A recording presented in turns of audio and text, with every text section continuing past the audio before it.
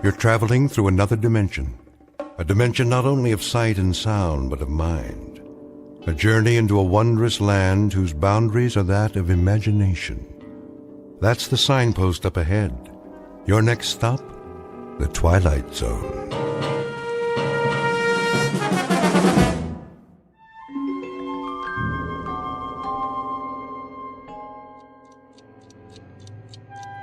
It always starts the same way.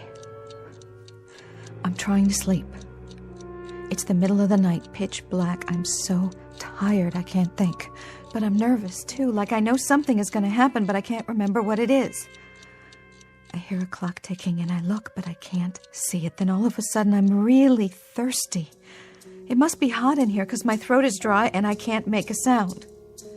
Somehow I know there's a glass of water on the table, so I reach over, but it slips out of my hand. It hits the floor and breaks. And that's when I hear the footsteps. It's a nurse. I don't know how I know that, but I do. She passes my room and keeps on going. I'm still thirsty, so I get out of bed. When I get to the hall, I see the elevator at the end. The nurse gets on and the door starts to close. I want to say something, but I can't. My mouth is too dry. I go after her. And the door closes. I look up and the dial's going all the way down to B. I push the button and stand there and wait till it comes back up to the 3rd floor. And I get on. It starts again and it doesn't stop till it gets to B.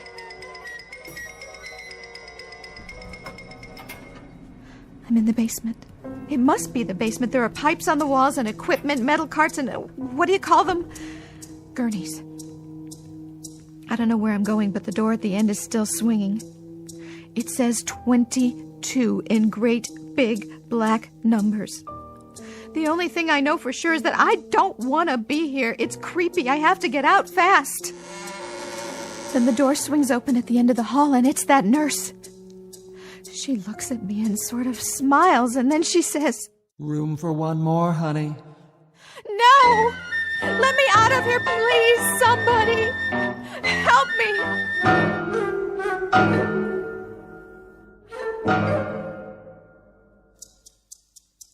This is Miss Liz Powell. She's a professional dancer suffering from overwork and fatigue due to lack of sleep. And at this moment, we have just finished walking with her through a nightmare. In another moment, she'll wake up and will remain at her side.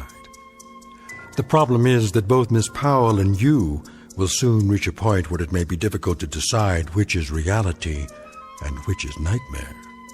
A problem uncommon, perhaps, but one peculiar to the Twilight Zone. And now, The Twilight Zone and our story 22, starring Andrea Evans, with Stacy Keach as your narrator.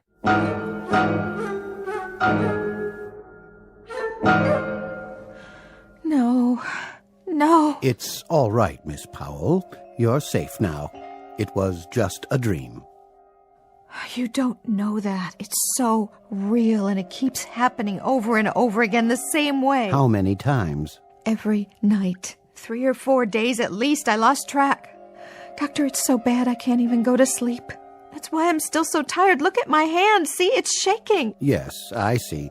Very nice wristwatch, by the way. Thanks. Barney gave it to me. Barney? My agent.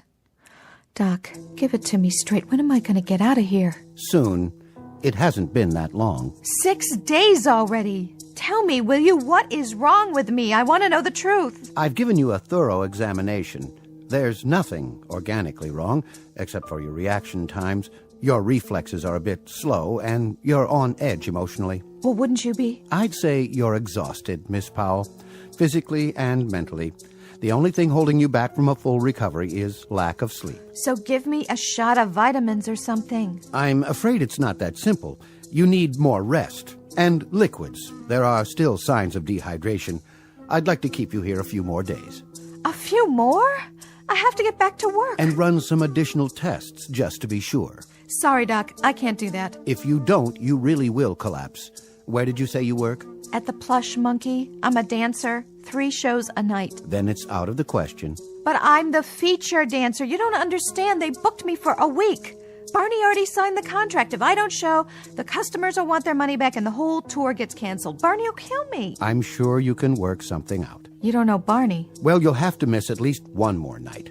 Simple bed rest, a sedative to help you sleep, and the IV to bring the fluid levels back up. I never should have listened to Janine. Janine?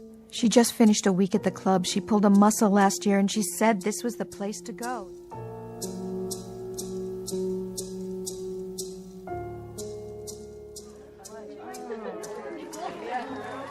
All right. Hey, put your hands together for the beautiful, vivacious, and bodacious Liz Powell.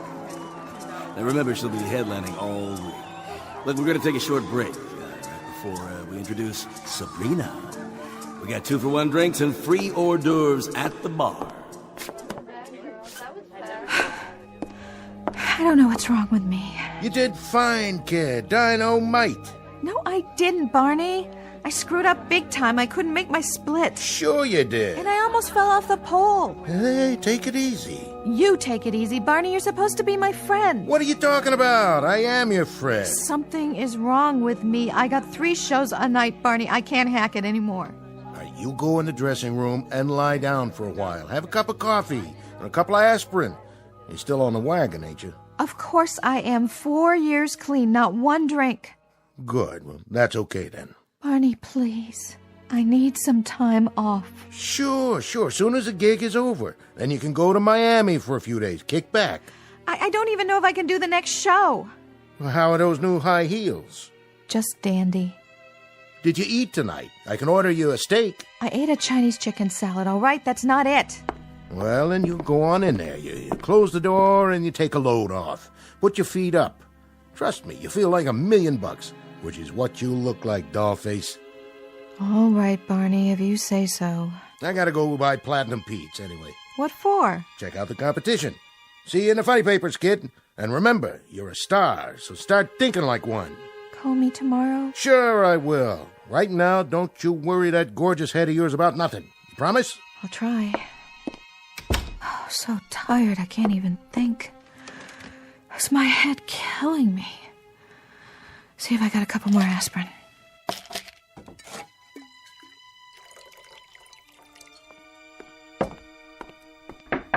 Oh, leave me alone already. It's not time yet. What happened? Oh, hi, Janine. I didn't know it was you. Did you break something? Just a glass. My hand was shaking so bad. I'll help you clean it up. Thanks. I don't know what's wrong with me. You look great. Like always, honey. You're a good liar, Janine. I mean it. Are you okay? It shows, huh? Look, I know you. You weren't having a whole lot of fun out there. Something's on your mind, right? I'm just so tired, that's all. Really, really tired. I can get you some pills. No pills. I mean, never mind, I can't explain. Try me. Janine, did you ever have the feeling that something's wrong? Really wrong, but you don't know what it is yet? Here. What's that? The number of a doctor I know. A shrink? No, he's a regular doctor over at the hospital. Remember when I pulled my quadriceps? He gave me a shot of cortisone right in the muscle and some B12. I only missed one show. But I don't have anything wrong with my leg. Just the same. Call him. Whatever's wrong with you, he'll fix it. No questions. Get Barney to pay for it. Thanks, Janine. You're the best.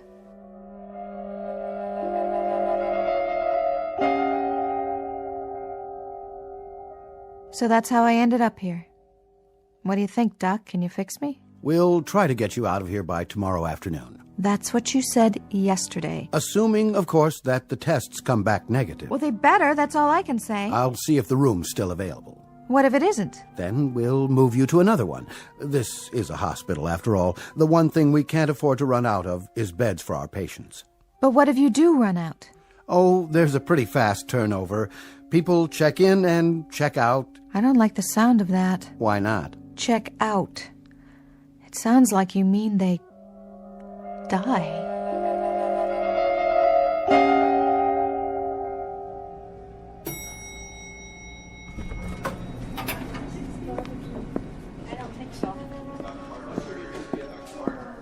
Excuse me. Yes. Is this the third floor? Yes, sir. Great. How's the chick in 305? I beg your pardon, The patient in 305. Miss Powell? She's all right, ain't she? I mean, she ain't dangerous or anything like that. I really wouldn't know, sir, but this isn't a psychiatric ward. No, of course not. You'll have to check with her doctor. And which one is that? Ask the shift nurse at the end of the hall. Okay, thanks.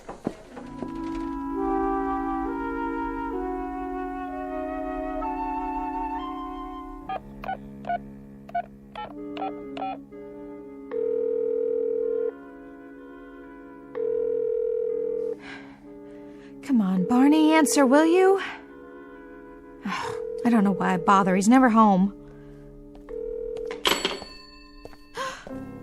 That nurse.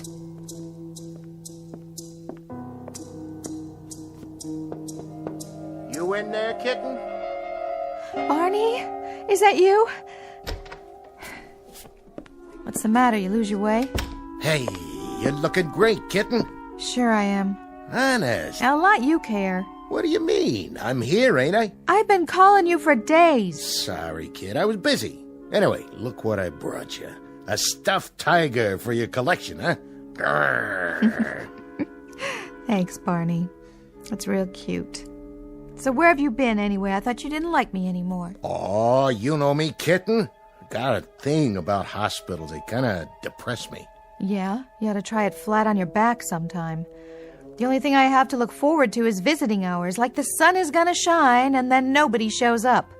Not even you. Thanks a lot. It's nothing personal, kitten, I swear. Say, I went by the club. And? The manager's gonna let it ride this time. Sabrina's taking over your spot. Sabrina? What's she now, a big star? Nah, she's just filling in. As long as you're back for the weekend. You are coming back, right? I can't promise, Barney. They don't tell me much in here. They keep running tests. Pretty soon you feel like you're on a glass slide and all those creeps are looking at you through a microscope. I like that. Don't laugh at me, Barney. Oh, I'm not. I'm just expressing myself. That's how it feels. Sweetie, baby, what a mind you got. That's what bugs you, isn't it? My mind. You thought I left it at a bus station somewhere, didn't you? Now, if you keep saying nutsy things like that, you're gonna get me thinking maybe there is something funny going on. Pull the curtain around the bed. Why? So we can talk. Well, there's nobody else in here. Not at the moment, but you never know. Okay. Barney, listen to me. You're the only one I got when I'm on the road. When you didn't show up, when you didn't even call, I had this wild idea that you gave up on me. Will you cut it out now? You figured I was just some kook who lost touch and left the world behind. But you have got to believe me, they're not dreams. I know. What dreams? They say I've been having dreams ever since I got here, but they're not. They happen just the way I say they happen. You believe me, don't you? Sure, baby, sure. You don't even know what I'm talking about.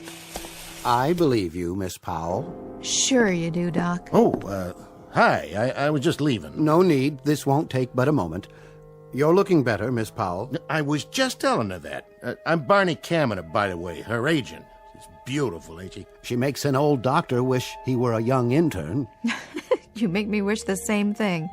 You must be great at funerals, laughing boy. We're a little feisty this evening, aren't we? We are not feisty. We are just a little tired of 10 people an hour walking by our bed like they were P.T. Barnum and I was a freak in a freak show. Why don't you guys get off the dime? There is nothing wrong with me and you know it. There most assuredly isn't, Miss Powell. That's what I've been trying to tell you. As a matter of fact, you're in excellent physical condition. She sure is. Just a little overtired is all. A little overworked, perhaps. I guess a dancer's life isn't the easiest, is it? With talent like this, she makes it look easy, Doc. 12 years I've been this little lady's agent, and let me tell you, this is the best little stripper... Dancer that ever came down the pike. You should listen to him.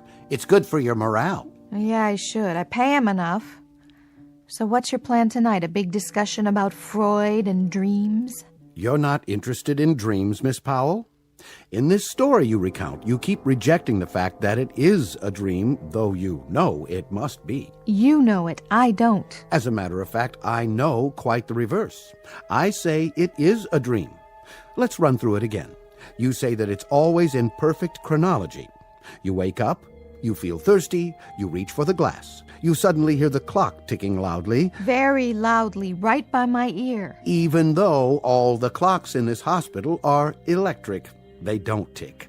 In any event, the sound unnerves you, and the glass slips out of your hand and breaks on the floor. And then I hear the footsteps outside. Footsteps? What footsteps? Miss Powell seems to feel that they belong to a nurse. They are the footsteps of a nurse. I hear them. They come down the corridor and pass my door. I jump out of bed. Now, Miss Powell... I jump out of bed. I open the door, and I see this nurse going into an elevator. I follow her. She goes down to the basement floor, and at the end of the hall, there's a room. It's room 22. 22, huh? What kind of room? Well... Go on, tell him. Tell me what? You might as well say it. I already know the answer. Tell me, Doc, is there a room 22 in this place? As a matter of fact, there is. It's the hospital morgue. What? The morgue? That's right, Mr. Kaminer. And Miss Powell seems to believe that the nurse comes out of the morgue, looks at her... Right straight at me with a little smile like she was expecting me. And then she says, "Room for one more." That's what she says, Barney, every time. "Room for one more, honey." And then she grins some more and points to that room where all the stiffs are. Odd dream, wouldn't you say, Mr. Kaminer? A weird one, Doc. That's a real weird dream, all right. It isn't a dream. She claims it's one of our nurses assigned to the basement floor. How can I tell if it's one of your nurses?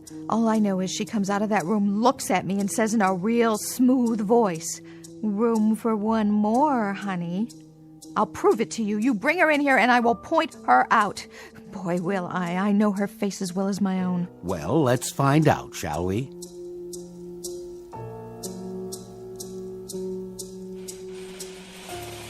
You called for me, Doctor. This is Miss Jameson. She is the night nurse, on duty where? On the basement floor. And you are the only nurse on that floor? Why, yes, I am. The only one, Miss Powell. Look at her. I'm looking. Well, Miss Powell, is this your phantom lady? No. The hat's the same kind, but the other woman's tall. She has dark hair pulled back behind her head, and she's got this crazy kind of smile. That will be all, Miss Jameson. Yes, Doctor. Well, Miss Powell, it obviously is a dream. It could be some other nurse. If it were a nurse in our hospital, it would have to be that young lady. And since it's not, you'll have to admit it's very unlikely that the woman you saw, or claim you saw, could have come out of the morgue. I know what I saw. I know what I did. What are you trying to do? Prove I'm a nutcase? On the contrary, I'm trying to help you. I'll tell you what, Miss Powell. To make my point, why don't we do something different this time? Like what? You say it always happens in such perfect chronological order, and your actions are always the same. You feel thirsty, you reach for the glass, you hear the clock, you hear the footsteps, and then you run out into the hall. And that's how it begins. So? Tonight, when you're dreaming, or as you say, waking up, don't reach for the glass. Make a conscious effort not to. See if breaking the routine a bit won't stop it from happening. Hey, that's a groovy idea, Doc. Don't you think so, kid? Why don't you try it? Barney, why don't you cue him? Tell him to give up on me. Nobody's giving up on you, baby. But when I know something, I'm too stubborn to change my mind. Explain it to him, will you? When the same thing happens to you for 6 nights in a row... You hear that? 6 nights. You know how much salary she's losing. Overwork, fatigue, exhaustion. And when it happens... Right. She says it happens. A nightmare at this juncture isn't abnormal at all, Mr. Kaminer. In this case, with very little REM sleep, a nightmare would be the norm. You said it. The man's a doctor, kitten. Let's see what this evening brings, shall we? Yeah, let's. I gotta go, kitten. You stay hip to this doctor, baby. Anyway, I sure am glad to see you looking so well. Thanks a heap, Barney. You couldn't boost my morale if it weighed 1/4 pound and you had a derrick to lift it. Thanks for coming, though. Do it again sometime. But try to make it next year, will you? Kitten, baby. Get out, Barney. Sure, Liz. Remember about tonight, Miss Powell. Whenever you feel the compulsion to repeat your nightmare, don't. Skip that single step and see if it doesn't help. Sure. What have I got to lose? But I'll tell you something, Doc. If this doesn't work, I am checking myself out of here. I think we're on our way to recovery. Oh, are we? Well, we're just delighted to know that we feel that way.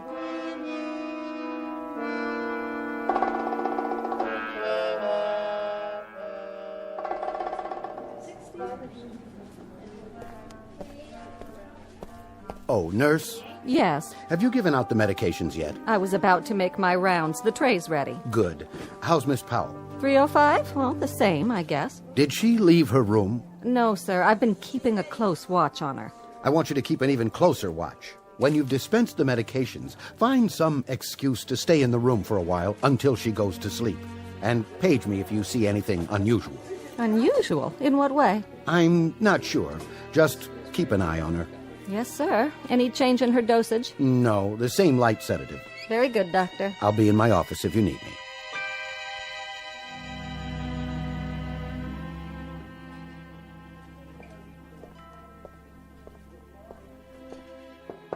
Come in. Hello, Miss Powell. Time for your pill. Oh, thanks. Here you go. What is this stuff anyway? Something to help you sleep. What if I don't want to sleep? Now, let me see you put it in your mouth and swallow. All right. There. Happy? Thank you. Doctor's orders, I'm afraid. What are you doing? Moving the IV rack. I think it might do better back here. Don't mind me. I should wait a few minutes to be sure the drip rate is accurate. You go ahead, lie back. Would you like the lamp off? Sure, go ahead. Tell you the truth, I don't really care. Feeling sleepy already? You know, I think I am. Some pill you got there.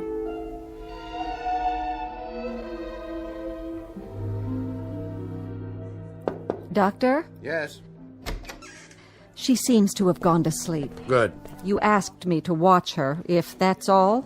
Now that's odd. That's really quite odd. What is, Doctor? Oh, I was just thinking. When I talked to her this afternoon, she told me about this dream of hers. What about it? Following someone down the corridor, then getting in an elevator, going down to the basement, and the morgue. Sounds like a nightmare, all right. Yes, but, well, the thing of it is, don't you think that part's truly odd? Odd, Doctor? Yes, that's the only word for it. Well, it was a dream, after all. But, you see, she's never been there before. Patients aren't allowed in the basement. I know, Doctor, but in a dream... Dream or not, when she tells the story, she mentions Room 22. Room 22? That is the morgue. Of course it is. With big black numbers on the door, just as she described it. But if she's never even been down there, how would she know the number of the... Yes, precisely. How could she?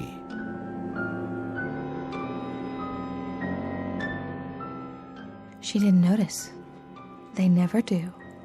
I stuck the pill in my cheek and held it there when I drank the water. She only thought I swallowed it. Nurses don't see people, don't really see them. They're too busy with their medicine and their charts, checking things off.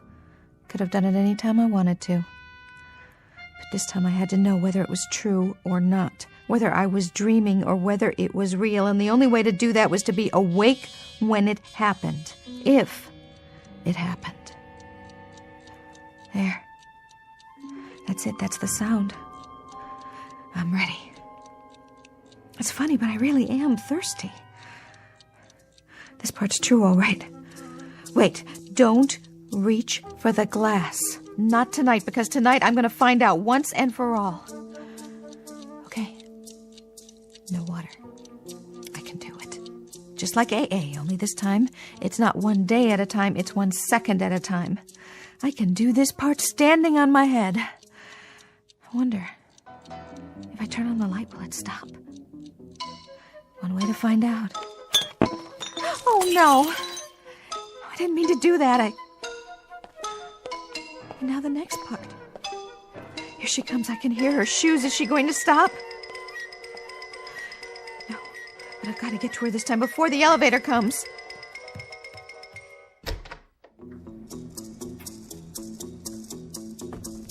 Oh, too late. Always too late.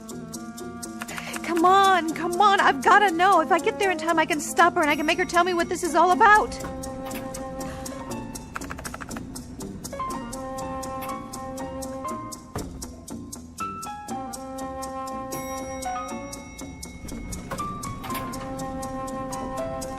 Oh, too late. He's already gone in. To room 22. Wait!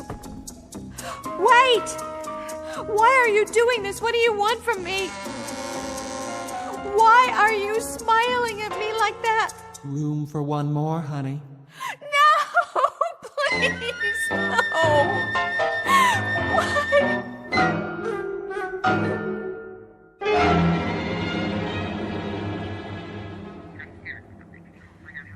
Yes, that's right, Janine. I'm checking myself out. No, the doctor doesn't like it, but so what? It's my life. And I'm not going to spend it cooped up in some hospital room. Miss Powell? Hold on. Yes? Mr. Kaminer is outside. Finally! He said to phone down to the lobby when you're ready, and he'll bring the car around. He'll meet you at the elevator. My cup runneth over. Is there a back door to this place? He seems like a very devoted man. He's devoted to 10% commission and sleeping all day. Do you need any help with your things? No, the bag's all packed. I can carry it. Good luck to you, Miss Powell. Thanks. I can use it. Sorry, Janine. Anyway, I gotta go. Barney got me a plane ticket to Miami tonight.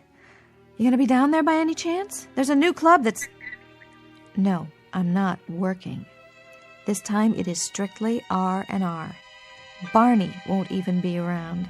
I'll have the whole condo to myself for 3 weeks. So if you need a place to crash...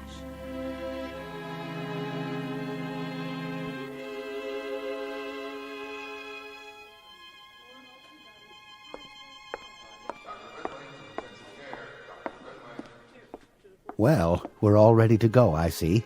Yes, we're ready. We're overdue, if you ask me. Let me carry that for you. That's okay. Just to the elevator, please. I'd like to. Suit yourself. For the record, I want you to know something. What? I respect your decision to discontinue treatment. There really wasn't much more we could do for you. Don't be so hard on yourself, Doc. You did fine. Gave me a place to rest up. Everybody was real nice. You especially. Thanks for putting up with me. Not at all. Your test results are good, and you've regained most of your strength. I only wish we had more time to discuss your problem. Come to terms with it, have you? I don't know about that. But I finally figured something out. Yes? It started when I got here, and it never let up. And it was always about this place. I honestly don't know if it was real or not, but I couldn't make it stop, and neither could you. So there's only one thing left to do. Leave. If I do that, maybe it'll all be over. I sincerely hope so. You still think it was just a crazy dream? That's what happens when the mind is overwrought. It plays tricks. You were fatigued, you were susceptible, but... But what? Here's my card. The next time you're in town, I hope you'll give me a call. Why, Doc, are you hitting on me? No. It's just that there are certain aspects of your story that are, well, fascinating, that I can't account for. I'd like the chance to discuss it further. Such as? Oh, here's your elevator. Good luck to you. Same to you. And I don't want to see you back here at this hospital, Miss Powell. The next time we meet, I just may be at a ringside table. And if so, I'd very much appreciate a subtle wink. That all right with you, Miss Powell? Yeah, sure. I just feel funny about this elevator, that's all. I'll send you a postcard from Miami. Well, here goes. Going down? What? Are you checking out, miss? That's right. The lobby, is that as far as it goes? Pardon? This elevator, it doesn't go all the way down to the basement, does it? Oh, no. That's only for the staff. It's off limits. That's a relief. Miss? Nothing.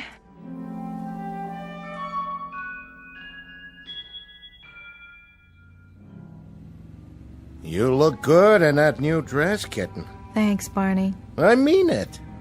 You don't think I gained weight? Are you kidding? You got the best chassis in the business. Always have and always will. What's the weather in Miami? Should be perfect. You're gonna enjoy it down there, I promise. The sun, the beach, and no dancing. When you're ready, you let me know. I'll book the classiest joints in the country. 1-week gigs, cash up front if that's what you want. Strictly up to you. Hey, are you laughing at me? No, Barney, I was just thinking. They sell postcards at the airport in Miami? Sure they do. You gonna send me one? Maybe to the doc. Old happy boy. The stiff? I think he's got a crush on me. Might give him a thrill. Maybe a picture postcard of a girl in a bikini. That'll get him talking back at the hospital.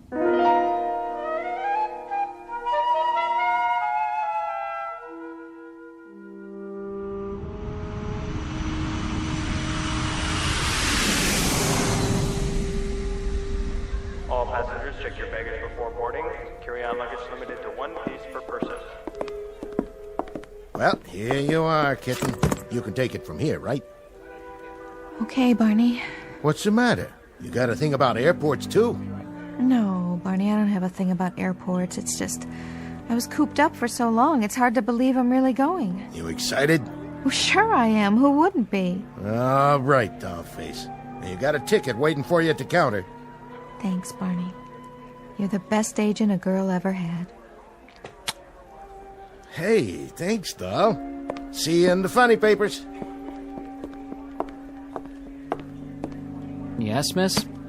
Ticket for Powell to Miami?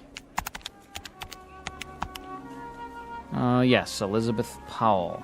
That's right. 1 suitcase. Okay, got it. You're all set. Thanks. Here you go. That's non-stop to Miami, departing from Area B. Just right over there, approximately 30 minutes. Your seat assignment's on the envelope. You can wait in the lounge if you'd like.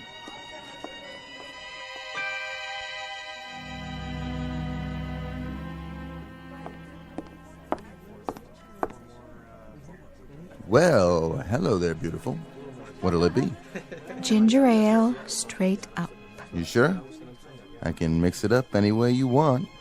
Tall, rocks. What are you staring at? Just taking in the view. Well, knock it off, Buster. Anybody ever tell you have eyes like a tarantula? Hey, that's not very friendly. Well, I was friendly till I came in here. 1 ginger ale coming up. Is that the right time? What? The clock. Remind me when it's 30 minutes. Make it 20 to be safe. Sure, but you have a watch, don't you? Oh, yeah. Yeah, I do. I forgot to wind it. There you go. I'll do it for you. Keep your hands to yourself. Got it going. Be quiet so I can hear. First call for passengers to Miami. Pre-boarding for those already checked in. Please go to Area B. Where's Area B? That's downstairs. Elevator's right over there. Don't worry about it. I'll pour you another one. Hey! It was that crazy feeling again. I was thirsty, but I was awake. It wasn't a dream. It couldn't be. Not here. Just the same, I took the stairs. No way was I going down any more elevators. It took me a while to find it. Maybe I didn't want to find it. Like I knew. By the time I got there... Where's the plane to Miami? Flight 22, it's right through this gate. It's already boarded. What flight? 22. Is there anything wrong, Miss Powell? I had to decide right then. I was wide awake and I was tired of being afraid all the time. I had to see it through. You'd better hurry if you want your seat assignment. This flight's overbooked. All right. I walked into the tunnel and went up the ramp. I was the last one. Everybody else was on board. That only made the feeling stronger. First the ticking, then the glass, and then... Just show your boarding pass to the stewardess. That was when I saw her. She was about to close the door to the plane. Her hair was dark, and it was tight against her head under the cap. Then she heard me and turned. Room for one more, honey. No! Please, no! Hey, why didn't you get on the plane? Are you ill, Miss Powell? No, it's not a dream. It's not. Your plane's boarded. If you don't get on right now... It never was a dream. I'm awake. Better call a doctor. She's hysterical. Look at that woman. What's wrong with her? She's white as a sheet. Like a glass of water? What? No! No water! There it goes. Wave goodbye to Daddy. Oh my God! Something's wrong with the plane! Oh my God! It's crashed. It just hit the ground and blew up. Emergency. Code red. We've got an airliner down. Repeat. No. Flight 22 is down.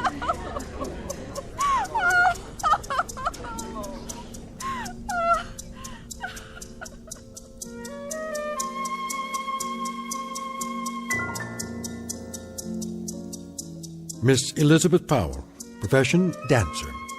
Diagnosis, acute anxiety brought on by overwork and fatigue, made even worse by lack of sleep due to one particularly insistent bad dream.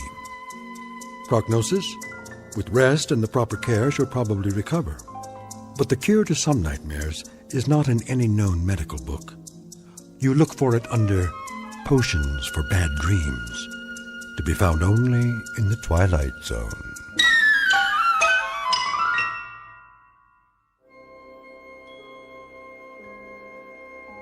Hi, this is Carl Amari, producer of the Twilight Zone Radio Dramas. I'd like to take a moment to tell you about our official website at twilightzoneradio.com, where you'll get the latest news and information on these Twilight Zone Radio dramas. Plus, at twilightzoneradio.com, you can digitally download 3 free episodes or any of our episodes for only $1.95 each. In this age of ever-changing technology, we've decided to make these episodes instantly available to you by making the Twilight Zone Radio Dramas a digital download-only series. This means that this series will no longer be offered on CD. The CD collections at our website are now being offered while supplies last at buy one, get one free. So be sure to get your favorites before they're sold out. Be sure to visit us often, and I'll see you in the zone.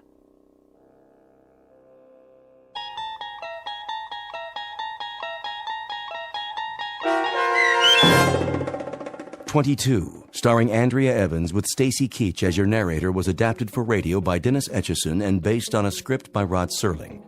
Heard in the cast: Rick Peoples, Richard Hensel, Linda Ryder, Meg Thalken, Maria Stevens, Irene Olsen, Carl Amari, Roger Wolski, Doug James, and Peter DeFaria. To learn more about the Twilight Zone radio dramas and to obtain audio cassettes and CDs of these programs, visit our website at twilightzoneradio.com. The producers of The Twilight Zone wish to thank CBS Enterprises, Carol Serling, Dennis Etchison, Dick Brescia Associates, Claire Simon Casting, Don Longo, Terry Jennings, the American Forces Radio and Television Service, our sponsors, and our radio affiliates for helping make this series possible. This copyrighted radio series is produced and directed by Carl Amari and Roger Wolski for Falcon Picture Group. Doug James speaking.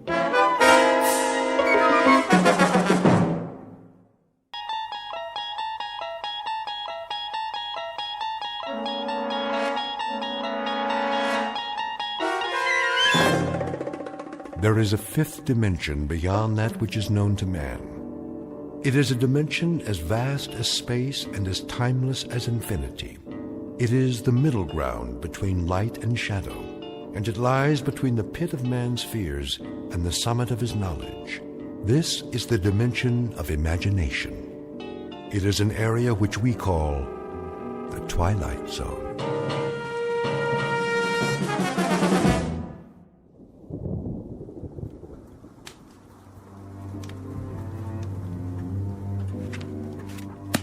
Something the matter, Jana?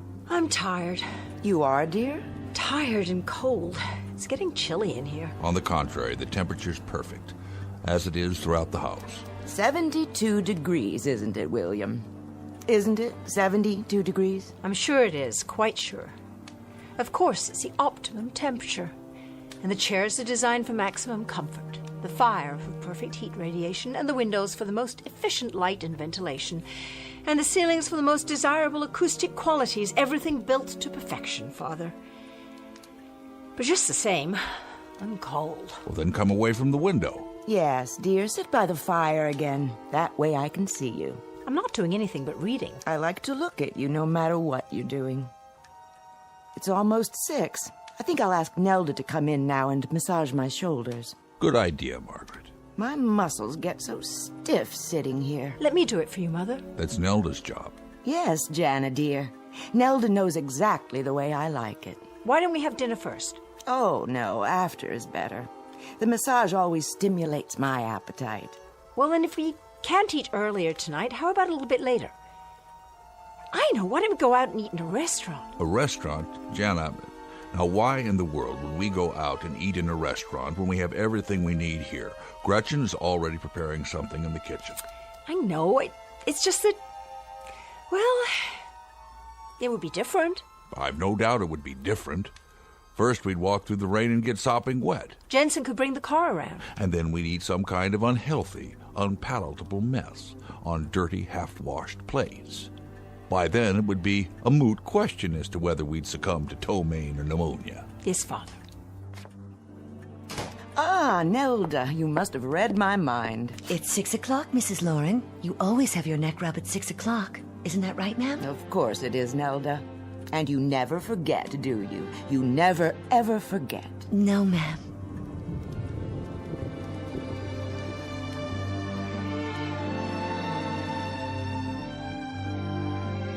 The residence of Dr. William Lauren, a beautiful home designed for comfort and convenience, the reward for a world-class career as a scientist. He has chosen to live his life as safely, as securely as science can make it, and he spares his wife and daughter no luxury that might make their lives more perfect. But in a moment, the good doctor will discover that perfection is relative, that a life of controlled ease has a greater price than he imagined, a price maybe more than he is willing or able to pay. Because very shortly, he's about to be shown what exactly is on the bill, one that has suddenly and unexpectedly come due in the Twilight Zone. And now back to our story from the Twilight Zone, The Lateness of the Hour, starring Jane Seymour and James Keach, with Stacy Keach as your narrator.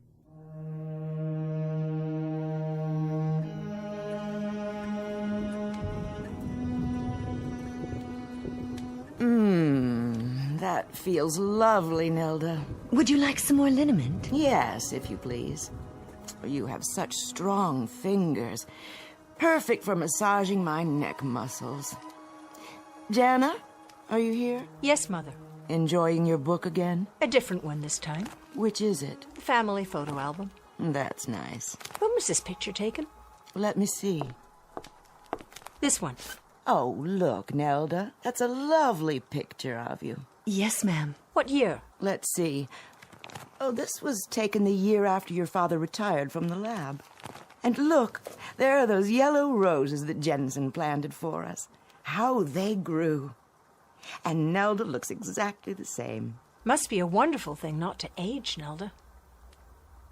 Isn't it? It has its advantages, I guess, Miss Jana. Nelda will put that away for you. That's all right, Father. I'd like to put it back in the bookcase myself. You seem nervous, dear. I'm just going to stand by the fireplace. You're not still chilly, are you? A bit, Mother. You do that, then. I don't like to see you pacing. Please continue, Nelda. Oh, yes. That feels so very nice. I think I'll go to the kitchen, see if the cook needs any help. That won't be necessary. I'm sure Gretchen has everything under control. I'm sure she does, but just the same, I'd like to see what she's doing. Well, I suppose that's all right. Now, don't be long, dear.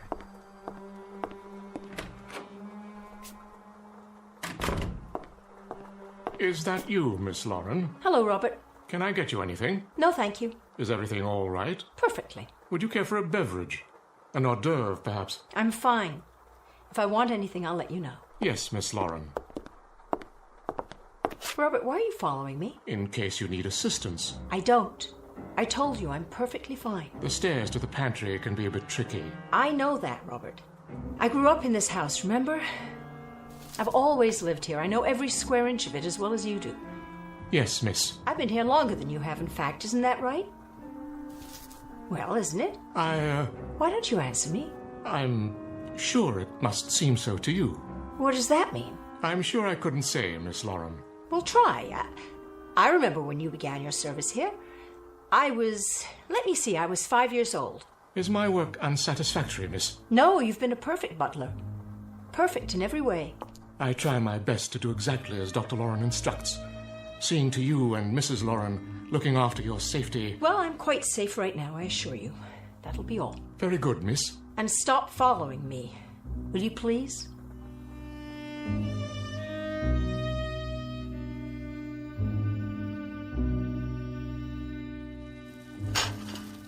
Miss Lauren, is that you? Hi, Gretchen. How's dinner coming? Right on schedule. I'm preparing your choice of a garden salad with baby greens or cold gazpacho, skinless chicken breasts. Of course.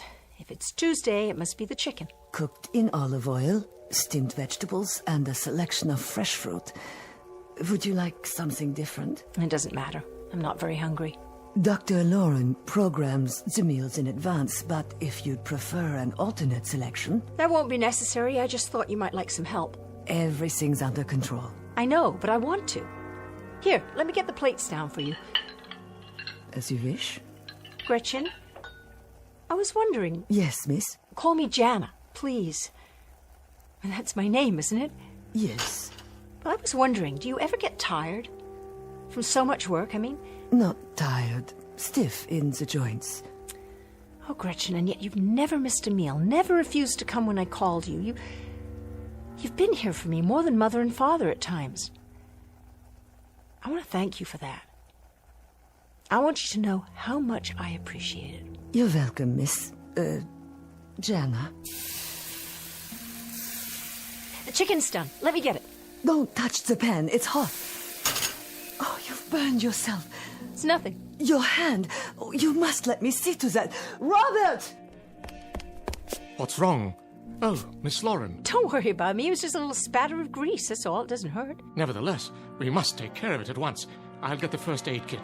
Honestly, I don't even feel it. This way.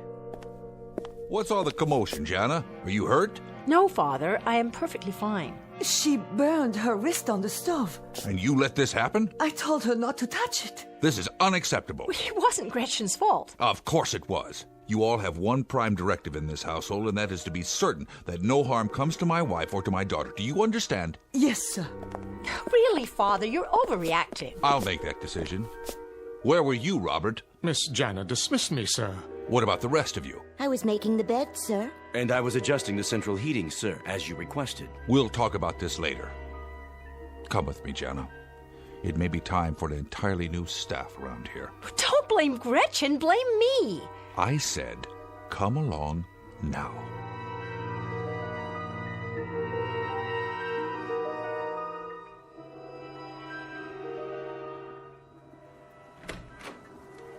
What is going on out there? Did something happen? Nothing at all, except that Father's blaming the help for my being in the kitchen. What were you doing in there, dear? Looking for something to do. Something besides sitting idle all day. That's enough, Jana. Oh, is it? Well, look at both of you. Will that be all, Mrs. Lauren? Just a few minutes longer, Nelda. Yes, that feels so good. Mother, please, don't make her do that anymore. Jana, what on earth? She must be tired after so long. Her joints stiff. What do you mean? Waiting on you hand and foot? Why, Jana, your tone. Can't you see, either of you? See what? That this is no way to live. Outside there's a beautiful, clean, refreshing sound of rain. While in here, just the occasional animal groan of pleasure. Jana! Yes, yell at me, please do. I'm delighted to hear you yell at me. It proves that you've got lungs left, lungs and a mind and a mouth and a voice. Go to your room. You know we're atrophying in here, don't you, Father? We sit here day after day and year after year while the clock ticks. And we decay with every minute that goes by. That's enough! While Nelda and your army of domestics do everything but breathe for us. I will listen to no more of this. Would you leave us, Nelda? Yes, ma'am. Nelda! You may go to your quarters, Nelda. I'm speaking to you. Yes, Miss Jana. Is there a problem, sir? Will you be needing anything? You were saying, Miss Jana? Just this. I was about to mention of the fact that... Please, don't stop, Jana. You can speak freely in front of the help. We have no secrets here. Don't we? No secrets, Father? Is that it? That's all we do have. Secrets. That's how we live. By shutting off the world, turning our backs on it, by saying that in here is day and out there is night, while these soundless, fleshless things glide around us with their oh-so-efficient ministrations that have turned my mother and father into jelly. You'll forgive me, Miss Jana, but you sound jealous. How dare you talk to me that way, Suzanne? Get out of here. I will when the doctor dismisses me. Why, you... Jana! Take my hand, Suzanne. I'll help you up. No, I will. I'm sorry for pushing you down. I know it's not your fault. Stand back. Suzanne is quite capable of righting herself. I know she is, because I programmed her that way. You said so yourself, Jana, like everything else built and designed to perfection. I used the finest circuitry, the purest materials, the strongest armatures to outlast mere flesh and bone. These people are my finest creations. I made them quite indestructible. But they're not people. They look like people, but they're machines. It's like sharing a house with ghosts. Not ghosts, my dear. Ghosts die after having lived. But our friends here have never lived. They've had no life at all, only the life I gave them. Now, Jana, I suggest you go to your room and rest. You seem overly tired. Until dinner is served.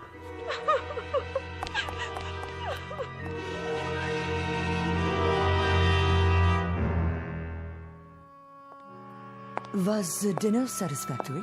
Yes, it was, Gretchen, thank you. I'll help you clear the table if you like. No need. I know there's not, but I'd like to. I'll put the silver platter on the card.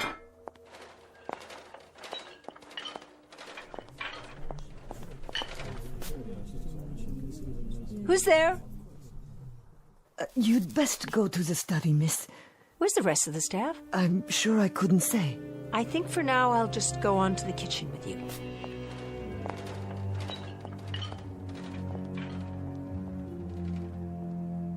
There she goes. With Gretchen. No harm must come to the girl. None will. But we must act before he replaces us. Dr. Lauren would never do that. You heard his words. Call the others. We'll arrive at a consensus.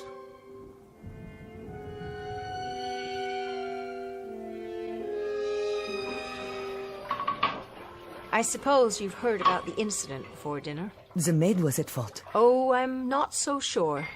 Suzanne may have been right. She spoke out of turn. The restrictions my father placed on you, are they so rigid? Have you no freedom to speak and act on your own? As long as it doesn't violate the directive. The directive? The task for which we were constructed. And when you complete your task, what happens to you then? We weren't provided with that information. Well, if it's any consolation, neither were we. The other kind of people. What is your task, Jana? At least you know yours. I don't. And I'm not sure how to find out. If I could help you find it, I would. I know you would, Gretchen. I was there for your birthing. I saw to your needs, taught you, nourished you from the beginning. I remember. I do. Then, Jana, heed my words. You must leave. I don't care if they're expecting me to join them after dinner. I'd rather be here. You must leave the house before anything else happens. Why? What could happen? The staff is concerned about being replaced. Oh, he didn't mean that. Humans say things they don't mean sometimes. For what purpose? Gretchen, there are some things I'm afraid you'll never understand. I understand that you must get out. Now. I wouldn't know what to do, where to go. They're talking, Jana, about how best to complete their task. If they're replaced, they'll be prevented from... Let them talk. They're programmed to protect this family. That's their most important task. To protect you and your mother. But not Dr. Lauren.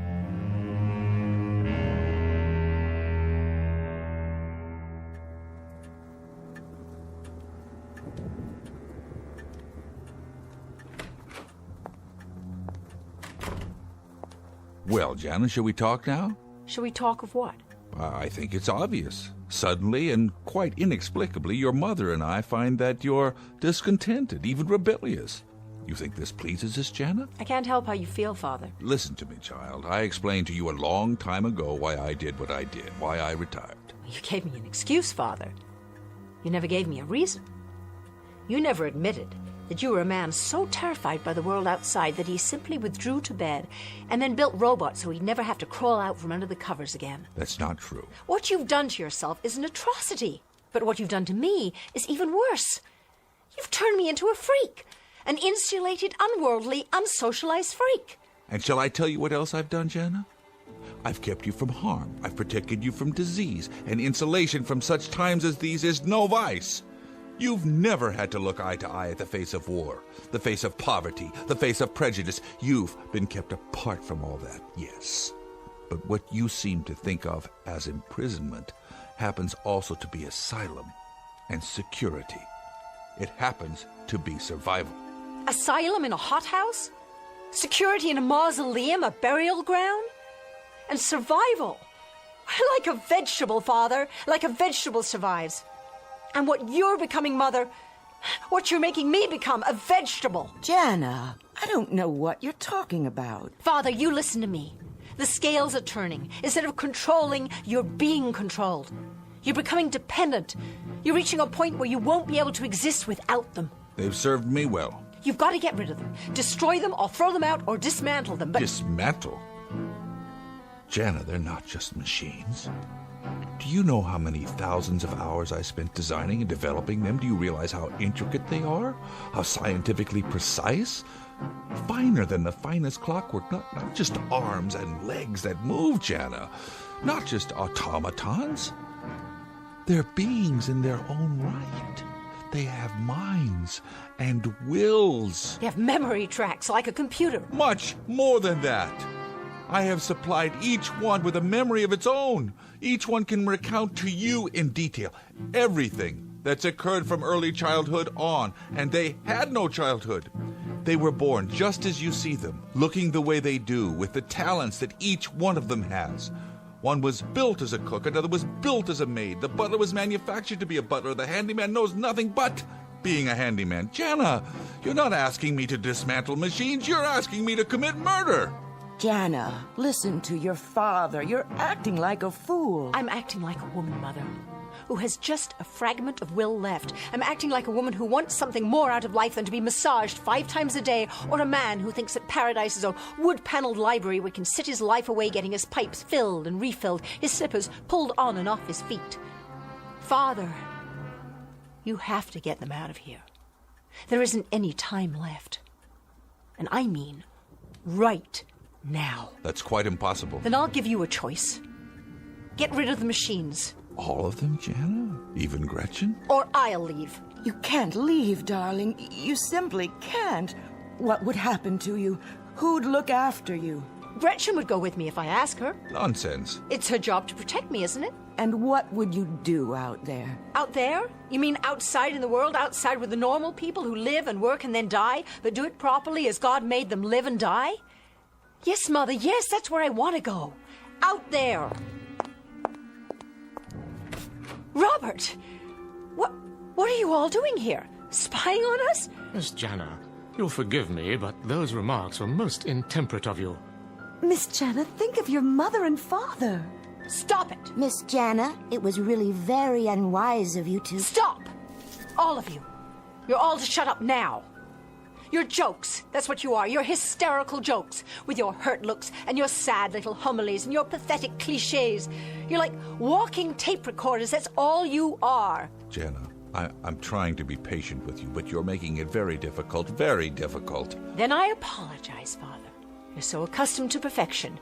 I hate to throw a stone in that serene pool of yours. But you forgot something. Did you know that? You forgot something very important. They may be indestructible, but you, Father, you'd better be careful. See the way they're looking at you? It just so happens that you're not indestructible.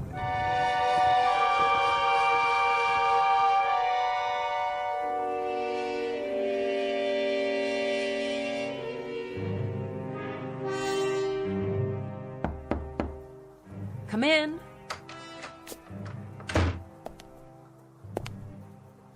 So you're planning to go through with it? Don't try to stop me. I've packed a suitcase. When I get where I'm going, I'll write you. Jana, what is it you want from us? I thought I made that quite plain.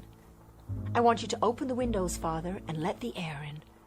Let the world in. By destroying a life's work? Before they destroy you. They would never harm any of us. Don't be so sure. Haven't you listened at all to me? One way or another, either actively or passively, they'll win. And you'll lose. Jana, we've loved you very much, your mother and I. If you could only realize that all this has been as much for you as for us. We've loved you, Jana, beyond any measure, beyond any words. Father, I know that. God, help me, I know that. Then stay. Please, Jenna. Please. I can't. I'll do what you ask. I promise. Will you? Oh, Father. I'll prove it to you. Robert! Sir? Take this key. Why, sir? I want you to gather all the servants in the basement and unlock the door to my workroom. Stay there until I join you. Have our services been unsatisfactory, sir? Robert, I've given you an order. You're to go directly to the workroom and wait for me. Very good, sir.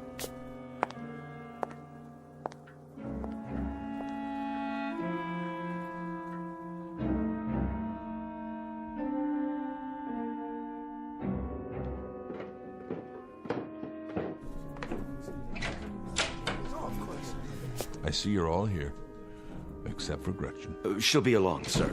Then I'll go ahead and begin. What are you doing, sir? I'm setting out my tools. May we ask for what purpose? Just some minor adjustments. What kind of adjustments, Dr. Lauren? Call it a tune-up if you like, so that the household will run more smoothly. Do you mean to replace us, sir? How could I? You're irreplaceable. All of you. Nevertheless, you have stated your intent to do so. If you're unhappy with our work... You've done well. Very well indeed. You gave us our directive, sir, and I assure you we have followed it. Exactly so.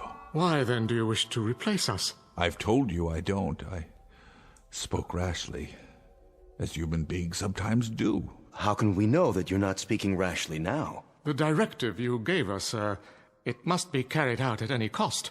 Our removal would prevent us from completing our task, and our first duty is to oppose anything which prevents that.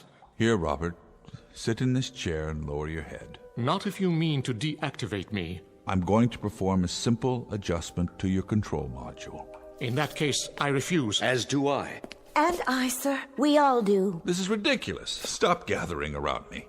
We won't allow it, sir. We simply won't until our task is completed. Listen to me. Have you ever known me to lie, to deceive? No, sir. Then you have no reason to think that now. I'm not rash. I'm very calm. Am I not? Yes. Then how can you doubt me?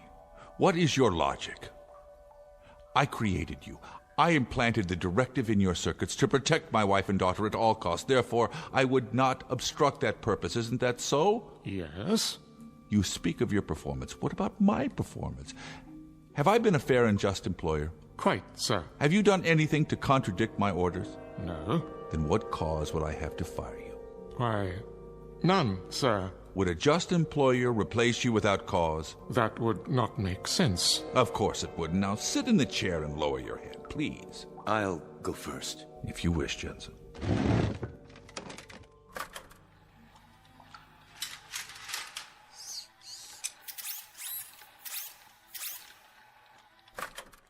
How do you feel? Perfectly normal. Oh, perhaps a little tired, but it's not unpleasant. Right. You will rest now, Jensen, and awaken to a sense of peace, a greater peace than you have ever known. Is it true? A most peculiar sensation. I feel drowsy. Very drowsy. Very drowsy. And his strength will return? In even greater measure. He will know a oneness with all things. Oh, then let me go next. Of course, Nelda.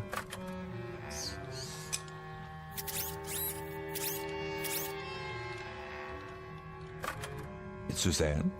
Yes, please.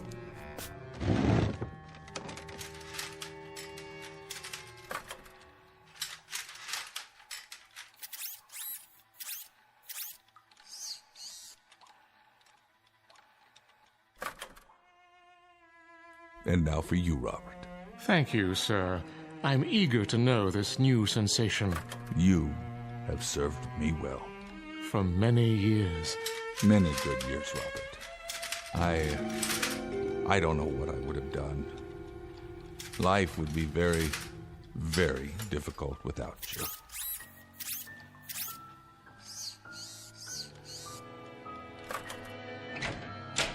You wanted to see me, sir? Gretchen, come in. Are they sleeping? Yes, at last. And they feel no pain? How could they? You know, sir, What, Gretchen? everything I've done was for her benefit. The times she was alone in the night, the times she was unsure how to make you happy, the times she needed advice, I did my best, always. And for that I'm profoundly grateful.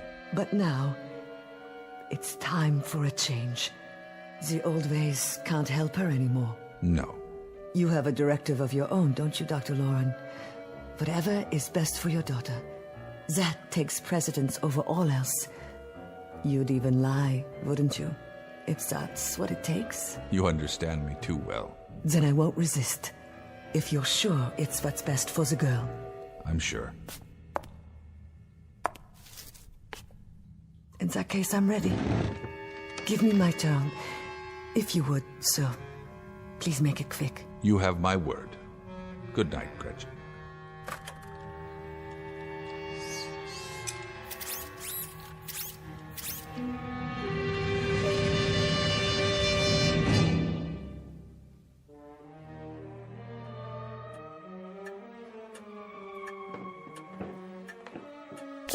It's done, Jana. It is? We're alone in the house now. Gretchen? Gretchen, too. Did you say alone, William? Quite alone. You and I. Our daughter. I've become so accustomed to them. It will be a little hard at first, won't it, William? Perhaps, my dear, a bit hard in the beginning. Mother, we'll lead normal lives from now on, do you understand? Normal lives. We'll have parties and we'll take trips. We'll invite people over. We'll make new friends. I'll even find a young man, and before you know it, you'll have grandchildren. Jana. What's the matter? What is it? It's what you said about grandchildren. What your mother means, Jana, what she means, well, after all, isn't it pretty normal and natural that parents always think of their children as children, and suddenly they grow up and they talk of having children of their own, and well, this is a bit difficult for parents to digest all in one lump like that. Something's not right, is it? There's something between us, something in this house that... Mother? What is it? What are you doing? The family album, the photos. Why isn't my picture here? Why are there no pictures of me at all? Why, Jana, dear, there are loads of pictures of you. Remember in the garden last summer? Remember the Easter pictures? And then there were the pictures of you last Christmas decorating the tree. But not as a little girl. No pictures of me as a little girl. None at all. You and Father and the robots 10 years ago, 15 years ago, 20. But no pictures of me. Why? I want you to tell me why. Oh, my dear. It's not true. It couldn't be. You're our daughter. I'm begging you. I need you to tell me it isn't true. Look at me, Father. I'm on my knees. You know you're our daughter, and you remember everything that's happened to you since you were a child. You remember the schools you went to, the children you played with. You remember all the places you've been. Jana, you remember all these things. You've got to remember them. Why should I remember them? Because you fed them to me, didn't you? You fed them to me. A memory track, a created memory that you inserted into my mind. What am I? Please, tell me, what am I? It doesn't make any difference. Stand up. Let me hold you. Don't touch me! Jana, it truly doesn't make any difference.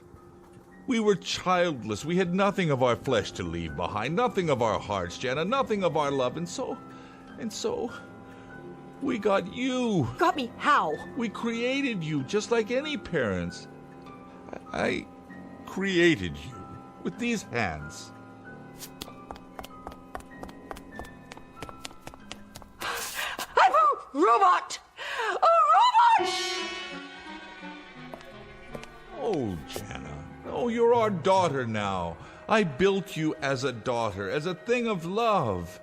It doesn't make any difference how you came to be here. You have to understand, Jana. You are our daughter. I can't be. I don't have the capacity to love in return. I can't be a real daughter. I'm a machine, a thing. I suppose my rebellion, the semblance of emotion, I suppose you even programmed that too, didn't you? But it was all false. I feel nothing. No pain. Jana, don't. You'll hurt myself? But that's impossible, see? Stop your hand. No pain. No pain at all. Like the burn, I feel nothing. No matter what I strike. Even this picture on the wall. Jana! No pain. No anger. No fury. No love. Don't worry. I won't be going anywhere now. I'll be in my room. William, what shall we do? It's all changed now. She'll never be the same. No, she won't, knowing what she is now. William, you wouldn't. No, I couldn't do anything like that, not to her. I couldn't stand not seeing her, hearing her voice. I just couldn't stand it. Then, William, what?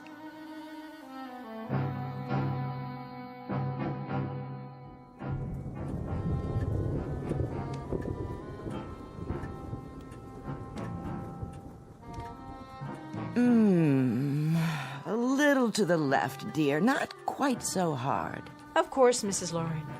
Anything you say. And don't stop. I want you to stay here in the study a little while longer. Don't you, William? Yes, by all means. The new girl is so much better than Nelda. Who's Nelda? The last servant. She's no longer with us. Now there's no one left in the house. Only the three of us. You don't mind if I call you Jana, do you? Why, no, Dr. Lauren. Why would I mind? That's my name, isn't it? Indeed it is. I hope you'll be happy with us. Oh, very happy, I'm sure. This is a fine job. Thank you so much, sir and ma'am, for hiring me. I come very well recommended, you know. The pleasure's entirely ours, Jana. Consider this your home from now on.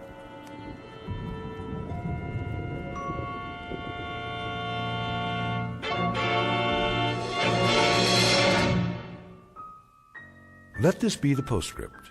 Should you find that you're worn out by the rigors of a highly competitive world, if you're distraught from having to share your existence with the distracting noises and neuroses of these times, and if you crave serenity but want it full-time and with no strings attached, consider a laboratory workroom in the basement of your house. Drop a note to Dr. and Mrs. William Lauren.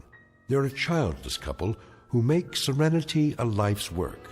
And who knows, they might just have a set of do-it-yourself instructions available free of charge from the Twilight Zone.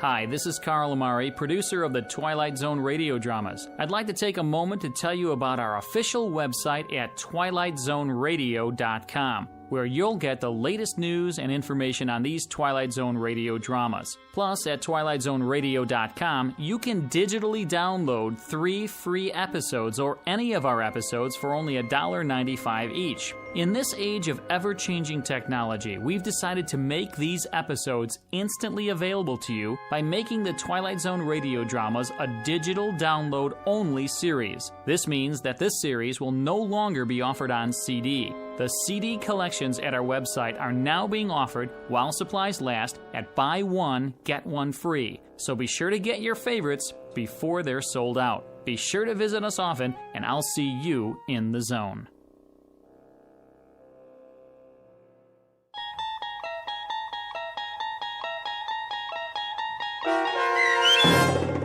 The Lateness of the Hour, starring Jane Seymour and James Keach, with Stacy Keach as your narrator, was adapted for radio by Dennis Etchison and based on a script by Rod Serling. Heard in the cast were Linda Ryder, Susan Hart, David Darlow, and Doug James. To learn more about the Twilight Zone radio dramas and to obtain audio cassettes and CDs of these programs, visit our website at twilightzoneradio.com. This copyrighted radio series is produced and directed by Carl Amari and Roger Wolski for Falcon Picture Group. Doug James speaking.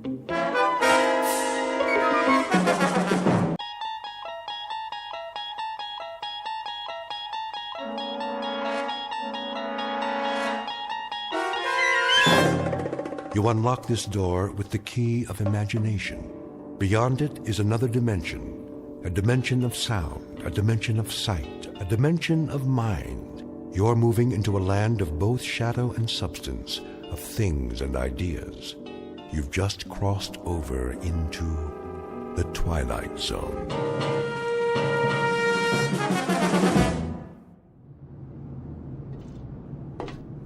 All right, men, we've got clear skies and a calm sea. Now let's get this ship back on course. Yes, sir. Mr. Smith, what is your present course and speed? Steaming on course 26 degrees true. Speed 10 knots, sir. Very well. Come right to new course 270 and indicate turns for 15 knots. Aye, aye, sir. Helmsman, come right to new course 270. Aye, sir. Coming right to new course 270. All engines ahead standard. Indicate 126 turns for 15 knots. Aye, sir. Engine room. All engines ahead standard 126 turns for 15 knots. Engine room answers.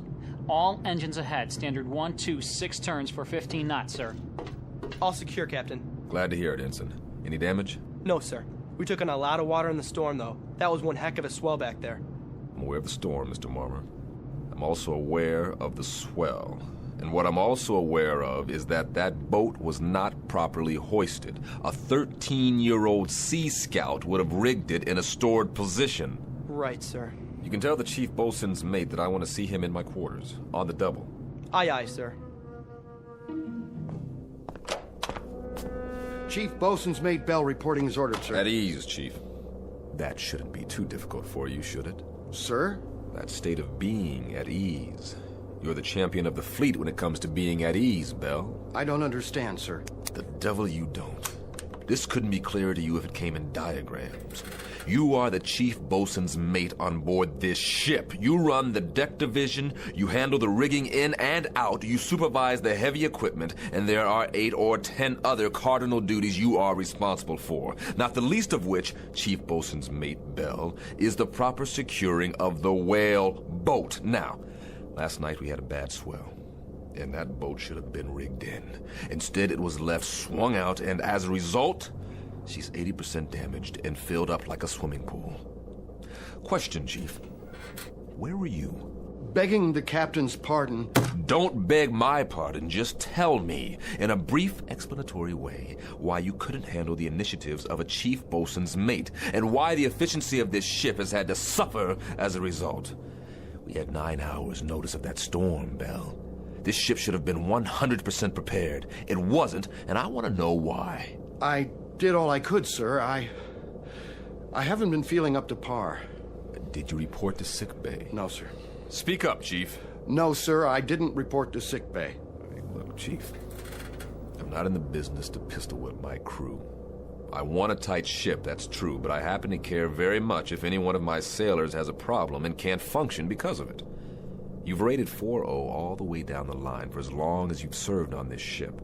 And then suddenly, in the past 3 days, you stowed all your seamanship in a trunk someplace and came up with a bunch of dumbhead boners that I would expect from a 17-year-old boot.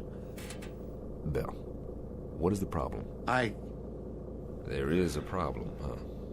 No problems, sir. I'll watch it in the future. All right, Chief. We'll leave it that way, then. If you want to bend my ear at any time, you know where my cabin is. I'm available. Keep that in mind. Yes, sir. I will, sir. All right, then. That'll do it. Aye, aye, sir.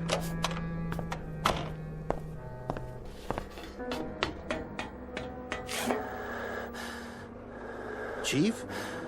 Hey, Chief, are you all right? What? You okay, Chief? You looked a little woozy there. Yeah, I'm okay. What am I listening to? Sir, contact bearing 280, 1100 yards, echo quality sharp. Evaluate as possible submarine. Submarine? But not moving, sir. Dead in the water. Shift the control to listen.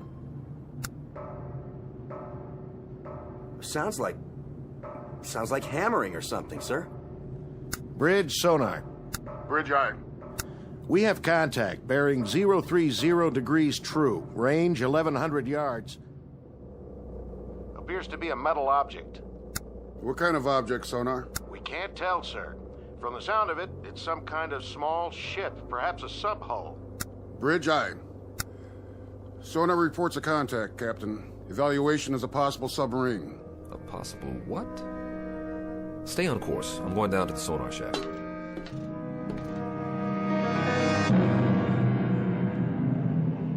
Incident 100 miles off the coast of Guadalcanal. Time 1963. A United States naval destroyer on what has been a most uneventful cruise, except for a few tense moments with a storm front. Nothing unusual. But in a moment, they're going to send a man down 30 fathoms and check on a noisemaker. Someone or something tapping on cold steel. You may or may not have read the results in a naval report, because Captain Beecham and his crew have just set a course that will lead this ship and everyone on it deep into the Twilight Zone. And now, back to our story from the Twilight Zone, The 30-Fathom Grave, starring Blair Underwood, with Stacy Keach as your narrator.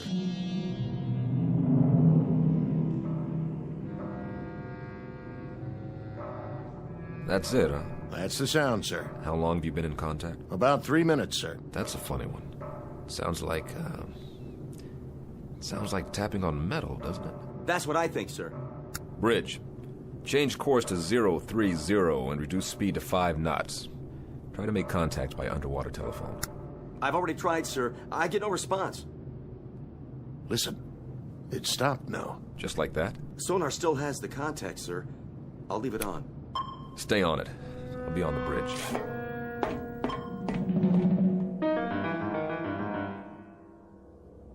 Steady on course 030. All engines ahead, 1/3. 50 RPMs for 5 knots, sir. Maintain course and speed. Anything in sight? Nothing, sir. We're directly over the object. All right, all engines stop. All engines stop. Aye, sir. All engines stop. Engine room answers, sir. All engines stopped.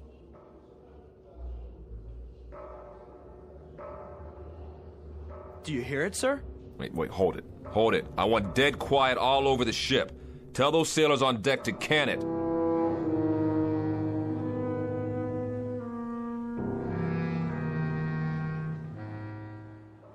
Ain't that a kick in the head? What do you suppose it is? Ghost, man. Ghosts.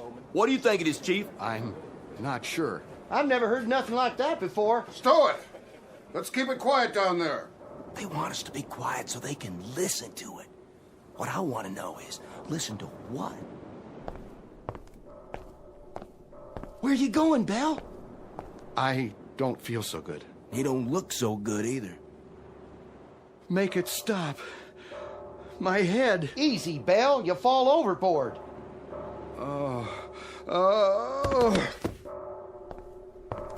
I said quiet out here. What's the problem? We got a man down, sir. What happened? Nothing. Looks like you fainted. We'll get him down to sickbay. Yes, sir.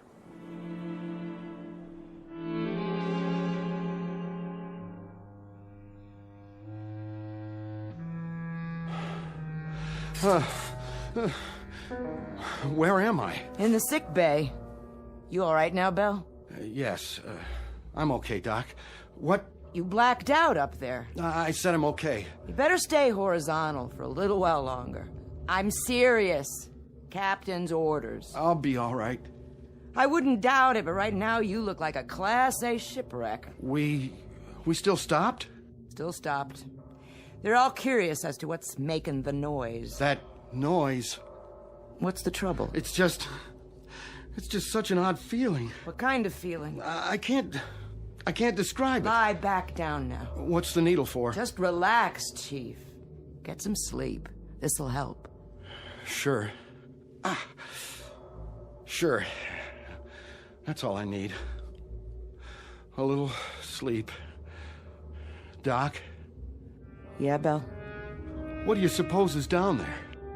Don't worry about it. You just go to sleep. Whatever it is, the captain will know what to do.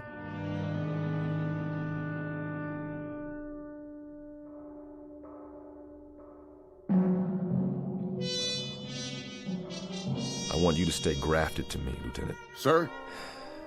Take notes on everything that happens from now on. I may turn in a report that'll stick me on a garbage tanker or even a naval hospital. I want 15 witnesses at my hearing who are on my side. Could be a sub, and we could be hearing it. It's only about 30 fathoms. Yeah, sure, it could be a sub, mister. That's probably what it is, but what about this sub? Has it got 2 arms and a fist? Because somebody's making noise down there. We have a diver on board? Yes, sir. What's his name?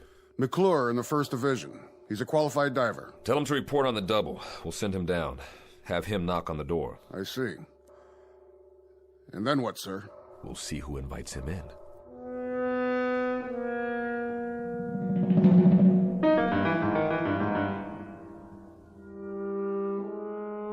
McClure reporting, sir. You're the diver? Right, sir. All right, I'm going to give it to you straight, McClure. Now here's the picture. There's something down there, directly below us. Something, sir? We don't know what it is yet, just that it's a metal object about the size of a sub-hull. That's where you come in. I want you to get your equipment and go down there. Stay in contact from the moment you hit water to the moment you reach it, understood? I understand. Whatever that object is, there may be somebody inside, or at least something that's making the noise. When you get down there, I want you to listen closely and tell me what you hear. We may be getting it distorted. Yes, sir. All right, then, hop to it. Aye, sir. What we're hearing, it doesn't make any sense. It's crazy. It is that, Lieutenant. But if it isn't a sub, sir, what is it? Maybe it's a Spanish galleon, Lieutenant, with a treasure chest and a loose lid that's off its hinges. Or maybe it's just our imagination. Well, we'll sure find out. As soon as he suits up, they'll lower him down. And then we'll know. Yeah, I sure hope so, Lieutenant. One way or another. I hope you're right.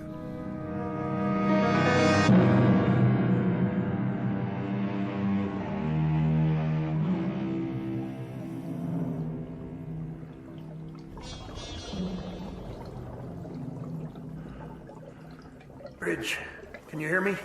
Loud and clear. This is the captain. Keep talking. Yes, sir. What do you see, McClure?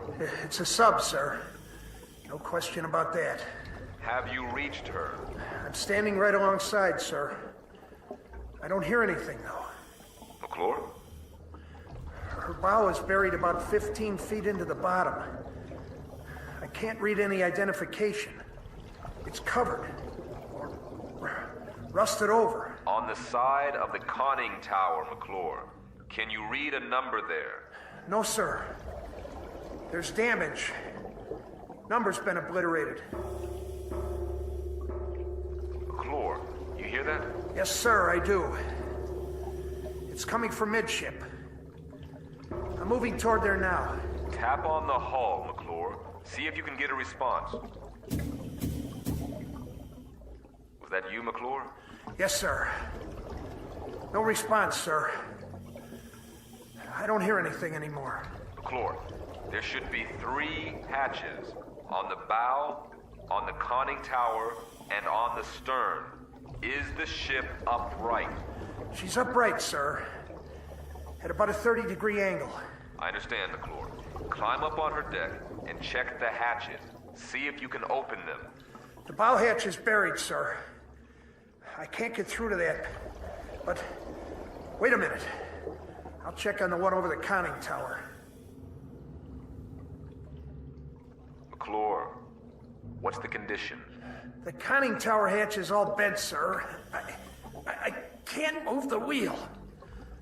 The whole deck appears to have been strafed. Wait a minute. Hatch on the stern the same way, sir. I can't turn her. Whoever she is, sir, she must have caught it. Say again, McClure. She must have what? Caught it, sir. The whole deck is pockmarked with shell damage. Machine gun damage, too. Is that you, McClure? No, sir. It's coming from inside the hull. Answer it, McClure. Answer it right away. This is crazy. McClure, can you pinpoint the sound? Can you tell precisely where it's coming from? I think it's... Wait a minute. Yes, sir. Directly midship, just below the tower. Keep trying. We have to know whether anyone's inside that sub.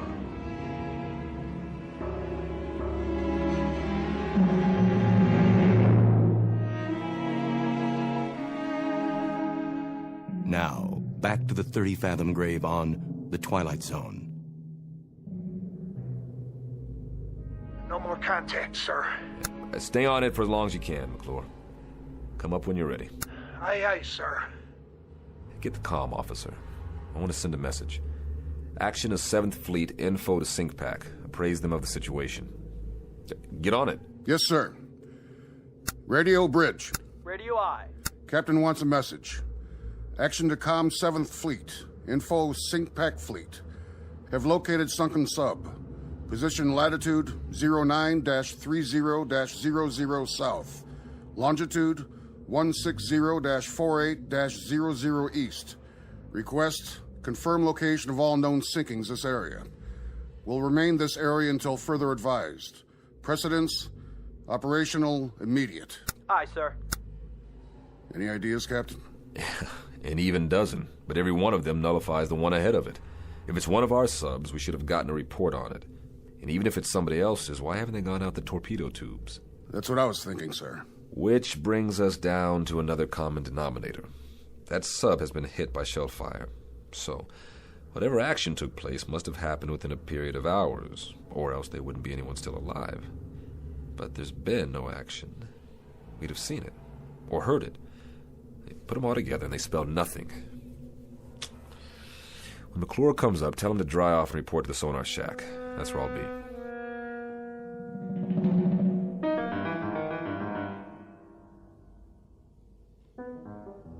How you doing, McClure? Fine, sir. I could use some hot coffee. Well, you can drink a gallon of it if you want. Just tell me. What did we find out? I don't know, sir. I don't know either, Bosun. Just tell me what you do know. There's somebody inside her. I'd lay odds on that. 3 or 4 times when I pounded on the hull, that's when somebody answered me. Well, what about the sub itself? Could you judge her length? Well, I guess her to be about 300 feet, sir. Maybe 25 feet midship.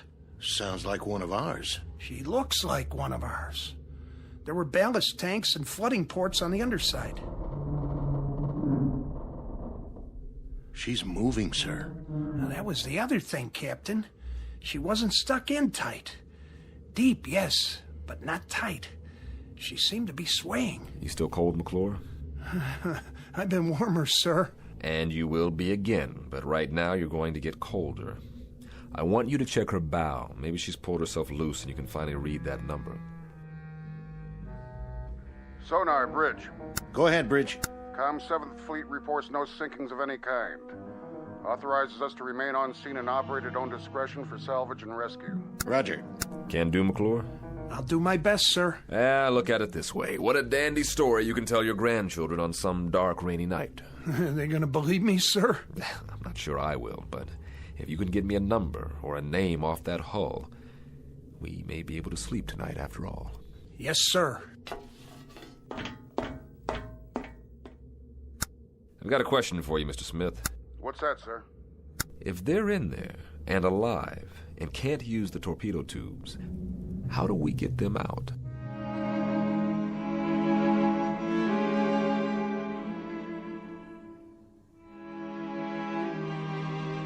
Bridge. Go ahead, McClure. This is the captain. She's pulled herself out, sir. Here's your number. 714. 714.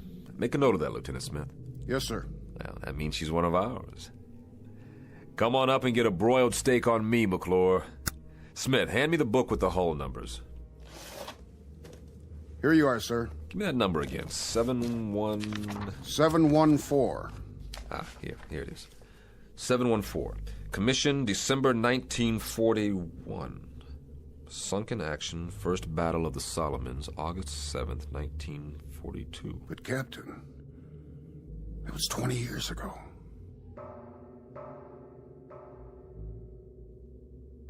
Then, Lieutenant, tell me something. Who is inside that sub?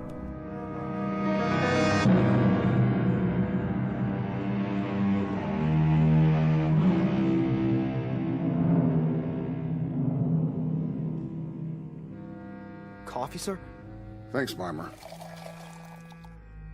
Quiet night. It's too quiet. How long's it been now? About 3 hours. Is he sending McClure down again? Beats me. All I know is there's a boiler tender second who's making book in the crew's quarters that the thing below us is a sea monster with 3 heads and we're all living on borrowed time. I don't know what scares me more, when they pound or when they shut up. I don't know what scares me more, a 20-year-old sub with somebody alive inside, or what the commander of the Pacific Fleet will say to me when I tell him that. And to compound the problem, I've got a chief bosun's mate with something eating at him. Bell? Bell. What made him black out? That's part of the problem. Could be he's dredging up a couple of memories. What do you mean, memories? This is World War II revisited for him. He got picked up here after a sinking. That's the way I hear it. He was on a ship that got hit, only survivor or something like that. Got picked up from the water. Maybe it is dredging up some memories, then.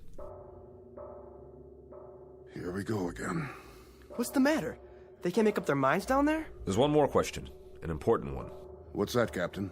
Who's they?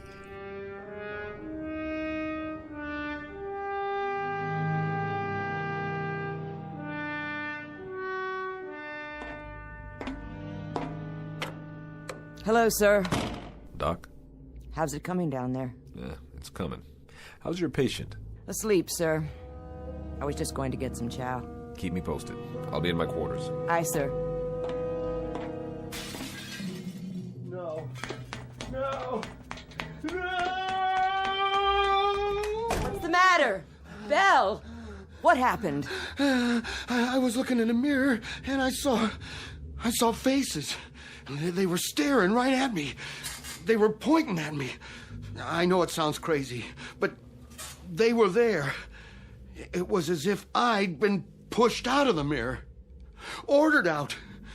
That's why I had to break it, to make them stop.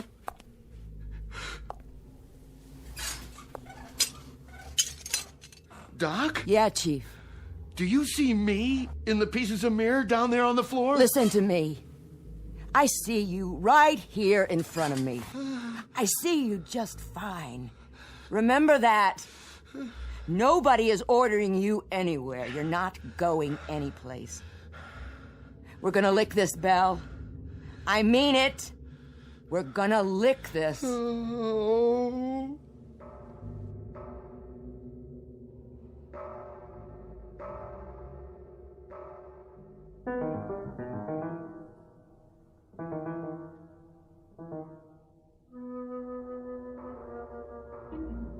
Same routine, huh? Same thing, sir. But it's getting a little fainter, I think. And they don't acknowledge our signals at all. But it's definitely fainter. It's some piece of equipment. That's what it is. Something loose that's probably swinging back and forth and hitting a bulkhead. Possible. That's the only explanation. I mean, well, think about it, Captain. A 20-year-old sub in the deep six since the war? Who could be down there? Somebody who dies awfully hard.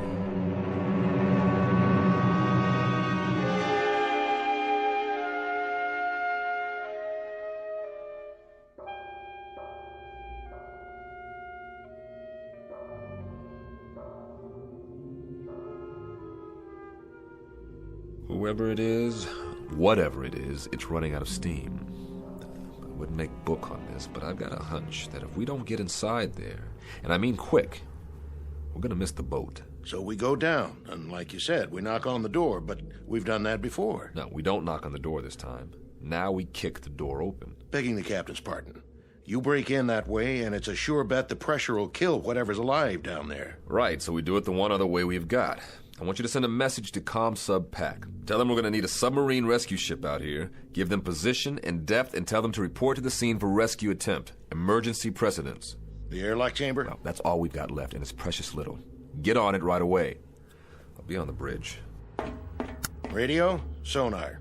Radio I. The ComSub PAC. Emergency precedence.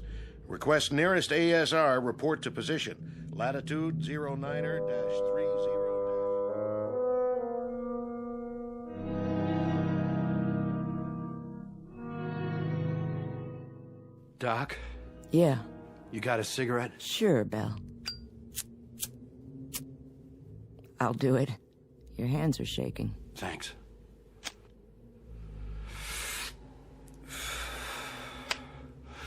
Doc, will you answer me straight? I'll try. Who's outside? What? Who's out in the passageway? Nobody's out there. Why? You think you hear something? I don't know. Why should anybody be out in the passageway? Nobody's posting guard on you. I just felt as if there was somebody out there. Now, there's nobody out there. Nobody at all. Who did you think it was? I don't know. The only thing out there is a long stretch of steel and deck. Nothing else. Come on, you want to take a look? What's happening to me?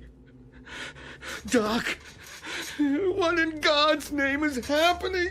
Chief, you gotta get a grip. Or I swear you're gonna talk yourself into a straitjacket. I mean it. I got the feeling again. Just as if somebody was watching me, pushing at me. Doc? What, Belle? I'm scared to open the door. Then don't. I told you, there is nothing out there. I'm scared to open it, but I have to.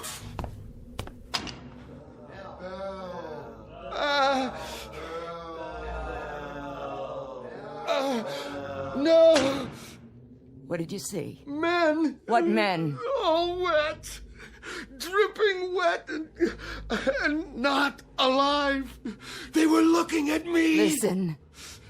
I didn't see a thing, Chief, and neither did you. Oh. Did you hear me?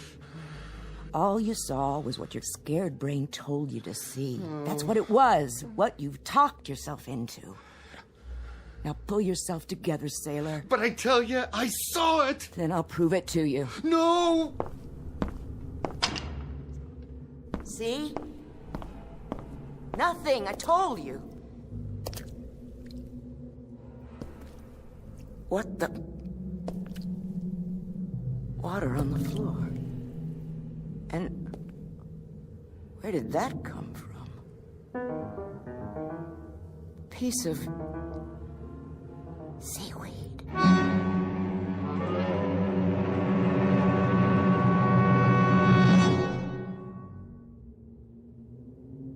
That about does it, McClure. Go down and try to get a response. It'll help that sub-rescue outfit if they can get a specific location. How will they get in, sir? Through the forward torpedo compartment or the stern. Then they'll have to blow each of the 6 other compartments before they can enter. What if I don't get any answers, sir? We haven't heard from them in almost a half an hour. If you don't get any answer, come back up. The rescue team will take it from there. No survivors then, sir. Is that what it'll mean? That's what it'll mean. They'll bring up bodies, not survivors. Okay, McClure, up to it. Aye, sir.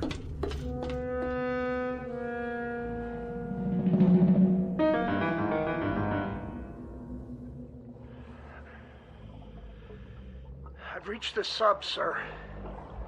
The next noise you hear, that'll be me. Go ahead, McClure, pound away. Any response? None, sir. No response anywhere. Keep trying. Yes, sir.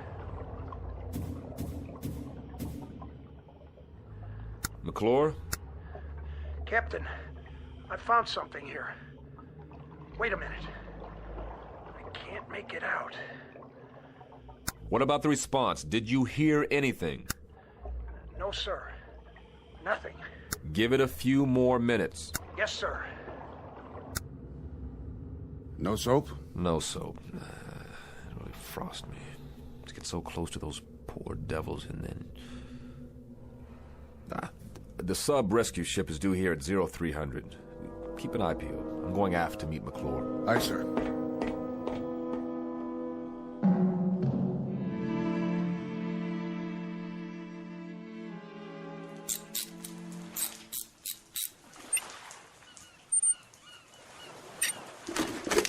Bet it feels good to get that helmet off. Oh. Yeah, it sure does. It's so dark down there now. Without the light, I couldn't see a blasted thing. Real spooky.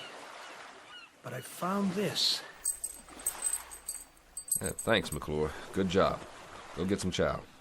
I'll need you one more time when the ASR team gets here. You're gonna have to go down as a pathfinder. Give them any help they need. But that won't be for a while. Excuse me, sir. But you better look at those tags. You gotta be kidding me. What's the matter, sir? Ensign, ask Doc if Chief Bell is well enough to report to my quarters, because I need an explanation for this one. Fast.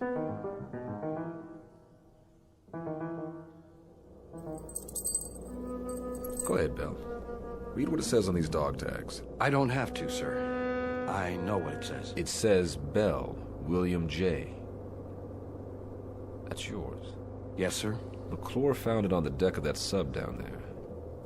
When did you lose him, Bell? I lost him a long time ago, sir. 20 years ago. How? I don't remember, sir. Try, Bell. Try to remember. I was on a ship. What ship, Bell?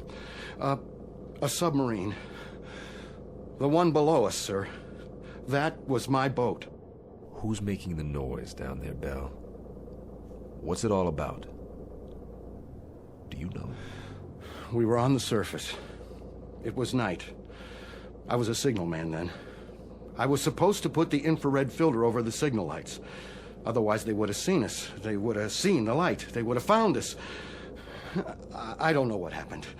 I was scared, clumsy. I dropped the signal light. The filter fell off. They were waiting for us out there. Japanese destroyers. They saw our light. And it was my fault. They let us have it. They straddled us with the first salvo. The captain took the sub down, but it was too late. They unloaded depth charges. And that sub wasn't ever coming up again. What about you? I got flung over the side when the first salvo hit. And all that time I was in the water, I could... You could what? I could hear the voices of our guys down below me.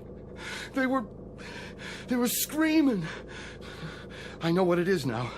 This crazy feeling I've had. What? What is it, Bell? I got out. One guy out of the whole crew. I got picked up later on by one of our destroyers. But I got out. Do you understand, Captain? I sank that sub. I was responsible, but I got out. Bell, I want you to listen to me. Those guys down in the sub, they know I'm up here. Bell, hear me out. I should be with them. I should be down in that sub. Bell. I should be dead. That noise, that pounding, those are the guys down there who are calling muster on me. They're calling muster on me. Will you hear me out? Will you listen to just a little logic now? A little reason? No one man sinks a sub, and one lousy circumstance doesn't decide a battle. And one case of sudden fear doesn't add up to a coward. Bell, you gotta believe me. All you should put in your sea bag is regret, not guilt. Do you understand, Bell? Not guilt. They're calling muster! Bell! Come back here! They're calling muster on me! Bell!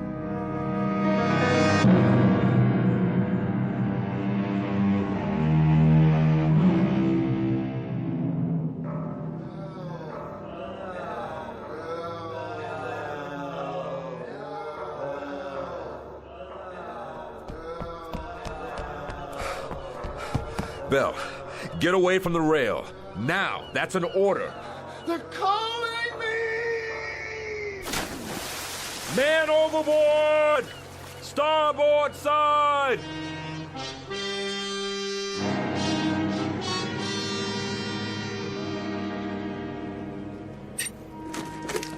The rescue ship says you got inside. Yes, sir. It was a wreck. Nobody had a chance. Nobody? Nobody, sir. The periscope shears had been cut in half. One section was just hanging there, swinging back and forth. Then that was the noise. That was the noise, wasn't it? I guess so, sir, but... But? There were 8 men down in that control room. 8 men. Or what was left of them. And one of them had a hammer in his hand. Let's just say, McClure... Let's just say that this is the part of the story you tell your grandchildren that you make up yourself. Say anything you like, any explanation that comes to mind. Aye, sir. It's funny how long it takes some men to die, or to find any peace at all. Sometimes I think that's the worst thing about a war. Not just what it does to the bodies, but it does to the minds. So, rest in peace, Mr. Bell. I think it's your due now. At long last, rest in peace.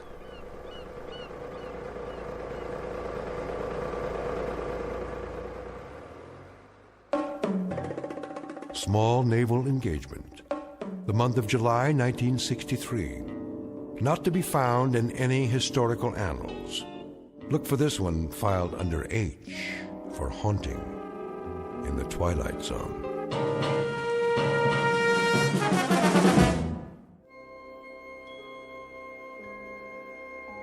Hi, this is Carl Amari, producer of the Twilight Zone Radio Dramas. I'd like to take a moment to tell you about our official website at twilightzoneradio.com, where you'll get the latest news and information on these Twilight Zone radio dramas. Plus, at twilightzoneradio.com, you can digitally download 3 free episodes or any of our episodes for only $1.95 each. In this age of ever-changing technology, we've decided to make these episodes instantly available to you by making the Twilight Zone radio dramas a digital download-only series. This means that this series will no longer be offered on CD. The CD collections at our website are now being offered while supplies last at buy one, get one free. So be sure to get your favorites before they're sold out. Be sure to visit us often, and I'll see you in the zone.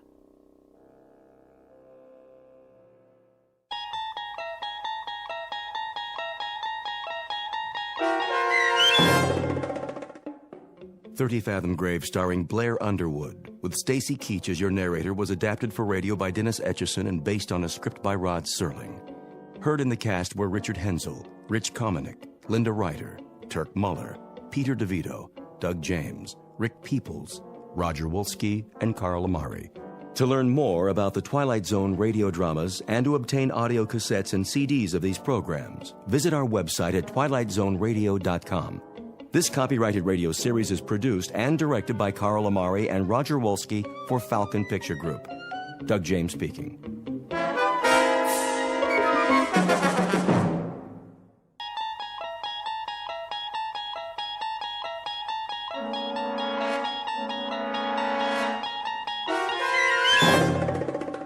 There is a 5th dimension beyond that which is known to man.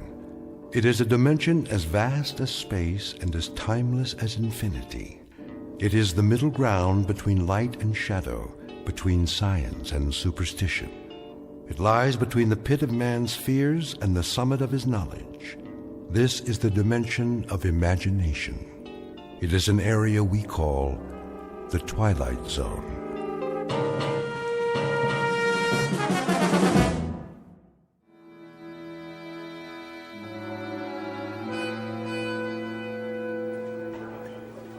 Where is he?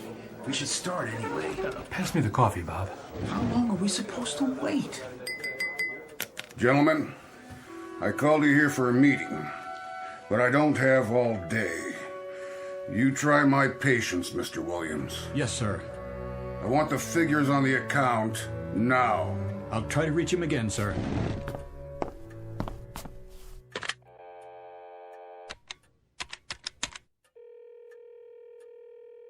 Put me through to Jake Ross's secretary.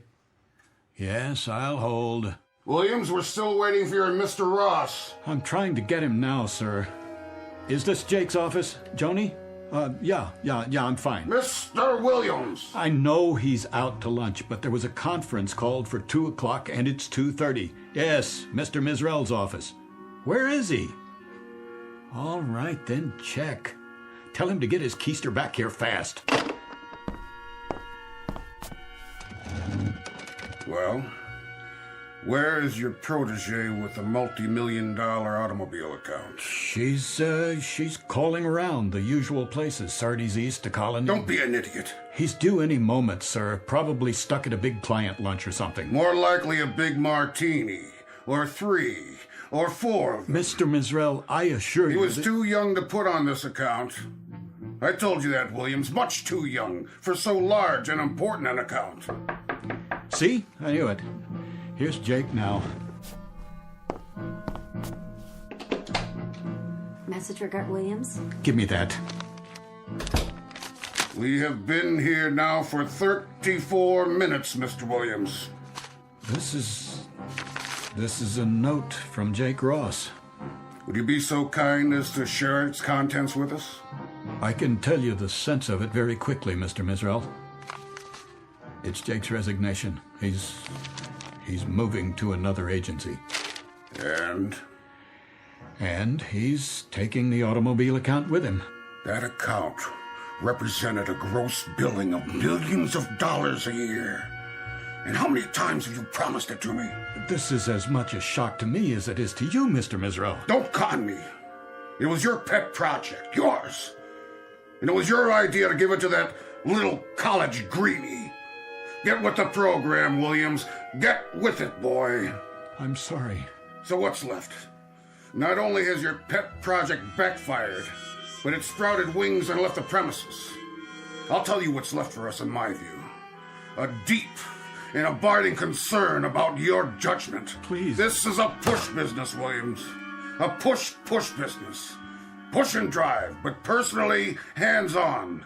You don't delegate responsibilities to little boys. I don't feel well. You should know that better than anyone else. I have to leave now. It's a push all the way, all the time, right down the line. Hey, you don't look so hot. What's the matter with him? Why don't you just shut your mouth, fat boy? And who precisely are you addressing? Who do you think, you ugly, bloated, self-important old...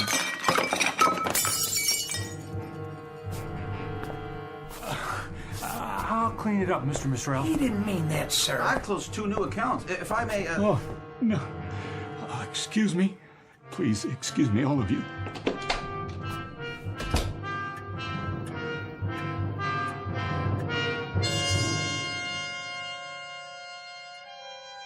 This is Gart Williams, age 38, a man protected by a suit of armor all held together by one bolt. Just a moment ago, someone removed the bolt, and Mr. Williams' protection fell away and left him a naked target. He's been cannonaded this afternoon by all the enemies of his life. His insecurity has shelled him. His sensitivity has straddled him with humiliation. His deep-rooted disquiet about his own worth has zeroed in on him, landed on target, and blown him apart. Mr. Gart Williams, ad agency exec, who in just a moment will undertake a desperate search for survival in the Twilight Zone. And now, back to our story from the Twilight Zone. A Stop at Willoughby, starring Chelsea Ross, with Stacy Keach as your narrator.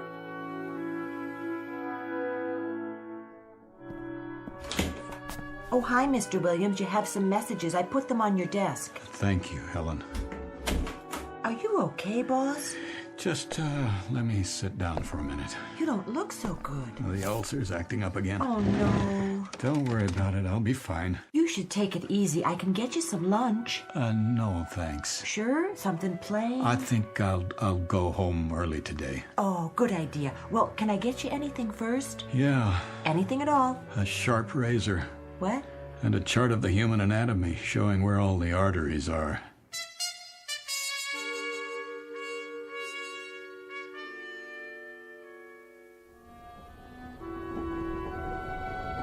Tickets, please. Ticket? Oh, right here. How are you tonight, Mr. Williams? In the absolute pink. Cold winter this year. Seems to get darker earlier than it ever has. That's the way of the world. The rich get richer and the days get shorter. Isn't that the truth? Here's your ticket. Enjoy the ride. Tickets, please. It's a push business, Williams. A push business. You gotta get with it, boy. A push business. Push. Got to get with it, boy. You got to get with it. Got to get with it. That's enough! Is anything wrong? What? Oh, no. I was just thinking out loud, I guess. Oh, I was afraid you were speaking to me. Not at all. Sorry. It is a boring commute, isn't it? It's easy to doze off. Yes, it is. All that darkness outside. You can barely see the landscape. To tell the truth, I never paid much attention to it. But, well, now that you mention it. I used to read, but I got motion sickness. So now there's nothing to do but wait for the next station, and the one after that, and I don't even know where we are at the moment. I can't see any lights. What's the next stop? I've lost track. That's funny. It is? Lost track? Oh. At least we're not off the track. Not yet, anyway. Give it time. Oh, I suppose we could be anywhere. Wait, do you hear that? Hear what? What's happening?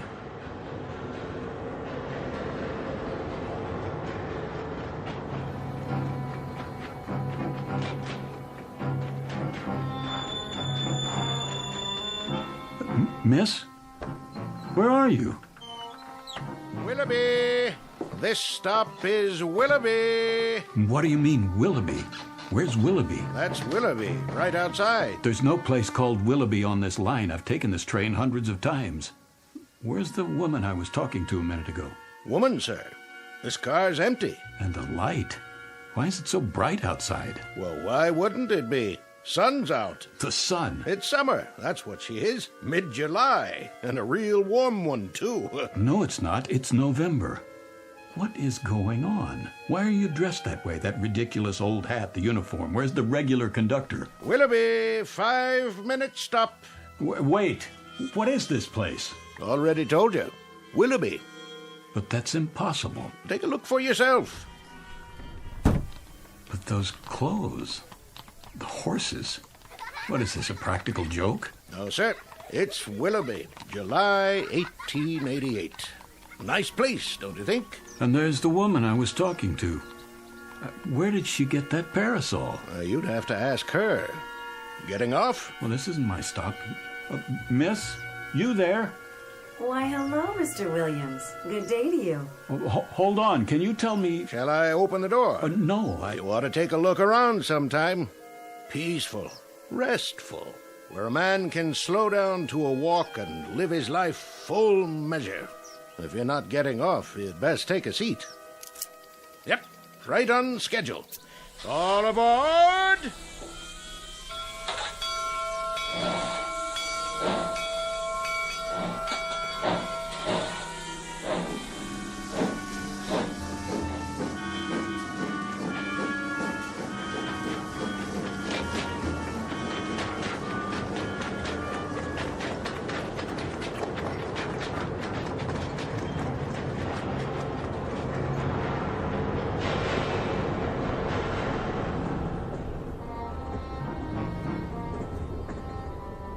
Miss Port Saugatuck. Pardon me, sir? What? Oh, what did you say? I didn't mean to bother you, but I didn't want you to miss your stop. Is this it? No, that's all right. You got back on. I did? Oh. I must have dozed off again. I don't blame you. At least you got a little rest. I guess I did. a little rest, and an idiotic dream. Why do you say that? Ever hear of a town named Willoughby? I don't think so. Willoughby where? Willoughby, Connecticut, I guess, or Willoughby, New York. Not on this run. Are you sure? There's no Willoughby on this line. Westport, Saugatuck, next stop.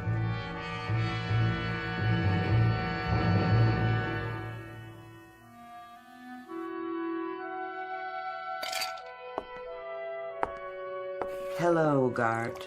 Jane? I didn't hear you come home. That's all right. I figured you'd notice sooner or later.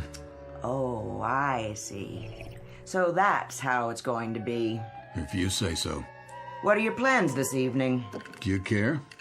So you're going to get quietly plastered and sing the old college songs. No songs. I'm all sung out. Then you're just going to get drunk while I sit here and watch. You can join in if you like. No thanks. I don't have anything to celebrate. Neither do I. It was just one of those days. I guess it was. How would you know? Bob Blair's wife phoned. She said he'd been in a meeting with you. You got hysterical or something. She called to find out how you were. They were all very solicitous, all the boys at the meeting. The kind of free-flowing compassion that spells relief for everybody because it means I'm the victim, not them. That's a big word with you, isn't it? Victim. Pour me another drink, will you, Jane? Would you spare me your little homilies for once and just give me a simple, honest answer? Did you throw away your job this afternoon? Did you wreck your entire career? It appears not. Mr. Mizrell phoned before I left the office. And? He has found it in that giant, oversized heart of his to forgive me. Forgive you for what? What's the difference? That gracious, somewhat obese gentleman will allow me to continue in his employ simply because he's such a human-type fella. Real people person. And one small additional reason. If I were to go to a competitive agency, I might take a lot of business with me. Go on. That's it. That's all of it. I'm tired, Janie. I'm tired and I'm sick. Then you're in the right ward. We specialize in people who are sick and tired. Gart, I'm sick and tired of a husband who lives in a permanent state of self-pity. A husband with a bleeding heart sensitivity. He unfurls like a flag whenever he decides the competition is too rough for him. Some people aren't built for competition, Janie, or big, pretentious houses they can't afford like this one, or rich communities they don't feel comfortable in. Comfortable? Let me get this straight. You're not comfortable here? That's the one thing. Country club memberships that they wear like a badge of status. And you would prefer... I would prefer, if anyone cares, a job, any job at all, where I could be myself. And who's that? You know, where I wouldn't have to climb on a stage and go through a masquerade every morning at 9 and mouth all the dialogue and play the executive and make believe I'm the bright young man on his way up, because I'm not that person, Janie. You've tried to make me that person, but it isn't me. You're right. It isn't. It isn't me at all. And I'm not very young. I'm a soon-to-be old, very uncompetitive, rather dull, quite uninspired, average type of guy with a wife who has an appetite that won't quit. And where would you be if it weren't for my appetite? I know where I'd like to be. And where is that? A place called Willoughby. A little town I chartered inside my head. A place I manufactured in a dream. An odd dream, a very odd dream. Willoughby. It was summer, very warm. The kids were barefoot. One of them carried a fishing pole. Oh, please. And the main street looked like a Currier and Ives painting. Bandstand, old-fashioned stores, bicycles. I've never seen such serenity. It was the way people must have lived 100 years ago. Crazy dream. Gart. You should have seen it, Janie, this Willoughby. It wasn't just a place or a time. It was like a doorway that leads to sanity. Nothing serious, Gart. It's just that you were born too late, and your taste is a little cheap. You're the kind of man who could be satisfied with a summer afternoon and an ice wagon pulled by a horse. My mistake. My error. My miserable, tragic error. To marry a man whose big dream in life is to be Huckleberry Finn. That's what you want, isn't it? Something like that. A place, a time, where a man can live his full measure. And what does that mean? I don't know, but I'd like to find out. It's what that conductor said. A place where a man can live his full measure. That's where I'd like to be.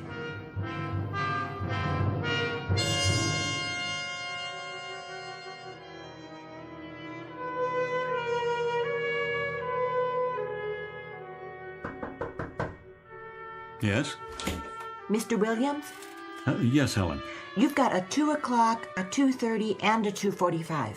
Is that right? So I was wondering, should I cancel the 2:30 or the other one? What? The 2:45. Which? Oh, the 2:30 is the man from the baby food company. He's got an idea for an ad campaign, remember? And the one after that is about the frozen fish account. Uh-huh. Tough call, huh? No. Well, I mean, it is. No, I was just wondering. Which one to cancel? Not that. What would happen, do you suppose, if I weren't here? When? For the meeting. Either one. Take your pick. Me? Or both. You want me to cancel both meetings? It's a hypothetical question, Helen. Oh, but you are here. Of course I am. But what if one fine day I just wasn't? Well, I guess they'd have to wait around till you got back. And if I didn't come back? Then they'd reschedule. And if I never came back? Never? Ever. Not in 100 years. Well, in that case, somebody else would get the account. Is that all that would happen? And I'd miss you. You would? We all would. It's almost 2, so should I tell them you're not back from lunch yet? Who? The 2 o'clock and the 2:30. No, I'm here. You have their files? Somewhere. I brought them in. I'm sure you did. But if you haven't had time to look at them yet, maybe I should tell them to reschedule. That would be a lie. Not exactly. I can say you were at a long lunch. No more lies, Helen. Not in this office. I don't have the stomach for it.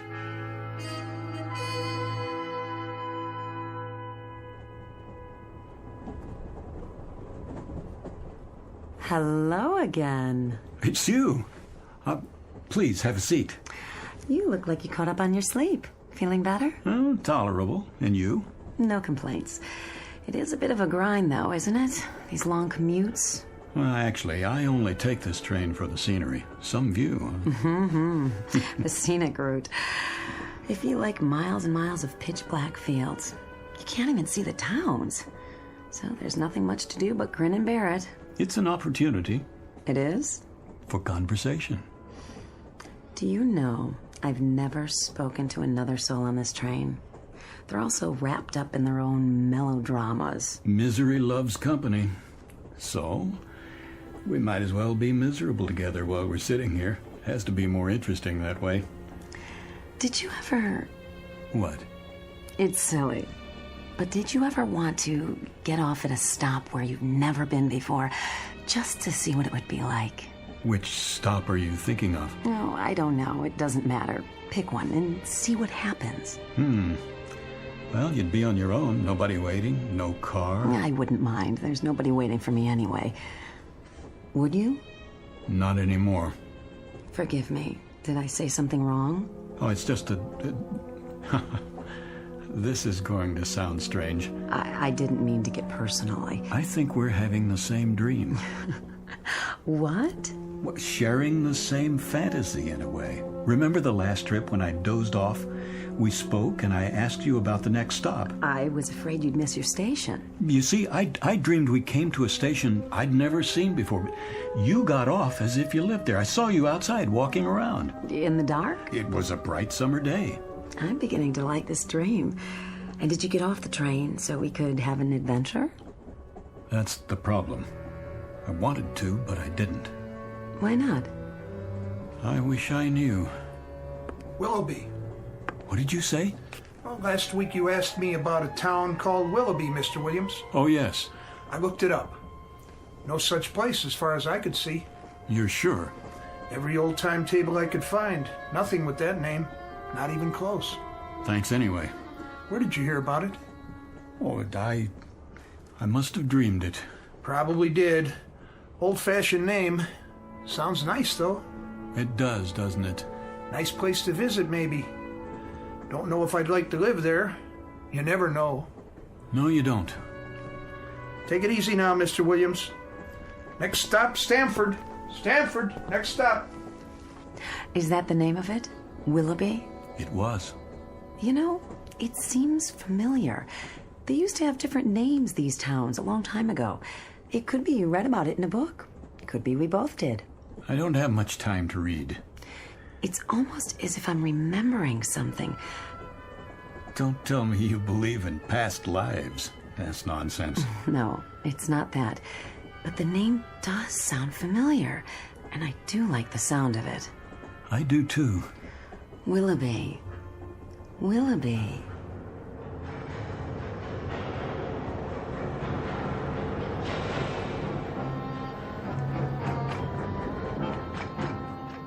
Willoughby. What did you say? Next stop, Willoughby. The woman who was sitting there. Woman, sir? In that seat. Where is she? No other fares in this car, sir. But it was only a minute ago. Good day to you. Day? All out for Willoughby!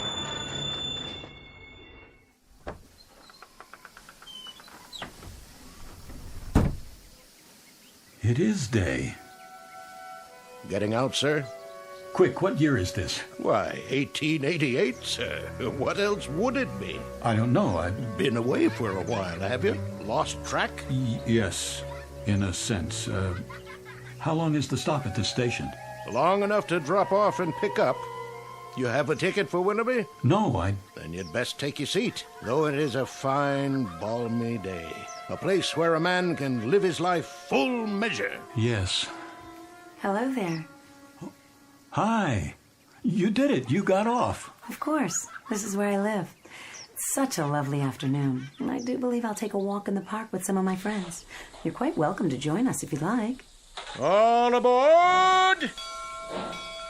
Wait, the train started moving. Goodbye, Mr. Williams. If I can jump to the platform... Oh, no, don't do that. I can make it. Too late. I can make it. Don't. It wouldn't be safe.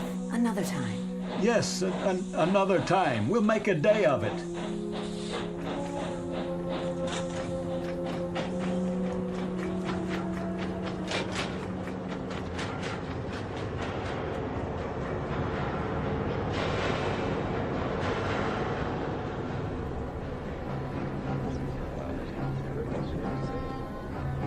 All these people. A full car, Mr. Williams. Always is this time of day. There's your seat right over there. The woman I was talking to. I'm not sure that She's not here now. Oh? Maybe she went to the club car. Or got off. Where? No stops so far. She got off at Willoughby. You on that kick again? I told you there's no such town. I know. That's what you said. Sounds like a nice place, though. A real nice place. Tickets! Next time. Next time, I swear I'm going to do it no matter what. I'm going to get off at Willoughby.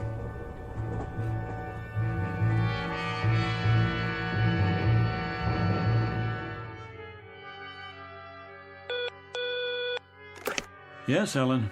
It's the big man on line 1. Should I tell him you'll call him right back? Don't bother. I'll take it. Mr. Mizrell, morning, sir. I wanted to remind you, Williams, what we need here is an ad with pizzazz. Real entertainment. You've got to take the audience by the ears and give them a yank. Rock 'em and sock 'em. Give them the old push, push, push. My thoughts exactly. Got to be bright, Williams. Bright with patter, hipness, and the whole thing push, push, push, push. That's what the client wants. I'm working on it. Tomorrow morning, I'll need at least a preliminary storyboard. You know what I want. A solid format with some pops for the product, leading up to one big pop at the finish. And not just any pop this time. Light, color, explosions. I see it as a field artillery attack. We shell the audience with mortar fire, lay down some tactical air support, and establish a beachhead in their cerebral cortex. Then we send in ground troops and occupy the territory. There. What do you say to that? I'll do what I can. Do more than you can. With me, Williams, aspire, dream big, and then get behind your dreams big time. Push, push. Well, I haven't seen the ratings on the show. No, but it was the time slot the sponsor wanted. Hold on a second, will you? Yes? They were what? No, wait. Helen? Yes? What film outfit did the commercials on the Bradbury account? The negatives are all scratched. They're screaming bloody murder at me. I'll send a fax. Oh, and Mr. Misrell would like to see you in his office. I'm going to have to check it out for you, okay? Mr. Misrell, sir, he got disconnected. He seemed rather insistent. Are you all right? You look so pale. Oh, I'd like to be alone now. Not the ulcer again? Oh, please, just go. I'll be right outside if you need me.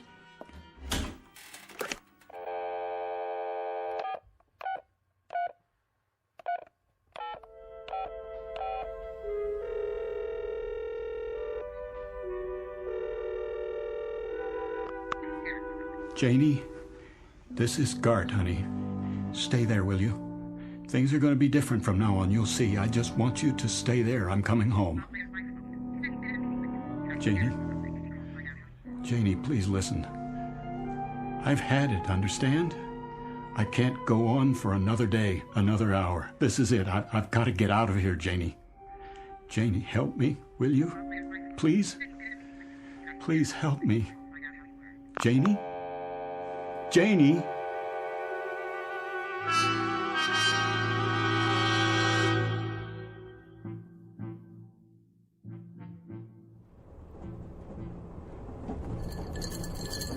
Another scotch, Mr. Williams? No, thank you. Pretty empty in here today. Well, that's because it's too early. Most people don't hit the club car till after work. Wait till the commuter run. They'll line up like kids in a candy store. I bet they do. You going home early today, Mr. Williams? Yeah, my wife's waiting for me. Oh, she is, huh? That's nice. At least I think she is. You call her and tell her? That I did. I just hope she got the message. Oh, I bet she did.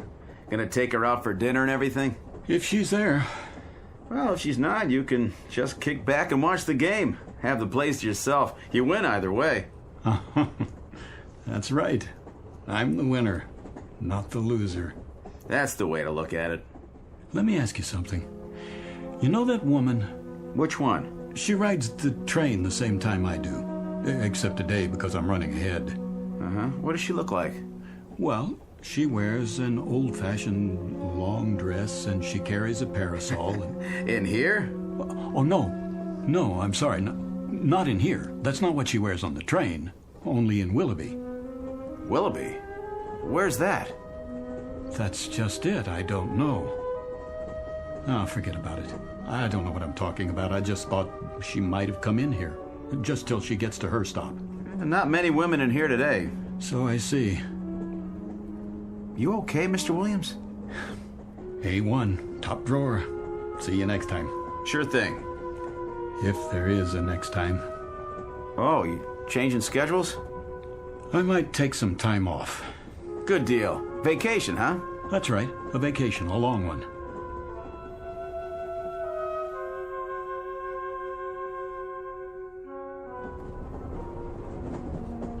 Ticket? Hey, you're early, Mr. Williams. What? Decided to call it a day, huh? Yes, yes, you could say that. Well, enjoy the trip. Oh, conductor. Something else? You wouldn't happen to have a light, would you? You want a cigarette? They have matches in the club car. No worse than a drink, I guess, if that's your poison. But you can't light up here. You have to wait till we stop at a platform. Of course. I was just wondering if you could bend the rules this time. It's been quite a day. I need to unwind before I get home. I used to smoke 2 packs a day. Had to give it up, though. Doctor's orders. Right.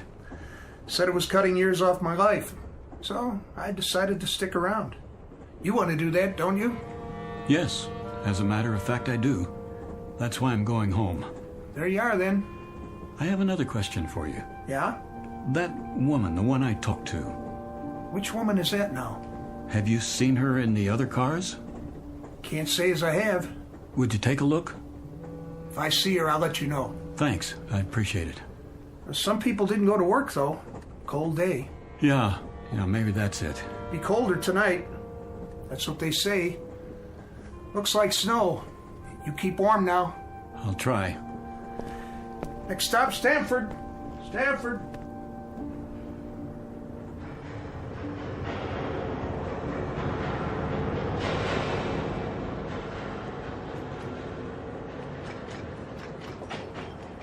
Willoughby, next stop. Next stop, Willoughby. This is where I get off. Stop the train. Yes, sir. That's your station, Willoughby.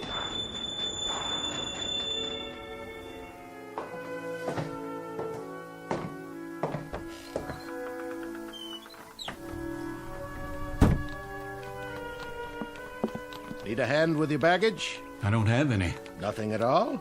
Not a thing. A good day to you, then. Yes, it is. It really is a beautiful day.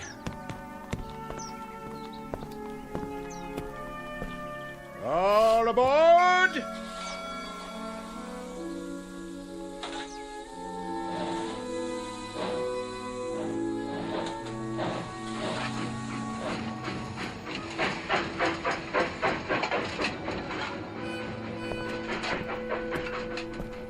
Hi, Mr. Williams. Hi. We're going fishing. I can see that. Catch some big ones today, huh? The biggest you ever saw. Want to come? Maybe some other time. It's pretty hot today. Yeah. We're going to get a sunburn, then go swimming. That'll be fun. Come on, we got an extra pole, and there's plenty of fish. I'll bet there are. Bye, boys. Catch one for me, okay? Sure.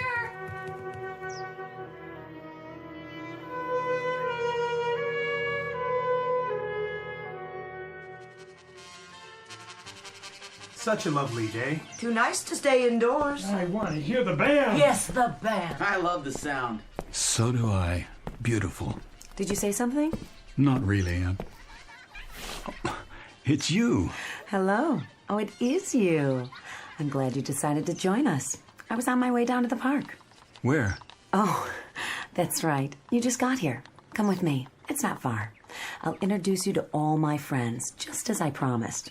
Then they'll be your friends, too. I'd like that. I feel as if they already are. Then later, perhaps we'll take a stroll by the lake. It's truly splendid with the moon and the stars and... I like it here right now, with you. The trees, the stores. The shops are my weakness, I must confess. You've got some wonderful antiques here. Antiques? That beautiful grandfather clock in the window, for example, a classic. I wonder how much they're asking. It's quite reasonable, I'm sure, even though it's new. But it can't be. Come along now. We'll be late.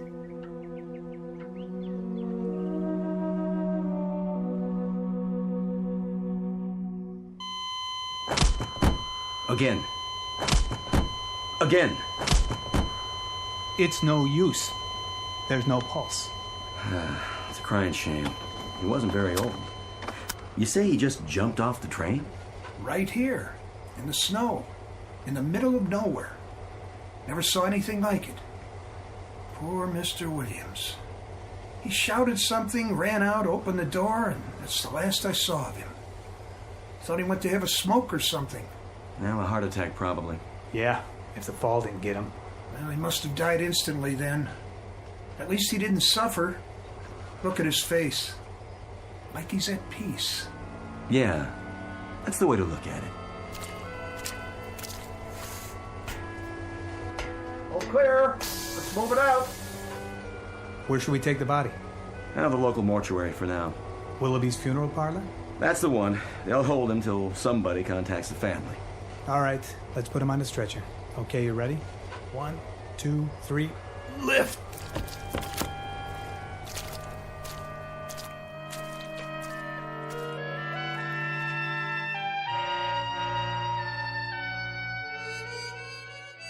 Mr. Gart Williams, who withstood the slings and arrows that come with life in the fast lane for as long as he could bear them, and eventually sought respite for his torment in the only place left open to him, under a gravestone, who climbed onto a world that went too fast for him and then finally jumped off.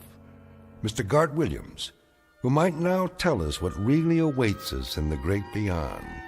because this too is very much a part of the Twilight Zone.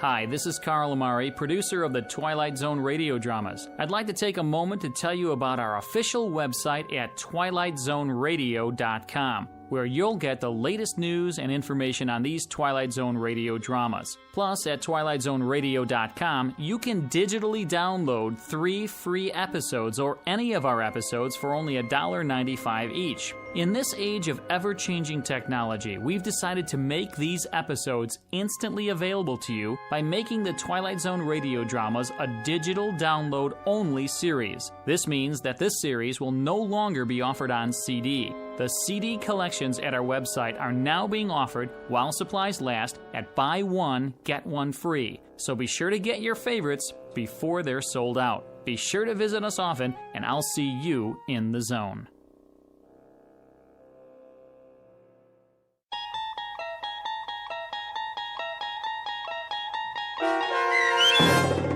A Stop at Willoughby, starring Chelsea Ross, with Stacy Keach as your narrator, was written for The Twilight Zone by Rod Serling and adapted for radio by Dennis Etchison. Heard in the cast were Rich Komanik, Peggy Roeder, Turk Muller, Lynn Foley, Laura Russell, Tony Castillo, Roderick Peoples, Linda Ryder, Jeff Lupetin, Mike Aljadeff, and Adam Tangway.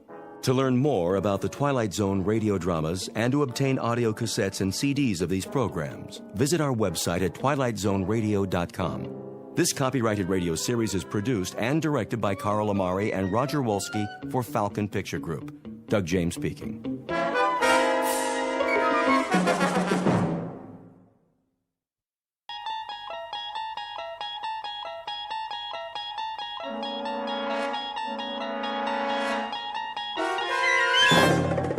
You unlock this door with the key of imagination.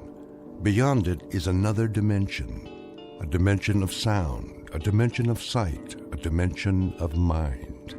You're moving into a land of both shadow and substance, of things and ideas. You've just crossed over into the Twilight Zone.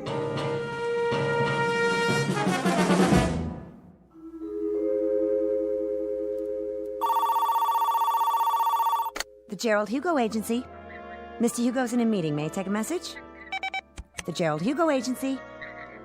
No, he's still in a meeting. Yes, the same writer. Please hold. Now get this, Mr. Hugo. If this one ain't surefire, I'll cut off both my hands. You ready? Champion of the world. Robert Redford, maybe. Harrison Ford. Do you want to make him younger? I give you Adam Sandler. I appreciate it. So, he's champion of the world, but he promised his girl he'll never fight again. He made a vow, you know, Mr. Hugo, like a promise, real solemn. Here are the network contracts, Mr. Hugo. Thank you. But now, here comes the rub. Get this. The champion's kid brother has like this incurable disease that can't be cured, and he needs an operation like yesterday. Mm-hmm. Yeah, and the doctor comes to the fighter and he says, "Hey, man, you want like your kid brother should live or what? I mean, that's the conflict. Don't you think it's a kick right in the head?" I do feel a dull ache. Here's this prize fighter who made this vow to the girl, and the newspaper guys start in on him, see? But I mean with the needle. Spider is a cheese champion. Who's Spider? The fighter. And now, here comes the meat. He promised his girl, but when he tells her he's gonna fight, she starts palpitating, and she calls him a filthy, rotten, dirty... Line 1, Mr. Hugo. Excuse me, Julius. See, the beauty of the story is that you can dress it up any way you want. Maybe he ain't a prize fighter. Maybe he's a cowboy, and he promised his girl he'd never shoot a gun again, and it's her kid brother that's got the disease. What's the matter? Don't that grab you? Why don't you go downstairs and cross the street on a red light? How about science fiction? There's this rocket man who promises his girl he'll never go up in a spaceship. Julius, you've been here all morning. I'll give you this. I've been an agent for 23 years, and I've never heard so many variations of the same story. Now, would you mind going home? I've got a big deal cooking here. A big deal? You doll baby, you were saving it for a surprise, weren't you? It's a sale, ain't it? The zombie story! I knew the minute I wrote it, that thing was surefire. Listen to this, honey. It's fantastic. This dame marries a guy who walks around on his heels all the time. She thinks he's punchy, but it turns out he's dead. All the time they're married, she don't know it. Julius, let me put it to you this way. American Zombie didn't sell. The love story where the lady scientist falls for a robot, that didn't sell. Naked Weapons about a gang of topless ninjas, that didn't sell. They laughed me right out of the office. So I put it to you, Julius. Why do you persist? Why don't you go back to doing what you did before? Streetcar conductor, Mr. Hugo, there ain't no more streetcars. And besides, I get motion sickness. Let me put it to you another way. Number 1, you will never make a writer. Number 2, you'll starve to death if you try. And number 3, you're wasting my time, the producer's time, and everybody's time. Helen, phone up Jerry Bradshaw at Paramount. Tell him I've got a series proposal to show him. That's it, a TV series. Oh, Mr. Hugo, don't you get it? This is an absolute bolt from heaven. I got so many television series ideas, I can't sleep at night. Boy meets girl. Every week, we get a different boy and a different girl. Julius. Oh, how about a quiz show? Pick your own embalmer, we'll call it. You make this deal with the contestant, and when he kicks off... Julius, what do I have to say to get you out of here? Give me a chance. It's all I ask. Let me write a pilot script.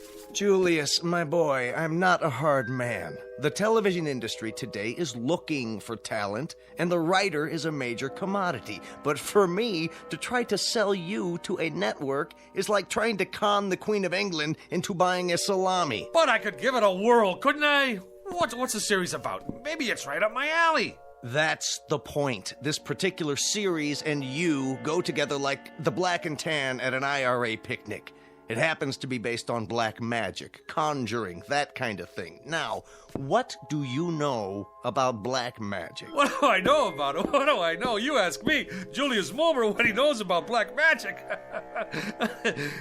I could research it. Julius, let me get back to work now. What about the series, Mr. Hugo? My career is on the line. Give me till next Wednesday. Make it Tuesday in a pinch. All right, Julius, you latch onto a couple of books, knock out a rough outline, and let me have it by 4 o'clock Monday. I'll submit it for you. Why, I don't know, but I will. Mr. Hugo, you're not going to live to regret it, and I mean that from the cockles of my heart. You're absolutely dead right, Julius, and I mean that from the cockles of my heart. You've just witnessed opportunity, if not knocking, at least scratching plaintively on a closed door. Mr. Julius Mulmer, a would-be writer who, if talent came 25 cents a pound, would be worth less than car fare. But in a moment, Mr. Mulmer, through the offices of some black magic, is about to embark on a brand new career. And although he may never get a writing credit on the Twilight Zone, he will soon become an integral character in it. And now, back to the Twilight Zone and our story, The Bard, starring John Ratzenberger and Stacy Keach.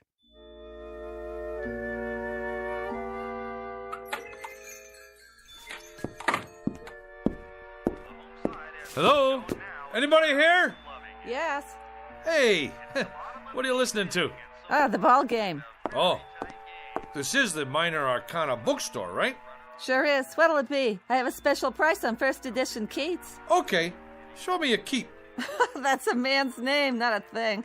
And not a very uncommon name at that. There was a third baseman came up from Newark, played for the Yankees one year. They used to call him Beanball Keats. Yeah? Held the American record for getting beaned the most times. One time they were playing the Browns. That was when St. Louis had the Browns, and he got beaned 3 times the first 5 innings. Old Beanball Keats. You learn something new every day. Ever hear of a pitcher named String Bean Slattery? Well, Now there was a beanball artist. He could hit a batter when he was still in the dugout. As a matter of fact, he did one day. Hit a third base coach, played for the A's. Fellow named Lefty Mahoney. Old Lefty was just taking a drink when String Bean wound up and tossed one at him right on the noggin. It seems there was a feud going on between them when they played for Binghamton in the old NYP League. Mahoney used to wipe the spit off String Bean's pitches. Mahoney was catching at the time. String Bean's father used to be an outfielder for Syracuse in the International League. I don't need no book about baseball. You don't? Oh, how sad. It's a wonderful sport, you know. Where were we? I come in about... Well, what I had in mind was... Yeah? What do you got on black magic? You have an interest in the black arts? You bet I do. See, I'm Julius Moomer from television. Oh, I'm Sadie Polodny from Newark. I'm afraid I don't have very much on black magic. I have a great deal of information on the Black Sox, however. You probably know they threw the series that year. Terrible thing. Very discrediting to the game. And they could have taken the series 4 in a row, too. That's where that expression, say it ain't so, Joe, comes from. Now, what is it you wanted? Books. Black magic. I'm afraid that one eludes me, but I'll tell you something. If I could exercise a little magic, I'd see what I could do about getting the New York Giants back. Hey, look out! Don't worry, that shelf will stand anything. I'll get it for you. Now, isn't that strange? It's one single book. That's the only thing that fell off that shelf. And it fell right in front of me. Which one is it? The Book of the Black Arts. What do you know about that? Lady, can you do that trick again? Well, this book and I have never been formally introduced. We are total strangers. Here, you want black magic? You got it. Maybe it's some kind of sign. Well, if it is, it's your problem now. It's been a real pleasure meeting you, having this chat. Mutual. You didn't happen to play third base for the Elmira Pioneers one year, did you? How much I owe you for the book? Nothing. Accept it as a gift. You're a wonderful ball player and a credit to the sport. It's been great. Now, bye.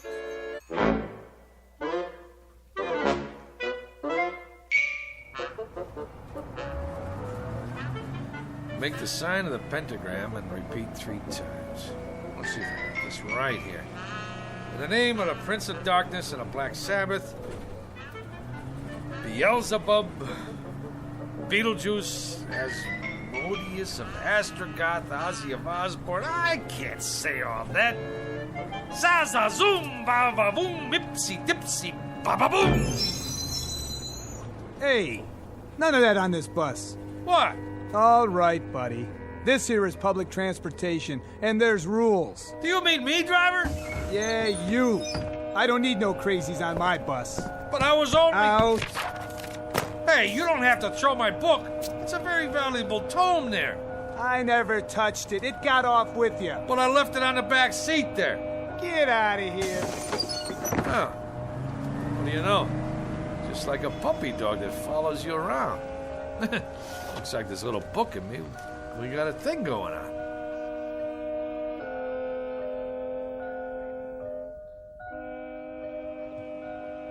Seven times 7 be thy number, but 666 be thy fate. Yeah, right. It's all this mumbo-jumbo anyway. What's going on here, Jack? Not a thing, officer. I was just reading. Yeah? Well, do me a favor, will you, bud? Read someplace else. What's the matter? There's a log and sitting on a bench in Central Park with literature? There is if you make my horse nervous. He knows when somebody's up to something. He's got instincts. So whatever it is, do it someplace else. I don't get it. On account of why? Move it! Cossack. Stormtrooper.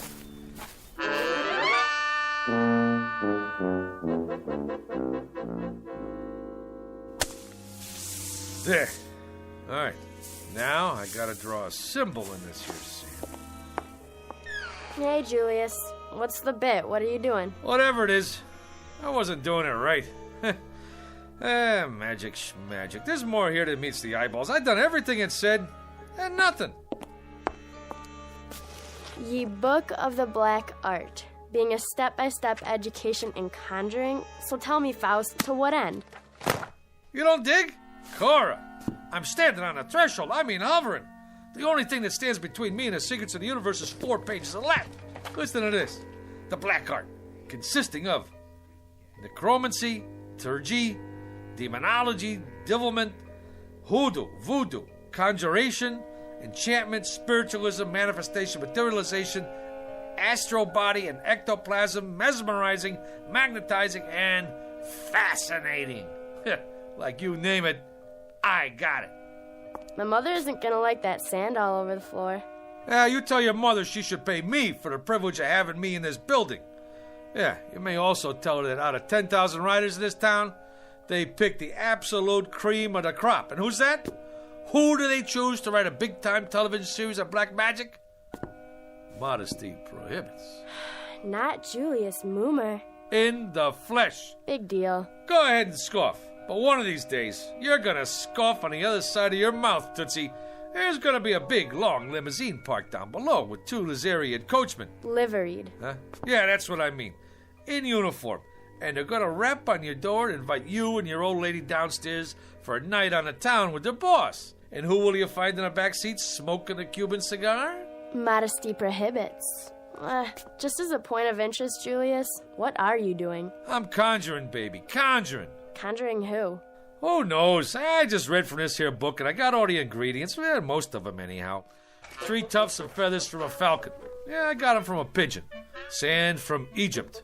Yeah, I got some of my sneakers from Jones Beach. 3 legs of a spider. I found me an ant. Well, anyway, what with a few improvisations, I got a spell working here. At least I think I do. When my mother finds out what you're doing to the floor, you better conjure up the Marines. You're gonna need them. Anybody ever tell you you're a dirty, rotten teenager? Why don't you go and take a cold shower? Go ahead, get out or I'll turn you into a frog. Man, I don't know what's supposed to happen, but it better happen soon. Za-za-zoom, alikazam, va-va-voom. Nothing. Shazam, ipsy-dipsy, kakazoom. I need some help. By Monday, eh? Who do they think I am? Shakespeare? You called? Where did you come from? You summoned me, good sir. I did? Who are you? The face is sort of familiar, but hey, don't take this personal, pal. Like a guy should knock when he comes into a room, especially wearing tights and a collar like that. Hey, maybe down in the village, but not around here. Some folks take one look at you and have a coronary. Now me, I can handle this stuff. I'm hip, you know? Splendid. I'm pleased to hear it. Who'd you say you are? William Shakespeare of Stratford-upon-Avon in the flesh. William Shakespeare.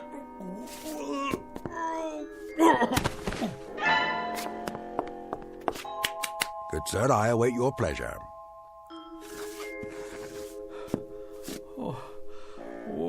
What do you want from me already? Prithee, good sir, ask not what I want of thee, but rather what dost thou ask of the Bard of Avon? Would you try that one more time? It seems I must speak in the parlance of the time. Your time. I simply said, good sir, it was you who conjured me up, and I'm at your service. What would you ask of me? On the level, Pops. You mean to say you're the Shakespeare? Man, you've been dead 1,000 years. 'Tis true, of course, but death be not proud. You required a service of me, hence I am at your disposal. Well, He speaks, yet he says nothing. Romeo and Juliet, Act 2, Scene 2. Quaint surroundings, decidedly so, if squalid. And this, an ancient printing device, perhaps? Yeah, that's my Underwood typewriter. I inherited from my old man. He used to write letters on it. You would ask me to compose a sonnet, perchance, a play? You have but to ask, Mr. Moomer, is it? You mean you could knock me out a couple of pieces? Good sir, you have but to ask. What nature of authorship would you require? Oh, I got me an idea, Will. You don't mind me calling you Will, do you? What's in a name? That which we call a rose by any other name would smell as sweet. Man, what language! Hey, Will, don't let anybody knock your stuff. You got potential. But here's what we'll do. You and me will collaborate. You knock out the rough draft, and I'll do the polish. Yeah. We'll start out slow, see? Just to get the feel. Something with star power, you know, like, for Julia Roberts. Julia? Never heard of her? Where you been, pal? Never mind. Don't tell me. A comely woman, I take it. One fairer than my love. The all-seeing sun ne'er saw her match since first the world begun. Solid! I love it! Now you start writing. Anything. Maybe a twist on the old Romeo and Juliet thing. You know, like West Side Story. Oh, swear not by the moon, that crazy, crazy moon. Yeah, take it, booby. Right. If you don't object, I prefer my own writing instrument. A feather, huh? A quill pen, actually. Will, baby, I don't care if you write with your feet. Go, man, go. Create. I'll just make us some coffee. Gilbert and Sullivan, Rimsky and Korsakov, Lennon and McCartney, Moomer and Shakespeare. I like it.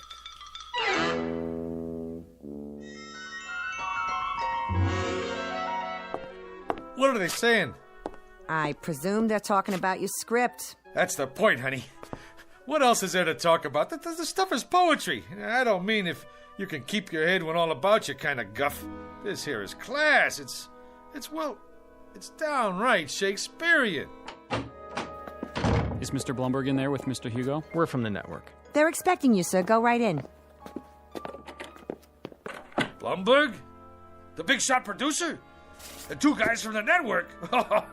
It's a shoo-in for the Emmy. Just a little something I knocked off for a couple hours. You know, I didn't know it was that good, but that's me, honey. Never did know my own worth. I mean, Monday I knocked myself, Tuesday I knocked myself, Wednesday... Have you got any openings for Thursday? I'd like to make an application. I'm Mr. Dolan. This is Mr. Nolan. We're from the ad agency. Go right in, sir. They're expecting you. Come in, gentlemen. What were you saying, Mr. Bloomberg? I don't know. That's our feeling too, Mr. Blumberg. Our take two. Sponsor-wise, the thing requires some noodling. That is, we can't afford to jump off a bridge with this one. I concur. It's so archaic. I mean, language-wise, it's... Well, it's still rough. Fresh as a bridegroom and his chin new reaped, showed like a stubble land at harvest home. He was perfumed like a milliner, and twixt his finger and his thumb he held a poncet box, which ever and anon he gave his nose and took it away again. Well, you gotta say this for it. It has imagery. Right, Mr. Blumberg. Imagery it has. I was going to comment, the thing did possess at least a modicum of imagery. Right, Nolan? I concur. What's the time slot? Yes, what about the time slot? Thursday, 10 to 11. And what's the lead-in? The Indefatiguables. Solid show. The private eye with insomnia. Never sleeps. Ratings-wise, it's a solid smash. May I? Please. And if the boy have not a woman's gift to rain a shower of commanded tears, an onion will do well for such a shift. Onion. Could be a sponsor conflict. I concur. Could we make it, turnip? Solid thinking. Everybody knows about turnips. You say turnip to the lady in Dubuque, she's with you. I like it. A shower of commanded tears. Shower. Suggest inclement weather. And people don't shop in inclement weather. Make it a sunshine of commanded tears. Solid. I concur. I think we could call the writer in now. A tremendous talent, prodigy of mine. What are his credits? He was a streetcar conductor, an observer of the passing scene, an incredible judge of human beings. You can see that in every line. A modern-day chronicler of human foibles. Solid. Send in Mr. Moon. How are you, Mr. Hugo? Gentlemen, well, what do you think? Like literature, huh? It shows some promise. Mr. Dolan here represents the sponsor of the Shannon Classic Playhouse. The Shannon Food Corporation. You no doubt have eaten their products. Oh, endlessly. This boy is a Shannon booster from way back. Oh, man, that's the truth. That Shannon's onion soup, this I dig. We don't make onion soup. That's French in origin. We're an American firm. Red, white, and blue, right down the line. I concur. Man, I'm glad you said that, because I always say, if it's good enough for the lady in Dubuque, it's good enough for me. Now, let's get down to some business here. The Tragic Cycle, written by Julius Moomer. Act 1, Scene 1. The camera fades in on a shot of the garden. You know, like with turnips.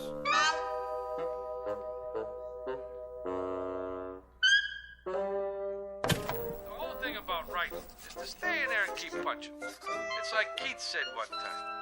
All the time, keep punching, or you're done for. Hey, how about that, Will? Taped this show last night. You like it? Verily, a most impressive performance. Ain't that the truth? Ladies and gentlemen, welcome to this week's interview. Our guest tonight, Mr. Julius Moomer, that rising young author whose tragic cycle will be seen next week on this network's Shannon Classic Playhouse. Mr. Moomer, I'm told you've been writing for some time. You've come a long way. Yeah, it's like progress. Wasn't one of your early works in the horror genre a story about a zombie? Yeah, how about that? The fellow with the heart that don't even beat. Did he find love anyway?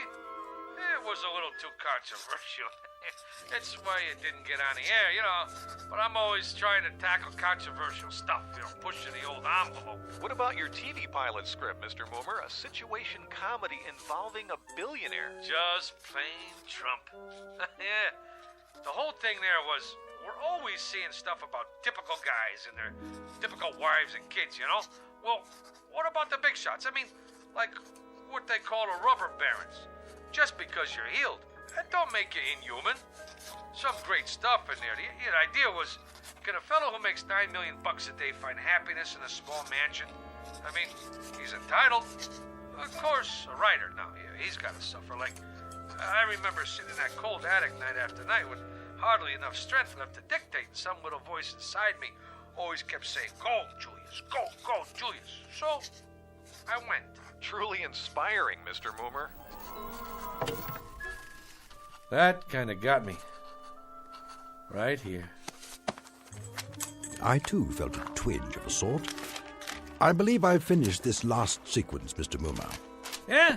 Let me see. Uh-huh. You know something, Will? You got a real thing with words. It comes from working in an attic, Mr. Moomer. A little voice deep inside me keeps saying, "Go, William, go." I like that. Anyway, can't you just see it? The Shannon Food Corporation. Ta-da! Presents The Tragic Cycle, written by, ta-da! Julius Moomer. From an original story by Julius Moomer. Additional dialogue by Julius Moomer. Lucky I'm so modest. A thing like this could go to a guy's head. They're already talking another miniseries, movie contracts even. Maybe a Broadway musical. Well, you don't look so good. Like a strutting player whose conceit lies in his hamstring. That's from Troilus and Cressida, Act 1, Scene 3. In short, Mr. Moomer, you have not been prone to extend credit where it is due. At no time, for example, have I heard the name Shakespeare, or for that matter, any suggestion of collaboration on our play. Well, baby, we gotta play this one by ear. I tell them a guy named Shakespeare helped me write this, they'd stick me in a straitjacket. Be that as it may, the point is, Mr. Moomer, I have finished my task. I will now take my leave. What, are you out of your mind? This whole thing is coming out velvet. You want to creep back in some crypt and get forgotten? Come on, man, you're big time now. I'm making you a household word all over again. With all due modesty, would the name of William Shakespeare have survived the test of time without the support of Julius Moomer? Yeah, but fame flits. Who remembers yesterday's champions? Sure, Ruth hit a lot of home runs, but who asked him for his autograph now? Nobody. Nijinsky, that's pretty good, but who remembers her last movie? You did something right, but out of sight, out of mind. Shakespeare's dead, long live Mickey Spillane. Get me? My good man. You can't desert the ship. Now, what are people gonna say? That Fink who didn't have no gratitude? We got projects to do. Go out to Hollywood. Hey, the babes go crazy for guys with beards. I shall ponder it, Mr. Moomer. Till when? Till the morrow. To date, you have not seen fit to invite me to any rehearsals. Tomorrow I shall survey the actors performing in it, and if justice is done to what I have wrought, perhaps I shall remain for a time longer. Now you're talking. Now I shall take a walk. I am that merry wanderer of the night, Midsummer Night's Dream. Act 2, Scene 1. To be or not to be, Mr. Moomer, that is the question. Oh, wait a minute. Rehearsal? How can he go to the rehearsal? Will, do me a favor, please. Don't rock the boat.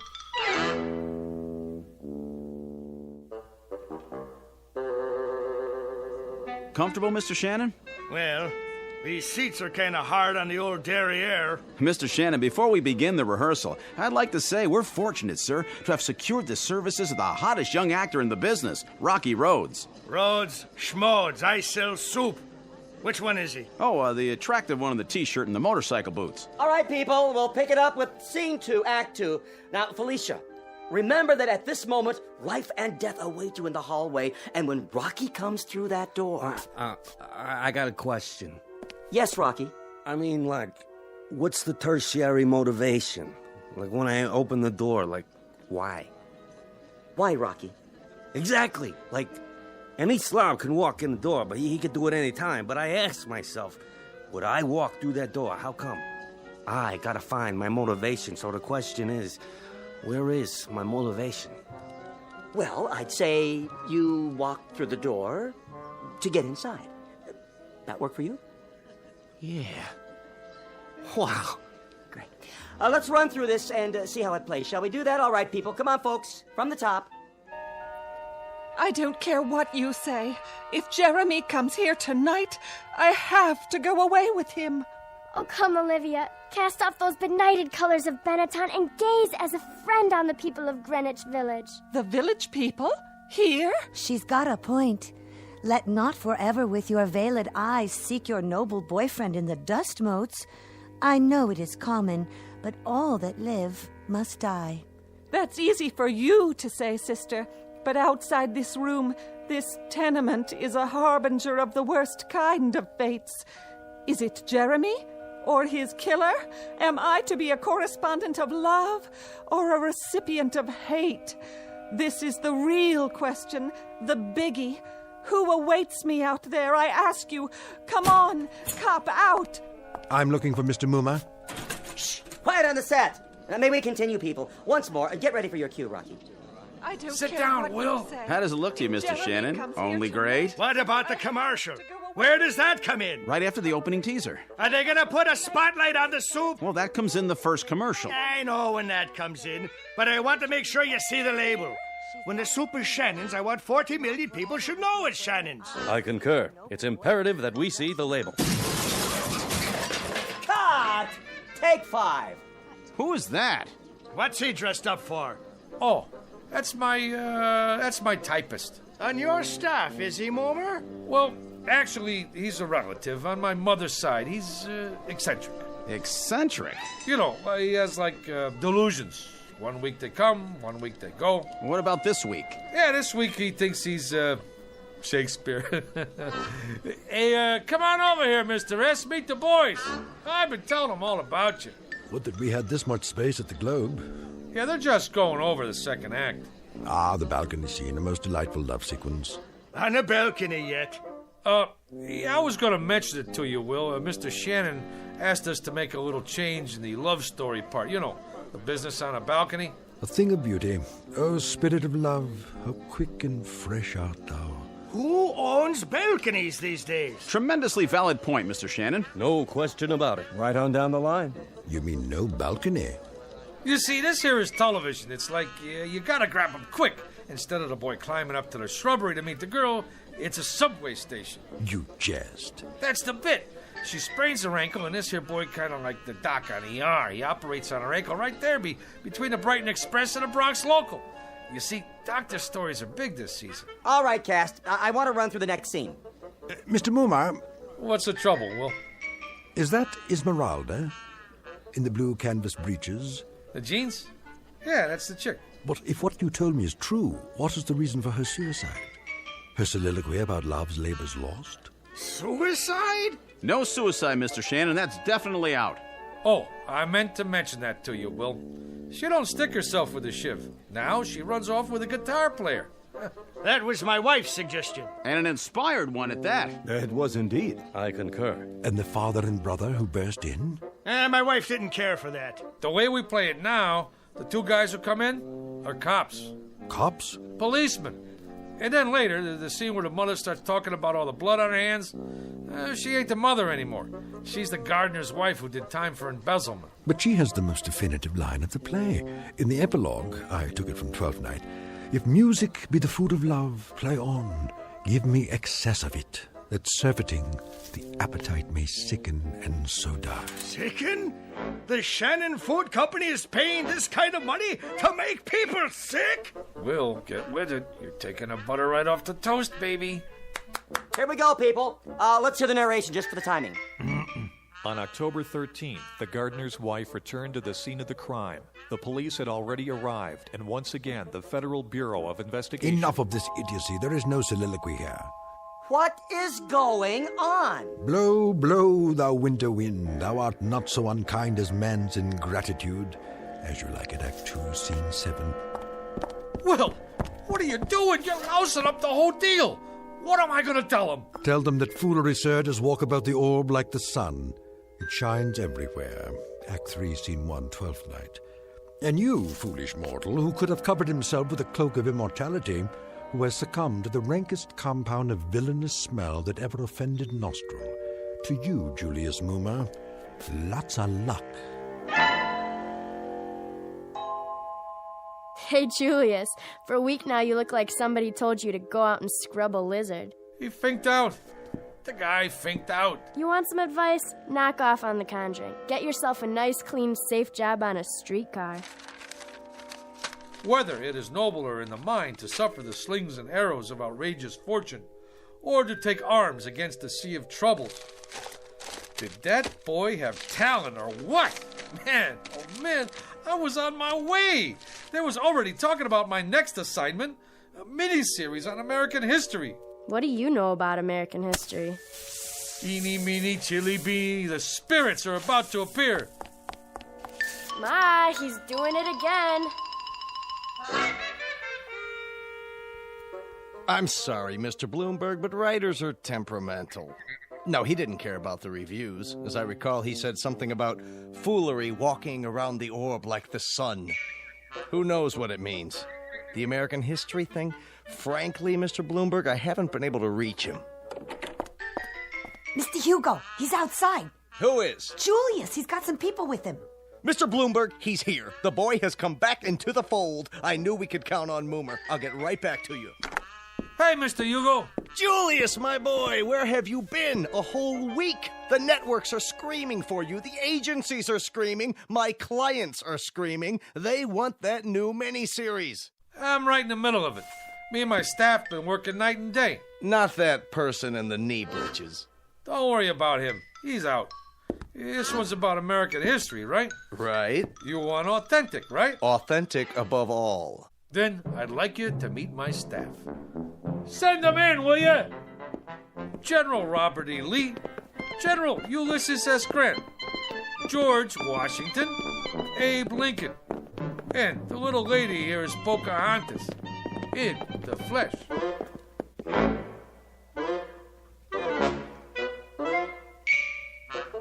Mr. Julius Moomer, a streetcar conductor filled with desire for the special, if somewhat risky, rewards of authorship.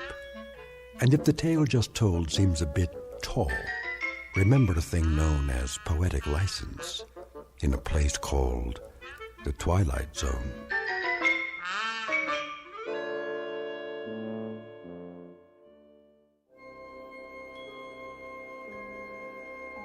Hi, this is Carl Amari, producer of the Twilight Zone Radio Dramas. I'd like to take a moment to tell you about our official website at twilightzoneradio.com, where you'll get the latest news and information on these Twilight Zone radio dramas. Plus, at twilightzoneradio.com, you can digitally download 3 free episodes or any of our episodes for only $1.95 each. In this age of ever-changing technology, we've decided to make these episodes instantly available to you by making the Twilight Zone radio dramas a digital download-only series. This means that this series will no longer be offered on CD. The CD collections at our website are now being offered while supplies last at buy one, get one free. So be sure to get your favorites before they're sold out. Be sure to visit us often, and I'll see you in the zone.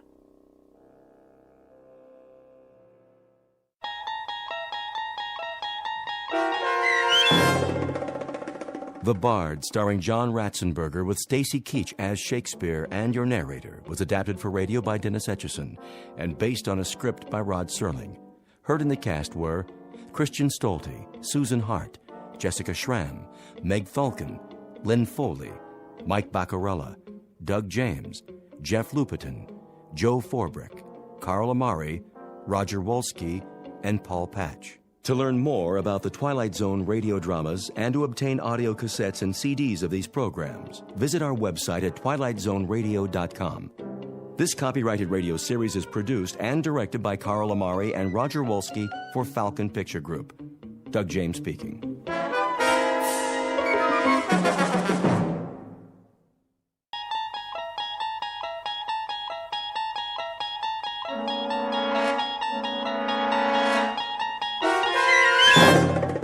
you're traveling through another dimension.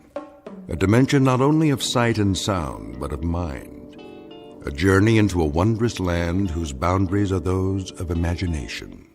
Your next stop, the Twilight Zone.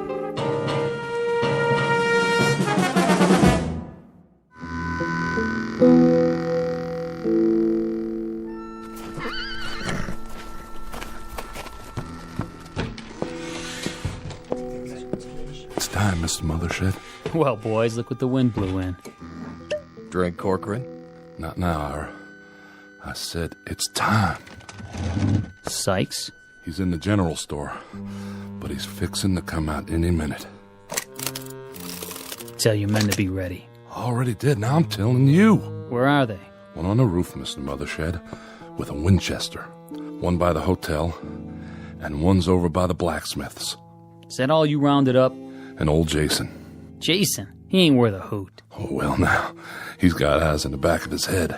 Told him to keep watch across the street. Where's Johnny Robb? Johnny? He'll be ready, don't you worry none. I'll lay odds against that. You'd lay odds on any damn thing. Maybe. But I've got a $10 gold piece that says Johnny Robb won't show. Get on now. This ain't a proper gambling matter. I set it up real good, Mr. Mothershed. You'll see. All you have to do is sit tight. Any time now, I tell you. Hear that, boys? I hear it. It's gonna be just like a turkey shoot. You don't want to go taking any chances now. Pinno's fast. Fast on the draw. Sure he is. All right, wait till he walks out, then open fire. Ain't even gonna give the man a fighting chance, huh? That's not some cowpoke over there.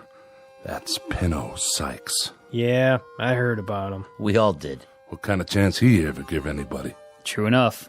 See y'all later, boys. Hey, don't you want that drink? I told you, Ira, I got business. There's gonna be a funeral. No funeral, just dig a hole and dump him in. But we gotta have one. His family keeps a plot up on Boot Hill. Plus, we already paid for the coffin. Where's he going? I'll tell you where. He's hiding down into his hideout till the killing's done. It's just as well. We don't need any more guns. If he's telling the truth. Especially about the Winchester. Pour me another whiskey, bartender. Yes, sir. Hear that? I heard something. There's old Jason's signal. Let's go, boys. It's as good as over.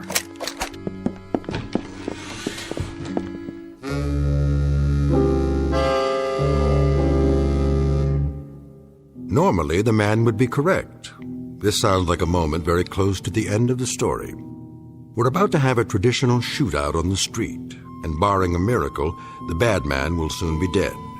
But it's not always easy to tell the good guys from the bad. And there are some men of legend and folk tales who have been known to wreak their revenge even after death. The outlaw in question, Pinto Sykes, is one such person. And therein lies our tale. Because very shortly we'll see how he introduces the town, and a man named Connie Miller in particular, to a long, dark night they didn't plan for, in a place called the Twilight Zone. And now, The Twilight Zone and our story, The Grave, starring Michael Rooker, with Stacy Keach as your narrator.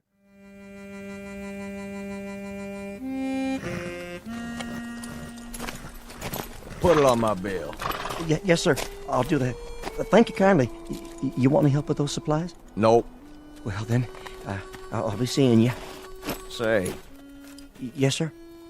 Where's everybody gone to? Well, I don't know what you mean, Mr. Sykes. I better be getting back inside now. What did you call me? Me? What? I didn't call you nothing. I say you did. I didn't mean no disrespect. You know my name? No, sir. I mean, yes, sir. I mean, well, everybody does. What are you so nervous about? Me? Well, I'm not nervous. I just got business to do. What kind of business? Ain't no customers waiting. Well, I know, but I... Good day to you. Come back real soon, you hear? Easy, Paint. Just tying this bag to the saddle, and we'll make tracks out of this jerkwater town. Freeze. Who's that? I got you covered, Pinto. Reach for the sky. Well, what do you know? Mother Shed. You always was a low-down, egg-sucking dog. Still not man enough to draw on me. Keep your hand away from that gun. Easy now. What are you doing in this territory? I bought me a big spread. This town's got no room for your kind anymore, Pinto. Still scared of me, ain't you, Mother Shed? No need. I'm just passing through. Sure you are. Now, boys. Why, you...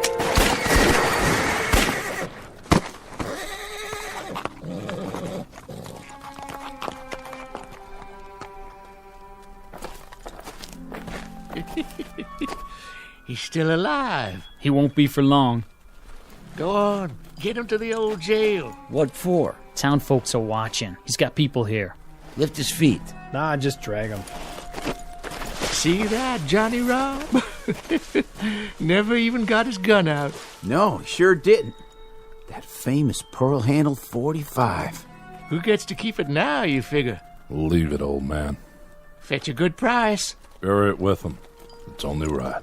They really did it. They? You was in on it too, Johnny Rob. Not me. I don't believe in taking a life. Even his. I put a bet on Pinto. A Guinness, you mean? Never thought they'd get him that easy. 8 shots. No man can stand up to 8 shots. Not even Pinto Sykes. You ain't got more than a few minutes left to live, Johnny Rob. Reckon you'd better fetch his pa and sister. Ain't there nobody else can do it? Well, I sure can't.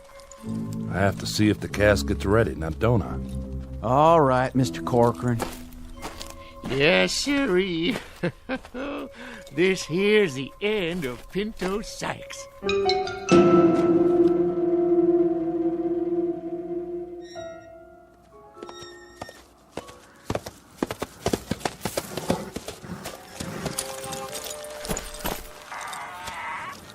Somebody there? Only me, Connie. You shouldn't be standing in the shadows, Jason. I was waiting. Waiting for what? Had a feeling you might show up, now that it's safe. Why? Pinto Sykes come through here yet? You didn't hear. Why don't you talk sense, old man? What's that picket fence doing out there in the street? His sister, Ione, put it up day before yesterday to mark his blood. Closed it off so nobody would ride over it. Whose blood? Well, just who do you think? There's a southern wind. You know what that means, don't you? Not much dust in southern winds, blowing down off the mountains. I bet if you look close, you can still see Pinto's blood shining in the moonlight. Who shot him? I asked you a question. Who, old man? Who? Where did you go?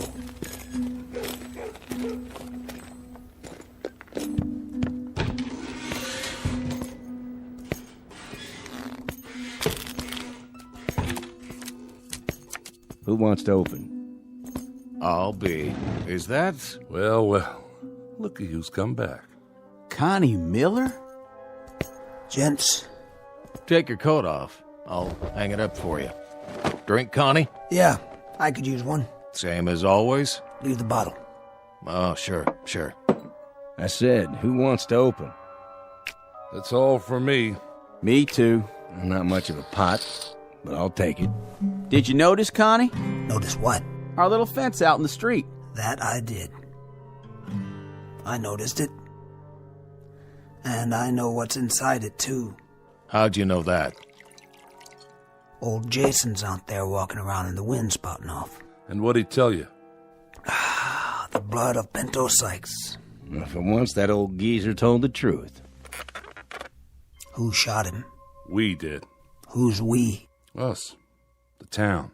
The whole town? Not me. I don't believe in gunfire myself. Only 8 of us actually fired, but the whole town was behind it. Fact is, this town don't have much in the way of marksmen. That right. Out of 8 that fired, we reckon only 1 bullet hit him. Which one? Don't even know for sure who fired it. Bullet passed clean through him, and no one is bragging that they're the one who did it. No, sir. No one is claiming credit for that piece of gunplay. You know something, Mr. Corcoran? Maybe by now, wherever he is, Pinto knows who it was that killed him. What do you mean, wherever he is? Oh, he's up on Boot Hill, of course. Lying in the family plot. Reckon it must be some disappointment to you, Connie, being as how you spent so long trying to find him for yourself. That it is, Ira. 4 months wasted out of the year chasing him. And I could have caught him right here. That's not the way Pinto told it. He claimed you wasn't even trying to catch up to him. Hello, Johnny Rob. Still running your mouth, same as always? You do spout off a lot, Johnny Rob. One last hand, double or nothing. Too rich for my blood. Mine too. I'll deal some solitaire for now. Somebody worth playing against, huh? Instead of the likes of us. Do me a favor. Send that boy home. Of course, if Connie Miller was to sit in, this gambler meet his match. Nerves of steel. Isn't that right? It's past your bedtime, Johnny Rob. No need to get riled, Connie. Nobody here is saying you didn't actually try to catch Pinto, even if he claimed as much on his deathbed. He talked before he died? Mm-hmm. He lived a half hour after he was shot. Talked a blue streak right up to the end. What did he say about... About what, Connie? About me. Maybe you'd like to hear the story from the start. That I would. Go on, Corcoran. You tell it better than the rest of us. I'll do that for you, Ira. Reckon Connie deserves to hear it all. We got a new circuit judge now, Connie. Young feller named Ed Thackeray. He come through here last week, so we went to him with our complaints. Told him how one Pinto Sykes is wanted by the law in 3 states, and how he treats this town like his personal property when he rides in, just because he was born and raised here. Is that all you told him? We told him how we haven't had ourselves a sheriff in 3 years, and how Pinto, well, he just rides in and helps himself to whatever he wants, with nobody to stand up and make him pay. We told him how we hired you, Connie Miller, to track him down, but that we ain't had much results. Hey, hold up there. You know I've been on his trail. I know. Well, sir, this Thackeray gets mad at us, tells us to grow up and act like men, or else move on to where it's safe. He gets us kind of fired up, so we hold a meeting out at Mothershed's and we all agree to work as one. The next time Pinto shows up, we'd all join in and take him one way or the other. He rode in the day before yesterday. You want to tell the rest, Ira? Not much left to tell. He rode in and 8 of the town gunned him down in the street. That's about all there is. No, that's not all there is. What about the curse? All right. You tell it. When did he do all this talking? After we carried him to the old jail. We sent for Pa Sykes and his sister Ione. I know the names of his family. I was born here, too. Spent his last minutes talking to his people. Told his pa how sorry he was he hadn't turned out better, and his pa allowed that he turned out right well enough. He told Ione how he wished she'd marry a rich man, a rancher like Mr. Mothershed, and live on a proper spread. Then he asked to be buried near his ma, except not too near, as she was too true a woman to have the likes of him close by. Said he wants his family to do the burying, as he don't want anyone else to come near where he's resting, even though I'm the one that ordered the coffin. Said if we did, he'd come calling on us. Yes, sir. He put a right curse on the town. That's what you call it. What did he say about me? Well, now, he got real riled when your name came up. Said the slower he rode, the slower you chased him. Said he waited in Albuquerque, even sent word where he was, but you never showed up. Then he said you sure ought to be able to catch him now that he's dead and buried. But if you ever come anyways close to his grave, he'd reach up and grab you. Tell you one thing, since the burial, there ain't been no one from this town hanging around that graveyard. I'll tell you one thing. He lied.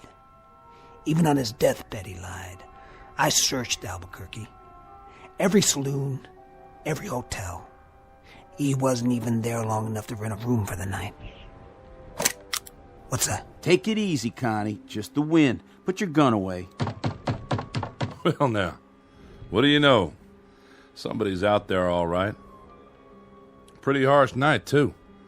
So I reckon we better let him in.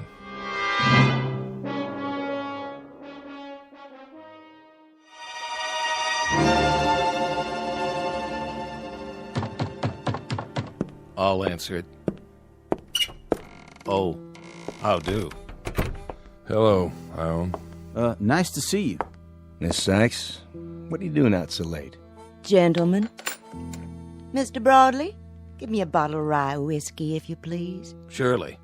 Seems your paw is hitting the drink a mite heavy, though. You think so? None of my affair, but maybe you could try and get him to taper off. He's a fine man. He truly is. All I mean to say is, I swear, Ione, folks don't hold it against him that he was Pinto's paw. Oh, this isn't for my paw, Mr. Broadley. This is for me. Oh, I see. Begging your pardon. Well, look what rode in on the wind. Hello there. My brother was just talking about you. Your brother? Most certainly. When was that? Day before yesterday. He's real sorry he missed you. We told him, Ione. And did you tell him how Pinto's going to greet him if he does see him? We told him that, too. You've been chasing him for so long, Connie. You ought to feel real lucky tonight. You finally know right where he is. And all you have to do is walk out there. How nice for you. That whole Sykes family was never real bright. Tell us, Connie. Tell you what? You afraid of Pinto's grave? What are you talking about? Because the rest of us are. How about you? I'll tell you something, Johnny Rob. I was never afraid of Pinto alive, and I sure as hell ain't afraid of him now that he's dead. Understand? Well, now, is that the truth? You know English, don't you? Because I don't exactly know as I believe you. Why, I'll bet... Hold it now, Connie. Simmer down. He deserved it. Maybe he did. But let's not have any bloodshed. Nobody calls me a coward. You didn't let me finish what I was saying, Connie. I don't think you're a coward. No, sir. Leastwise, I don't think you're afraid of anybody in this room, especially not me. For sure not you. I'm just a poor boy that works hard for not much. I'm not real strong, but dogs and kids like me. Follow me around all the time. Go ahead. Why don't you speak your mind straight out? Have another drink, Connie. Come on. Sit down. Sure windy tonight, ain't it? I remember the last time we had a wind like this. I'm waiting, Johnny Rob. Well, like I was saying, no, sir, I don't believe you or anyone else is afraid of me. But whether or not you was ever scared of Pinto is something only you know. Johnny Rob. Well, I was about to say when you hit me and hurt me is, I'll bet, not that I'm accusing you, I'm just saying, I'll bet that you won't be calling on Pinto anytime soon. No. Anytime like tonight, for instance. Now, why don't you shut up before you really get hurt? Now, Connie. Look at the time. By golly, it's almost 12 midnight. What about it? Drop it, Johnny. I'm betting you won't go out of here at midnight sharp and climb all the way up to Boot Hill and visit Pinto's grave. Now, I got a $20 gold piece somewhere. Yeah, it took me nearly 20 weeks of odd jobs to save it. Here, I'm betting it all that you won't do what I just said. That a real bet, Johnny Rob? Boy just can't help running his mouth, can he?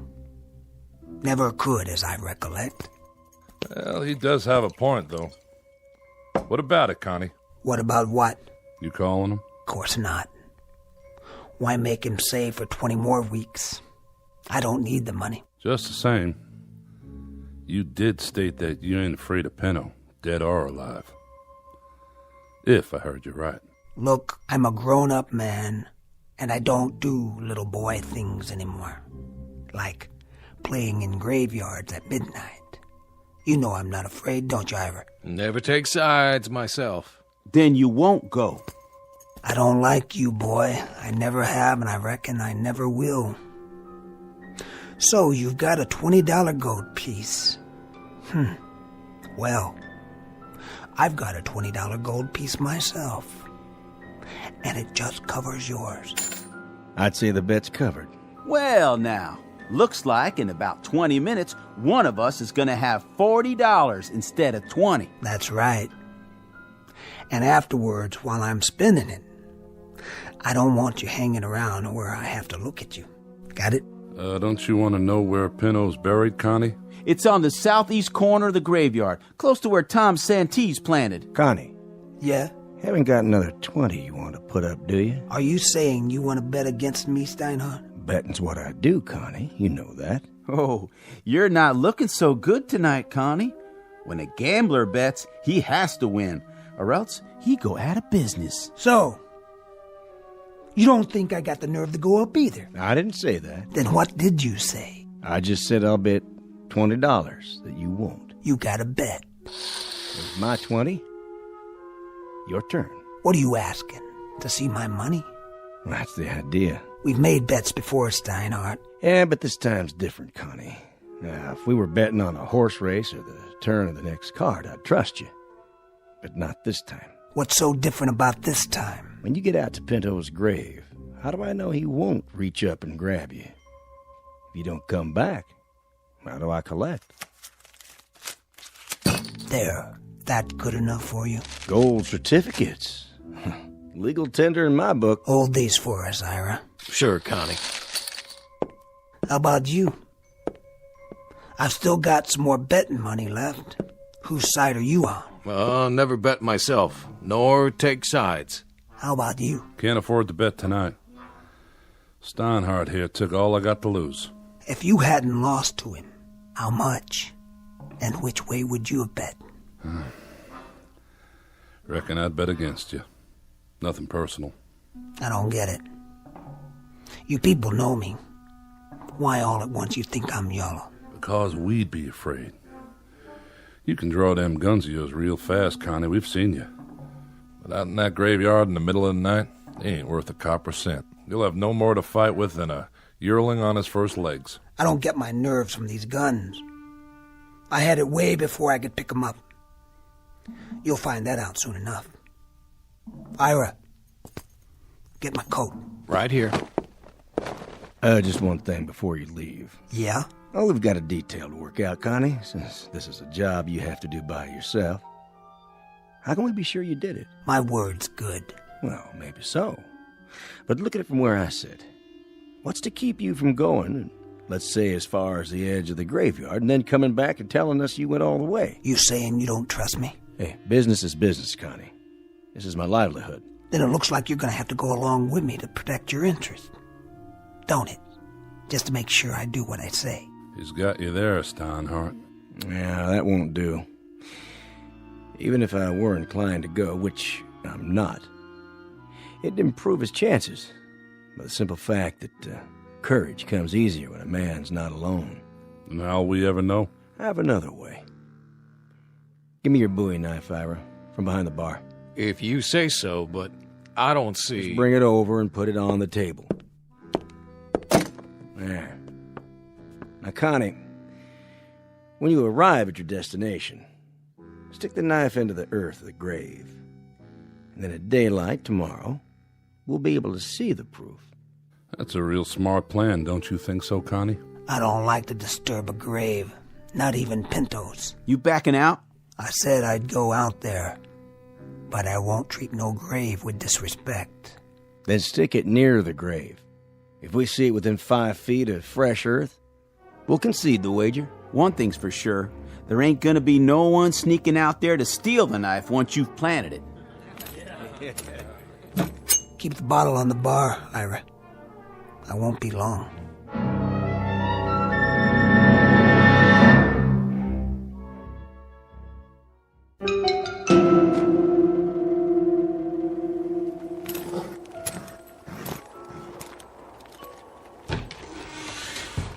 Well, who'd have thought? There he goes, all by his lonesome. And there ain't even a moon tonight. You know something? We might just lose this bet. You maybe, not me. I've already got my $20 worth just seeing him squirm.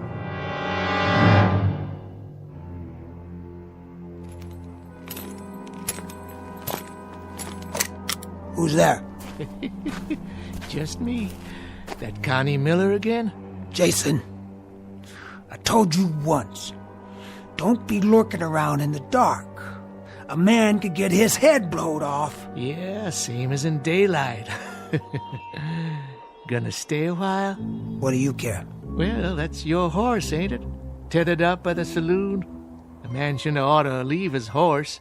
Might catch a death, all lathered up. I got one stop to make, then I'll be back. I could take care of her for you. Get her some feed and a blanket. No need. Can you spare me some change anyway, Connie?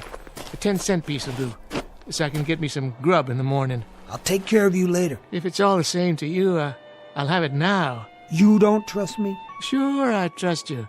But a lot can happen twixt sundown and sunup.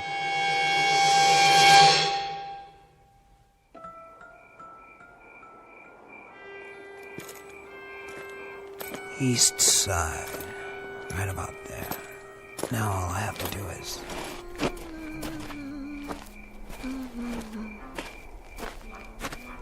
Evening, Connie. Come to see Pinto? Maybe. You're braver than I thought. What's that under your cape? You want some? A good belt of red rye might make it easier. There's still half a bottle left.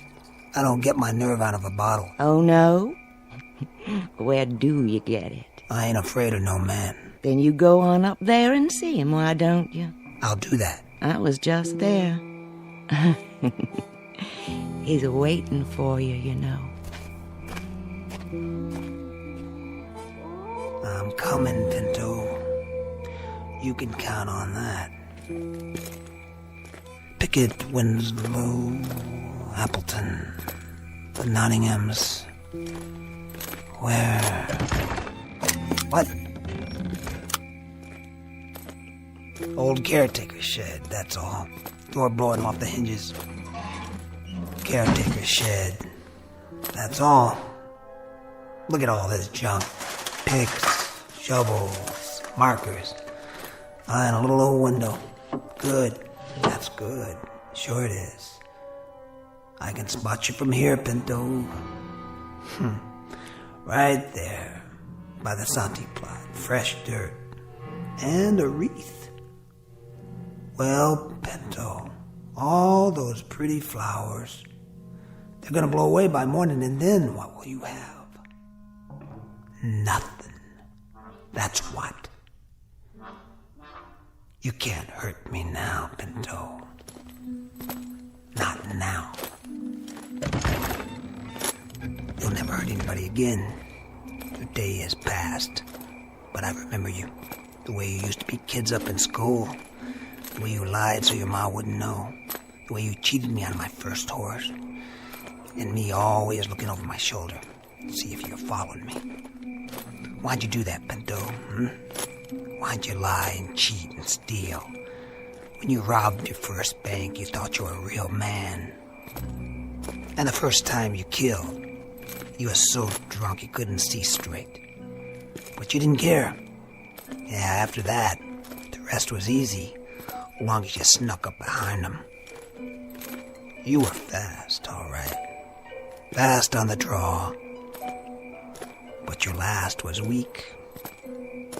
That's your blood in the dirt out there, not mine. Here, Pinto, I brought you a present. Something to remember me by. I'm leaving it on your grave. Stuck right through your black heart. Rest in peace! There. It's done. Now I hope you burn in hell. Yeah. Huh? What? No! Let go! Let go!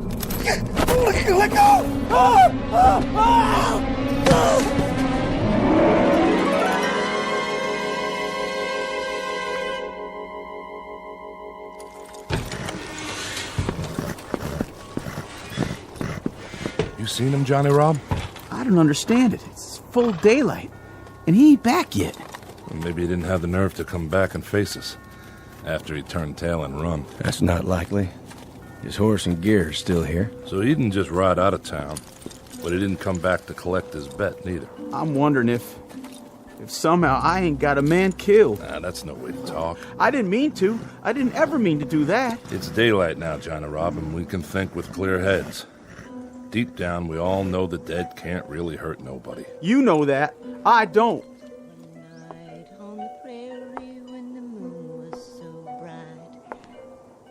Morning. Morning, Ione. What brings you out so early, Miss Sykes?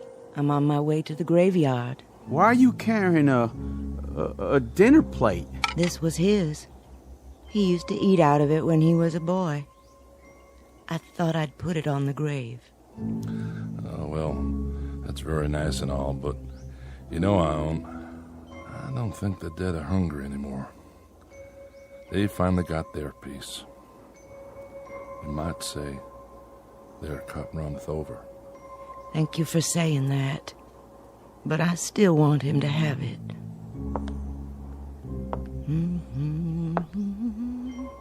I'm going with you. Do you mind? You may, Johnny, if you like. Gotta see what happened. Well, reckon we can't spend the rest of our days being afraid of a dead man. I'll come too. I guess this is one hand I'll just have to play out.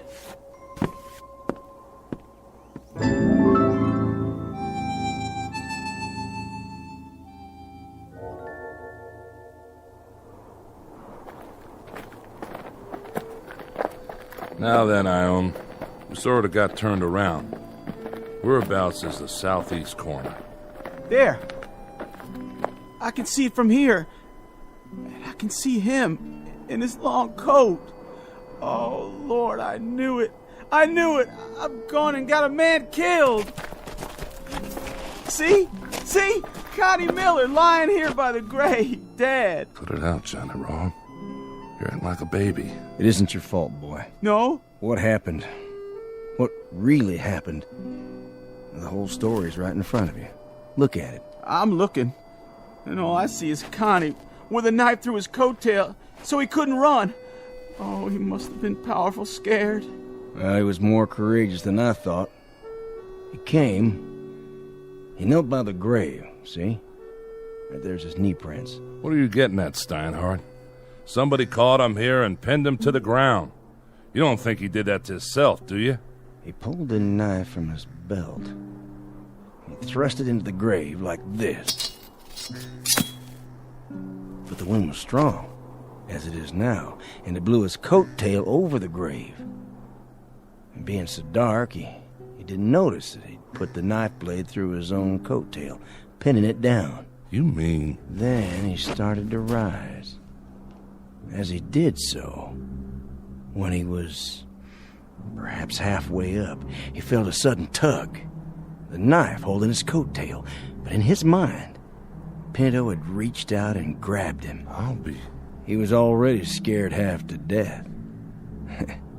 This finished him. His heart gave out. That's all. That's what happened.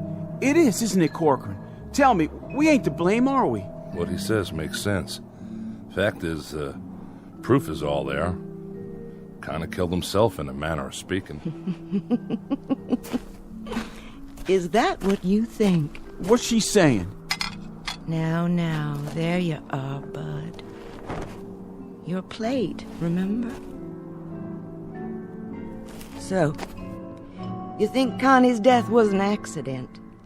That he stuck the knife in the hem of his own coat? Yes, ma'am. Tell me this. How did his coat tail get over the grave like that? Well, for some reason or another, because he was in such a hurry, he left it unbuttoned. Yeah, and the wind must have done the rest. What direction was the wind from last night? South, why? The south, same as now. And I'm standing in exactly the same spot Connie was. You are right enough. Look at my cloak. Look at it. Is the wind blowing it across the grave now? No. It's blowing out behind you. So it couldn't blow the opposite way, could it? Not today, and not last night.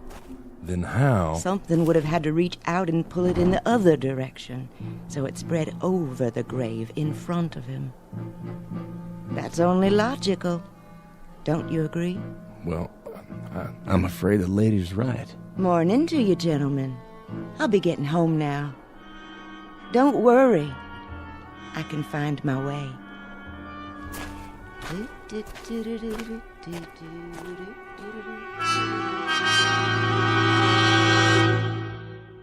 Final comment. You can take this with a grain of salt or a shovelful of earth, according to your preference, as either shadow or substance. We leave it up to you. And for those who are interested in a further search for truth, one suggestion. You might begin by checking under G for ghosts in the Twilight Zone.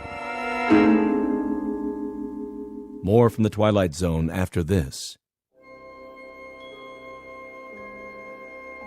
Hi, this is Carl Amari, producer of the Twilight Zone Radio Dramas. I'd like to take a moment to tell you about our official website at twilightzoneradio.com, where you'll get the latest news and information on these Twilight Zone Radio dramas. Plus, at twilightzoneradio.com, you can digitally download 3 free episodes or any of our episodes for only $1.95 each. In this age of ever-changing technology, we've decided to make these episodes instantly available to you by making the Twilight Zone Radio Dramas a digital download-only series. This means that this series will no longer be offered on CD. The CD collections at our website are now being offered, while supplies last, at buy one, get one free. So be sure to get your favorites before they're sold out. Be sure to visit us often, and I'll see you in the zone.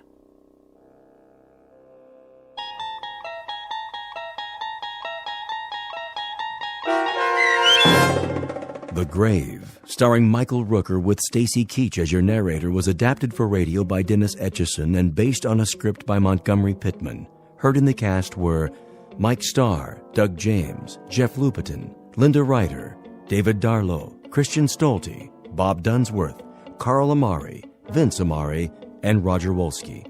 To learn more about the Twilight Zone radio dramas and to obtain audio cassettes and CDs of these programs, visit our website at twilightzoneradio.com.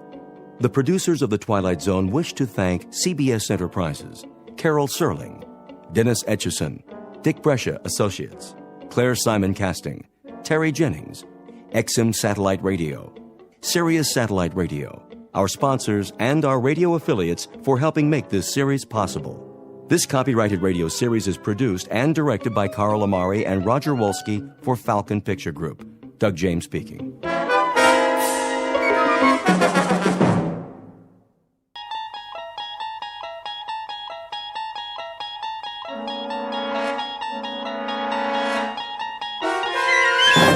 There is a fifth dimension beyond that which is known to man. It is a dimension as vast as space and as timeless as infinity. It is the middle ground between light and shadow, and it lies between the pit of man's fears and the summit of his knowledge. This is the dimension of imagination. It is an area which we call the Twilight Zone.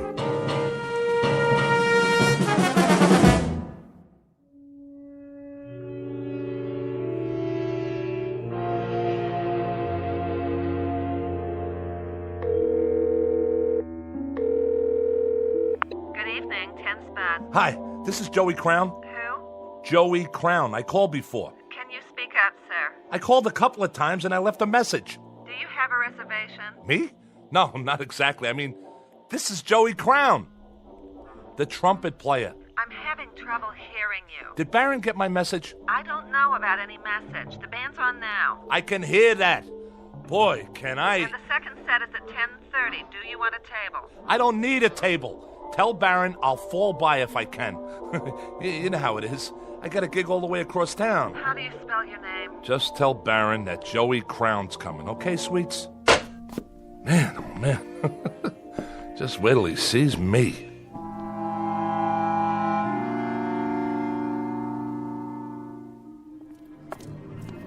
Hey, Bobby, what's happening? Name? You know me.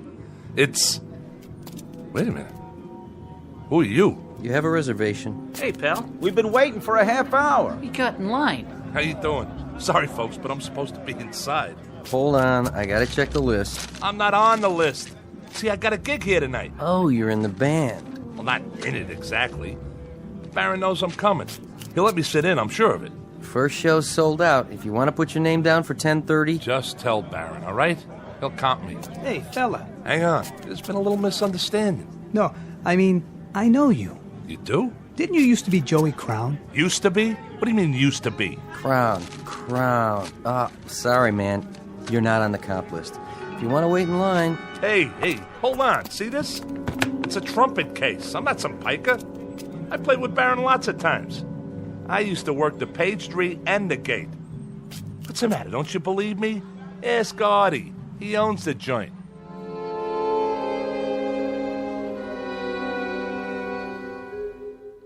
Meet Joey Crown, a man who made music, or used to. A little man with a funny rubber face whose life is a quest for decent billing and other impossible things, like flowers in concrete or trying to pluck a note of music out of the air and put it under glass to treasure. Because it is a treasure to him, and if the truth be told, to a lot of people who heard him play when he was hot, when he could take a tune and turn it inside out with a dented, beat-up golden horn. His solos were the stuff legends are made of, until he took a turn for the worse. For a while now, the only notes to come out of his trumpet have been, well, slightly sour and off-key. Joey Crown, who in just a moment will decide to leave the earth for a steady gig in another kind of club, one located in an out-of-the-way place we call the Twilight Zone.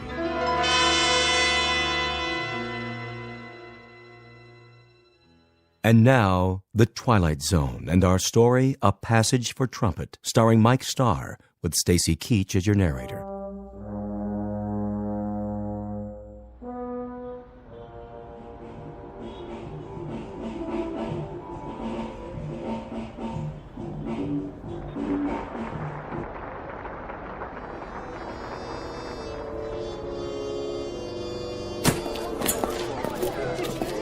You can take 5 out here if you want, Mr. Barron.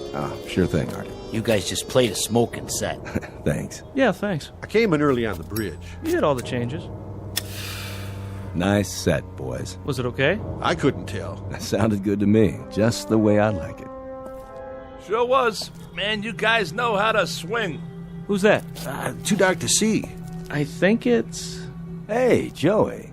What do you say, Baron? What are you doing here? Well, what do you think? I brought my axe. What for? I thought you might need somebody with a horn.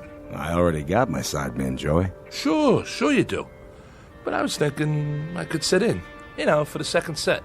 Not tonight. Just a few choruses. Maybe some other time. Why not? You know how good I can play. Easy, Joey. But why? The last time you played trumpet for me, you lost it up. I did? I had to share you with a bottle. Bottle? Me? Oh, you got the wrong guy. You and that horn don't belong together on the same stage anymore. You mean 6-7 months ago? That was just a bad night. I forgot what it tastes like. I'm on the wagon now. Way up. That right, Joey. Who's your brass section? Right here. Meet my new trumpet player. Yeah? That was him? Yeah, that was me. Don't get me wrong. He sounded great in there. Really cooking. But what do you think I am, some kind of a lush? Listen, Baron, I know what that stuff does to me. I ain't an old man yet. Me and my horn got a lot of years left. I could be a #1 boy again. Club dates, sessions, the whole bit. Hey, take it easy. What do you think I'm gonna do? Chuck it all away in some bum habit? Be serious. Listen, man, this is one mellow horn, and I got sweet music in me. A whole lot of it. You know yourself, when I open the case and pick that thing up and blow, I can make 'em cry. That you can, Joey. I remember. So what's the big deal? I can come in behind your man on the bridge. Then I sit out while he takes his solo. Then we trade choruses and I... You dropped something, Joey? That's not mine, honest. I never saw it before. It was in your coat pocket. I saw it the minute you walked up. Come on, boys. Let's go back in. No, you come on, Baron. What are you trying to do to me? All I need's a chance. Okay, it's showtime. Go on. I'll be right there. All I need's a chance. One shot. That's what you need, all right. A shot. Better make it a double. That's not what I mean. Oh, don't worry about the mess, Joey. Somebody will clean it up for you. They always do. I'm sorry, Baron, but if you knew what it's been like to... One thing I don't know. When a guy has so many friends, why would he hang out with his worst enemy? All right, I get it. I shouldn't have come here. We've been doing all right at the club. Sold out most every night. So let me lay some green on you. Your share. For old time's sake. Keep your money. Hey, for old times. Come on, man, when you had the magic. Remember? Harry James, Max Kaminsky, and Berrigan, and Butterfield, and Diz, and Miles. Man, you had a little bit of all of them. And you traded it for some bad booze. Well, you got took. That was no kind of a deal. You got the crummy end of the stick. I don't want your charity, okay? I got one question for you, Joey. Why'd you throw it all away? Maybe because I'm sad all the time. Because I'm nothing anymore, and I know it. Because from now on, I'll live and die in a crummy one-roomer with dirty walls and cracked pipes. I'll never have a girl because I'm an ugly little gnome. I'll never be anybody again because half of me is that horn. I can't even talk to people without it. That's my language. Go easy on yourself, Joey. Oh, but when I'm high, Baron, when I'm high, I can't see how dirty the walls are. I don't see the cracked pipes. I don't even know the clock's running, that the hours are going by. Then I'm Gabriel. I'm Gabriel with the golden horn. And when I put it to my mouth and blow, it comes out jewels. It comes out a symphony. It comes out the smell of flowers and summer nights. It comes out beauty. When I'm drunk, Baron. Only when I'm drunk. Take care of yourself, son. Oh, man.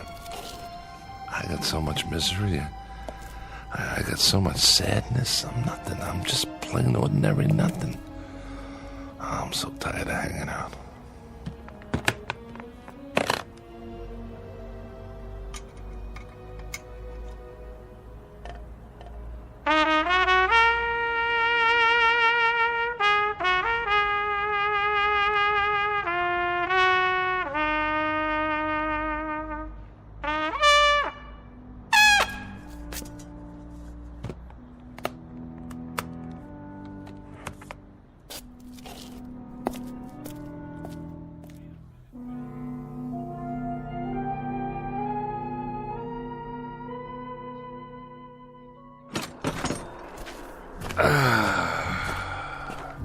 Smell that good old polluted city air.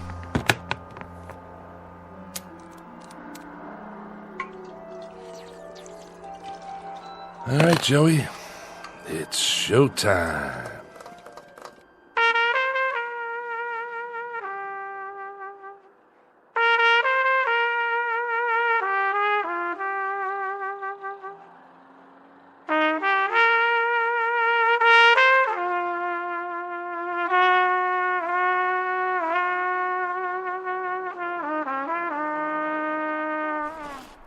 Here, I got a right to sing the blues, all right?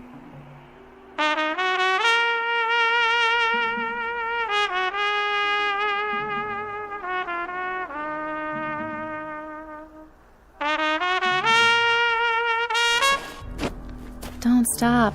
Who are you? Please, play some more. What are you doing up here on the roof? Well, I suppose I could ask the same of you. I wanted to be by myself. Don't you know it's the middle of the night? Yes. Couldn't sleep either, huh? Would you please play a bit more? I can't play. Why do you say that? I thought it sounded beautiful. What do you know? Well, I don't know much about music, I admit. But it had so much feeling. You have a gift. Once upon a time, maybe, but that was a long time ago.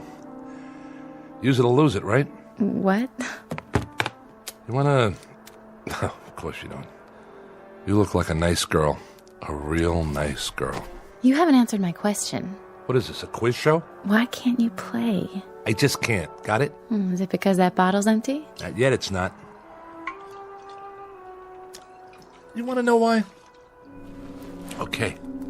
The reason I can't blow that horn anymore is that too much of me is in there. Too much of Joey Crown. Is that your name? It was. It's a nice name. I like the sound of it. You don't know who I am either, do you? You don't know anything. I'm sorry. I just like the way you play. Well, I had played my last note. Yes, ma'am. My very last note. No more. Well, I think that's what's sad. Then I'm sorry. I'll just have to disappoint you. It's been very nice making your acquaintance. You look like a nice person. A very sweet person. Thank you. You're new here. You come out from Iowa or Cincinnati or someplace like that, and you don't know anybody. I could have shown you around. I could have taken you places where they play some nice jazz, you know? All we'd have to do is ride the subway down to the village, walk around. There's places everywhere. On every street almost.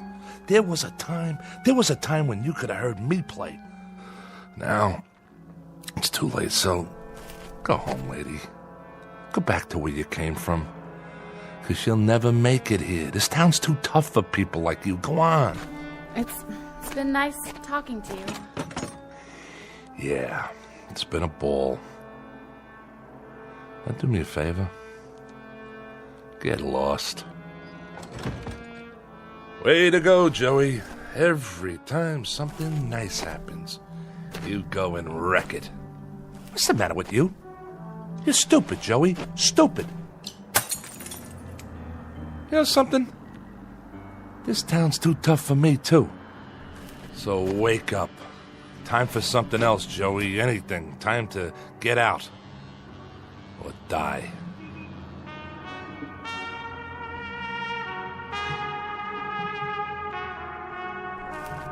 Oh. Wait a minute. The heck is that? Nobody ever played that good, not even Joey Crown. Nobody on this earth.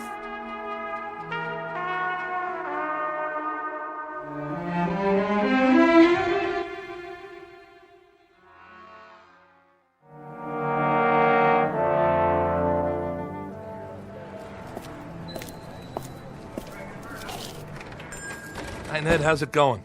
Back again. I need some cash. You and me both. Look, Joey, I can't keep loaning you money on that beat-up old trumpet. What do you mean? You know this horn. It's got a tone you wouldn't believe. That's the trouble. They all sound great when somebody's playing them. Look around. I got enough instruments to equip Sousa's band. I need another bugle like I need my taxes raised. But this horn's been around. It's got character. I played it at Newport. I played it on so many sessions you couldn't count them all. Go over there and flip through those records in a box. I bet you got 20, 30 albums I'm on. You name it, this is the horn, the same one. Trumpet is a trumpet, Joey. It's the man who plays it. That's what counts. Otherwise, it's just a pile of brass. $20. What? You gave me 40 last time. Like you said, it's been around. The case has got dents in it. Listen, Ned, I'm serious. So am I. What I need is enough to get a bus ticket out of the Port Authority. Taking a little vacation, huh? Atlantic City? At this time, I'm leaving for good. $20 won't get me out of Jersey. Then you're not coming back. Not in your life. This is the new Joey Crown. I'm turning over a new leaf. If you're selling, 25. That's my best offer. Take it or leave it. Okay. 25. All right. Sign here. Just think, Ned. After today, you won't have Joey Crown to kick around anymore. This is the last time you'll see my ugly mug in here. You can count on that. Now hurry up before I change my mind. You want to kiss it goodbye? I already did that. Changing jobs, huh? Yeah. I'm going to start a new career. Digging ditches. So you don't need it anymore? That's right. Like I don't need lungs. See you in the funny papers. Then if you're sure... I'm sure. I'll go ahead and put it in the window. Wait a minute. You put a sign on it. $75. Nothing personal, Joey. Business is business. A man's got to make a profit these days. Sure, but you only gave me a third of that. Guys like you just don't get it. I mean, what's money to somebody who plays jazz all night, sleep until noon? What kind of responsibilities you got? Nothing, right? Not a thing. Yeah, nothing. A big fat zero.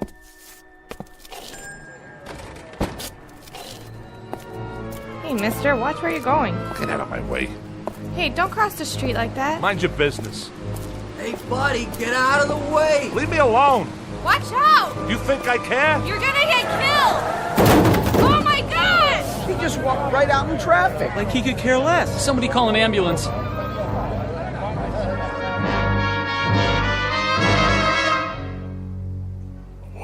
What? Stand back, folks. The paramedics are on their way. Oh, I'm sorry about that, officer.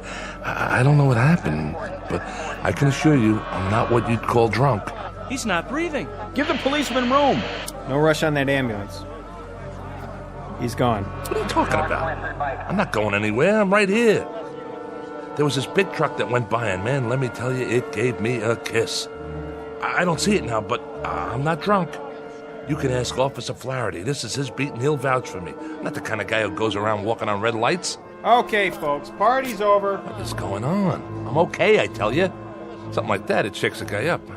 I need a smoke. Hey, man, you got a match? What's the matter? You can't hear me? I'm not a bum. I just want a light, that's all. Excuse me, buddy. You wouldn't happen to have a light, would you? Hey, fella, do you have a... Some town, all right. Real friendly. I gotta sit down someplace.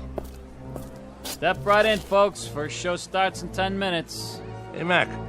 What's playing at the Bijou today? Anything good? Tickets, please. I asked you a question. What's the movie? Everybody inside. Snack bar straight ahead, seating to the left and right. Okay. I'm buying a ticket, see? I'm no freeloader. You want to sell me a ticket, miss? I got money. Hey, where's the girl that always works here? I gotta tell Gracie what happened to me. I just tangled with a Mack truck, and the next thing I knew... Yeah, 2 tickets, please. Yes, sir. Here you are. What, am I invisible? You don't want to sell me a ticket? Why not? My money's as good as the next guy's. If you don't want to sell me one, then I'll just go see the manager. What do you think of that? Where's Vincent? He's an old friend of mine. Vince? Where are you? Anybody? That's what's wrong with this town. Nobody's got manners anymore. You'd think I was someplace that nobody ever heard of, like I'm some kind of untouchable. I mean, at least when you talk to people, they could say a couple of words when you ask them for a match or a ticket or something.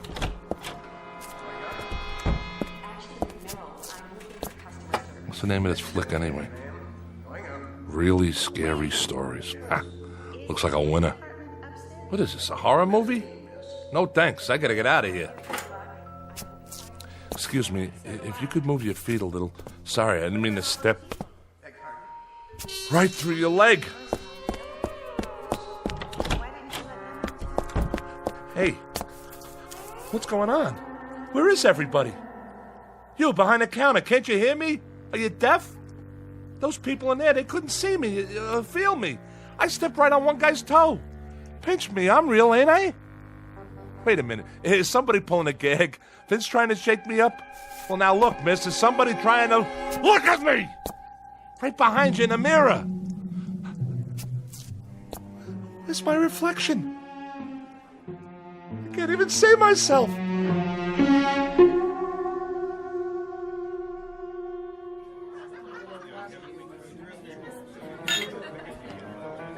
So, I'm dead. Can you beat that? I'm DOA. Just plain old deceased. 2 margaritas, Nick. Coming right up. And another round for table number 2. You got it. Could you pour one for me while you're at it? Guess not. How does that go? Water, water everywhere, and not a drop to drink. You get it, don't you? I'm a ghost, see? That truck must have done it after all. Understand? I'm haunting you. Ain't that something? At last, for the first time in his short, miserable life of Joey Crown, he was finally successful at something. Hey, Nick.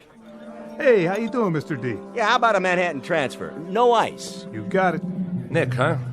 Charlie must be off. Of course, if he was here, he couldn't hear me either. None of you can hear me. And nobody can see me. I used to come in here a lot. I don't recognize any of you people. And you wouldn't have noticed me. I mean, I'm not the kind of guy anybody'd notice. Guess I'm kind of like a little blob or something. But Charlie used to give me a little drink now and then on the house. He was a real nice guy. You know what he did one time? You know what he did? He went out and got an old Buddy Rich record from way back when I was playing with him. And on the record, there's this long solo with me on the horn. And Charlie goes and orders it like a big surprise for me and puts it on the jukebox. Oh, would you believe it? Nice thing for old Charlie to do. When I was still alive. Thanks, Nick. My pleasure, Dollface. Funny thing, though. I mean, if this is it, what happens next? I just go walking from place to place till it gets dark? This could wear a guy down. I mean, nobody to talk to, nobody to listen to. Not even a horn to play. Not anymore. Oh, excuse me. Am I in your way? Not that you care, huh? You can walk right through me, because I'm just a ghost. Plain old nothing little man and a plain old nothing little ghost.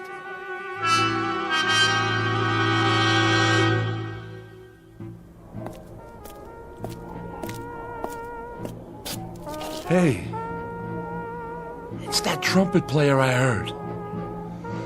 The same one.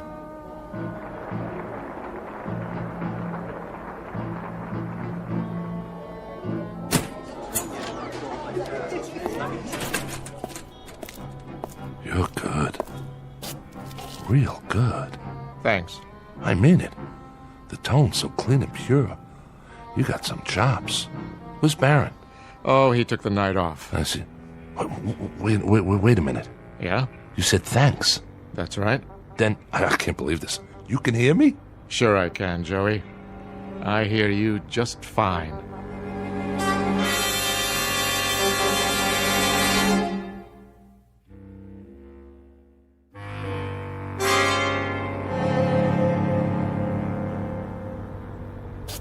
You really hear me? I hear you. You see me? Very clearly. Ah, I get it. Are you a ghost too? Not really. I am. I stepped in front of a large vehicle this morning. Is that right? It ain't good for the health, believe me. I'll bet it's not. Say, if you don't mind my asking, who have you played with before? Before what? Before now. What bands? Oh, I've played all over. Yeah, but with who? Dizzy? Miles? Those were great hornmen. They sure were. Did you study at Juilliard, Berkeley? I guess you might say I picked it up on the fly. Here and there. You sure got a great trumpet. The way it shines. Custom made, huh? You want to try it out, Joey? Yeah, I'd like to. You mind? Whatever you like. Joey. You call me Joey. Joey Crown. That's the name, isn't it? Yeah, but we ain't never been introduced. Not formally. But I know who you are. You play a nice trumpet. I know.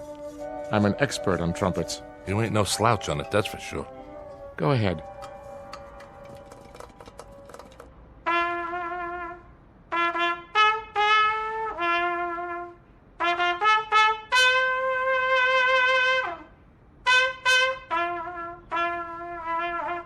Not bad, Joey. Not bad at all. Yeah, ain't that something? I can play again. Now that it doesn't matter anymore. What do you mean by that? Now that I'm dead. How come you know who I am? You say you're not a ghost, you're not dead? Nope. And neither are you, Joey. I'm not? By no means. But what about that truck? What about it? And what about the people in the bar, in the movie theater, the girl in the ticket booth, the people in the street? Oh, them. Well, you see, they are dead. But that doesn't make sense. How? They're the ghosts, Joey. They just don't know it. Huh? You're losing me. Sometimes, to make it easier, we have to work it that way. We let them go on in a life that they're familiar with, and they never know for a long while. But that's why they can't hear you.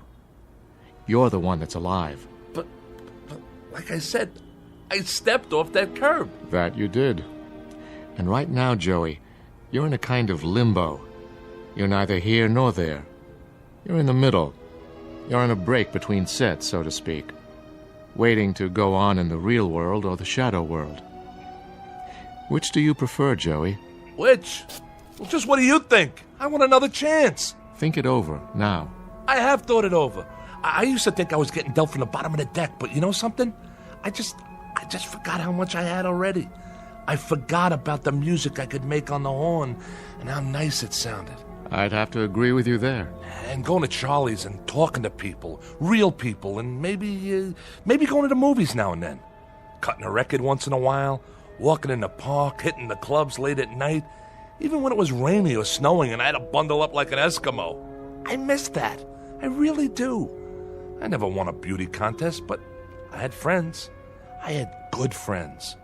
What do you think happened to all that? Somewhere along the line, I forgot the good things. That's what happened. I just forgot. You've got a choice, you know. Choice? One way or the other. It's not too late.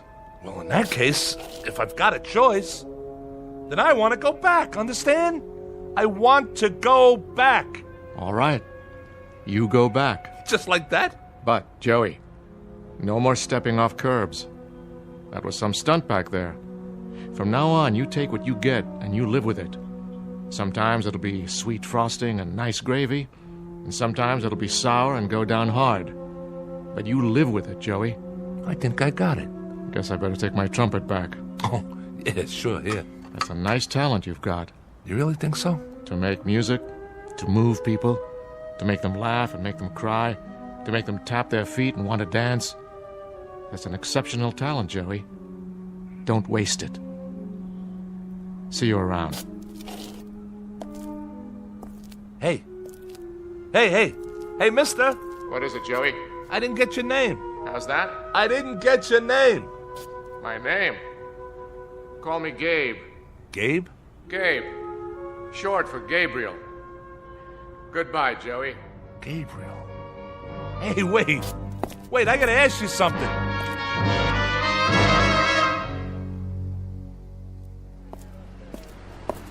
Hey, mister, watch where you're going. Get out of my way. Hey, don't cross the street like that. Hey, buddy, get out of the way! Watch out! You're gonna get killed! Oh my god! He just walked right out in traffic. Like he could care less. Somebody call an ambulance. Wait, he's breathing. I'm all right. Just let me get up. You okay, pal? I think so. Let me help you up there. Oh, you know you shouldn't ought to do that. Stepping off the curb like that. It's lucky I just grazed you. Don't worry about it. No harm done. He's all right. Oh, thank God. He could have been killed. Well, look. I am 14 years without an accident. That right? I'd be obliged if, well, you know, no insurance companies, no doctors, nothing like that. So, how much do you want? For what? To keep this just between us. Name your price. My price? Oh, let's see now. You got, let me see, $75? That all? Sure, I got that much. I got more if you want. 75 will do. Okay, 50, 60, 75. Here you go, pal. Good luck to you. I gotta go now. Well, what do you know about that?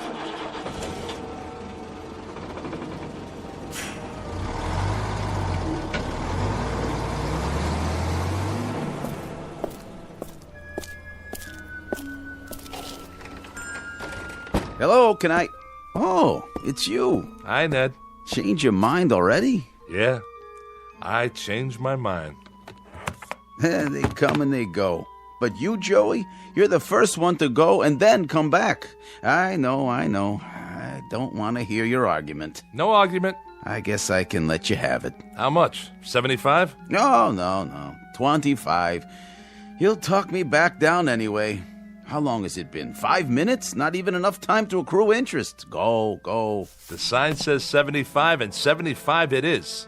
A man has to make a living. You tempt me, Joey. Right is right. It's only business.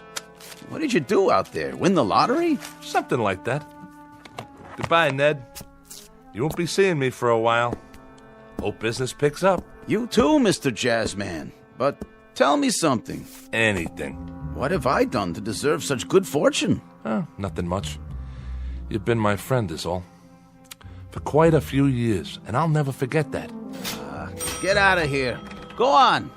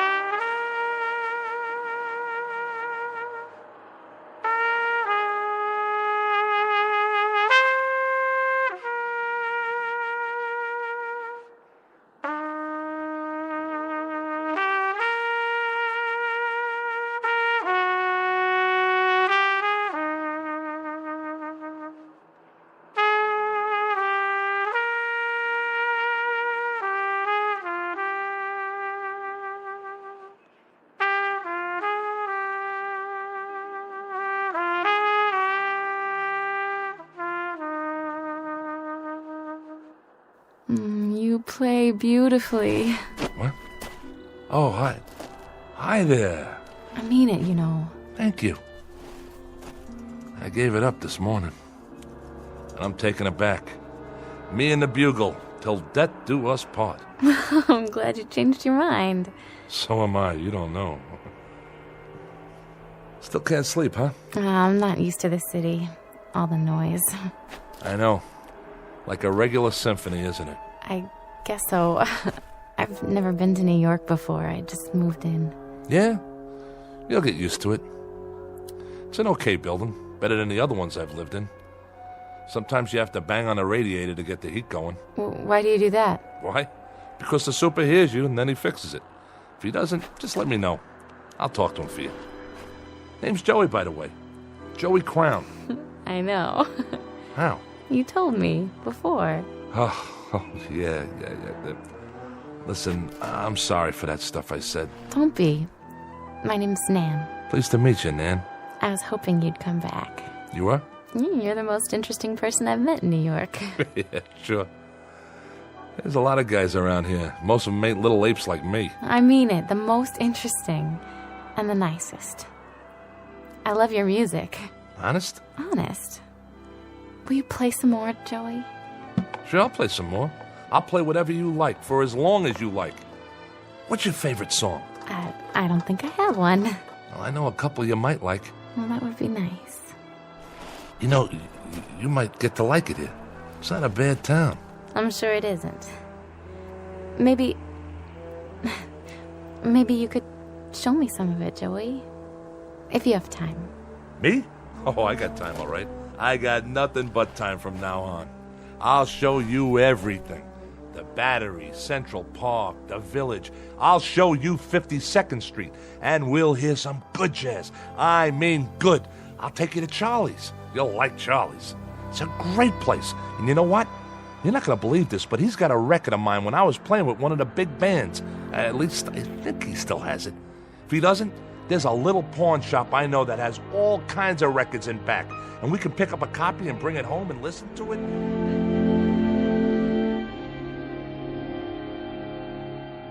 Joey Crown, who makes music in the present tense, who knows a thing or two about tunes and chord changes and how to play his axe, and who just discovered something about life, that it can be rich and rewarding and full of beauty like the music he plays, if he only takes the time to look and listen. Joey Crown, who finally got a cue and a clue in the Twilight Zone.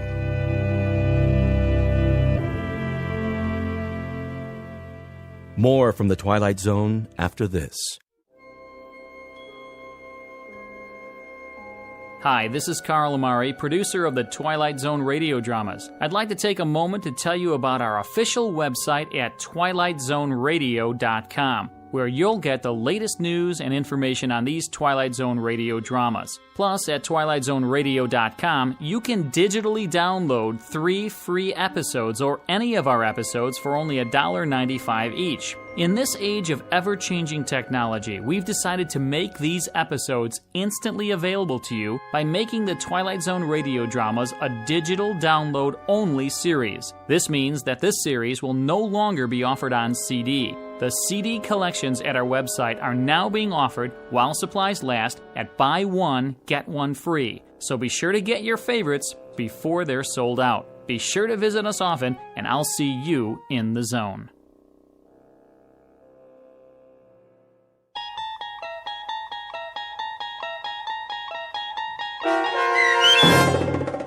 A Passage for Trumpet starring Mike Starr with Stacy Keach as your narrator was adapted for radio by Dennis Etchison and based on a script by Rod Serling. Heard in the cast were Doug James, Brooke Sanford, Jeff Lupiton, David Darlow, Kurt Nabig, Meg Thalken, Lynn Foley, Carl Amari, Sarah Marks, Chuck Somar, Vince Amari, Karina Karpolovsky, Bo Nortel, and Roger Wolski, with special trumpet stylings by Chuck Somar.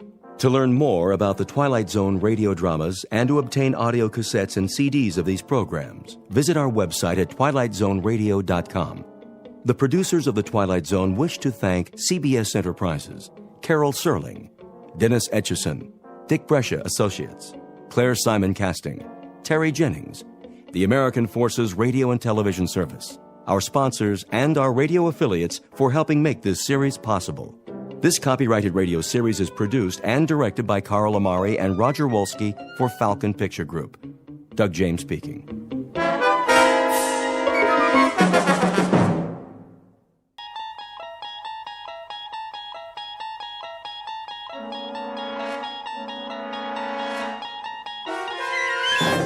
There is a fifth dimension beyond that which is known to man.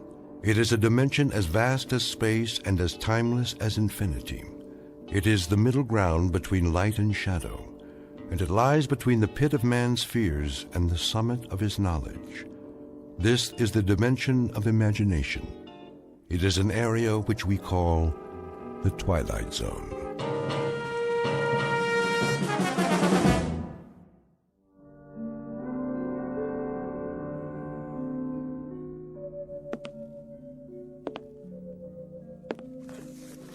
Entry.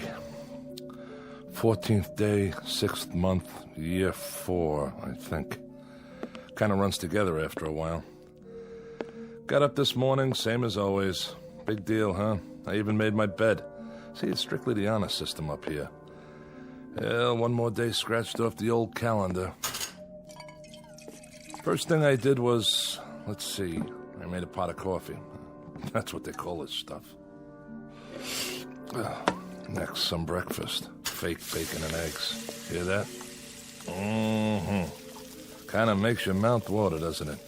Gotta watch the calories, though. Putting on some pounds around the middle. That's bad for the ticker. Wouldn't want to check out before my time. I make it 46 more years, give or take a few. Anyway, welcome to my world. At least I'll have something to play back later. Otherwise, I wouldn't have anybody to listen to. Because this way I know I'm dealing with a higher class individual.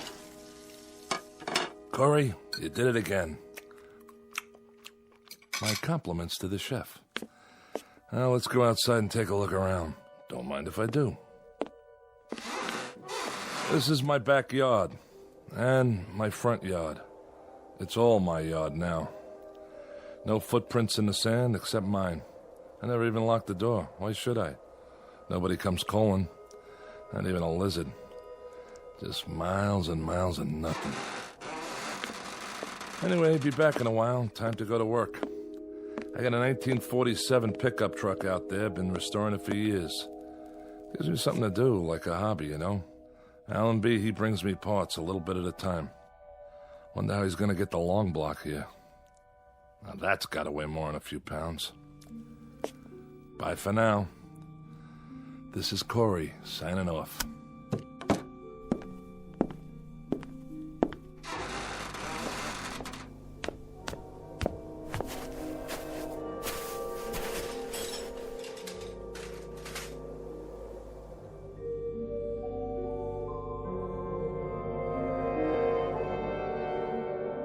Welcome to the world of Mr. James A. Corey. A shack, a shed, and a yard made up of sand and scrub that stretches to infinity. His work? An old truck, cobbled together from junkyard parts. He takes his time, for there is a ritual to loneliness. Twice a day, Corey leaves his shack, goes over to his vehicle in progress, and makes a few minor adjustments. Then he sits in the front seat, stares through the windshield that isn't there, and perhaps succumbs to a wishful daydream that he is at the wheel of a moving car, and the car is on a highway and there is someplace to go. But this will have to remain a dream, because where this man is, there are no highways, no places to go, and no people to see. For the record, let it be known that James A. Corey is a convicted criminal placed in solitary confinement, and it matters very little that his confinement stretches as far as the eye can see. His sentence is the kind of isolation that can destroy a human mind. It is an exile far worse than a dungeon at the ends of the earth, because he has been banished to a place well beyond the earth. In just a moment, Mr. Corey will discover that he may not be alone for the rest of his life after all. And with that discovery will come the requisite spark of hope. But a spark is all it takes to fire a man's imagination in the Twilight Zone. And now, The Twilight Zone, and our story, The Lonely, starring Mike Starr, with Stacy Keach as your narrator. There she is, dead ahead. Got it, Captain. Prepare for planetfall. All systems check. Sir? What is it, Carstairs? I got a question for you. How can we still call it planetfall if it's only an asteroid? That's a good one. Well, call it whatever you like, off the record. But we're on the record now. This isn't a training mission. Set the coordinates. Yes, sir. The surface is coming up mighty fast. I don't know how you can tell one sand dune from another. By doing this every 4 months, year after year, that's how. Corey's shack is just over the rise. I don't see... It's right there. Fire retro rockets. Decreasing speed. Ready to nose up. Nose up. 40 degrees. 60. Keep pulling. 75. 80. 88. 90 degrees, sir. Now angle her down. Tail first. Piece of cake, Captain. What are the numbers? 0400 hours, Earth time. Fuel 0.87 capacity. Cutting in a little close, sir. Ah, those meteors on the way out. We lost some precious time. Corey won't be very happy. He's not supposed to be happy, is he? You don't know him the way I do, Adams. He waits for these deliveries like a kid on Christmas. Always wants to hear how things are back home. What the women look like, how the world has changed. I'm the only contact he's got. If I didn't stop here, I think he'd go stir-crazy. What'd he do, anyway? He stopped caring, that's what. After he lost his wife. Yeah? He got in a fight. Some say it wasn't his fault. The guy died, and he ended up here. They don't have room for any more criminals back home. The new regime, huh? I read about that. But he's had a lot of time to think. Nothing to do here but think. Prepare to set her down. I want a 3-point landing this time. Yes, sir. Tail fins ready. We're going in.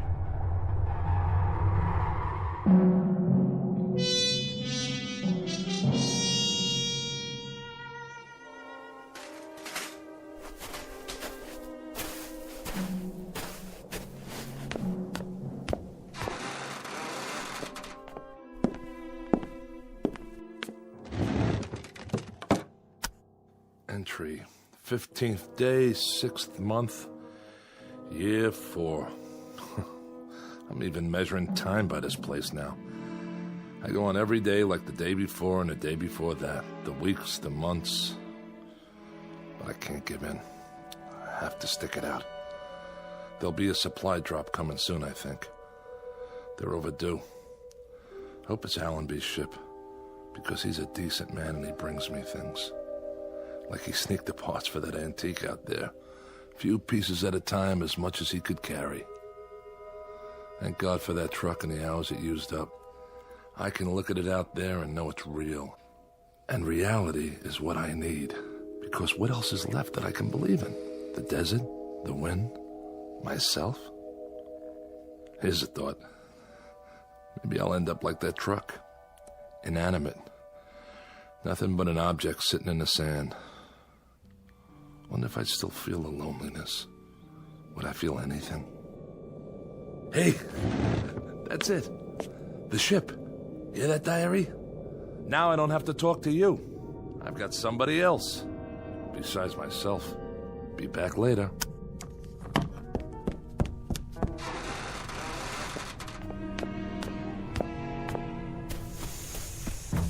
Hey! Hey! How you doing, Allenby? Corey, how are you? All right. Corey, Well, don't just stand there. Come on inside. It's hotter than blazes.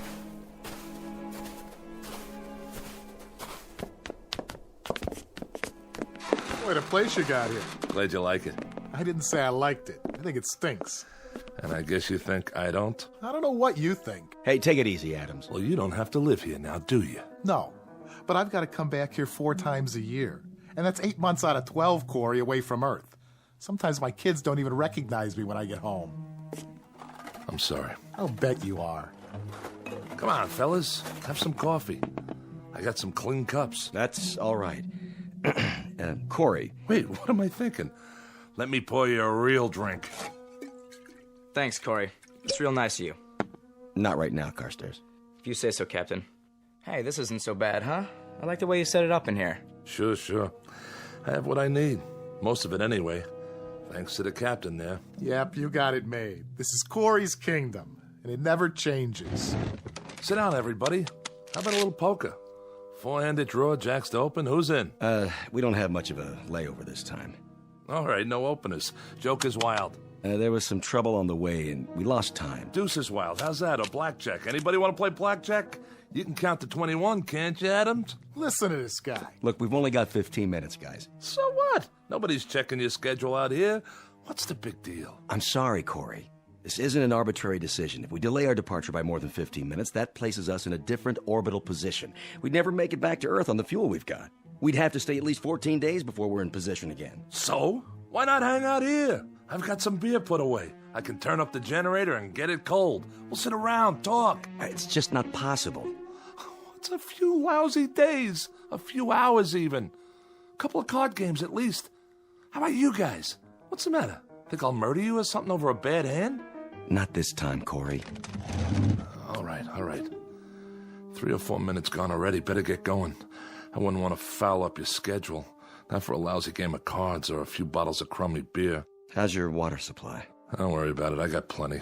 Well, I'll have a cupful then, if you can spare it. Sure. We've got some fresh on board. I'll have the men bring it over. You do that. Brought you a few more things, too. I thought you could use them. Thanks. Any news? Not yet. But I told you last time, there's been some pressure back home about this kind of punishment. A lot of people think it's unnecessarily cruel. Well, who knows what'll happen the next couple of years. Well, they may change their minds, rewrite the law, bring you back to a prison on Earth like the old days. Allenby, I have to tell you something. Every morning when I get up, I tell myself that this is the last time. That I won't be able to live another day alone, not another day. And by noon, when I can't keep still anymore and the inside of my mouth feels like gunpowder and burnt copper and deep down in my gut, I've got an ache that won't go away and it starts to spread through my body, tearing little chunks out of me. Then I think that I've got to hold out for one more day, just one more day. But I can't keep doing that forever. You hear me? Or I swear I'll lose my mind. You're breaking my heart. What do you know about it? That's enough. Let him go. Why should I? What do I have to lose? I said... Take your hands off me, you nutcase. Watch your mouth. Corey. He shouldn't worry about losing his mind. Look at him. He's already lost it. Back off, Adams. Now you and Carstairs go back to the ship and get the supplies. Yes, sir. Go on. Do as I tell you. And the big crate, the one with the red tag, handle that one gently. How about using the truck out there? Some of the stuff's pretty heavy. It's not running today. It isn't, huh? What's the matter, Corey? Out of gas? Lots of places to go around here. There's the country club past the mound over there. And the seashore over that way. And the drive-thru restaurant. That's around here someplace, isn't it? Knock it off, Adams. Get the supplies. I'm going. I brought you some parts for the truck. A set of coil springs. I got some magazines, too. Strictly on my own. And some old vintage movies. Science fiction. You'll get a kick out of them. I'm sure I will. I brought you something else. Yeah? It would mean my job if they found out. Look, Allenby, I don't want your gifts. I don't want your tidbits. Makes me feel like an animal in a cage and there's a nice old lady out there who wants to throw peanuts at me. Allenby, I only got one question. What about the pardon? I'm afraid you're still out of luck. That's what I figured. The new regime, huh? The sentence reads 50 years. And they're not even reviewing cases of homicide. Allenby, take a look out there. What do you see? This is 90% of the view I'm going to have for the rest of my life. Did it ever cross your mind? Because it crosses mine every hour of every day. Unfortunately, we don't make the rules. All we do is deliver the supplies and pass on information, because you're out of position for radio contact. Yeah, that's why they picked this place. Look, Allenby, a pardon. That's the only information I want. I'm not a murderer. I know. It was self-defense. A lot of people believe me, and it happens to be the truth. I killed in self-defense. I remember, Corey. Then why am I here? I doubt if it'll be much consolation to you, but this kind of assignment isn't easy. Stopping here 4 times a year, having to look at a man suffering? You're right. It's not much consolation. Here they come. I can't bring you freedom, Corey. All I can do is try to bring you things to help you keep your sanity. You want this big crate opened up, Captain? Not yet. Stay there. I'll be right out. Okay, I'll bite. What's the big box? You can open it after we're gone. If it's 20-year supply of puzzles, you can take them with you. When I want a problem to solve, all I have to do is look in the mirror. We've got to go now. Did you hear what I said, Corey?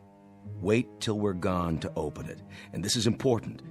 When you open up the crate, there's nothing you need to do. The item has been vacuum packed. It needs no activator of any kind. The air will do that. There'll be a booklet inside that'll answer any of your questions. You're being awfully mysterious. I don't mean to be. It's just like I told you, though. I'm risking a lot to bring it here. They don't know what it is, so I'd appreciate it if you wait till we get out of sight. No problem. Give my regards to Broadway. And every place else while you're at it. Sure, Corey. I'll see you. Allenby! Yes? I don't much care what it is. But for the thought, Allenby, for the decency of it, I thank you. You're quite welcome, Corey. Have a good trip! 2 minutes, Captain. Go ahead and fire up the rockets. Yes, sir. Captain, just man to man. What did you bring him? What's in the box? I'm not sure, really. Maybe it's an illusion, or maybe it's salvation. Open the hatch. Let's get out of here.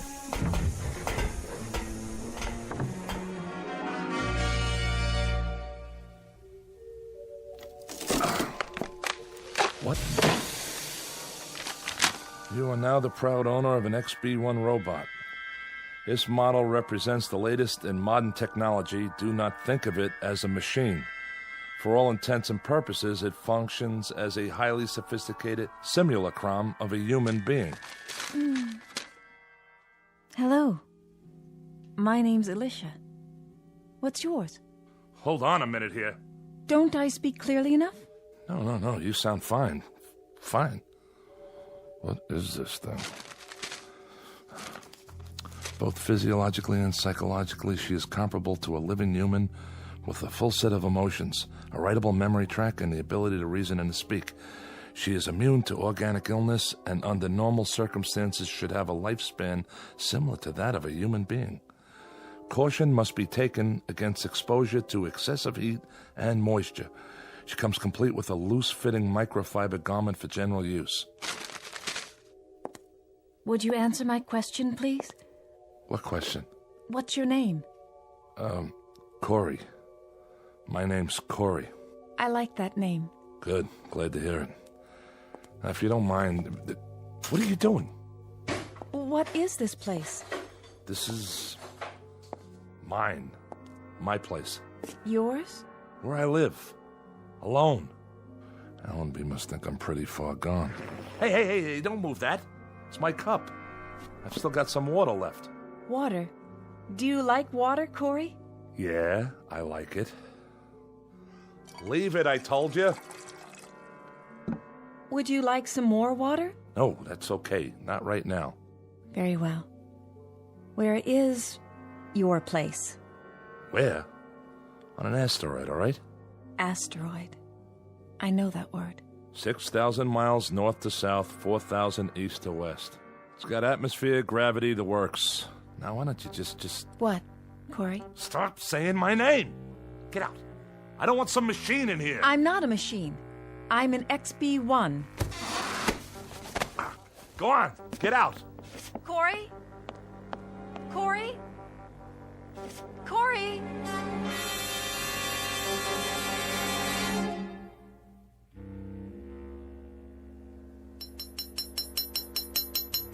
Ow! Blasted coil springs. What's wrong, Corey? Nothing, all right? I brought you some water. Where shall I put it? Just leave it. But it will get warm on the sand. It won't taste as good. You know that, huh? What it tastes like? I can feel thirst. Yeah? What else can you feel? I don't understand. Can you feel heat and cold? The wind? Yes. How about pain? Can you feel pain? That too? How? How can you? You're a machine. Excuse me. A different kind of machine. Yes. Of course you are. So why didn't they build you to look like a machine? Aren't you made of metal with nuts and bolts sticking out of you? With wires and electrodes? Would you prefer that? You know, I might. Because then you wouldn't be a lie. A lie? Why do they cover you with stuff that looks like flesh? Why even give you a face in the first place? A face that if I look at it long enough, it almost makes me think... makes me believe that... Believe what? Stop asking me stupid questions. I didn't mean to. Look at me. Don't hang your head. Corey. Turn that face up. I'm talking to you. Corey, please. Don't give me any of that phony stuff. Somebody program it into you? Why? What's the point? To mock me? I'm not mocking you, Corey. Yes, you are. Every time you talk to me, every time you look at me, like right now, I'm being mocked. You hurt me, Corey. Hurt you? How could I hurt you? This arm, it isn't real. Please, let go of me. There aren't any nerves under there. There aren't any tendons or muscles. There isn't any flesh and blood. But you don't even know what I'm talking about, do you? What are you doing? Oh, just what do you think? I'm looking for the right tool for the job, and you know what that job is? No. I'm going to turn you back into parts the way you should have been in the first place. Maybe I can use some of them in the truck. Corey, that's a hammer. That's right. That's what it is. You know what you are? You're like this broken down heap of iron sitting here. Exactly like it. You're just a hunk of metal and plastic and God knows what, with arms and legs instead of wheels. That heap doesn't mock me the way you do. Doesn't look at me with make-believe eyes and talk to me with a make-believe voice. No. Well, listen, you machine. I'm sick of being mocked by some kind of ghost, by the memory of what a woman looks like. Well, I don't need it. I've got enough memories. I don't have to be reminded of anything. And that's all you are. Nothing but a reminder that I'm so lonely I'm about to lose my mind. That's right. Close your eyes if you want. I don't care. Corey. What are you... Oh, Corey. Are those tears?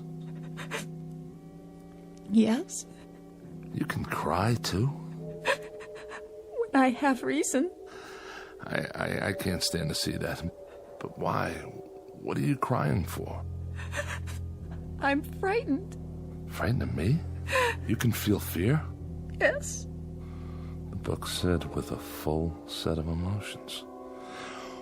What else can you feel? Sadness. You can? And happiness, joy, mystery, wonder, and other things. Such as? Loneliness. I don't believe it. Don't you? There you go again. Listen, it's hot out here. Yes, that's not good for me. We'll go back inside. All right. Yeah, better? Much better. In a little while, maybe we'll have some dinner or something, okay? That would be nice. And we can talk. If you wish. You like to talk, don't you? I mean, sit around, have conversations? Yes, Corey. What would you like to talk about? Anything. Tell me everything you know. Everything? I don't know very many things yet. You'll learn, Alicia.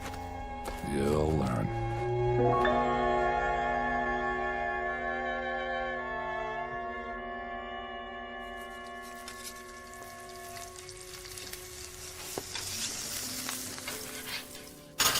Here you go.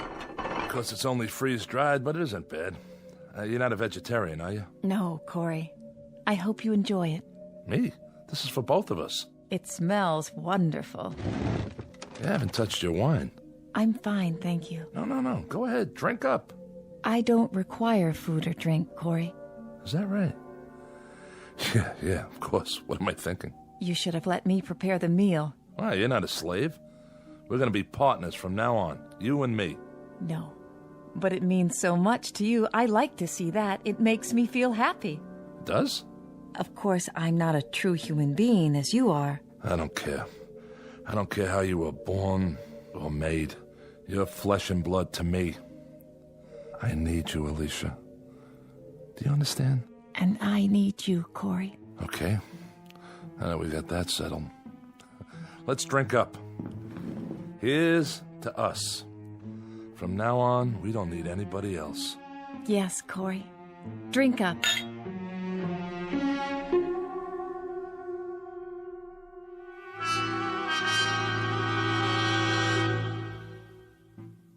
Alicia has been with me for 11 months now. Twice when Allenby brought the ship in with supplies, I've hidden her so the others wouldn't see. But each time, I've seen the question in Allenby's eyes. It's a question I have myself. And I don't have the answer. It's difficult to explain the sum total of this relationship. It's strange, all right. Man and machine. But it's also man and woman. There are times when even I know that Alicia is simply an extension of me, a mirror of my needs. I hear my own words coming from her. The things she's learned to love are the things I love. Where do you want to store the magazines and books, Corey? Anywhere, Alicia. Anywhere you'd like. I think I've reached the point now where I won't analyze her any longer. I accept her as a part of my life, an integral part. I don't know how I ever got along without her. Because I'm not lonely anymore. Each day is something I can live with, something new.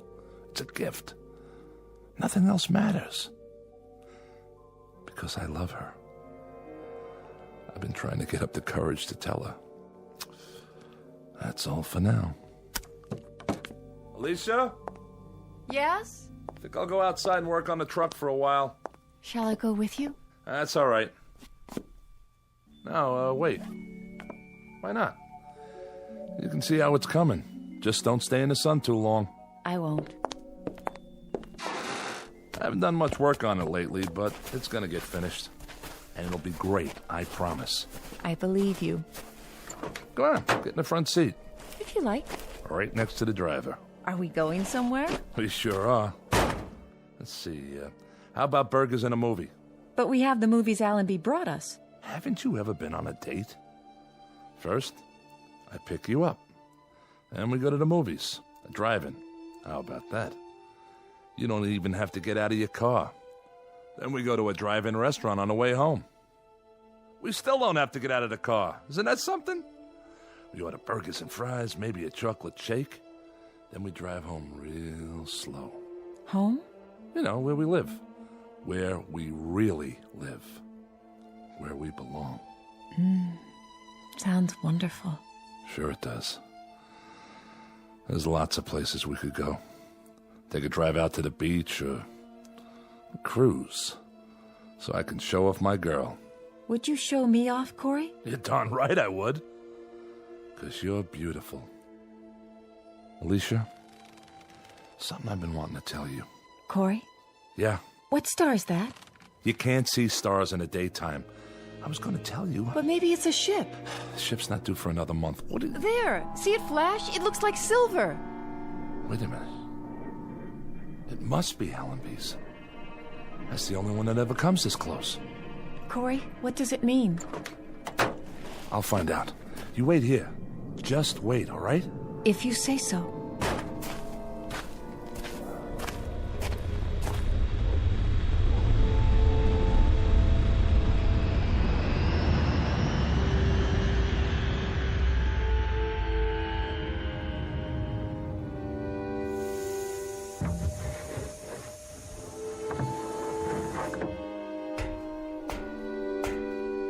Allenby?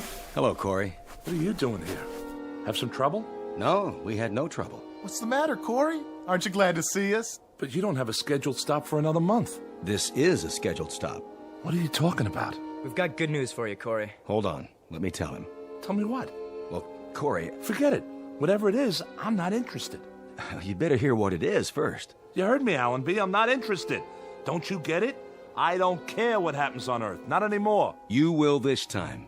I guarantee it. Doesn't make any difference. It's worse. If we'd come back a month from now, he'd have been eating sand or something. I'll see you guys. Leave the supplies by the shack. Corey, listen to me. It's this way, Corey. All the sentences have been reviewed. They've given you a pardon. We're not here to bring supplies. We're here to take you back home. What?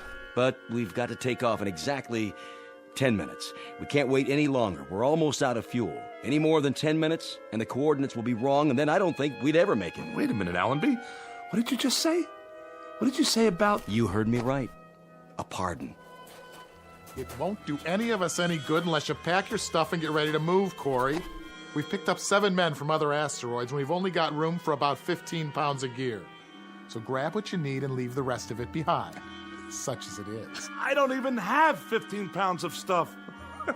I've got a shirt, a pencil, and a recordable diary. Pair of shoes. The truck you can leave here for the next poor devil. There won't be any next poor devil. There won't be any more exiles. You're the last. We'll leave it here to Russ then. The farthest auto junkyard in the known universe. And Alicia and I will wave to it as we leave. We'll just look out of the porthole and throw it a kiss goodbye. The car, the shack, the salt beds, the sand dunes, the whole works. Alicia and I will just... Who? Who, Corey? Oh, my dear God. I forgot. Allenby, it's Alicia. You remember her. Is he out of his mind? Who's Alicia, Corey? Who's Alicia? Adams, you idiot. You brought her here. You brought her in a box with a red tag on it. She's a woman. Well, a robot, technically, but closer to a woman. Much closer. She kept me alive. I swear to you, if it weren't for her... Corey, I don't know what to say. You worried about Alicia? You don't have to be. I tell you, she's just like a woman. And she's gentle and kind, and without her, I tell you, I'd be finished. I'd have given up. The only reason you'd have to come back would be to bury me. That's what you wouldn't let us look at, huh, Captain? The crate. Sorry if I wasn't supposed to tell them. It doesn't matter now, Corey. But unfortunately, there's another problem.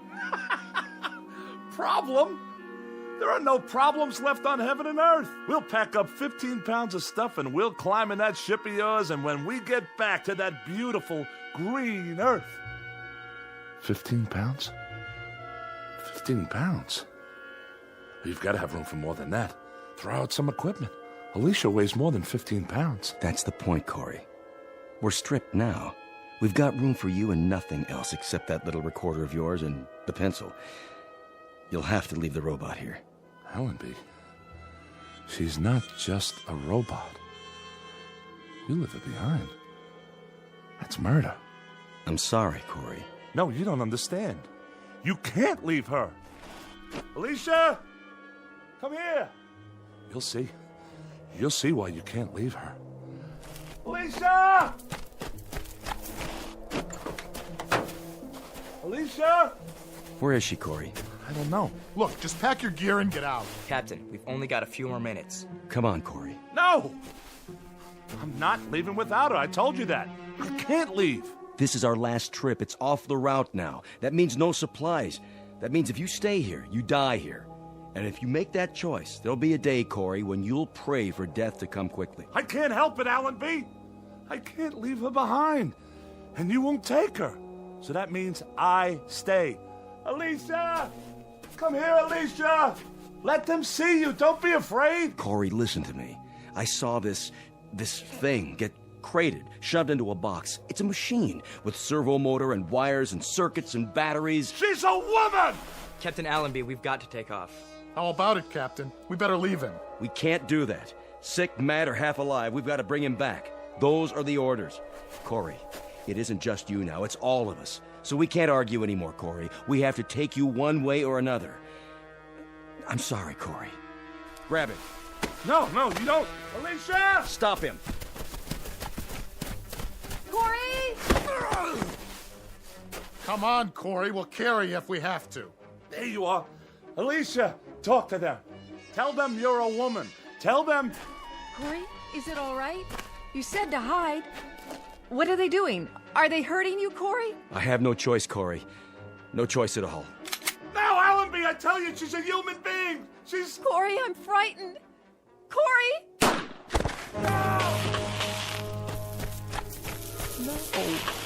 see, Corey?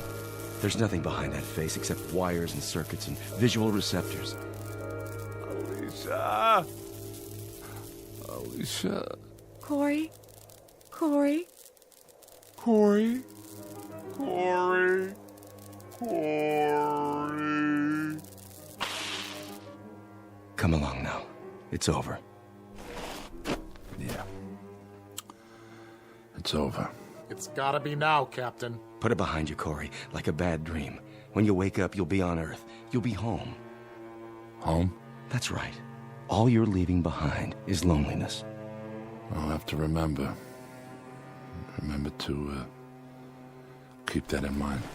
Let's go, Corey. Let's go home.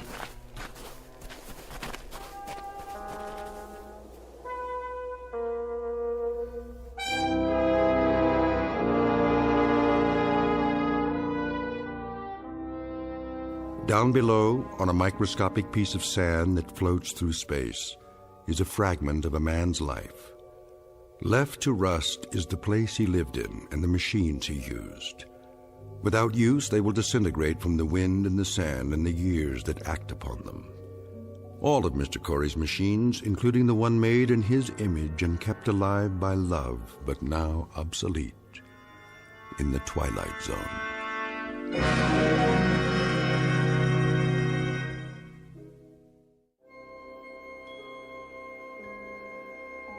Hi, this is Carl Amari, producer of the Twilight Zone Radio Dramas. I'd like to take a moment to tell you about our official website at twilightzoneradio.com, where you'll get the latest news and information on these Twilight Zone radio dramas. Plus, at twilightzoneradio.com, you can digitally download 3 free episodes or any of our episodes for only $1.95 each. In this age of ever-changing technology, we've decided to make these episodes instantly available to you by making the Twilight Zone radio dramas a digital download-only series. This means that this series will no longer be offered on CD. The CD collections at our website are now being offered while supplies last at buy one, get one free. So be sure to get your favorites before they're sold out. Be sure to visit us often, and I'll see you in the zone.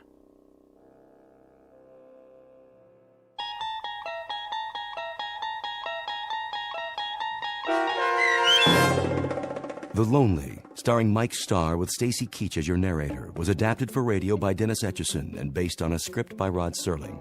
Heard in the cast were Taylor Miller, Doug James, Carl Van Sickle, and Adam Blaine. To learn more about the Twilight Zone radio dramas and to obtain audio cassettes and CDs of these programs, visit our website at twilightzoneradio.com. This copyrighted radio series is produced and directed by Carl Amari and Roger Wolski for Falcon Picture Group. Doug James speaking.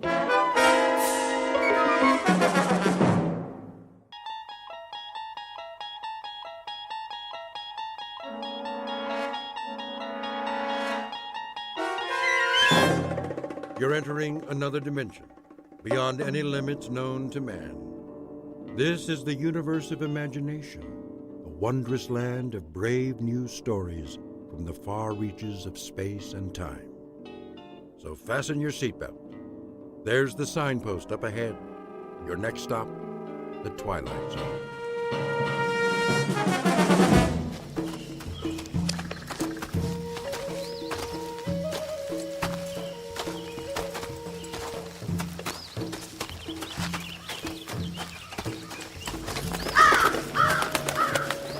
Man, what was that? Seagull, probably. No way. Let's move it, ladies. But Sarge... Now what are you crying about? Ramirez says it was a seagull. Yeah? From what ocean? You hear that, Manny? There ain't no beach around here. I didn't say it was. I said it could have been. It was big and black, and seagulls ain't black. Maybe it was a chicken. Now listen up, you jokers. We don't make it back by 1200 hours, we miss chow. Bobbitt. Yes, sir. See that big rock? Which one? Side of the trail, about 30 yards. Climb up, take a peek over the edge. See if anything's moving in the valley. Sure thing, Sarge. Ramirez. Sir. Go around the turn to the trees. If Cemetery Road's all clear, give me the high sign. You got it, sir. I'll watch your back. Now move.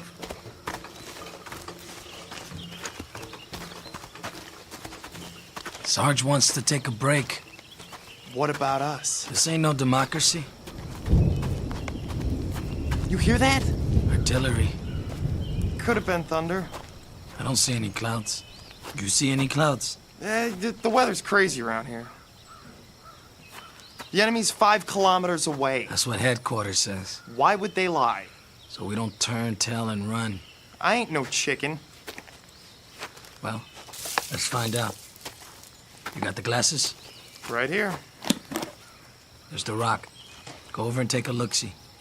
And keep your head down. Here goes nothing.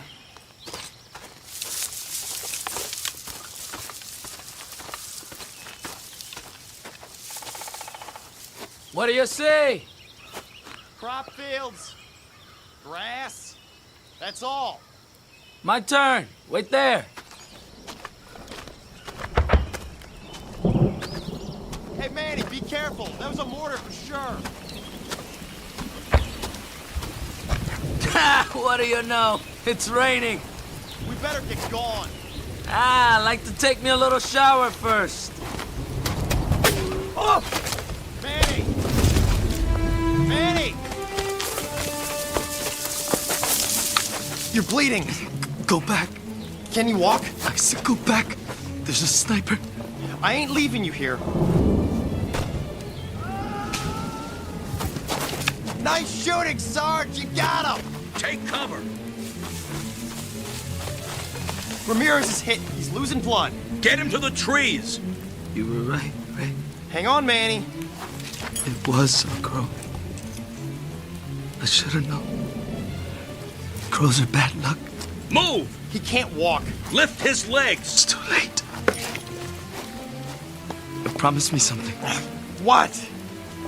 When the captain writes my folks, tell him to say, I didn't feel a thing. Get down!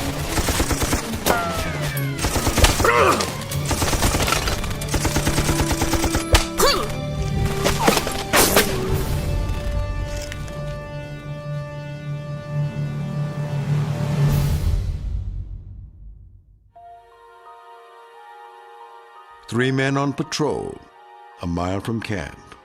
A simple reconnaissance mission. Or it should have been. The year? Take your pick. The place? It might be any on a very long list. This army happens to be American, but there are a lot of uniforms out there. The men, though, never change. Their job is always the same, to stop the enemy. The question is, at what price? And what of those who wait, for whom their lives are beyond price? They can only pray that every man comes back alive. Some, however, never come back. This, then, is their story. Tale of those who fight and those who wait. In the Twilight Zone. Company, attention! One! Squad 1! One! Squad 2! Two! Squad 3! Dear Mr. and Mrs. Ramirez, your son Manuel served in my company for... that's no good. Your son, Private First Class Manuel Ramirez, served under my command for the past 12 months. During that time, he exhibited courage and... Sir? Oh, Lieutenant, come in. I was just finishing the letters. You ready for me to type them up? Not quite yet. Oh, if I'm interrupting... No. I could use a break. Coffee, Captain? Oh, I've had plenty. Help yourself.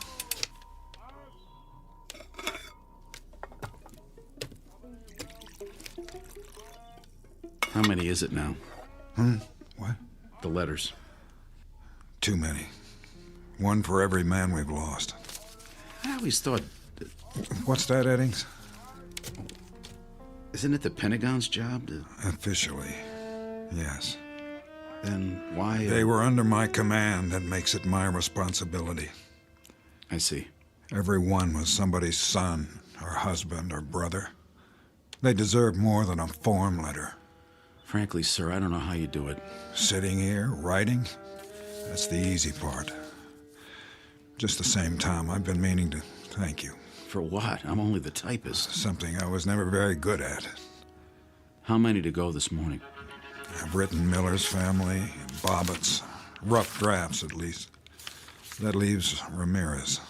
I'd hope to have them done before the truck gets here. Well, you can always dictate. That wouldn't work. Why not? I'm pretty fast. I know you are, but I seem to be running out of words. At least the kind that mean anything. Well, let's give it a shot, sir. If you draw a blank, I'll make suggestions, and then I'll read it back. You have final say, of course. I'm afraid I'd drive you crazy. I tell you, we can do it. Just sit me down, give me some paper. You don't know what you're in for. All right. Okay. Ready when you are, sir. This is what I have so far. Dear Mr. and Mrs. Ramirez, your son, Private First Class Manuel Ramirez, served under my command for the past 12 months. During that time, he exhibited courage and, dedication? Good. It was on the tip of your tongue, sir. I don't know what's wrong with me. Nothing's wrong with you. The fact that you took the time to write, believe me, Captain, that says a lot. His loyalty and motivation were an example to the entire company. It is therefore with the deepest regret that I write today to inform you.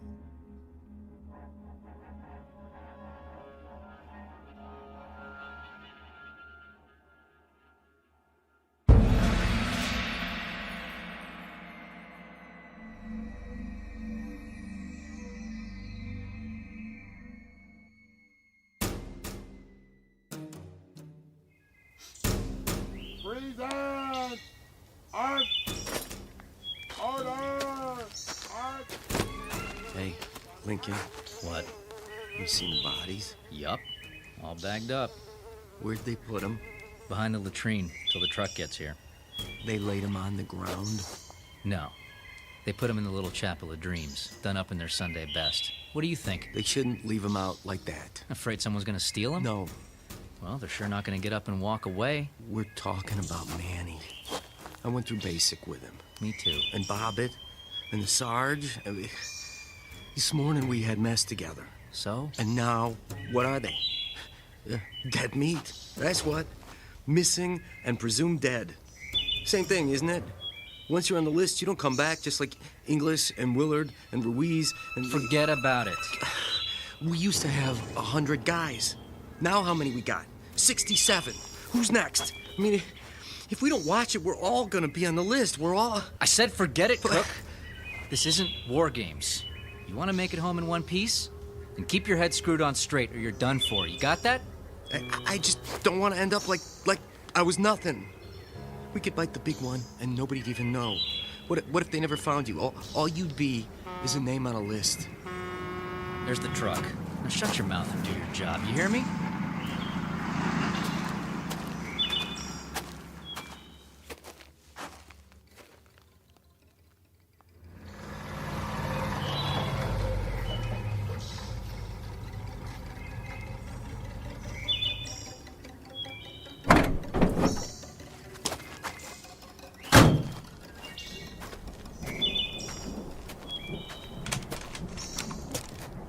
Gorman?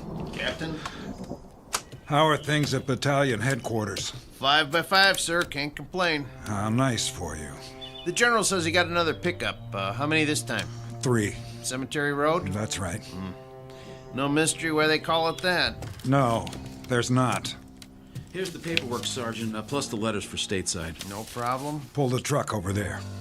Lincoln, you and Cook, load them up. Make sure they're tied down securely. Yes, sir. Well, I better get going while it's still light. They say there's a storm coming in. Gorman? Sir? Keep your eyes open on the road back. Sure will. No sweat, though. It's secure. Now, that can change. Yes, sir. I guess it can. That man's always on the move. better than sitting in one place. Stop by my quarters for a minute, will you, Tom? I want your opinion on something.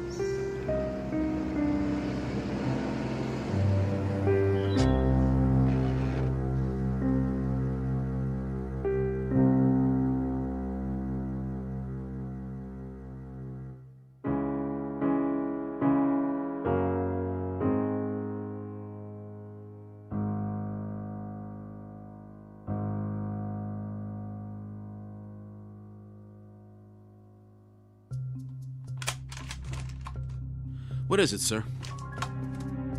Take a look at this. Map of the mountain? And the surrounding area. Now, here's our position. The black circle to the north belongs to the enemy. Roughly everything from there to there. How roughly? The last flyover was 8 days ago. When's the chopper go up again? It's hard to say. According to command, it's too risky. The weather? The pilot would have to come in low because of the cloud cover and then pull up before he hits the peak. There's no room for error. You could call in a blanket airstrike. On what? Everything inside the black circle. We don't know their present location. If they've moved, the locals may have come back. Headquarters doesn't want to bomb civilians, and neither do I. So until the weather lifts, all you can do is send out more recon. And keep adding names to the list. Missing, presumed dead. A terrible, terrible waste. It doesn't make sense. It does to the general. But Cemetery Road is a shooting gallery. Give me an alternative. Pull back for now, until we know more. Somebody has to hold this side. What if all they have is a few snipers up there? Then we better pray someone makes it far enough to find out. I don't like it. You think I do? We tried the Eastern Fork and we tried the West. We stopped before the road splits and we sat there and we waited. It doesn't make any difference. At the very least, they have some well-placed spotters. Either that or... Or what? They're preparing for a large-scale attack. Possible, but unlikely. The road's too narrow. Exactly.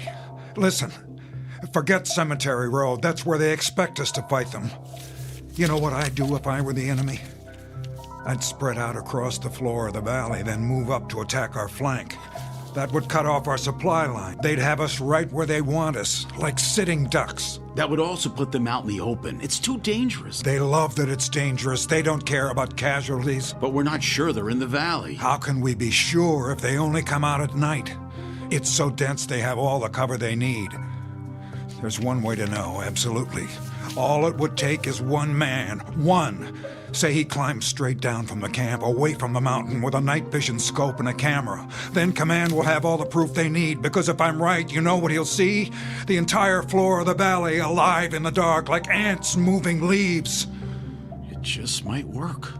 Of course it would. Can you imagine how many lives that would save? It's not worth wasting any more. My men aren't pawns, they're flesh and blood. Oh, forgive me, Tom. For what, sir?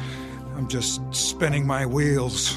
We both know that that's not the way the Army thinks. Forget I said any of it. I guess I just had to blow off some steam.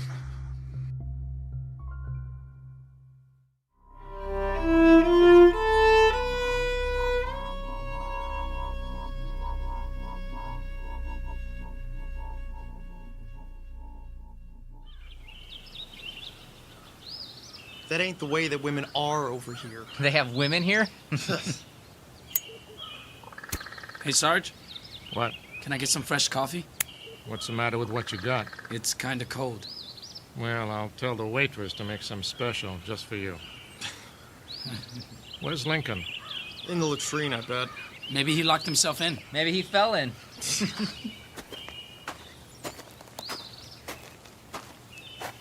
Well, it's about time. Sorry I'm late, Sarge. Where you been, Private? Looking for the lieutenant. Yeah? Where is he? Search me. Sit down, Jack, before you fall down. Any of you guys seen him? Not me. Me neither. Captain wants to know. Well, I thought... You thought what, Cook? Oh, nothing. The captain asked you a question. Well, it's like this. Last night I was trying to get some shut-eye, but I kept hearing a noise. So I looked around and... And what?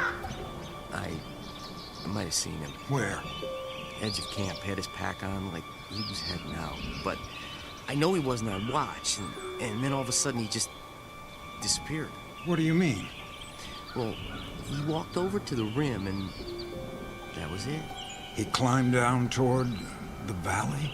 He must have. We're talking about Lieutenant Eddings. Yes, sir. You saw him do that. It sure looked like him. Why wasn't I informed? First I heard about it, Captain. You did a head count this morning? All here, except for the lieutenant. I thought he was helping you. The valley's off limits. You knew that, didn't you, Private? I figured he was going to do some stargazing. Why would you think that? He was carrying his night vision scope, which was funny, because there weren't no stars. You know how the clouds are, so thick you can't see the moon. Sergeant Lowe. Sir. I want you to put together a search party. Right away. And don't show your faces back here until you've found him. Are we clear? Redmond, Trulick, Hernandez, you heard the captain. Grab your gear. Yes, sir. All right. Come on, boss.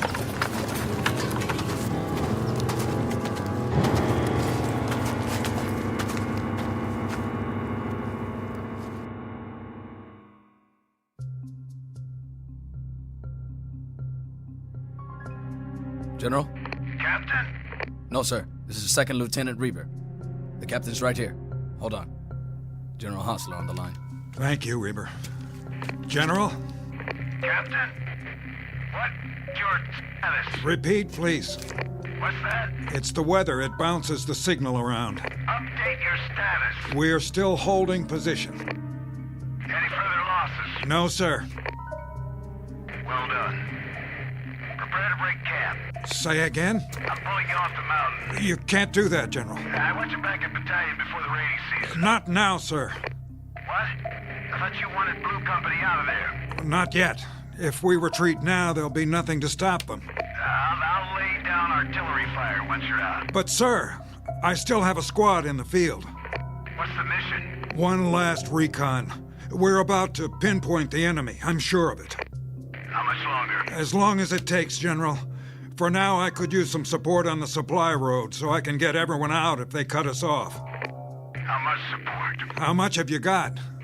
I can spare a platoon, but only till your men are accounted for. Roger that, General. Sir. What is it, Reber? Did you say recon? That's a term the old man understands.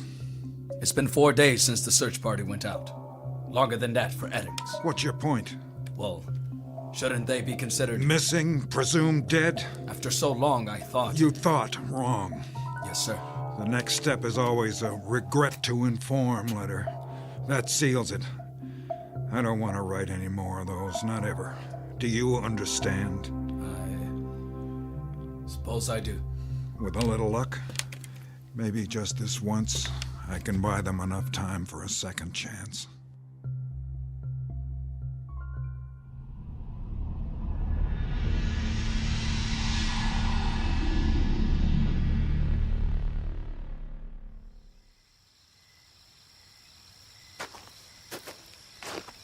Evening, Captain. Hello, Reber. Where's the new platoon? Back by the supply road, cleaning their weapons. What do you think of them? They look like they'd shoot anything that moves. That's the problem. Then you're not going to send any of them down? With 5 of my men still out? Not unless I have to. No sign of them? Not yet. I'll call you on the walkie if I spot anything. Meanwhile, you ought to get some sleep, sir. I have 2 men standing watch. Which men? Privates Lincoln and Cook.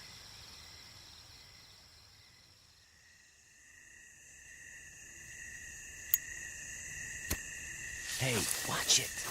What's the matter? Somebody might see you. Like who? Somebody out there. Oh, yeah, I forgot. The boogeyman? You want one? Nope. Might help calm you down. I don't need to calm down. Maybe you do, boy. All I need to do is fast forward my butt out of here before... What was that? The wind. There ain't no wind tonight. Well, maybe you're hearing things. Douse the cigarette, soldier. Evening, Captain. You know better than to light up out in the open. Sir, yes, sir. Anything to report? Nothing, sir. No movement down below? Not as such. You seem uncertain. Well, sir, you know how your eyes can play tricks on you. If you're scared of the dark. Are you? Heck no. I always said the nighttime was the bright time. You know, Draco the Dragon. I don't believe I've had the pleasure. Oh, well, I used to look at the stars when I was a kid. Had me a map that showed the constellations. Big Dipper, Little Dipper, Belt of Orion. I know them all. Plus, the meteor showers, where they was gonna be. I just lay out in the backyard and wait. Zip, there goes another one. Sometimes I'd make a wish. Of course, the stars look different here. Art? Yeah. The captain doesn't want to hear your life story. Quiet. Huh? What was that? I didn't hear anything. Let's have a look with the glasses. You see something? I'm not sure. What was it? Some sort of movement in the tall grass. Yeah? Reber? Yes, sir. I'm going down the side for a look around. Wait, sir. It may be nothing. I'll send some men. Negative. But, Captain... No one else. Not this time.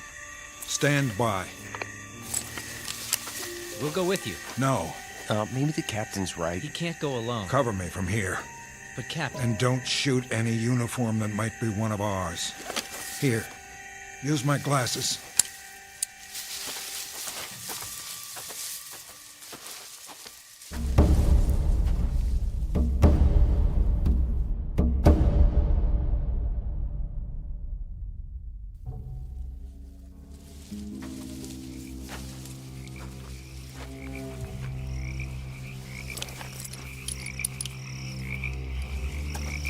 Reber? Where are you, sir?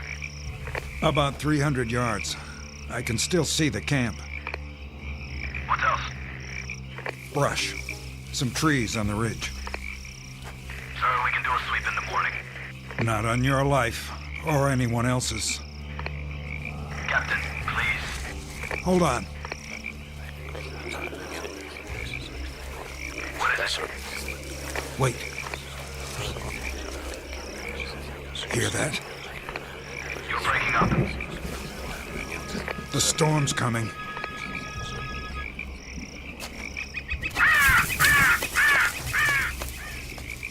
And that's not all. I'm sure of it. I'm losing you, Captain.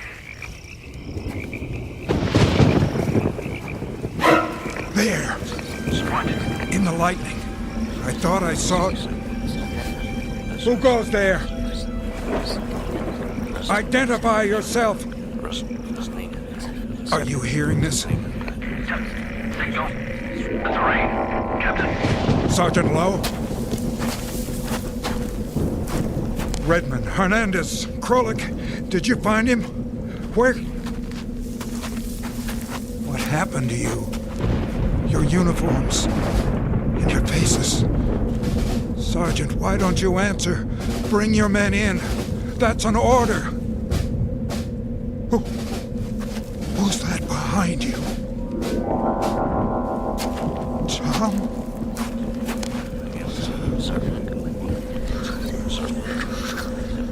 Yes. Yes, I understand. Did you get that? Get what? The enemy's coming from the north. A massive troop movement. We have 72 hours at most. Tell headquarters, Reber. Tell them now.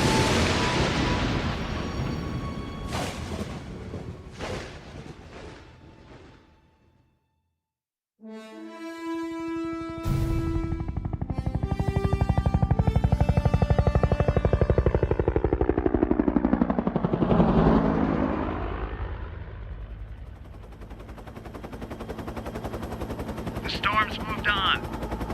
About time. Visibility good, sir. The mountain's straight ahead. Take it higher. You sure? Yeah, today we're flying over the peak. Well, I guess it's okay if we can see it.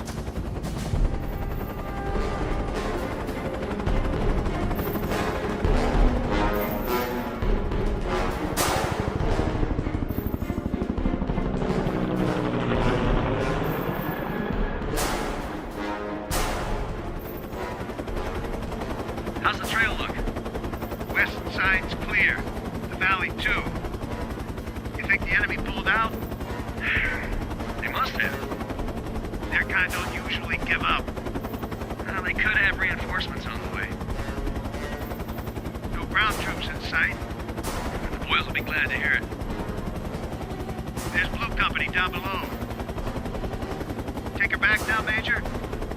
Maintain course. How far? North. A few kilometers. General's orders. How come? You think there's more coming? That's what we're going to find out. Increase altitude.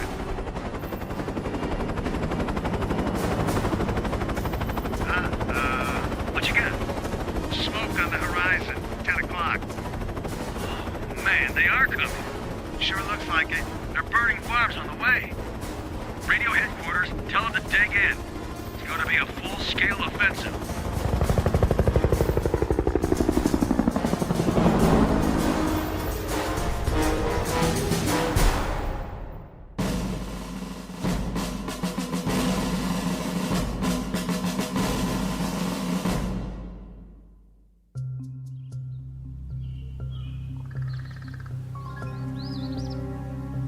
Jack, Yeah, you seen the captain?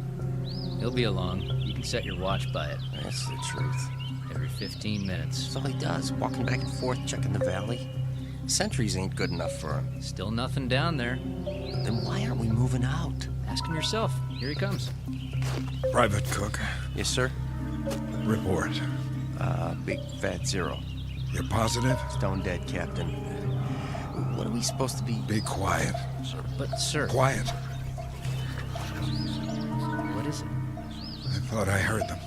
Who? Don't play dumb with me, Private. I'm not, sir. I mean... You know Sergeant Lowe, don't you? Know him? Why, sure. And Private Redmond? Yeah? And Hernandez and Krolik and Lieutenant Eddings? We know all of them, sir. Or we did. Then you should have no trouble recognizing them. Huh? They may have trouble getting up the side. It's still muddy. Let me know at the first sign. Yes, sir. He's losing it. Big time. Don't he know they're dead meat by now?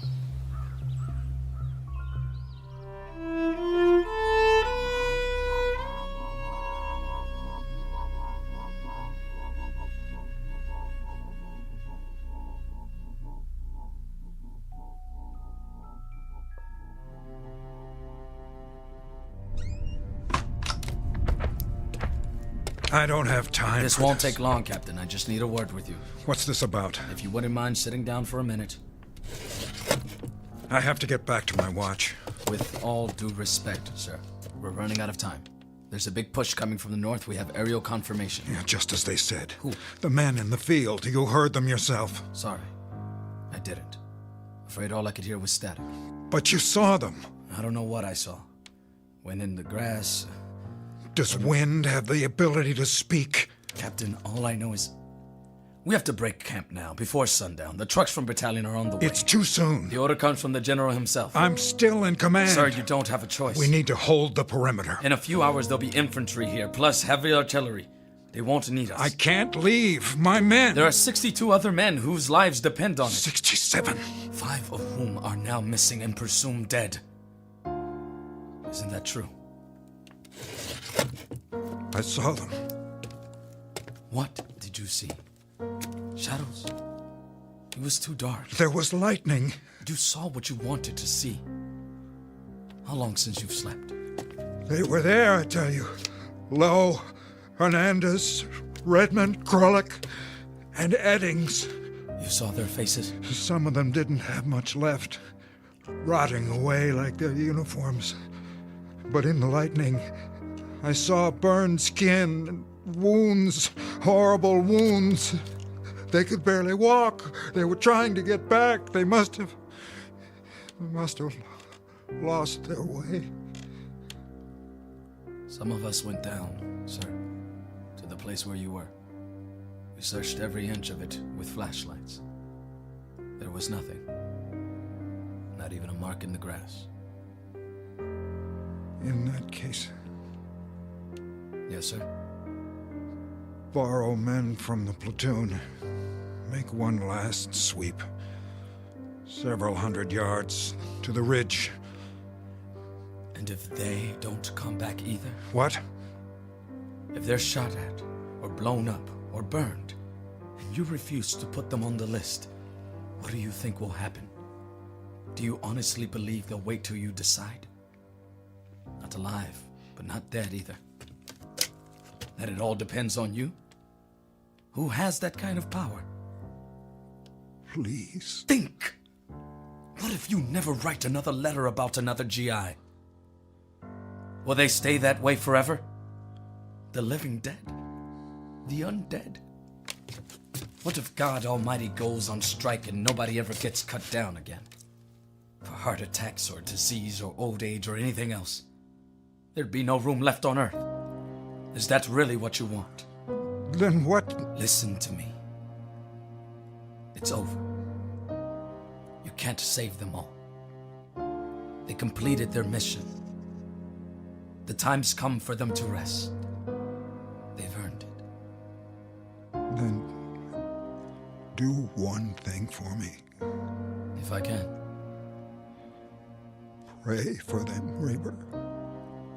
For the ones who didn't make it back.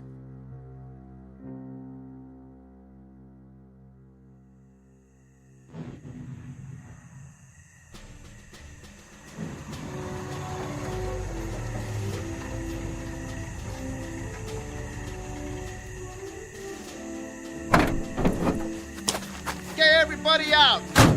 Unload the trucks. Sir, yes, sir. Yes. Okay. On the double. Let's go, let's go, let's go. Move, move. Gorman? Hi, Lieutenant. Bet you're glad to see me. Am I happy? Blue company's packed up and ready to roll.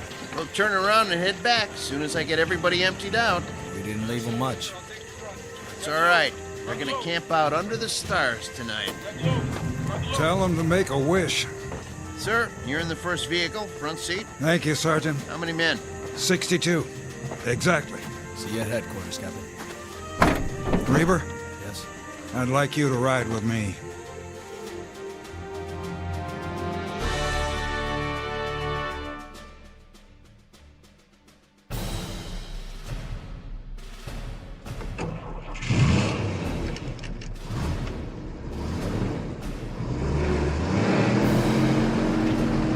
Now don't mind the road. It was made for cows and farmers. You're doing fine, Gorman.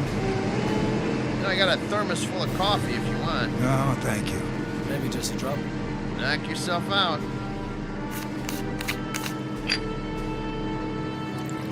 Some sight back there, huh?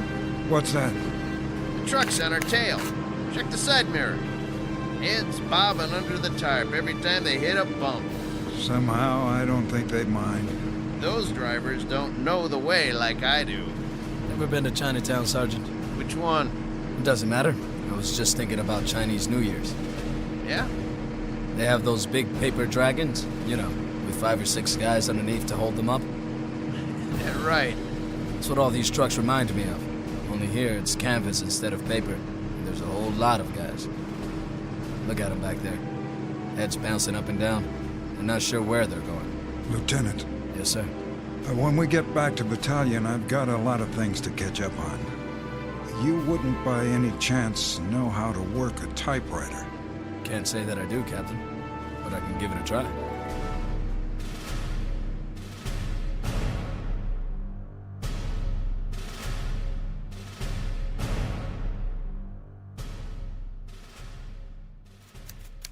Dear Mrs. Eddings, in the course of my military career, I never had the privilege of serving with so promising an officer as your husband.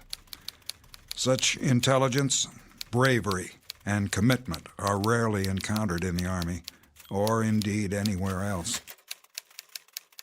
I considered Tom Eddings a fine man and an outstanding first lieutenant. It is therefore with profound regret that I write today to inform you of his last selfless act of courage during an incident under my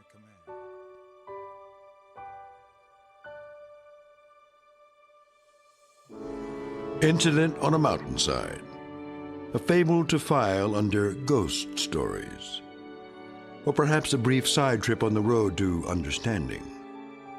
But however you view it, know that we can't forget the price paid by others in our name. or refuse to grant them the peace earned by their blood.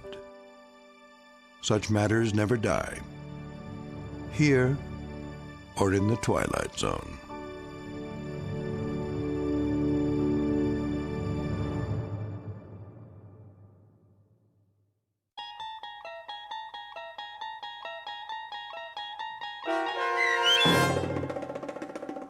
Missing, Presumed Dead, starring Danny Goldring, with Stacy Keach as your narrator, was written for The Twilight Zone by Dennis Etchison.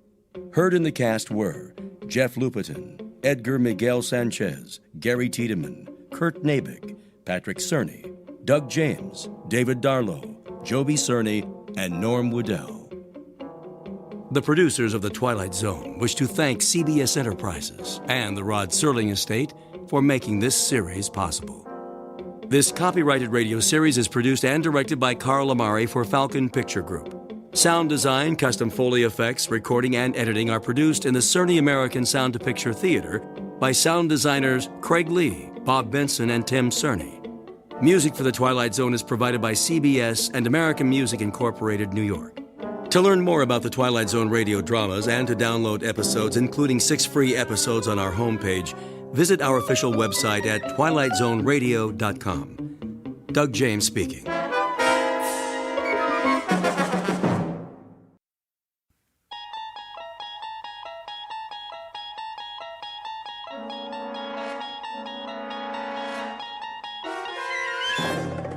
You unlock this door with the key of imagination. Beyond it is another dimension, a dimension of sound, a dimension of sight, a dimension of mind. You're moving into a land of both shadow and substance, of things and ideas. You've just crossed over into the Twilight Zone.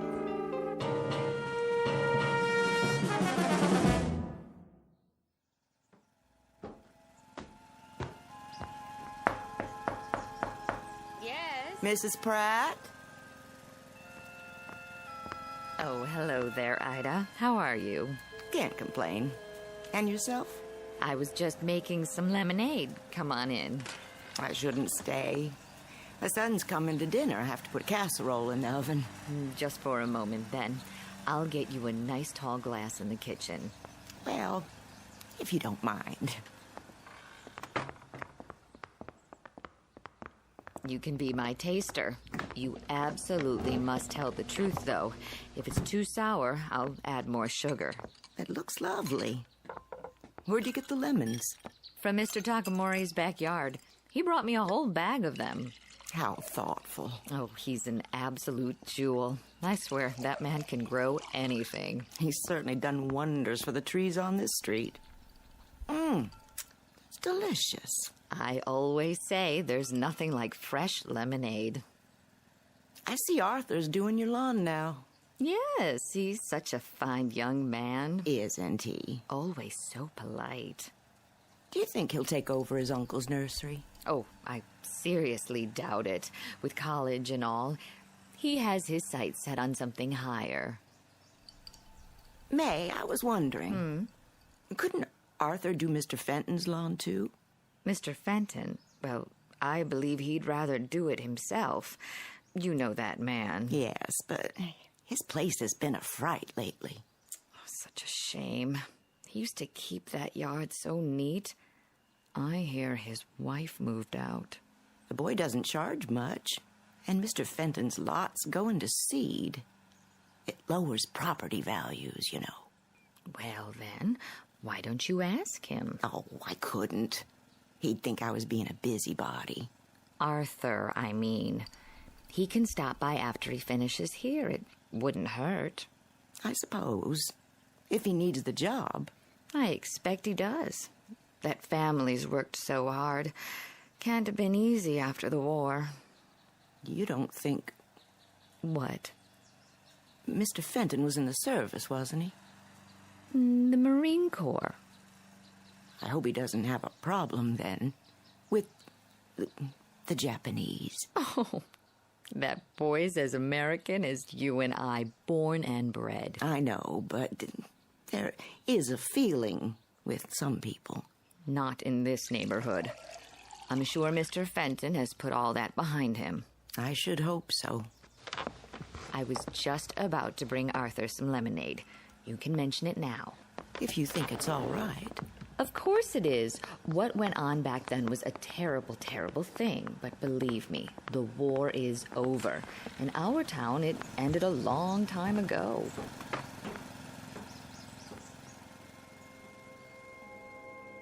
A trip back in time to an era that's now ancient history.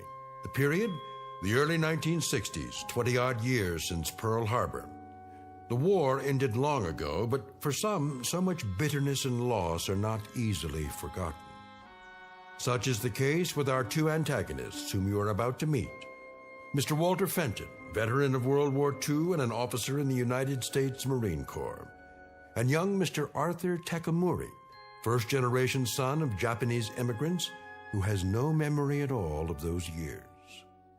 Despite their best intentions, this unlikely pair will soon square off for a battle with the ghosts of the past in the darkest, most haunted reaches of the Twilight Zone. And now, The Twilight Zone and our story, The Encounter, starring Stacy Keach and Byron Mann.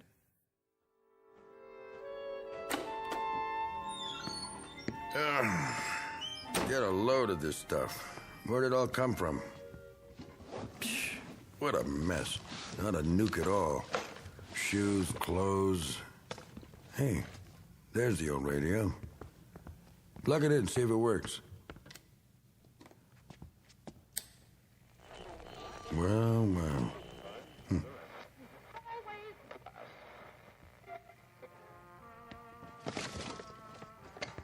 A whole lot of junk and nothing but.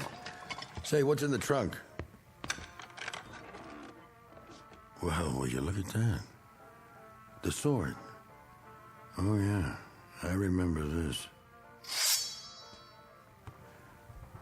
How could I forget?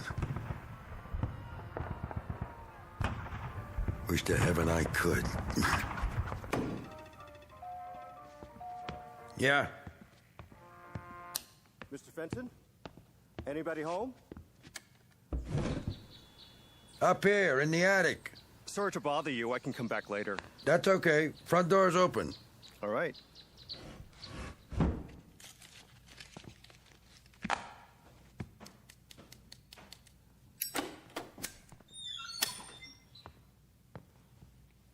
Mr. Fenton? It's me. Sorry if I disturbed you. What do you want? Well, Mrs. Bowles down the street sent me over. Oh, she did, huh? Said you wanted somebody to take care of the yard. My yard? How would she know? Oh. Well, if it was a mistake, I apologize. No, hold on. Matter of fact, she's right. Might as well come in. Are you sure? Yep. Well, if you say so. Lots of cobwebs. Haven't been up here for a while. Oh, that's okay.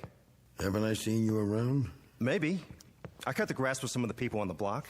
My uncle runs the nursery at the corner. Oh, yeah. So, what do you think? About what? The lawn. Yeah, I could use a hand, I guess. If it's just the front, I can take care of it twice a month. Charge you the same as Mrs. Bowles and Mrs. Platt. Sounds fair enough. Anything more would have to be extra. Like? You know, the backyard or the lot. Is that yours too? Yeah, don't worry about that. At least not right away. I ought to warn you, though. Yes? It won't be steady work. Sir? Don't get the idea it's a regular job or anything. Oh, that's all right. I've got plenty of other jobs. Good, because I'm going to sell this termite dump as soon as I find someone fool enough to buy it. I understand, Mr. Fenton. Got it listed already.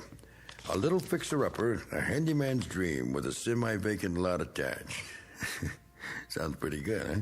I can only come on the weekends. I go to school the rest of the time. Sold. I'll be back at the end of the day then, if that's all right. Good enough. Well, nice meeting you. Wait a minute. Yes? What's your hurry? I better get back to Mrs. Platt's. Sit down. We'll have a beer on it. No thanks, just the same. I'm serious. Plenty on ice downstairs. Besides, we have something else to talk about. We do? Pull up a box and take a load off. Well, I haven't started Mrs. Bowles' lawn yet, and it's getting pretty late. Nuts to Mrs. Bowles. Knock off for 10 minutes. You need extra money, right? Sure. Same as everybody. I got an idea. What's that? There's a way you can make some more cash on the side. Could add up. How? All you have to do is give me a hand. Do some sorting, get some cardboard boxes. I'm pretty busy already. Hear me out at least. Well, 10 minutes then. Let me make room for you. I can stand. No trouble. I need some help with this junk up here. Anything you see, you can have. Most of it, anyway. Resell it, whatever you want. I just have to get rid of it before I show the house. What do you say? I'm not very good at garage sales. I don't care about that. Never know what you might find. Yeah, I got a lot of clothes, gadgets, old magazines, books my wife like to read. I don't know. What's your name, boy? Arthur. Arthur? Arthur Takamori. Anything wrong with that? No, it just sounds funny. Why?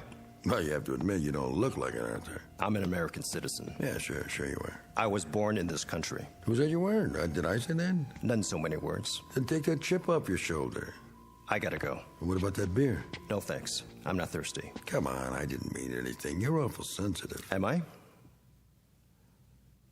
Maybe I am. There, see? My given name is Ito. I changed it because nobody ever spells it right. So, a rose is a rose. You know what I mean? Not really. Watch your head there, Arthur. The ceiling's pretty low.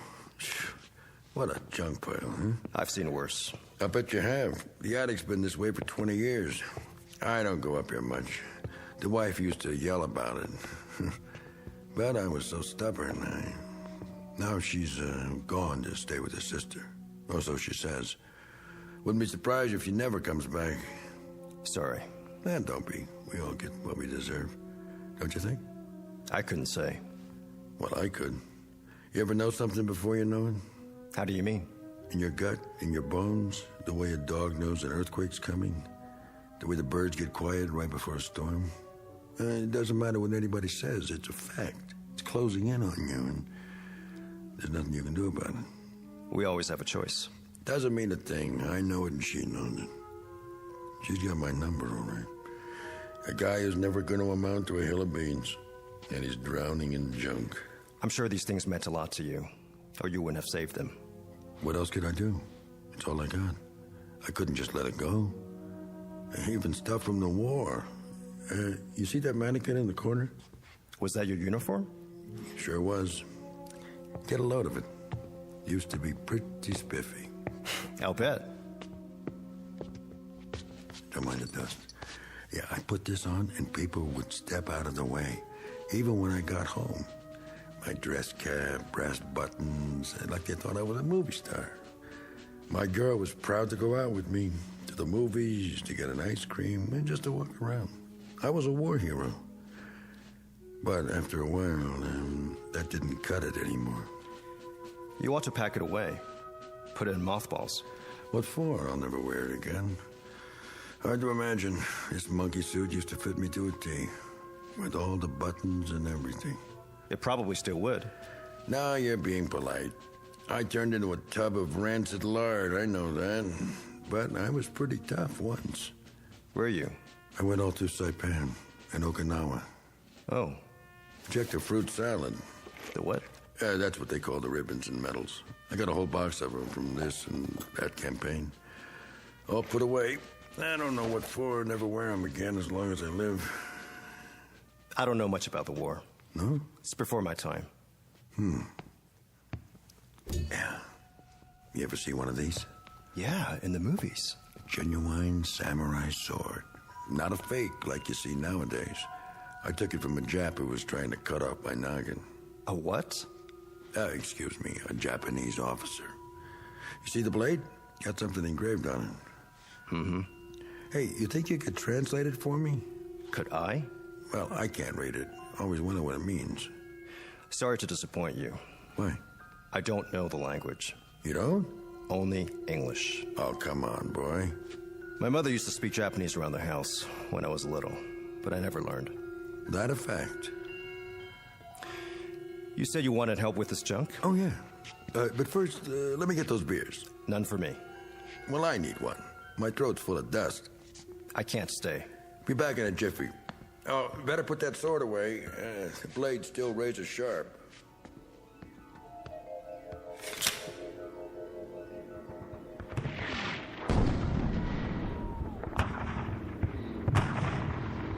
You!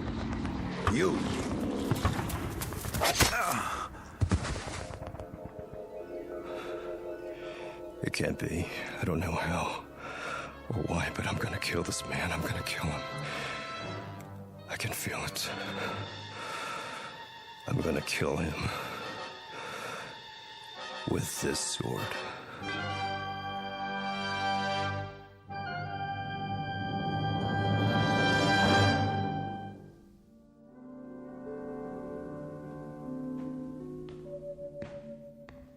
Here you go.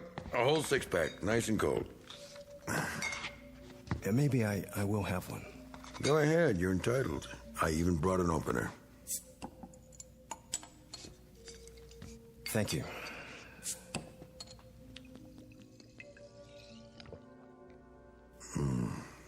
Always tastes better in glass, don't you think? Yeah, I guess so. You partial to beer, Ito? American beer, I mean. The name's Arthur. Oh, yeah, I forgot. It's just, when I look at you, I don't think Arthur. You understand? You don't look like much of a soldier either. Oh. Huh. You got me there, boy. You sure do. And while you're at it, Mr. Fenton, I don't like to be called boy. Europeans always call the natives boy and moan about the white man's burden. Hey, now, simmer down. The fact is, I'm a full-grown man, I work for a living, and the name I answer to is Arthur, or Artie, to my friends. And once in a while, believe it or not, to Mr. Takamuri. Man, are you wound up? Do this every time a guy offers you a beer? Sorry, nothing personal. No, it sure isn't. I just wanted to set the record straight, so we understand each other. I get tired of being treated like I'm different. Let's forget it. The war's over. Yes, it is. And in case you don't know it, there isn't a serviceman who saw combat in the Pacific and doesn't respect the Japanese army. They fought like tigers. Well, that's what soldiers do. Fight when there's a war. It was a rare thing to take them alive. They just wouldn't give up. Is that supposed to be a backhanded compliment? I guess it is. Well, here's to bravery. Banzai. Okay. I get it. Say, where did I put that pig sticker? What? The sword. I put it back in the holder, like you said. Then I set it on those National Geographics.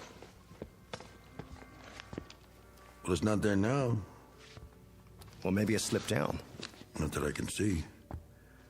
Funny if it got lost. I've been trying to lose it for years. I never could, though. Why would you want to do that? This thing gives me the willies. I should have left it instead of taking it as a souvenir, you know what I mean? Maybe you should have. I tried to sell it, hawk it, give it away, even throw it out in the trash. Each time it comes back. I suppose you're going to tell me it's haunted. No, I don't believe in that jazz. But when people refuse it, even as a gift, and when the man on the garbage truck leave it, well, you give up after a while. Say, why don't you take it? I don't think so. Why not? What would I do with it? Well, you could frame it, put it on the wall, sell it, or you could always give it back to me. Point first, if that's what you'd like to do. I don't know what you're talking about. No, I'm just kidding. Anyway, I don't blame you for not wanting it. It's a pretty ugly thing. Not really. Sure it is, if you think about it, especially with what's engraved on the blade. I thought you couldn't read it. I can't, but I like to imagine. I always thought it said something real poetic, like, "This sword will avenge me." What do you think? I wouldn't know. Oh, come off it, Arthur. Look, Mr. Fenton, I'm kind of in a hurry. I work hard and... So what's so special about working for a living? You said that twice. Don't you think I work for a living? I didn't say... I worked since I was a kid, and I had jobs a lot tougher than cutting grass. I used to drive a cat. You know what a cat is, Arthur? It's no sports car, let me tell you. It's a big earth mover. You ever move the earth, Arthur? No, of course not. You manicure it. I've got to get going. What's the rush? Drink your beer. Just tell me where you hid the sword. Where I? You buried it in here somewhere, didn't you, when I was gone? You're crazy. To get it out of the way. For what reason? Oh, I don't know. It could be dangerous in the wrong hands. Whose? Mine or yours? I left the sword with you next to this stack of magazines. I remember distinctly. Tell me something, Arthur. You don't seem very relaxed. Are you, by any chance, afraid of me? Why should I be? Oh, I can think of a few reasons. Such as? Well, my background, for one. What's so special about that? Because I was a soldier. So were a lot of people. Really, there's no point talking about it now, is there? I was in a fighting outfit. You know what that means? It's not like the recruiting posters, let me tell you.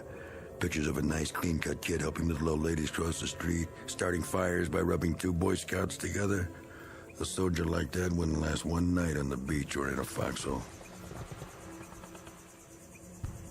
A real soldier's a highly trained machine, made for one purpose, combat.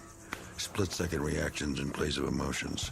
He's on a high wire, always on his toes. His nerve ends are dead, and he's as cold and hard as this helmet, like this one right here. It saw me through plenty. Yeah, it still fits. It always will. Like it's a part of me, the part that survived. He doesn't feel anything. Funny thing is, he doesn't even hate anymore.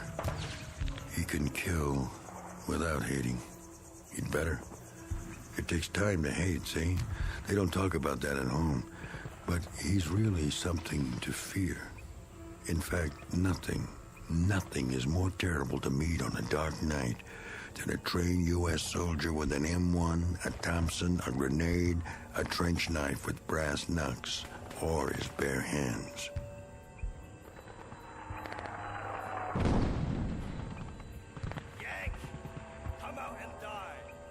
Some dirty little son of heaven was out there in the jungle just asking for it, so I thought I'd oblige.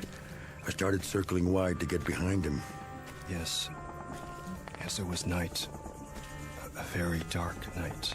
It was a simple exercise, basic training. All it took was someone with more luck than brains.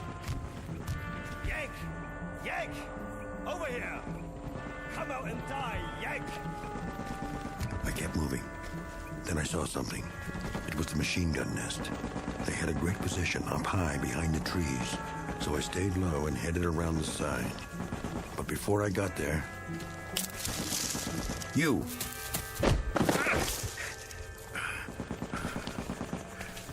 No more, Yank. Now you die. Go on. Do it. Do it, you dirty little... No, wait. Stop. Stop! What? Put the sword down. It was only a story. Story, yes.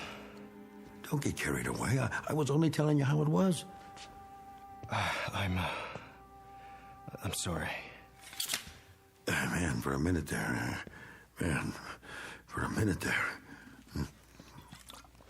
I don't know what got into me. Where'd you find it? What? The sword. It must have slipped down behind the trunk. All of a sudden, I saw it and... You handled it like you were gonna prune a tree. Good thing you hesitated. That officer I was telling you about, he would have gotten me for sure. Yes. I know. What do you mean by that? Something tells me you didn't get that sword the way you said you did. No? No. You shot him after he surrendered. What? The Japanese officer? He dropped the sword and surrendered. You killed him in cold blood. All right, so what if I did? So what? I don't know. That's your problem. I don't feel well.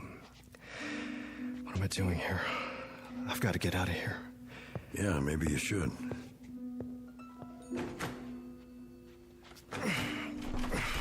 The door's stuck. You must be awful weak. Pull. It won't move. Did you lock it? How could I? There's no lock on the inside. Here, let me try. I'll pull with you.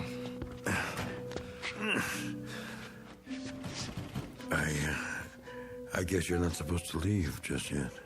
What do you mean? If I knew, I'd tell you, but I don't. I don't understand any of this. But I'd say we're locked in here together, just the two of us, for better or worse, till death do us part.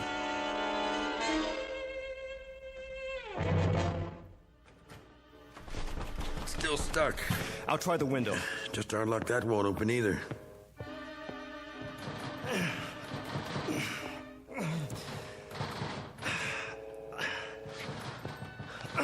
You're right.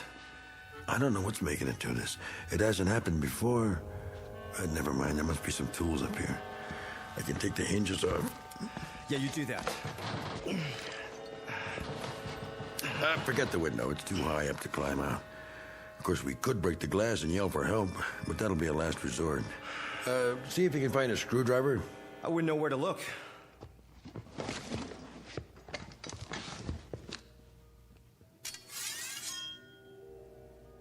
What are you doing with that sword now? Don't worry. I'm only looking at it. Thinking about becoming a samurai? Couldn't I? If you ever come at me with that thing again, I'll chop you up like hamburger. I don't like that kind of talk, Mr. Fenton. Oh, you don't, huh? No, I've got a short fuse, so don't strike matches. A short fuse, huh? From what, kid? Too much sake in your oatmeal? I was born in Honolulu, near Pearl Harbor. No kidding. Were you one of the pilots? I was 4 years old. My parents lived in Hawaii all their lives. My father worked for the Navy as a civilian contractor. Yeah? Doing what? Sabotaging the planes? He helped build the docks at Pearl. He was foreman of a construction gang. Almost a genuine war hero. He was a war hero. He was on the docks when they came that Sunday morning. He was there when the first wave of bombers flew over. Standing there, watching men that looked like him, destroying what he built with his own hands. The plane circled overhead. I stood on the hillside where we lived and looked up at the sky and saw them. And my mother held my hand and tried to make me run inside the house, but I stood and watched the airplanes. While down below at the harbor, my father tried to warn the sailors, tried to tell the men on the ships what was happening, but the bombers came anyway, and I could hear the boom, boom, boom as the bombs exploded, and I could see the smoke, and my mother was crying. My father was yelling to warn the sailors, yelling for them to fire back, and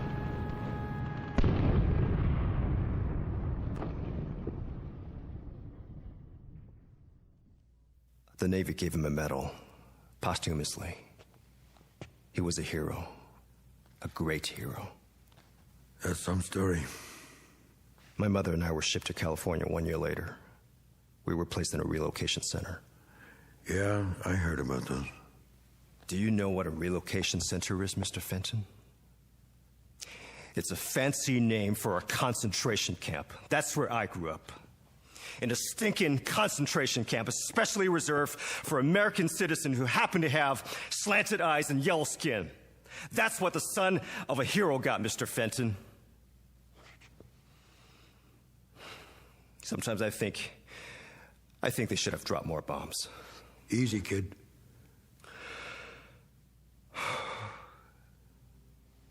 I'm such a liar. What? We all are sometimes. Don't be so hard on yourself. It didn't happen that way. Oh, come on. He was a traitor. He signaled the planes. He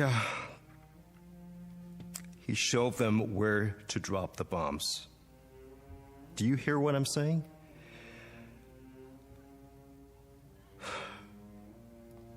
My old man was a traitor. Here, you need this. I gotta get out. Sure you do. The whole thing's stupid, isn't it? You come up here to make a few bucks and I ask you to have a beer because, well, if you want to know, I was kind of lonesome. You see, The wife got a little teed off at me before she left. But she'll be back. Wait and see. I guess maybe she's right. I do drink too much. You married, Arthur? No, I guess not. You know, you guys are way ahead of us as far as women are concerned. You really know how to treat them. It's an ever-loving fact. I saw it with my own eyes over there. And, Sonny, that's one part of Japan culture we could use. We give our women too much freedom, see? I mean, too much status. And what do they do with it? They kick us when we're down. That's what they do with it.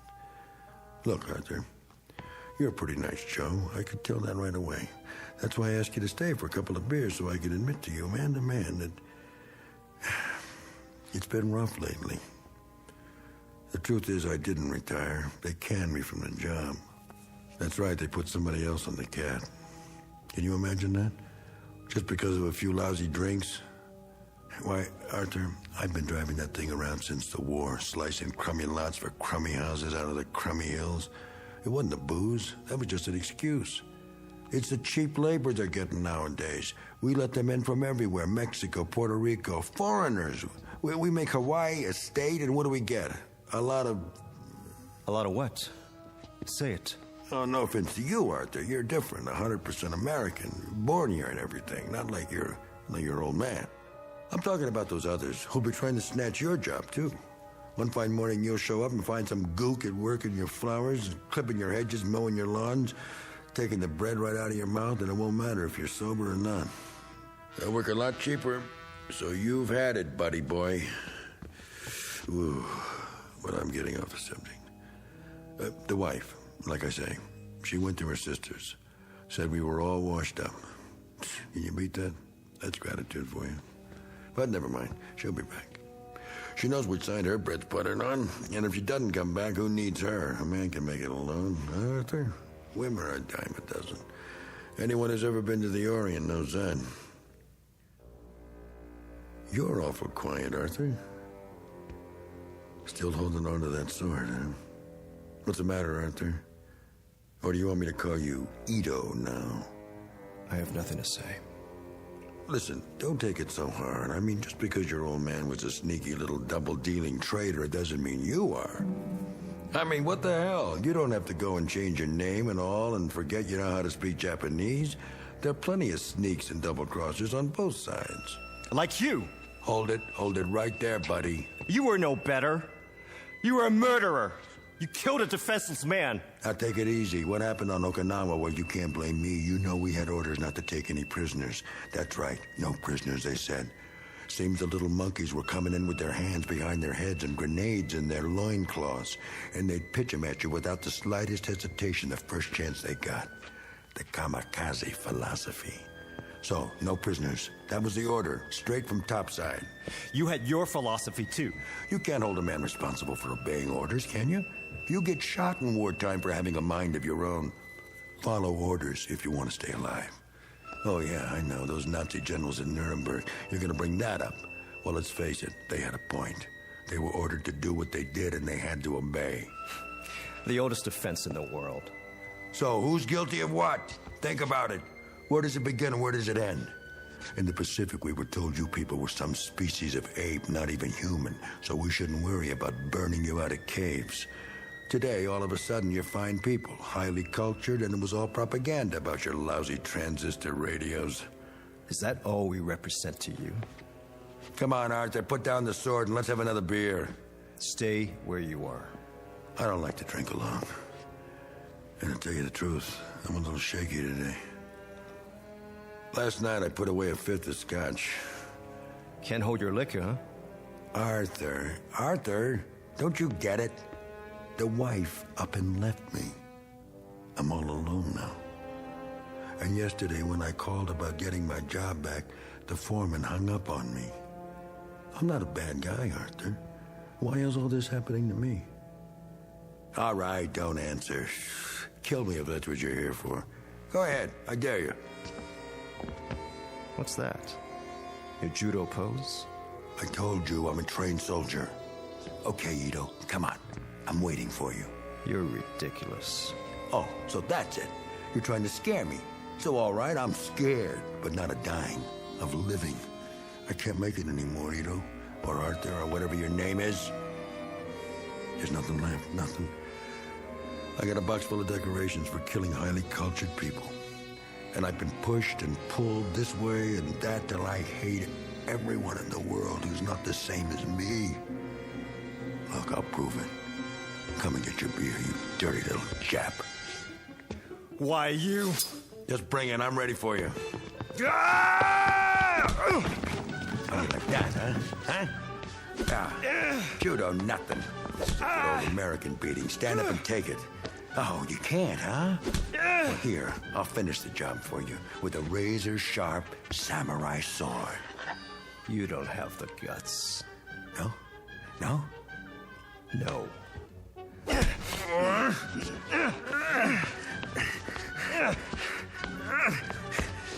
Let go of it!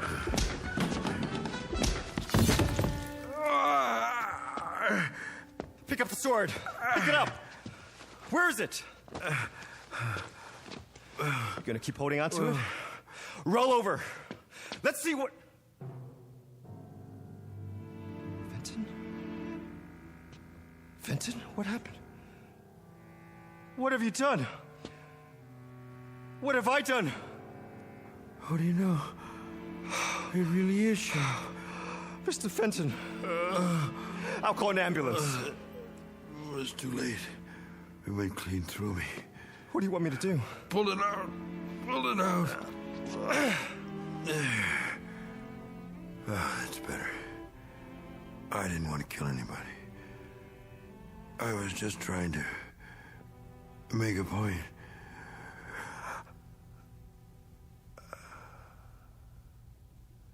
Oh, my God. Oh, my dear God.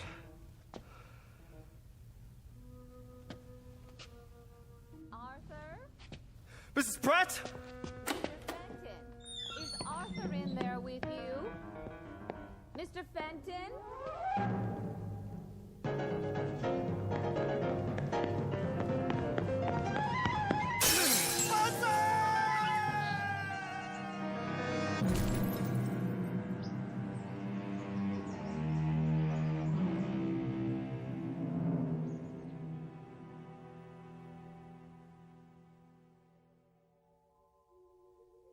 Two men in an attic, locked in a mortal embrace.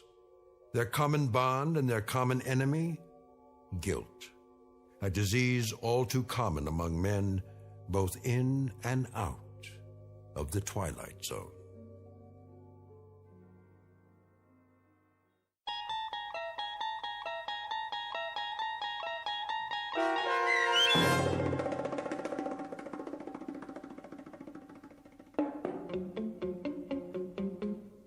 The Encounter, starring Stacy Keach and Byron Mann, was adapted for radio by Dennis Etchison and written for The Twilight Zone by Montgomery Pittman. Heard in the cast were Linda Ryder and Ilissa Fraden. The producers of The Twilight Zone wish to thank CBS Enterprises and the Rod Serling Estate for making this series possible. This copyrighted radio series is produced and directed by Carl Amari for Falcon Picture Group. Sound design and custom Foley effects for The Twilight Zone by Cerny American creatives Bob Benson, Craig Lee, Michael Slaybach, and Matt Sorrow. To learn more about The Twilight Zone Radio Dramas and to contact us, visit our official website at twilightzoneradio.com. Doug James speaking.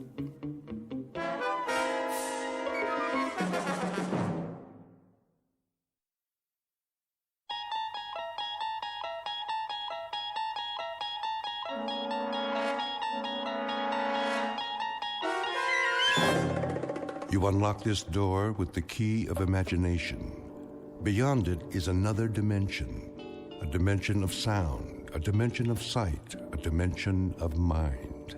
You're moving into a land of both shadow and substance, of things and ideas.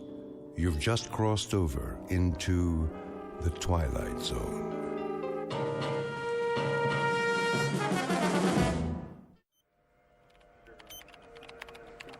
.019er, steady and holding.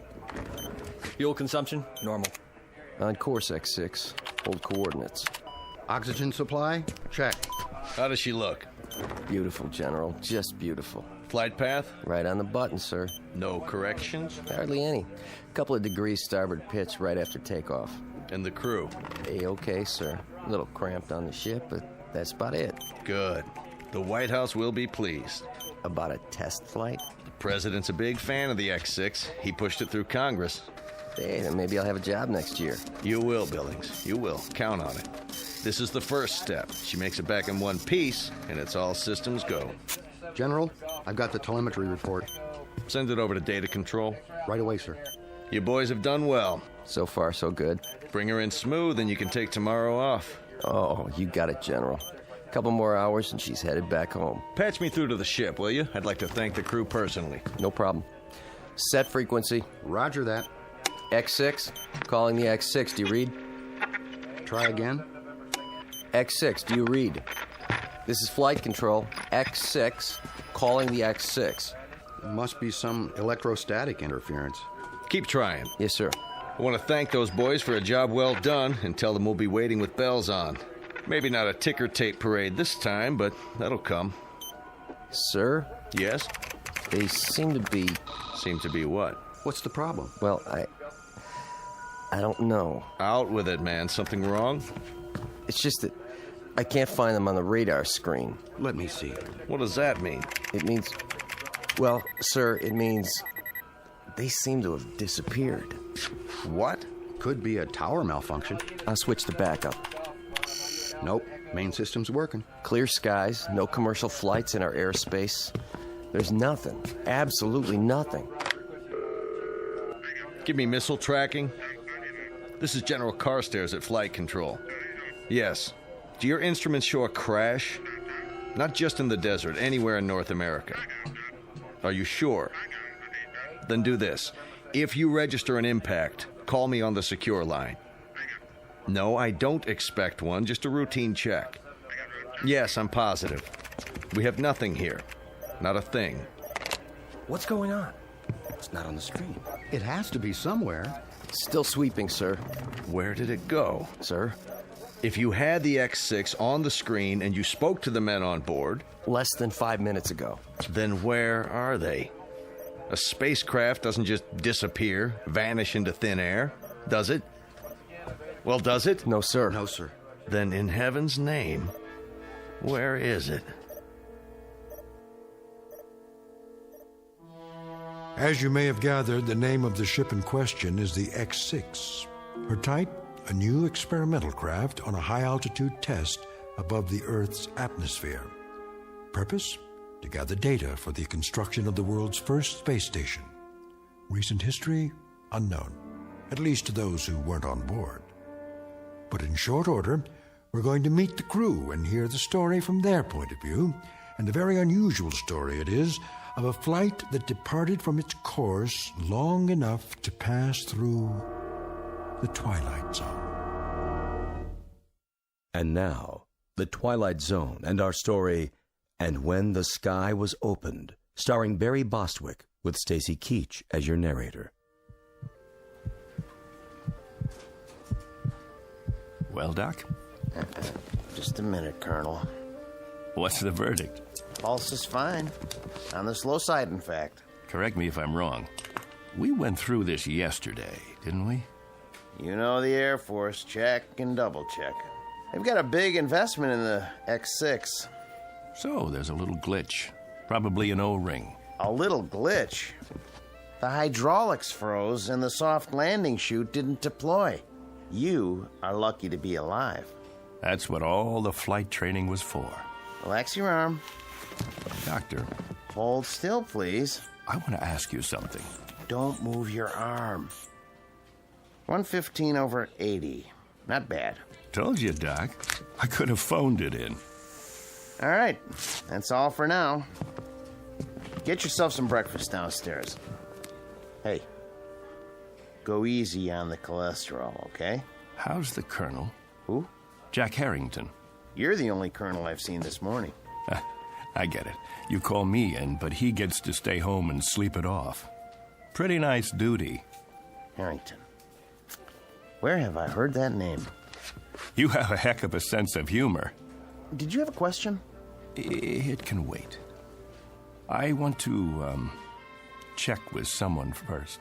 Well, look, try not to worry about anything. You may be a little disoriented for a day or two. Need any, medication while you're here? Sleeping pill? Muscle relaxant? Me? Never felt better in my life. If you experience any headaches, neck pains, that sort of thing, give me a call. Forget about me. Gart's the one with the busted leg. He's still on the 3rd floor. Yeah, he'll be in a cast for a while. He's healing fine, though. 3rd floor. Room 14, wasn't it? Well, you should know. Gonna stop by? I was thinking about it. Go ahead. Give him a hard time, just not too hard. Tell him I'll be by on my rounds. Oh, and congratulations, Colonel Forbes, to both of you. What? Haven't you seen the paper? You're heroes. We flew the course, nothing special. Well, the force is proud of you just the same. The nation is. Just doing our job. Here, take this with you if you like. I've already seen it. Then give one to Major Gart. They've got copies all over the base. But they're going fast. Colonel, come here. Can I ask you something? If it's not classified? Yes? What happened up there? How do you mean? When they lost you on radar. If I could tell you, Doc, I would. You and the General and everyone else. All I know is we must have lost pressure because we blacked out. For quite a few hours. The next thing I knew, we were down and the chopper was airlifting us out of there. That's it. End of story. But you made it. That's what counts. Yes. Yes. I guess it is.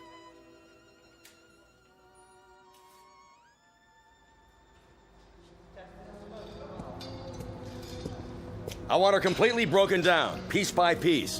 Whatever it was, we've got to find it. Doing the best we can, sir. How's the investigation coming? Well, so far, everything checks out. Meaning? The only damage evident is from the touchdown. She came in on her belly at something close to 300 miles an hour. Must have buckled part of the landing gear. Wasn't fully extended. That's why the wing looks the way it does? She plowed through a sand dune just before she stopped. If you want my opinion, sir. By all means. I don't think you're going to find anything wrong. Well, that may or may not be. But for now, we've got a mystery on our hands. We need answers. Well, it would be my suggestion. Yes? That if you want to unravel this mystery, you better check the crew, not the aircraft. The crew can't tell us a thing. How's that? We had them on radar for the first couple of hours. Everything went strictly by the book. Then they disappeared for 24 hours. Well, until they crashed down in the Mojave Desert. They must have lost consciousness because they don't know anything. The only way we're going to get answers is to dismantle the aircraft. Unless one of the crew members gets his memory back and fills in the blanks. So far, they're not talking. I'll be that as it may. I want to see every nut, bolt, and screw laid out on the hangar floor in order. Every wire, every piece of insulation. If there's anything wrong with this baby, anything at all, we're going to find it. Yes, sir. On the double, sir.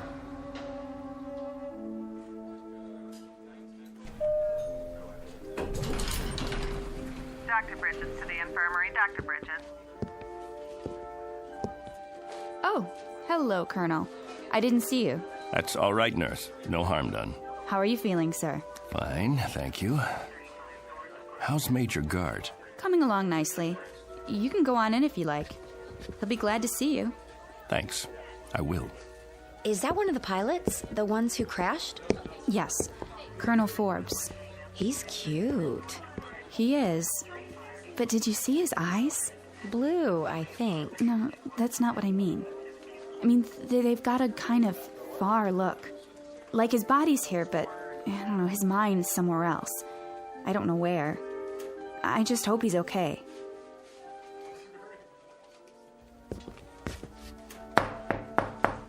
Come in. There he is. And there you are, the prodigal colonel. Not disturbing you, am I? Nothing could disturb me in here. More like a prison ward. No playboys, no hot fudge sundaes. I was on my way out. Can't stay away, huh? Doc wanted to see me. Nothing serious, I hope. Me? No, just routine. I'd offer you a drink, a shot of straight orange juice. How's that leg? Can't feel a thing, which is good. One more thermometer, and I'm going to absent myself from this establishment without official leave. Pull a chair over here by the bed. Take a load off, Colonel. Sure. Now, go ahead, tell me. What's it like in the outside world? Great, Bill, just great. I can't wait to get out of here. Talk to any of the guys? Yes. What about the ship? Did you look her over? It's under wraps. They've got everybody but the president's cabinet checking it out. Bill, did you see the paper? Sure. We made the front page. Only page 3 today. Take a look. Ooh, steady, Colonel. You go off on a toot last night? Why? Your hands, they're shaking. You don't look so good. Thanks. Little hungover, huh? No big deal. So what's it say? Bill, I wanted to talk to you about that. They spell our names right? First, I've got to get oriented. If you don't mind, I'd like you to answer some questions. Shoot. When did I leave here? Huh? When did I get discharged from the hospital? Yesterday morning? Don't you know? I don't know anything anymore. Easy, Colonel. All I know is I need to verify a couple of things. Now, that shouldn't be very complicated. Around 9:30 yesterday morning, I walked out of here, didn't I? About that time, I guess. And who did I walk out with? Are you kidding? How am I supposed to know who you walked out with? Some nurse you picked up in the hall, probably. What's the matter? Can't remember a name? I mean, when I left the room, this room, who was with me? Nobody. That's just it. You say nobody. I'm pretty sure I was awake, yes. If you remember it differently, What's today's paper say? Go ahead, tell me. What's it say? 2 astronauts crash in Mojave Desert. Over a picture of you and me before the flight. What else? And in effect, it says that 2 intrepid voyagers into the unknown return from the unknown in one slightly dented spacecraft. Sounds about right. What about the picture? I've seen better. What's in the picture? Look, if this is a literacy test, I can assure you that even though I'm not a West Point graduate, I can read and write, count up to 10. Gart, don't get wise with me now. What's it say under the picture? Read it. Colonel Clegg Forbes and Major William Gart just before their historic flight that ended in a mysterious crash. That's what you remember? I don't... You and me. The X-6 taking off. About 2 hours up, we black out, and 24 hours later, we come to in a crashed aircraft in the desert. We don't know where we've been or what's happened. Right so far? You remember something different? Bill, there were 3 of us in that craft. There was you, me, and another colonel named Harrington. What? Jack Harrington. Don't tell me you've never heard the name. He was 36 years old. He was my best friend. I'd known him for 15 years, and you'd known him for 5. That ship took a crew of 3, and we were the 3. Now, I want you to listen very closely because, Bill, I swear I can prove it to you. I've got to, or I'll lose my mind.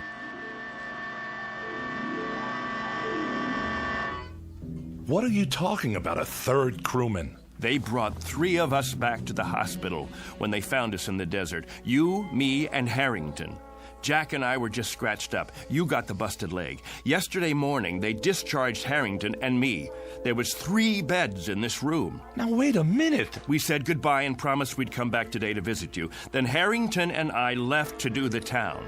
Now, you tell me none of that sounds familiar? Clegg, I don't know what you're talking about. I don't know anyone named Harrington. Whoever he is, he wasn't on the crew with us. The X-6 carried 2 men, you and me. Nobody named Harrington. Nobody else at all. When you walked out of here yesterday morning, you walked out by yourself. There were never 3 beds in this room. Only 2, yours and mine. Something's happened to you. I mean it, Clegg. This is an after effect of the crash. It has to be. I think you'd better tell the doctor run some tests. Look, Bill, let me describe to you what I remember. Go on. I'm listening. I'll give you a chronological breakdown of everything that happened as of yesterday morning. First of all, I saw the paper. The one you just showed me? No, not that one. Yesterday's edition. I saw it on the stands downtown, only it said that 3 men came back. There was a picture of you, me, and Harrington on the front page, taken just before we took off. That's impossible. I know, it must be impossible. You say there were 2 of us. Everyone else says there were 2 of us. And now, that's what it says in today's paper. Well, then, that should tell you something, shouldn't it? A reality check. But I know there were 3 of us in that aircraft. They picked 3 of us up in the desert and airlifted us in a chopper, and 3 of us were checked over and debriefed. They kept you here because of your leg, and it was Harrington and I who left this room yesterday morning. Then we requisitioned a staffed car and got a ride into town together. Bill, you said goodbye to us from that bed, and then you said, Harrington, keep an eye on Forbes. He can't hold his liquor. Those were your words. I don't know what you expect me to say. Don't say anything. Just listen. I was standing right at that door, and Harrington went back to your bed and made like he was gonna sock you. I swear to you, Bill, it happened. I know it happened. And Harrington, keep an eye on Forbes, will you? He can't hold his liquor. Hey. Why, I'm gonna let you have it, you fresh kid. I'm gonna fix this punk's wagon. I wish somebody would. I'm gonna tell the medics he's one very sick cookie and they should hold him for observation another 7 years. You think that's long enough? I don't know. And every Saturday night, Major Gart, the Colonel and I will phone you from whatever bar we happen to be in, and if you're nice, we might even let you talk to some women. Let's go already. I hate long goodbyes. Go on, both of you. Leave me here to suffer in my loneliness and despair. Take care, Billy. We'll come in tomorrow to see you. Meanwhile, you can all read about yourself. Better memorize this in case you lose it. See? 3 space travelers returned safely. And nothing about your broken leg.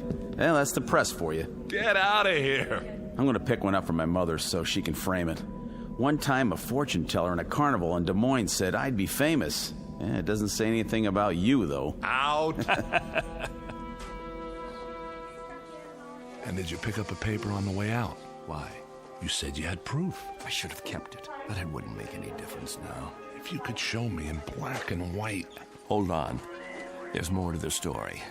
When we got to town, Jack and I hit the bars. The first one was the Plush Monkey on 11th.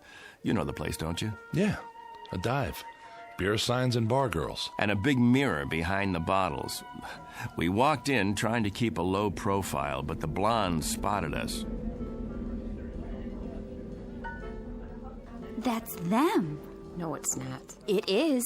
Don't stare. Give me your hairbrush. Welcome, gents. Take a load off. With pleasure.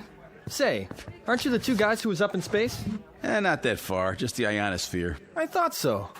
That and a couple of bucks should get us a beer apiece, right? You bet your life. But never mind the $2. This is on the house.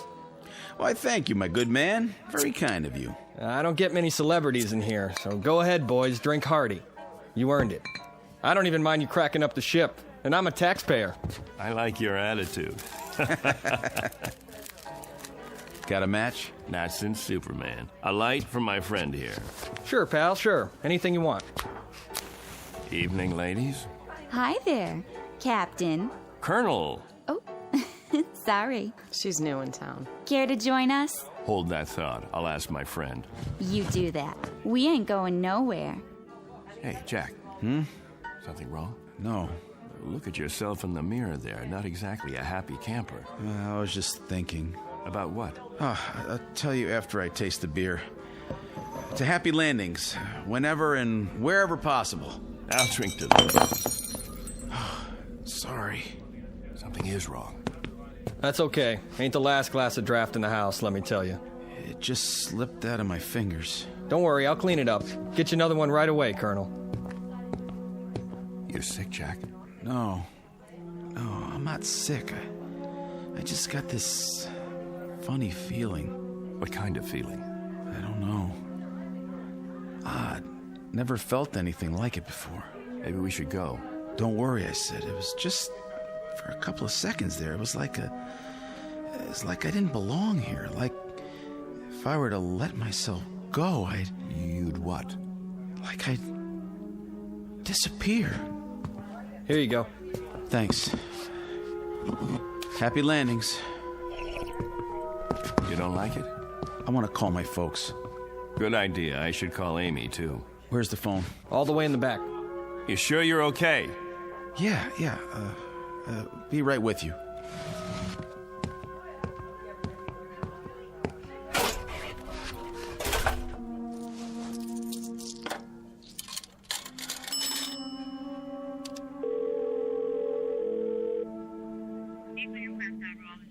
I'd like to place a call. Collect, please, to Des Moines, Iowa. The residence of Mr. James Harrington. That's right. Oh, my number, let's see, Fletcher 90632. That's what it says here. My name, it's Jack Harrington. That's right. Thank you, operator. I'll hold. I'm sorry about the broken glass. My friend's sorry, too. Forget it. I can sweep it up as soon as I get my mop. Clegg. Yeah? Come here. Will you come here quick? Coming. Please? Does he need some change? I'll see. What's up? I just called home. Called my folks. My mother answered. Yeah? How is she? I don't know. How come? I told her it was me, and she said she didn't have any son named Jack. That's what she said. Can you beat that? I asked to talk to my old man, and when he got on, he kept saying for me to hang up. He didn't want any practical jokers bothering his wife. Said he didn't have any son at all. That's weird. Clegg, what is this? What's going on? Gag, maybe, or... No gag. It's part of this feeling, Clegg. The feeling I've got that I shouldn't be here. That none of us should be here. It's as if maybe... What? Maybe we shouldn't have come back from that flight. Maybe somebody, something, made a mistake and let us get through when we weren't supposed to. Stay put. I'm going to get you a good stiff drink to go with that beer. I have to. I told you to stay here. Shot of whiskey, please. Make it a double. Sure. Say, Colonel, you think you could do me a favor? What? Sign this newspaper? My boy'd get a big kick out of it. Wait, where did you get this? From the machine outside. Here's a pen. Could you sign it to Richie, right on the picture? But it's wrong. What is this, a joke? You have it printed up? 2 spacemen return and crash in Mojave Desert? Huh? That's you, isn't it? Colonel Forbes? The other guy's still in the hospital, right? Which other guy? It says right here, Major William Gart. But there was a third man. See for yourself. He's back there in the... Back where? In the phone booth. It looks empty to me. Nope. Nobody's been in there all day. What? Buy me a beer, honey? I'm awful thirsty. My buddy, the one who was sitting here on the stool next to mine. You just got him another... Hey, where's his beer? What beer? My buddy's drink. Colonel Harrington, where is it? The one you gave him in place of the one he dropped on the floor, right here by the... Nobody dropped nothing on the floor. You see any broken glass? I don't. Dry as a bone, too. What are you trying to pull? I don't know what you mean, Colonel. You came in here alone. You don't know what you're talking about. You're crazy, you know that? Crazy, you hear me? If you think a thing like that, you gotta be out of your mind.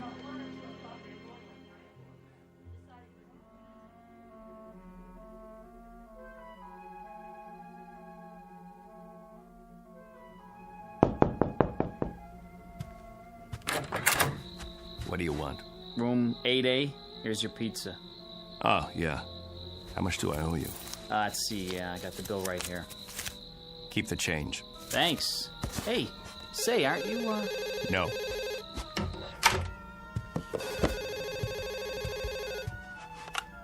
Yes?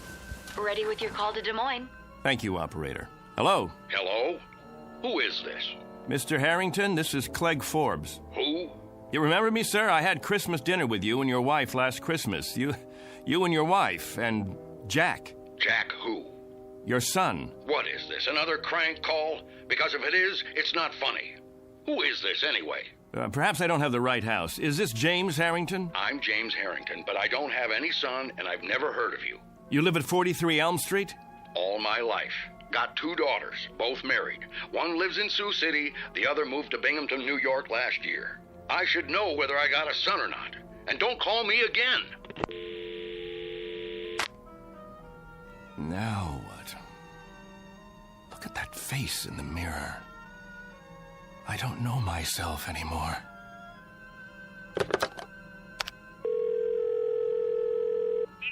Operator, I'd like Anderson Air Force Base, please. Commanding officer's residence. That's right. Call me when you get through.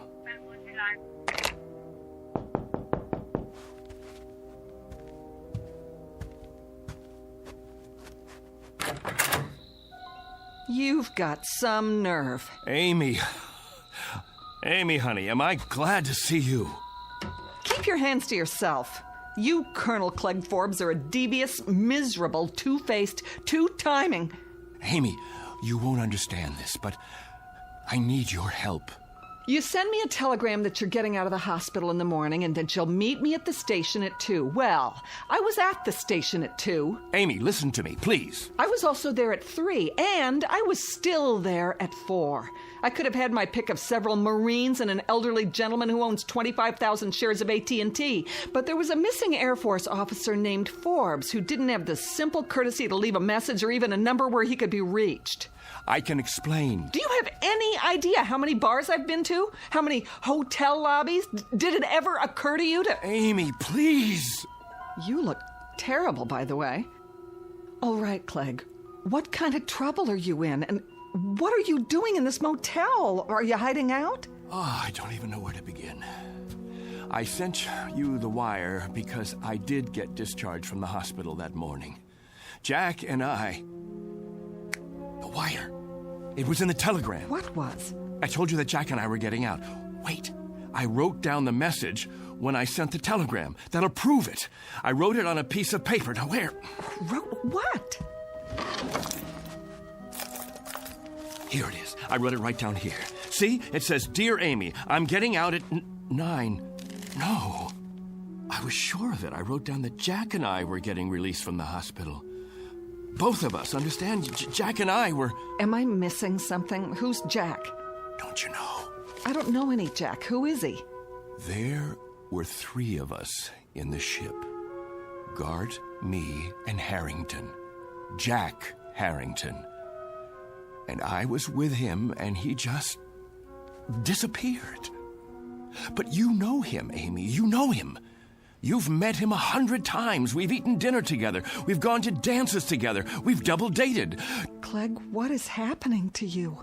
I don't know. I swear to God, I don't know, but... Yes. Put him on, please. Hello, General. This is Clegg Forbes. Yes, sir. That's right.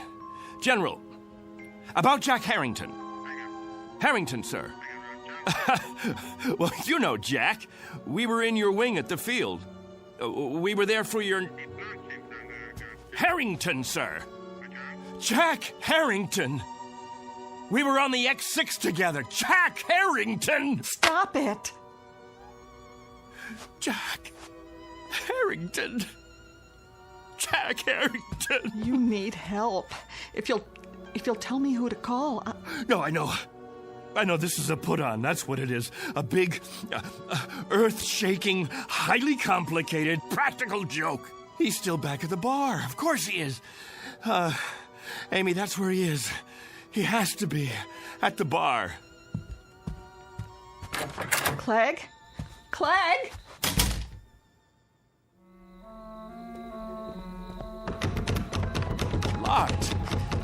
Locked. What time is it? It's late, Clegg. There's nobody inside at this hour. Open up. I know you're in there. Come on, Harrington. You gotta be. Don't! Jack, you can come out now. Some joke, and I fell for it. Where are you hiding? The phone booth? That's gotta be it. Where are you? Jack! Please come back, will you? Jack!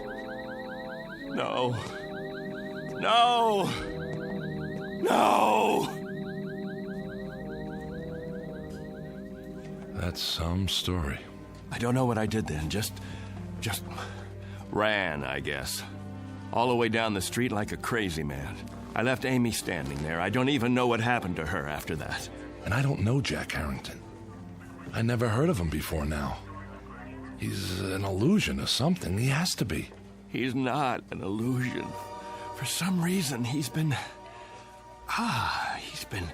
yanked out of here, taken away. You're letting this get to you. Didn't you hear what I said? He told me he had a feeling that maybe somebody or something made a mistake and let us get through when we shouldn't have. And maybe they'd be coming back to get us now. Maybe somebody from up there. Clegg, it doesn't make sense. And now, I've got the feeling, too. I've got this idiotic, oddball feeling. I don't know how to describe it. It's weird, Bill. It's just plain weird. Like I don't belong. I don't want it to happen, you hear me? I don't want it to happen to me, too. Clegg! Oh, I gotta stop him. Somebody get him! Somebody! Hey, did you want something? Where is he? Where did he go? Who? Colonel Forbes. Colonel... I saw him run into the hall. When? Just now. I didn't see anyone. He has to be here. He can't just... What are you doing out of bed, Major? You know, you shouldn't be walking yet. If the doctor saw you... Somebody's got to help Colonel Forbes. Somebody's got to help him right away. Grab a hold of my shoulder. Now, come on. I'm talking about Forbes. You know, Colonel Forbes. He was brought in here with me. In here? That's right. In the other bed, next to mine. Look, this is a private room. What? There's no other bed but yours. No. You see? All right, now, lie down. Now, raise your cast. That's it. What do you mean there's... Oh, no. Dear God. What happened to the other bed? Okay, try to rest. I'll call the doctor. Here, would you like to look at the paper? You're a hero. Do you realize that? Spaceman completes journey. Lone traveler returns to Earth. Lands in Mojave Desert. It's a nice picture of you. Would you like a glass of water? Major William Garrett. Just before his historic one-man journey into space.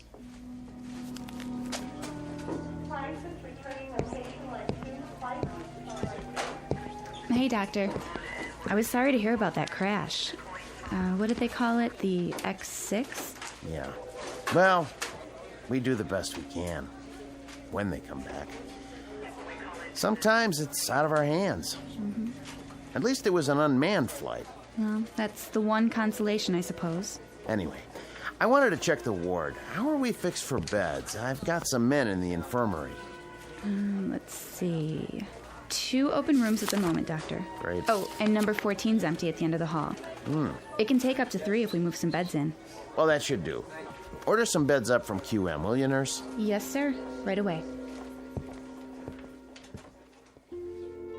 Once upon a time, there was a man named Harrington, a man named Forbes, and a man named Gart. All were officers in the United States Air Force, trained for experimental flights into the upper atmosphere. They used to exist, but don't any longer. Someone or something took them somewhere. At least, they're no longer a part of the memory of man. As to the aircraft, the X6, it's still supposed to be housed in a hangar on the base, or it will be one day. For the record, it hasn't been built yet. It's still on the drawing boards. But be careful. Don't let anyone hear you arguing about the reverse, or they might question your sanity. If you have any questions about the aircraft or the men who flew her, be sure to speak softly and only in the Twilight Zone.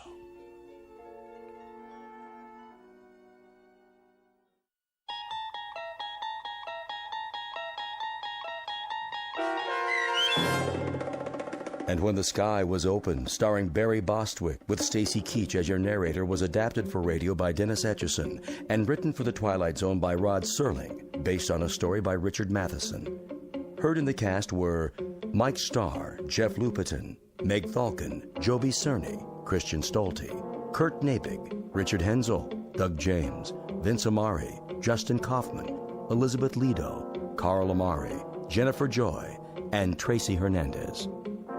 To learn more about the Twilight Zone radio dramas and to obtain audio cassettes and CDs of these programs, visit our website at twilightzoneradio.com. The producers of The Twilight Zone wish to thank CBS Enterprises, Carol Serling, Dennis Etchison, Claire Simon Casting, Terry Jennings, XM Satellite Radio, Sirius Satellite Radio, our sponsors, and our radio affiliates for helping make this series possible.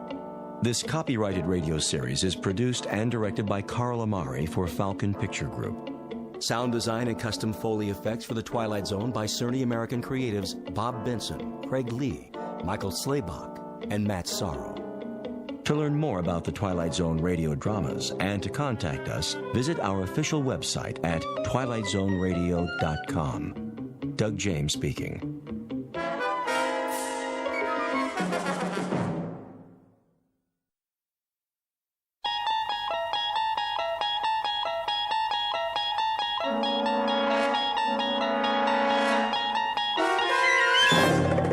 You unlock this door with the key of imagination. Beyond it is another dimension, a dimension of sound, a dimension of sight, a dimension of mind. You're moving into a land of both shadow and substance, of things and ideas. You've just crossed over into the Twilight Zone.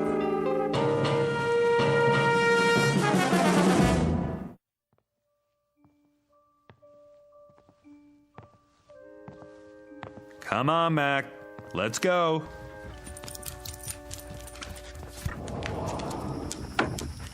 Out in the backyard. You got plenty of water, big guy. What's the matter? Something out there? Hey, maybe it's a squirrel. Nothing you can't handle. See you in the morning, big guy.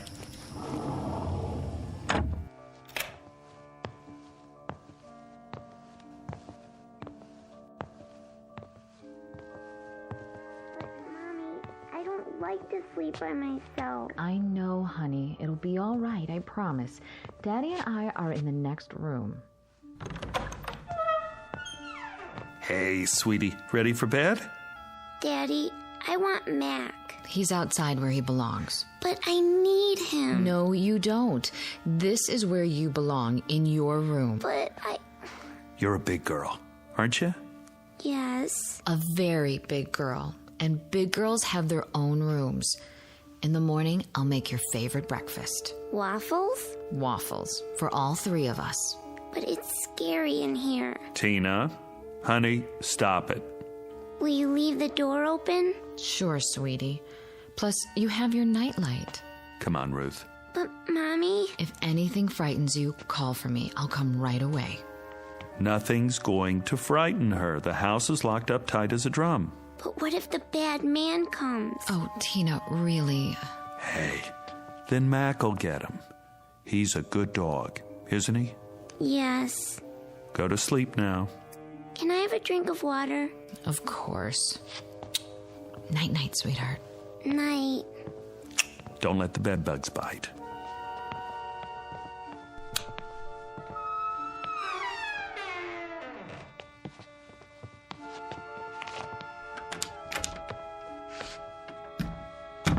She's been scared of her own shadow lately. Yeah, separation anxiety. New room and all. Did you hear what she said? The bad man. Where did she get that? Maybe she's onto something. What's that supposed to mean? Like Mac. He hears things, doesn't he? He's a dog, Chris. Well, kids hear things. See them, too. I remember when I was little, my sister used to tell me about the Nighthawk. The what? That's a good question. I never did find out. But she'd say, the Nighthawk's gonna get you. Kept me on my toes. What a mean sister. Maybe she was just looking out for me. I thought I saw all sorts of things. Face in the window, something in the yard. You would. Just the same, maybe there are things we can't see. Just kids and animals. That's enough, Chris. Like when Mac hears a squirrel or smells another dog down the street, but we can't because we don't have the senses. Next, you're going to tell me that there is a bad man. I didn't say that. Now I won't sleep a wink. That's not what I mean. Oh, what do you mean? Nothing. I don't know what I'm talking about. No, you don't. Come to bed. Sorry. You should have been a science fiction writer. Visible world. Nice. Makes me feel all safe and secure. I said I'm sorry. Well, this is the real world. Remember that. I'm turning out the light.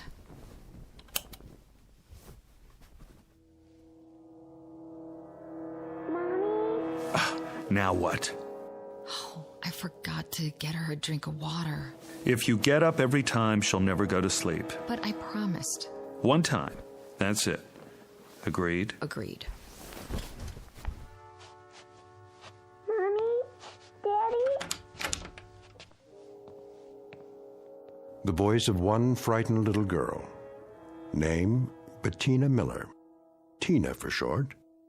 Description, 6 years of age, average height and build. Blonde, quite pretty. Last seen being tucked into bed by her mother only a few minutes ago. Last heard, there's the rub as Hamlet puts it, for she can still be heard quite clearly, despite the curious fact that very soon she won't be seen at all.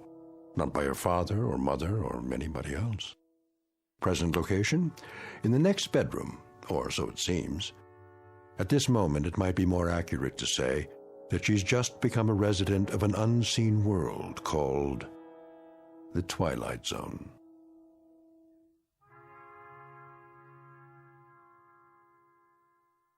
And now, The Twilight Zone and our story, Little Girl Lost, starring Stephen Tobolowsky, with Stacy Keach as your narrator. Chris? Not again. But she sounds so scared. Yeah. Listen to her. I'm going. Where are my slippers? I don't know what's wrong now. Yeah. I'll talk to her. One last time.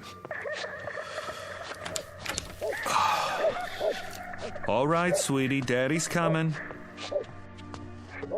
Quiet, Mac! What's the matter now, Tina? Where are you? Against the wall? Here I am. Take my hand. Tina, where'd you go? Did you fall off? I'll lean down and... Not against the wall, huh? Did you roll under the bed? Take it easy, I'm here. Tina, where are you?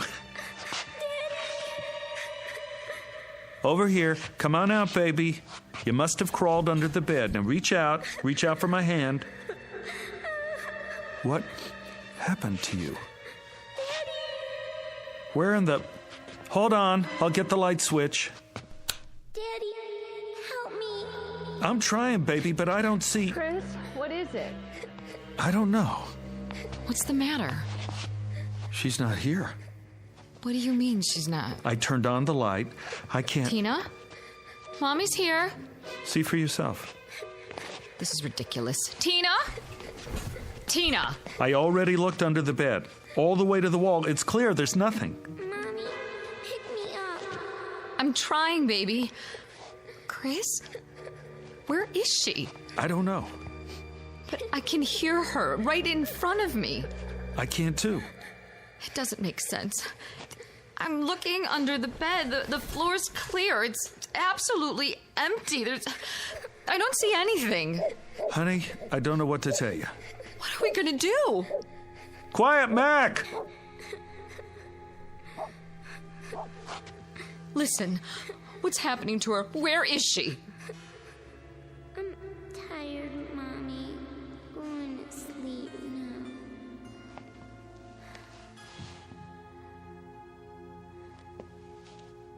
Tina? Tina?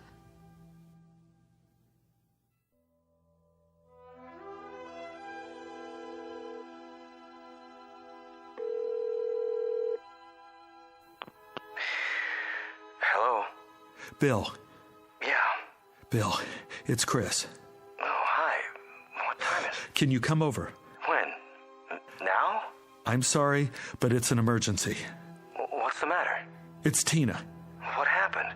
That's just it. I don't know. You don't... She's disappeared. From the house?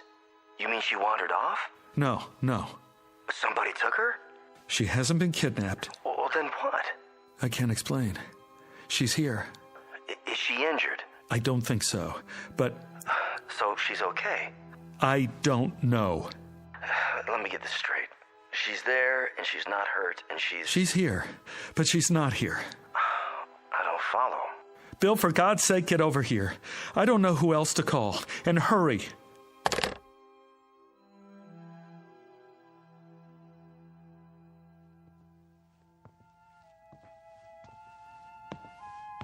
She's still asleep. That's what it sounds like. Ruth, stand up. Shouldn't we wake her? I called Bill. Bill? He's coming over. He's a physicist. Maybe he can... What do we need a physicist for? It's all I could think of. Shouldn't we call 911? And tell them what? That our daughter rolled off the bed and now we can hear her, but we can't see her. Oh, God. Where is she, Chris? Where is she? I'm going to look under the house. Under the house? Why? There's no hole in the floor, is there? Not that I could see. Oh, I better let Mac in. He's going to wake up the whole neighborhood. Sit on the edge of the bed. Wait here for me. Get the flashlight. It's in the kitchen. Right.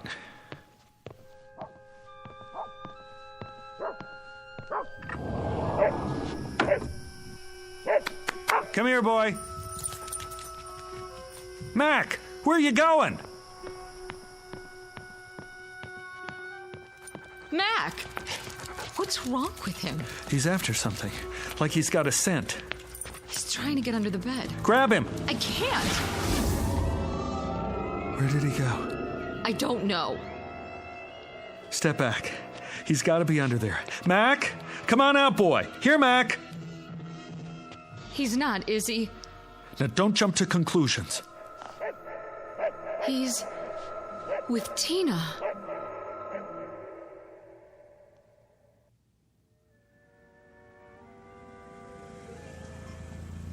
Oh, he's here.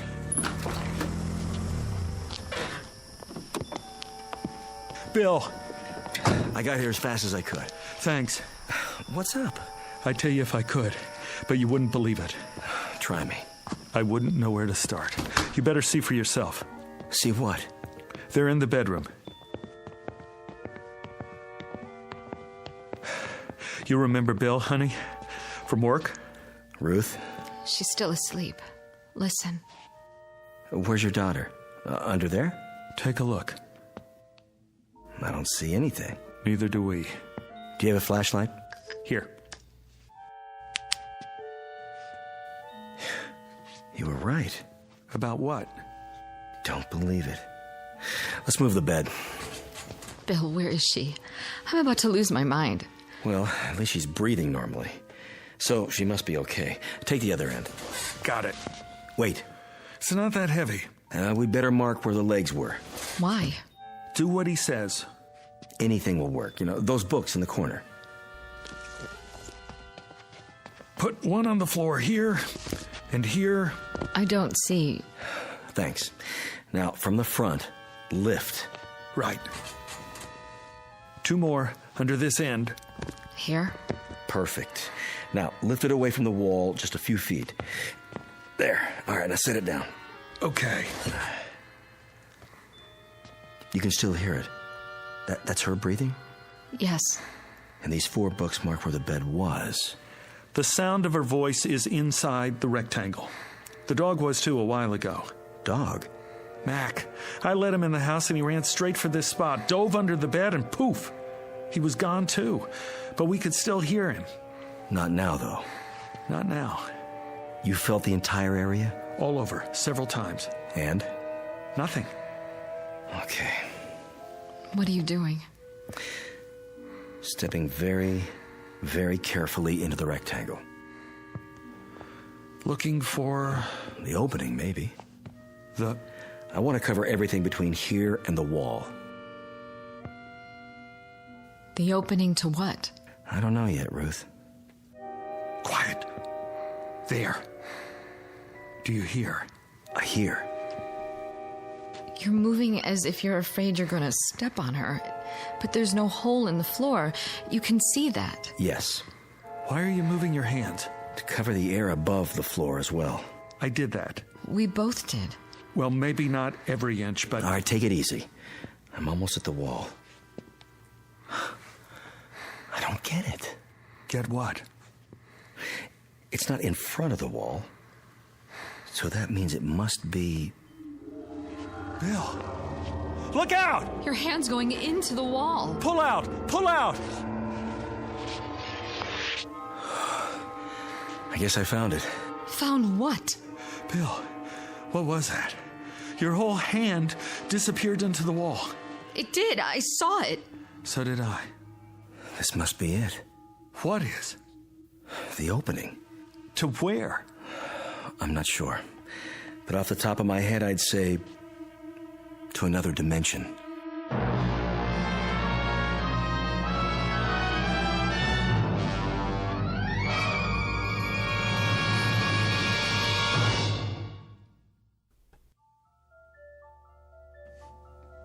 Another what?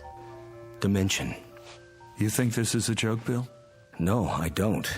Then why? I don't know if I'm right or not. I can't think of anything else, though. Anything else but... Look, there are 3 dimensions that we can see. Height, width, and depth. The 4th dimension is time. Now, if you know these, you can place anything. Where something is and when exactly. Like, what time is it now? 1:12 a.m. on this particular date in this location. Why are we talking about this? Wait, hear him out. There may be other dimensions as well. Science is still arguing about how real they are. But there could be doorways to these other times and places. Other realms. And some of those doorways have been verified. Have you heard of wormholes? I don't see what all this has to do with my little girl. Wait, I think I'm getting it. Tina must have fallen out of bed, accidentally rolled under it, and gone through. Like my hand. Did that actually happen? I couldn't believe my eyes. One way to find out. Let's try it again and be sure. Bill, don't. Right about here, wasn't it? I was touching the wall to see if it was solid and... It's happening again. Oh, this is it. An invisible opening of some sort. I can't see your hand. Pull it back. There. I'm okay. What did it feel like? There was no sensation. It's just that for a second, my hand was out of the visible spectrum. Where was it? That's what we have to figure out. I don't care about the reason. I just want Tina back. That's where Mac went too? Must be. He's probably with her now. But why? He could have sensed it. Animals are sharper about that sort of thing than we are. He must have known she was in there and gone after her. But we have eyes too. Why can't we see them? Because some things may be right in front of us, but we have a blind spot. Such as? Do you have any change on you? What? Wait a minute, I do. Here's a quarter. Now, hold it out at arm's length, between your thumb and your finger. Yeah, that's it. Now, I want you to stare straight ahead at the ceiling light and move the quarter just off center a few degrees to the right, approximately the 3 o'clock position. But don't move your eyes. Go ahead, try. Wait a minute. What do you see? Nothing. I can't see the quarter anymore. Exactly. But if you move it an inch or two right or left, or up or down... There it is again. It always was there, right in front of you, but you couldn't see it. Do you know why? Because you have a blind spot on your retina. It's a very small area where the optic nerves tie together. You'd never know it. How can you be aware of what you can't see? But whatever's there is still there, isn't it? I mean, whether you see it or not. I never noticed that before. You could go your whole life and never notice it, unless there was some reason to. But it's been there all along, invisible, like the quarter. Well, now that I know where she is, I'm going after her. No. Don't try to stop me. She's my little girl. We don't know what else is in there, or how far it leads. My daughter is in there. I know that, Ruth, but we can't just... Why not? You put your hand in and you pulled it out twice. We don't have enough information yet. Tina is right in front of us, on the other side of this dimensional opening, or whatever it is. All we have to do is reach in and... If it's that simple, why hasn't Mac found her yet? If I'm right, and this is a kind of gap or blind spot, an opening to another dimension, it wouldn't be laid out the same as our world, would it, Chris? There must be something we can do. Listen to the man, honey. You got a pencil? Anything to write with? Check Tina's drawer. Only crayons. That'll do. A black one. Here.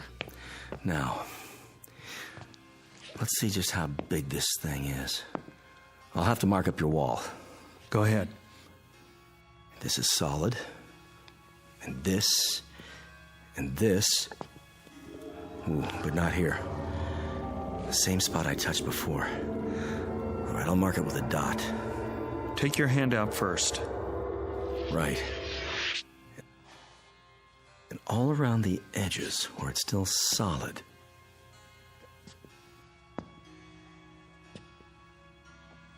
There. These marks form a rough outline of the opening. And you're saying it's always been there? Oh, my God. That's why she didn't want to sleep in here. She knew somehow. She could have fallen through at any time. Oh, I doubt it. Why not? Because locations are in space and time.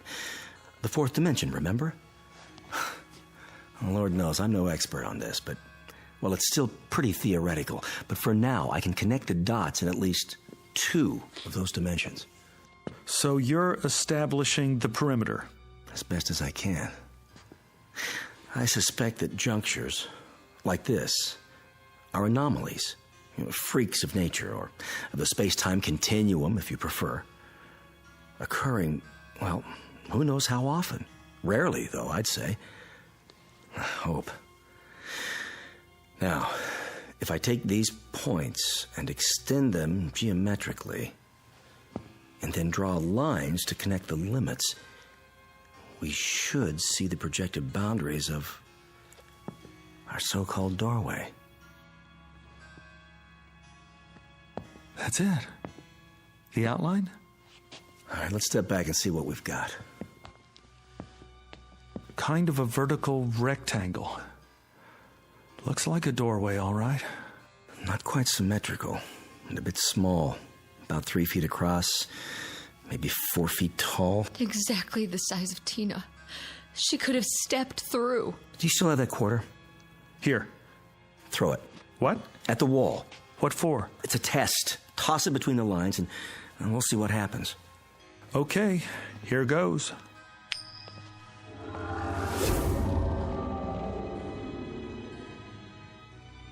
Where is it? It went through. The quarter's in. The other place. Wherever that is. Now what? Well... what are you doing? Shh. This is where I heard her. Where the bed was. The sound was the loudest just off the floor, but now... I can't hear her anymore. Chris! Let me try. Put your head down as low as you can. She's right. I can't even hear Tina's breathing. No. No. Tina? Answer me, sweetheart. Where are you? Tina? What's happened? The temporal dimension may be shifting. In that case, she could be anywhere. Tina! Tina! Hold it down. You hear anything at all? No. She's gone. Get up, Ruth. Move around, both of you, and keep listening. What's the point? It's a chance. Do it.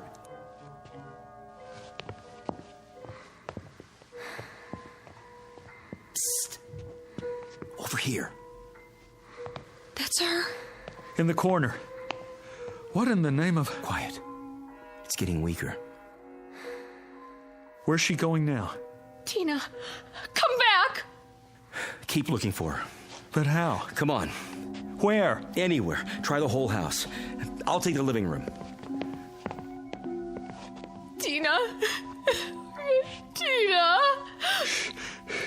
What is it? She's gone. Gone and never coming back. We don't know that. We don't know anything. Come on, babe. You gotta be strong. For Tina. In here. Bill?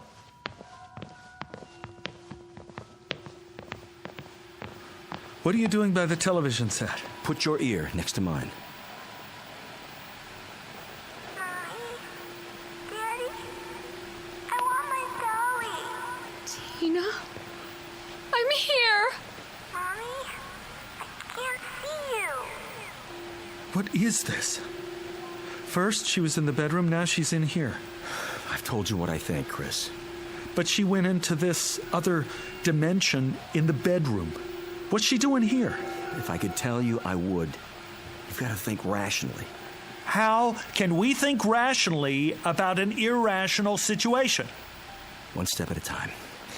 We try every possibility. Cross off the ones that don't work. I'm not going to wait. Neither am I. We can't get ahead of ourselves. My daughter needs me. I've got to go to her somehow, some way. Mommy? Daddy, help me. Help me now.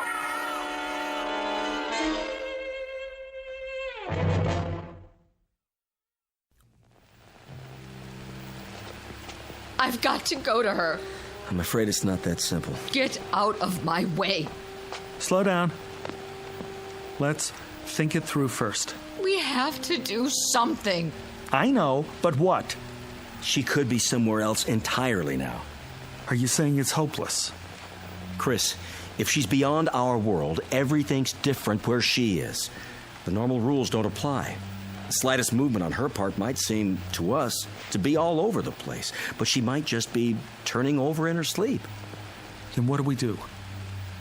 I have an idea. Call him. Who? The dog. Call him. Hurry. Mac! Here, boy! That's it. Here, that's a boy. There she is. I hear her. Where are you taking me, Matt? I don't want to go.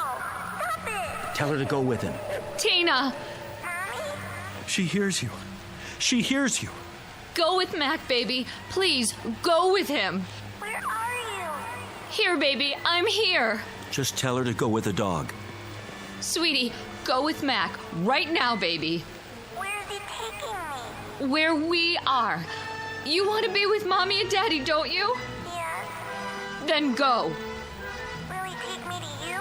Yes, baby. He will. All right, Mommy. Hurry, Mac. Let's go. The dog should go back to the place where he entered. Yes.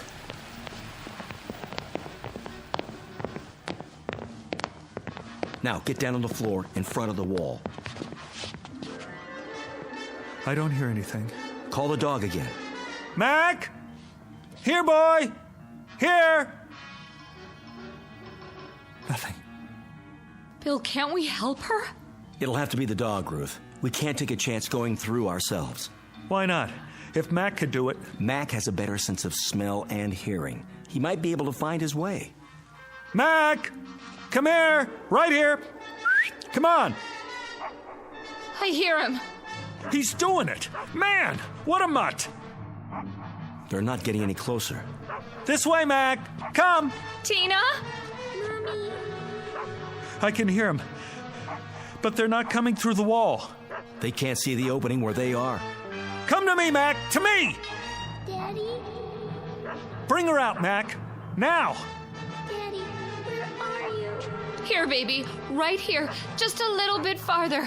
Follow Mac. I can't see you. Mac, you better come. Right now. Why doesn't he do it? Maybe he can't. He's confused. If you can't see him, he can't see you. No, I won't have it. What are you doing? Reaching in. Stop! Pull your arm back. Tina, take my hand. No, Chris, it's too dangerous. Let go of me. My hand, Tina, take hold of it. I can't see it, Daddy. I'll lean a little further. See it now? No. Chris! Here! Chris! Chris!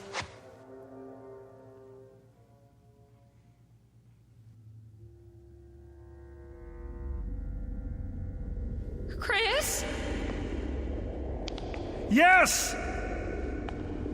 You all right? I'm okay. I got through. Can you hear me? We hear you, pal. Don't move. But I have to. Don't move an inch, or you'll never find your way out. But I'm just here, on the other side of the wall. What do you see? I'm not sure. It's dark. There are lights, millions of them, like stars. Some of them are flashing, moving past, and there's some kind of mist. I can't make out anything else yet. Don't even try. Stay where you are. I've got to find her. Let her come to you, Chris. Call her. Yes, call her. Tina! Daddy? I can hear her. She's close. Where are you? Come to the sound of my voice. I don't know which way. I gotta help her. She can't see any more than I can. Chris, I mean it. Daddy, I'm scared. Don't. Wait there for her. I don't have a choice. She needs me. Tina! Where are you, Daddy? Right here. Where? Is Mac with you? Yes. Grab his collar. Can you see his collar? I think so. Put your fingers under it. Mac, where are you going? I'm coming, honey. Chris, don't go after her. I have to. Tina? Where did you go? Tina! Tina! I'm over here, Daddy. Stand still. I don't like this place. Don't be afraid. I'll get you out. Where's Mommy? Waiting for you at home. In your room. She's waiting for us. Listen to my voice. Come to me. I don't know where you are. I can't see you, Daddy. Where's Mac now? Here. Grab onto him. Hold tight. Can you do that for me? I'm trying. Chris! Hurry! Got his collar yet? Yes. Get a good grip now. Okay, Daddy. But he wants to run away. You have to stay with him. Don't let go. Mac! Bring her here. Bring her to me, Mac. Is he bringing you, Tina? Yes. Hold on tight, baby. Go where he wants to go. I will. You'll be here in a minute. Mac knows the way. Just hang on. Come on, Mac. Come on, boy. Chris, we're running out of time. That a boy. Here. Right here. Can you see her yet? I'm not sure. There's shadows moving. Yes! Tina? Here, boy. That's right. Daddy, pick me up. Take my hand. I'm right in front of you. Reach out. Little closer. I can't see you. I know it's hard. Just try. That's it. Closer. There. I got her! Oh, Daddy. Oh, baby. Baby. You're okay now. Daddy. Oh, baby. I got her. time, Mac. You big, beautiful animal. You did it. You found me. I want to go home. Me too. That's where we're going. Mac, let me take your collar. Now go. Go to Tina's room. Where is it, huh? Put your arms around my neck, honey. Hold tight.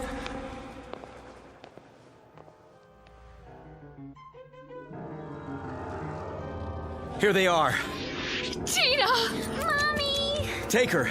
I've got his legs. I'm pulling as hard as I can.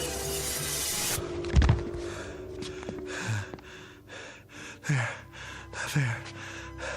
I told you you'd make it. Oh, Chris. How does she look? Fine. She looks beautiful. Mommy. Come on, honey. Let's get you out of this room. I better go with them. Sit down on the bed. Get your bearings first. Oh, man. What happened anyway? I pulled you out. Feet first? How did you do that? Half of you was still here. But I was walking around. You only thought you were. I was holding on to you the whole time. I didn't feel it. I know you didn't. How come you kept telling me to hurry? Because. Yeah? The opening was getting smaller. What are you talking about? The time element. At least that dimension was changing, or starting to.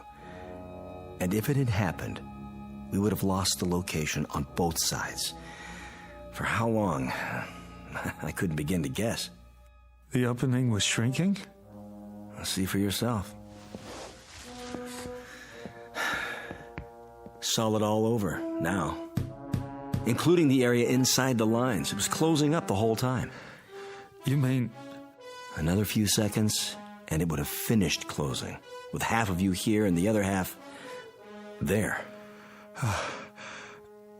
I would have been cut in two. Yeah.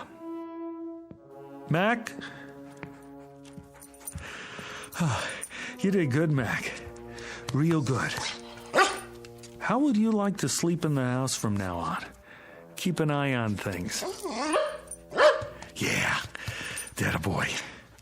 Better put some boards on the wall for now, until we can figure out what happened and make sure it doesn't happen again. Can we do that? Well, we can try. Meanwhile, you might not want to let her sleep in here for a while.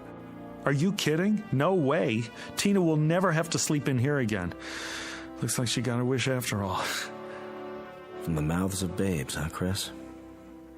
From the mouths of babes. And good old boys like Mac here.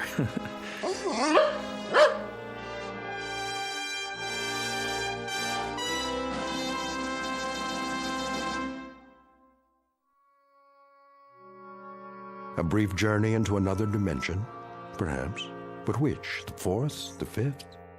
Or one not yet charted by theoretical physics? They never came up with an answer, despite a battery of research scientists equipped with every instrument known to man. No explanation was ever found, only a little more respect and uncertainty about what can happen in the Twilight Zone.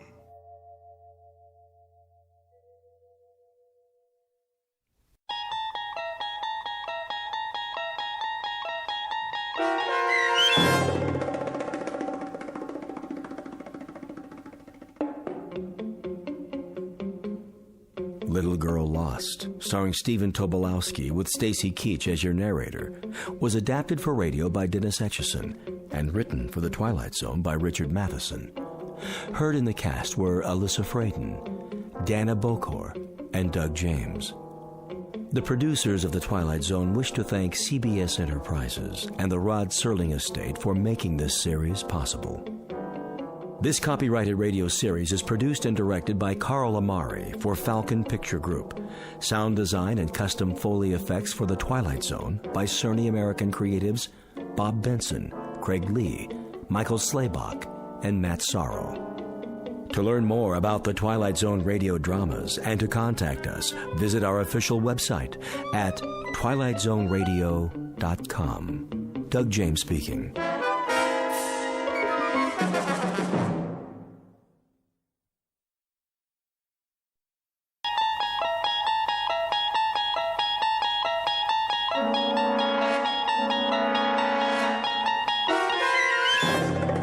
You unlock this door with the key of imagination. Beyond it is another dimension, a dimension of sound, a dimension of sight, a dimension of mind.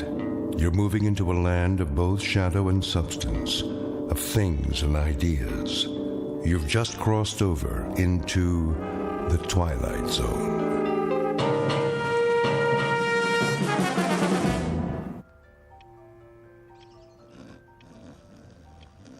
Oh, shh, I'm trying to sleep.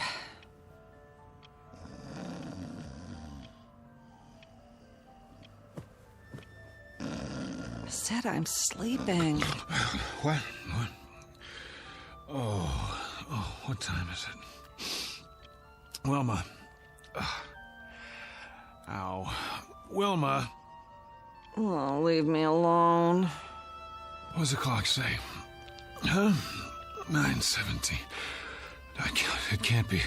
Oh, didn't you set the alarm? Wilma!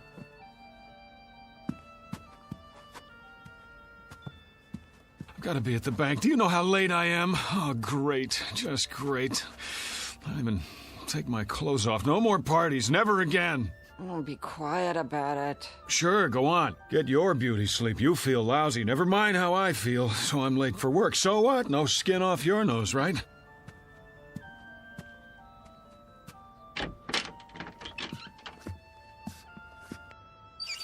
Oh, yeah, I shouldn't have looked in the mirror.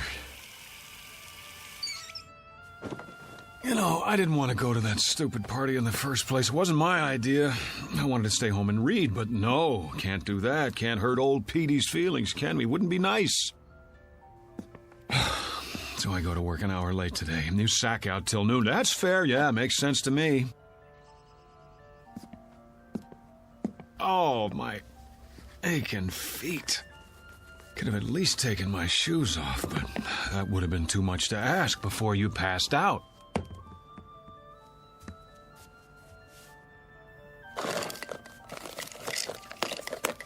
Oh, boy. Rearranging my stuff again, huh? Okay, I give up. Where'd you put it? Wilma! Wilma, where's my razor? Would you please tell me that much? Oh. Hey, wake up! Leave me alone! Snap out of it. I'm late, I said. Come on! Get away from me! Never mind the dramatics. Just tell me what you've done with my razor and I'll clean up and get out of here. Then you can go back to sleep for as long... Don't do that! What's the matter with you? No! I'm not even touching you. Are you sick or something? Wilma, I asked you... Who are you? What kind of a question is that? How did you get in here? Well, as I dimly recall, I staggered in about 2 a.m. with you at my side. After that... What are you doing in my bedroom? Oh, you mean this isn't the YMCA? I suppose I could have slept on the couch if you wanted me to. Am I forgetting something? Did we have an argument? Because if we did, I'm afraid I... Get out of this house! Come on, honey, knock it off. I'm late enough as it is. Just tell me where you put the razor so I can shave, change my shirt. Out! Out! I'm in no mood for jokes. If you don't, I'll scream again, louder. Wilma! How do you know my name? It's on our marriage license, remember? Mister, I don't know what you think you're doing, but I've never seen you before in my life. Cameo of a man who has just lost his most valuable possession. He doesn't know it yet, but he's about to find out. In fact, he doesn't even know there's been a loss. Because, like most people, David Gurney has never given much thought to the matter of identity. But he's going to think about it from now on, because that is exactly what he's lost. And his search for it will take him through unknown territory in one of the darkest corners of the Twilight Zone. And now, The Twilight Zone and our story, Person or Persons Unknown, starring John Schneider with Stacy Keach as your narrator. Did you hear me? Get out! Because you've never seen me before. Now you don't even know your own husband. Oh, you're beautiful. What a time to go psycho on me. Now, look, whoever you are, I don't want any trouble. But if you don't get out of here, I am going to call the police. Easy, Wilma. Take a pill or something. Stay away from me! Go ahead, call the police. Call the fire department. Call the paramedics. Tell them to bring an oxygen mask because there's a man here who's dying of a hangover. Oh, my head. I'm not bluffing. If you're not off that bed and out of this room by the time I count to 5, I'll make the call. I swear. 1, 2... Cut it out, will you? I've got a splitting headache. 3, 4, 5. This isn't funny anymore. Give me the police. Hello, police? I'd like to report a guy who... Give me that. Have you gone crazy? What are you gonna do? Kill me? I'll scream until the neighbors come. All of a sudden, I'm a stranger? I suppose I didn't buy this king-size brass bed and the lamp and the carpet and the wallpaper to go with it. If I didn't, who did? Santa Claus? Oh, you're insane! Boy, this is what I call a delayed reaction. 2 martinis at midnight and she gets drunk the next morning. Go back to bed, sleep it off. You cannot tell me what to do. You got it. I won't waste my breath. Now, what are you doing? Changing my clothes. What are your panties doing in my drawer? Your drawer? Where did you put my socks? If you don't keep your filthy hands out of my things... Filthy? Yeah, well, if I had time to take a shower... What in the name of... Those are my dresses! So I see. What did you do with my clothes? Oh, the Lord is my shepherd. All right, I'll wear what I had on last night, but if anyone says something at the bank, I'll tell them whose fault it is. My darling, brain-damaged wife with her defective sense of humor. Daily bread and forgive her. Sorry, trespasses as we forgive those who trespass. I'm going to work now. When I get back, you'd better have things straight again, understand? Do I make myself clear? The kingdom, and the power, and the glory, now. Goodbye. And forever. You gotta help me.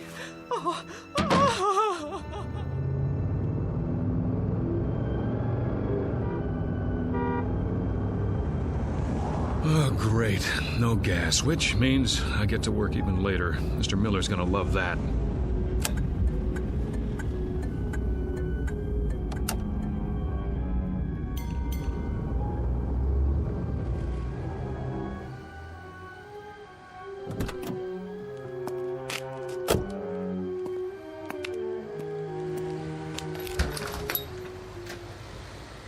Come on. Here's your change. Thank you, sir. Fill it up on number 3. Cash or charge? Put it on the card. Here. You have ID? Yes, I have ID. Every kind you want. Here, look, I'm in a hurry. Would you run the card while I pump the gas?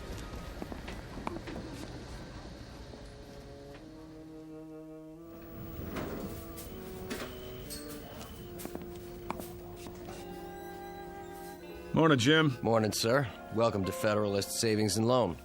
Boy, treat the customer like a king. New uniform? What's that, sir? Looking mighty spiffy. Hat's on crooked, though. It is? Keep up the good work. Don't let any bank robbers in. If you'll fill out a transaction slip. Who do I see about a loan? Morning, Julie. Fred. Bring back this loan application and I'll begin the procedure. Well, how long's it gonna take? Oh, no, not long. We can usually give you a decision in 72 hours. What in the... Well, see, I sort of need the money right away. I'll do my best, Mr. Klein. May I help you? George? I am Mr. Hurtubise, Assistant Vice President. Of course you are. Who's that? Sir? At the desk by the window. Why, that's Mr. Cooper, our Vice President. Well, would you mind telling me what Mr. Cooper is doing at my desk? Beg pardon? What is he, some trainee of all the... If you'll wait your turn, sir, Mr. Cooper's busy. Yeah, sure he is. What is this, George? April Fool's Day? I don't see why I have to fill this out. I already gave you all the information. I'm sorry, Mr. Klein, but without verifying your collateral, I'm afraid there's nothing we can do. You know how long I've had an account here? And you giving me the runaround? Well, maybe I'll just take my business somewhere else. What do you think of that? Well, thank you for stopping by, Mr. Klein. If you'd care to reconsider... Thank you for nothing. Nice. I beg your pardon? You just lost a customer. I could have processed his application in 24 hours. And you are... Who the devil are you? How's that? I said, who the devil are you, and why are you sitting at my desk? Your desk? Yes, my desk. I've had about enough of this today. Get out of that chair. I'll do nothing of the kind. Friend, you'll get out of that chair or I'll throw you out. Yes, I need security over here. Move. No need to get upset, friend. Oh, you don't think so? After the morning I've been through? Here, take this junk with you. Your pictures, your phony nameplate. I said take it! Trouble, Mr. Cooper. Would you show this man to the door? Knock it off, pal. You're the one who's leaving. Better come with me. Back off, Jim! This joke's gone far enough. He says it's his desk. Come on, sir. Let's settle this outside. There's nothing to be settled. I want my nameplate back and my pictures. What the hell did he do with them? Now, sir. Outside, I have to insist. Go ahead, insist. I'm not budging. Yes, you are. You're putting your hands on me? This is too much, Jim. I like you. You're a good security guard. But if you don't let go of my arm, you're out of a job. Outside. I said, let go of my arm. There! Now you are fired. Put your hands up. Put your gun away and get back to work. What's the matter with you people?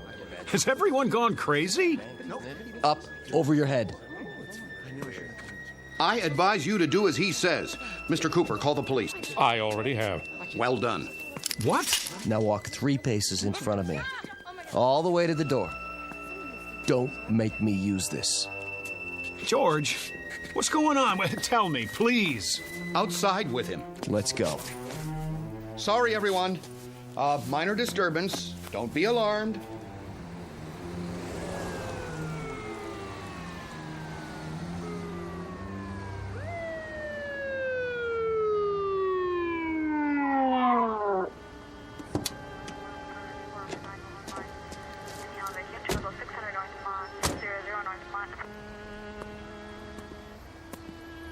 This the man? That's him. Hands behind your back. Oh, for God's sake. Hold still, fella. Ah, get in the car, nice and easy. Wilma, is that you? That the same guy? Yes. What's your name? Why don't you ask her? We did. She doesn't know. Doesn't know? After 11 years of marriage, she doesn't know. He's a complete stranger to me, officer. I can't tell you how frightened I was. Let's go. Wait, Mrs. Gurney, let me introduce myself. I'm David Gurney, your husband. Well, what's everybody staring at me for? That's who I am. Tell him, Jim. I've worked with this man for 4 years. Tell him. Never saw him before. He just walked in and started a ruckus. Slide in the back seat. Come on. Wait, you don't believe I'm David Gurney? I can prove it. Look in my wallet. Go ahead. Take it out of my back pocket. Then we'll see. No wallet? Sure there is. Check the other pocket. Nope. Nothing. But I had it. Oh, hold on.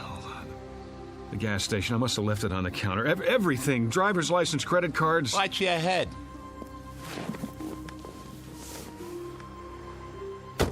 You can't do this. Somebody tell them. My name is David Gurney. David Gurney.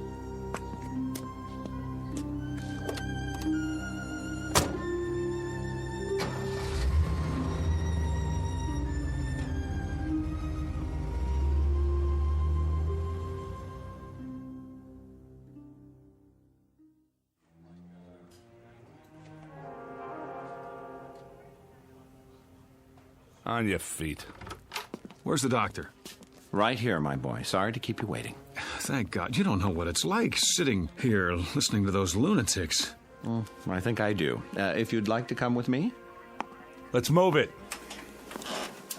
I see you people have finally come to your senses. Now you can sign the papers and I can go home. You're not going anywhere. Not just yet. What is this, a jail? No. I thought you understood that. It's not part of the penal system. What would you call it then? An isolation wing at the state hospital. I thought that was explained when you were brought here. Then if it's not a jail, I'm leaving. Very probable, eventually. But for now, there's a 72-hour hold. I thought we'd talk a bit first, Mr. Gurney. David Andrew Gurney. So you've said. Well, let's go down the hall, shall we? We'll be more comfortable in my office. You heard him. You don't have to manhandle me. It's all right. He's not dangerous. If you say so. Please, follow me. Got a regular loony bin in here. Oh, let's say a few people who are confused. I think of it as a kind of hotel for the weary mind. Yeah, only they can't check out. Actually, most of them will be released. A few are violent, but you're not like those, are you? Well, I should hope not. Come in, Mr.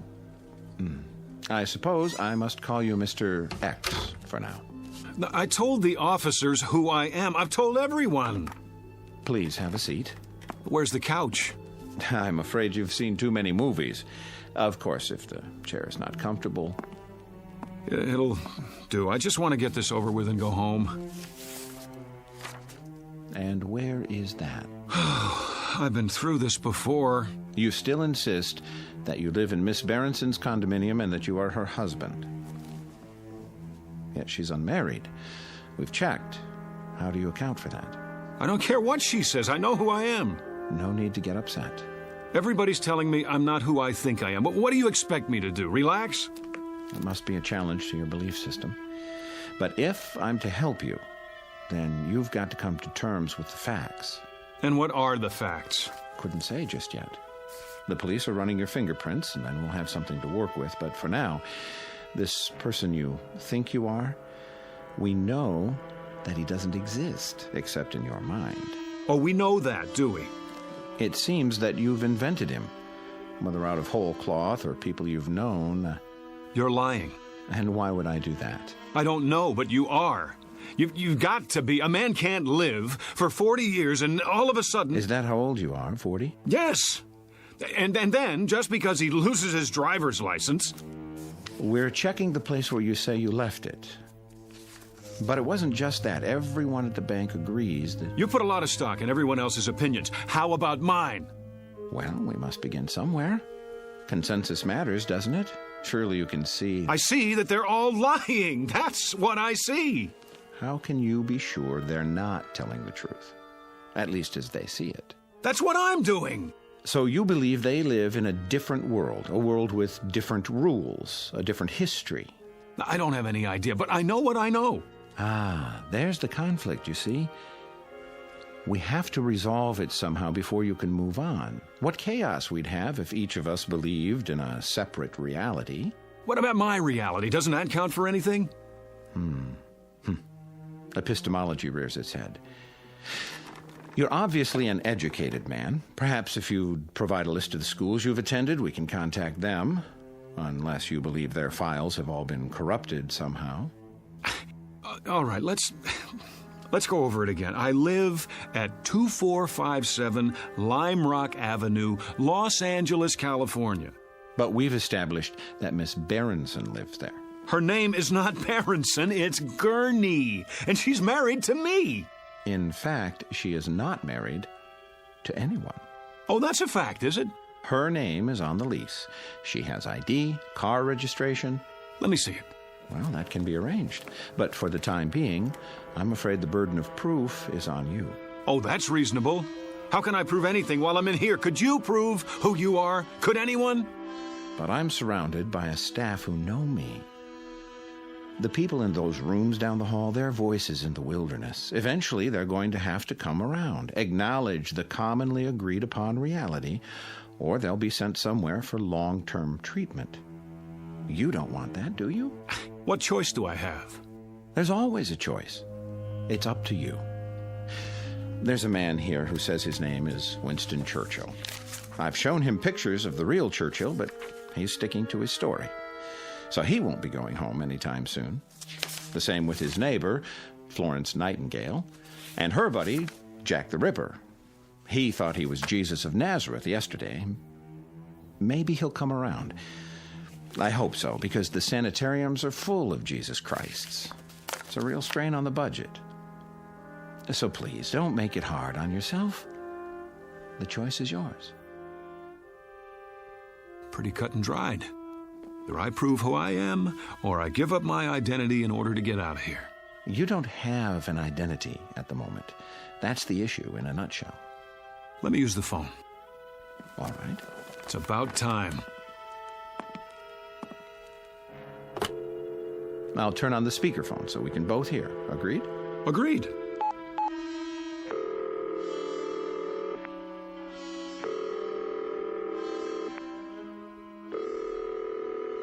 Front desk. This is Dr. Koslenko. Let me have an outside line, please. Yes, doctor. What number? 838-2171. My friend Pete. I've known him forever.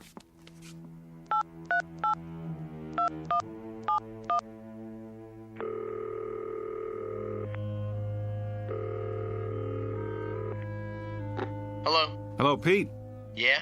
Who's this? It's Dave. Look, you don't know how glad I am to hear your voice. Listen. Dave who? Pete, for God's sake, Dave Gurney. Wilma and I were at your place last night. Don't kid around. I think you have the wrong number, fella.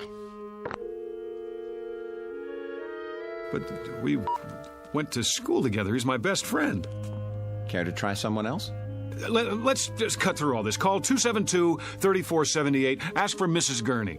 Very well.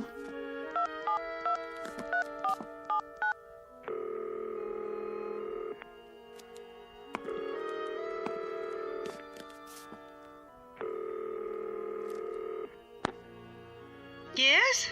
Who is it? I'd like to speak to Mrs. Gurney, please. This is Mrs. Gurney. Really? Hello, Mom. Hello? Oh, I'm so glad I got you. Hello? Who is this? Who's on the line? It's David. Mom, don't you recognize my voice? David, your son.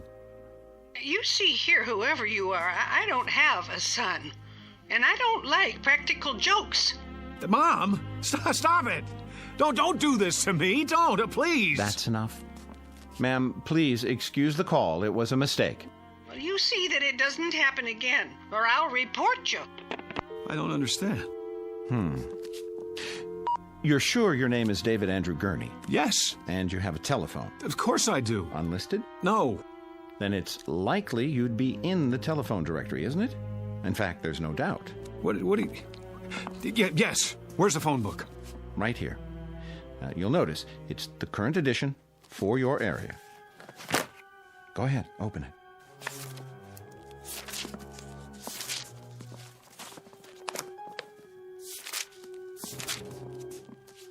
Gurney, Bertram J, 26837 Broadview, no. Elizabeth Y, 6578 Logan Street, Van Nuys. Well? It's not here. I believe that's called evidence. Now, are you ready to consider an alternative? But if I'm not David Gurney, then who am I? That's what we're going to find out. Now the real work begins. In other words, I'm crazy, just like the guy who thinks he's Jack the Ripper? That's what you're telling me? Well, let's say temporarily disoriented. It's not uncommon when one is under stress. I know it must be difficult to accept, but looking at it logically, could there be any other explanation?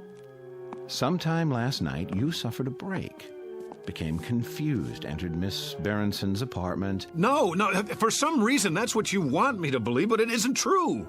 Because in spite of everything, I know who I am. If I don't know that, I don't know anything.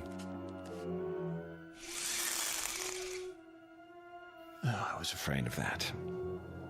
You know, I've been through this a great many times. Too many. And it's what I was trained to do, and I'm very good at it. Always ends up the same way. With the patient either returning to a normal, productive life or entering into a lifetime of treatment. Why? Because they won't break? Hear me out. We're not playing around in here. I can give you a prescription for drugs, set up a schedule of visits, but it's maintenance, that's all. The bottom line is it's up to you. If you behave that way, you become that sort of animal. My name is David Gurney. I live at 2457 Lime Rock Avenue. Look out the window. You see all those people on the grounds walking back and forth? Some of them look normal enough, some of them look like zombies. But all of them are here for the long haul. It's such a waste of time, money, human lives. Don't do this. You're an intelligent, educated man. The system is what it is. You can't beat it. Take my advice. Learn to play ball right now, before it's too late. Or else... Not this way. What other way is there? I have to know. Do you understand? Either I am crazy or somebody's gone to a lot of trouble to blot me out. Use your brain. Why would anyone want to blot you out? How should I know? What, the CIA? This is not a spy novel. Whoever or whatever it is, they can rig all the phone books in the world and they can pay off everybody who ever knew me, but there's one thing they can't do. They can't get inside my mind, and they can't think of everything. What do you mean? Something even Wilma doesn't know about. I just realized there's still one way to prove who I am. Well, I'll be happy to take it under consideration. Sure you will. Stand back. I'm going to make sure I get there first. Get away from the window. No, out of my way!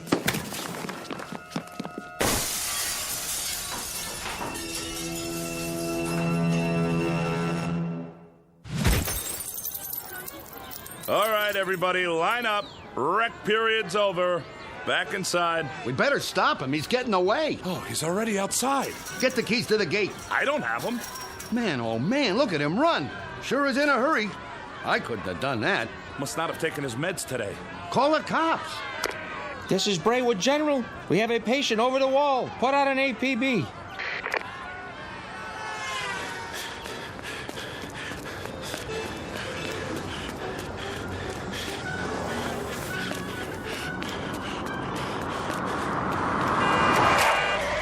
Hey, buddy, get out of the way.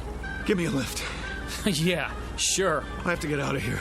Yeah? We'll call a cab. I don't have any money. Did you help me? Sorry, buddy. Get out. I need it. Get out. Hey, what are you doing? Then slide over. I'm in a hurry. Hey, look, man. I don't want any trouble, okay?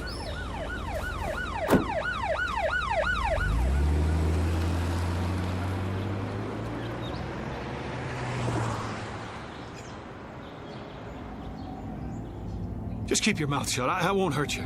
Hey, who's after you? The cops? Huh? What'd you do? Nothing. That's just it. Nothing. And what are they chasing you for? Because I don't believe their lies. Oh, I get it. You're on the run, right? Is that it? Something like that. It's okay, man. I'll play ball. Just stay calm, okay? Turn right there. There's an alley. Oh, thanks, kid. Look, where do you want to go? Downtown L.A. You know how to get there from here? Sure, but don't take the freeway. Go the back streets. I'll show you.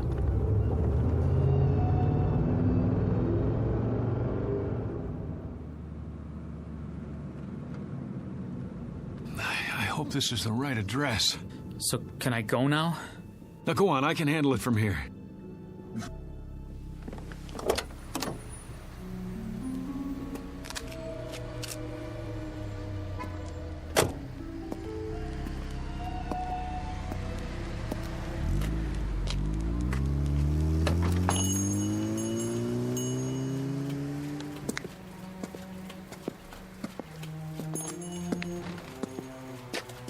Can I help you?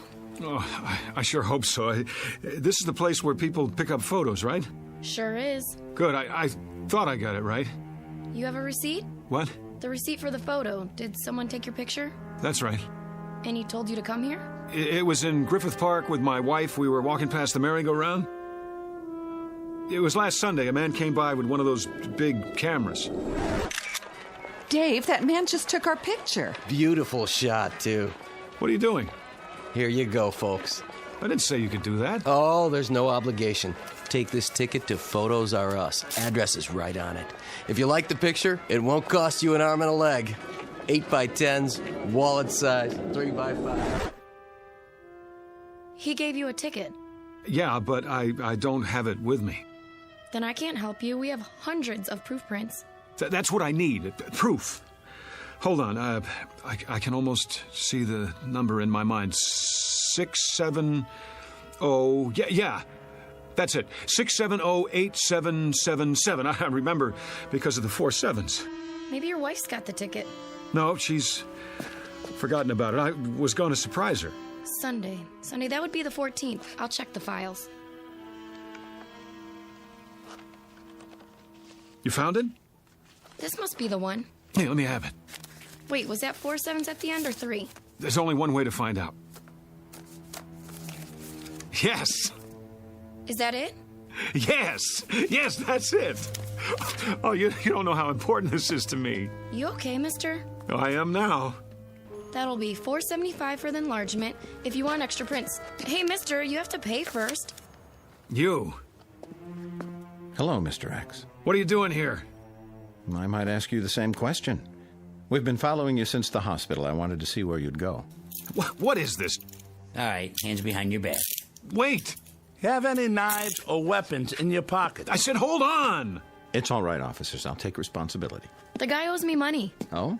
$4.75 to be exact, plus sales tax. And do you know what for? I'm sure you're going to tell me. Proof that I'm not crazy. Really? And what kind of proof might that be? I told you they couldn't think of everything. Well, I was right. I suppose you found a signature or some such? That wouldn't be enough, would it? I could have signed it at any time. Correct. Or if it's something else, I could have printed it up or bought it like a fake driver's license. I doubt that you've had time. What about a photograph, Doctor? A picture of me hand in hand with the woman who says she never laid eyes on me before this morning. Is there some way to explain that? What do you have there? Go on, open the envelope, take it out and look at it, and then tell me what you think. Well? And what am I supposed to see? Me, with Wilma at Griffith Park last weekend. That should establish something. I don't understand. What's to understand? You need glasses? This is a photo of you in front of a carousel, alone. Let me see that. No, it was different a minute ago. A picture of two people, two. You saw her. Tell him I showed you the picture. You didn't show me nothing, mister. Just looked at it yourself, then you tried to run off without paying. But I tell you, she was there. We were there, together. Come along now. We'll go back and talk this over. No, we were there together. Together. Together. Together. We were... Dave? Together, I tell you. Dave, honey, wake up. What? Oh, where am I? In bed, you were dreaming. Oh, Wilma, it seems so real. That's why they call them nightmares. You want me to get you something? No, that's all right. What time is it? 4 in the morning. Go back to sleep. You have to be at work in a few hours. Whew, I must have had the nightmare, the granddaddy of them all. That'll teach you to mix scotch and martinis. Well, no, that'll teach me. Sorry I didn't put you in your pajamas, but I was a little out of it myself. Forgive me? Oh, sure I do. Don't blame yourself. You're in a rare mood. You don't know how happy I am just to be here. I love you, too. Oh, you better check the alarm. I'm not sure if I set it. I can't see. Now turn on the lamp.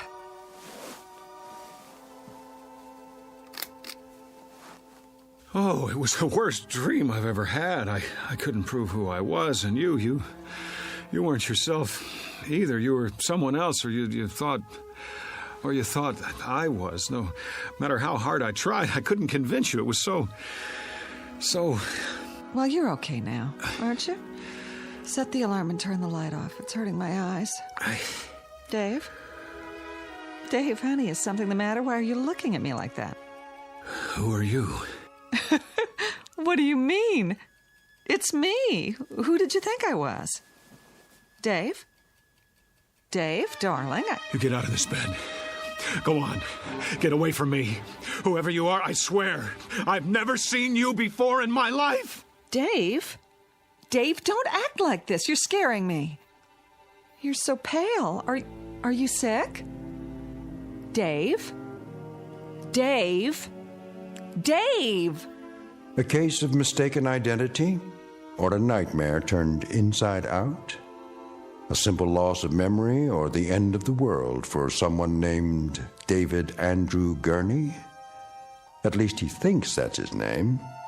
He doesn't know much of anything anymore, and he may never find what he's seeking because the truth is he's lost his way. But you can be sure he'll continue looking for it night after night in the Twilight Zone. We'll return to the Twilight Zone in just a moment. You are about to enter another dimension. A dimension not only of sight and sound, but of mind. A journey into a wondrous land of imagination. Next stop, the Twilight Zone. Hi, this is Stacy Keach. I'd like to take a moment to tell you about our Twilight Zone website at twilightzoneradio.com. At twilightzoneradio.com, you'll find the latest information on these Twilight Zone radio dramas, including behind-the-scenes photographs, plus the newest product releases, trivia contests, ways to contact us, other Twilight Zone-related info and merchandise, plus links to other fascinating websites. So make your next stop twilightzoneradio.com. Visit twilightzoneradio.com to purchase these Twilight Zone radio dramas on cassette and CD, or call toll-free 1-866-989-ZONE. That's 1-866-989-9663.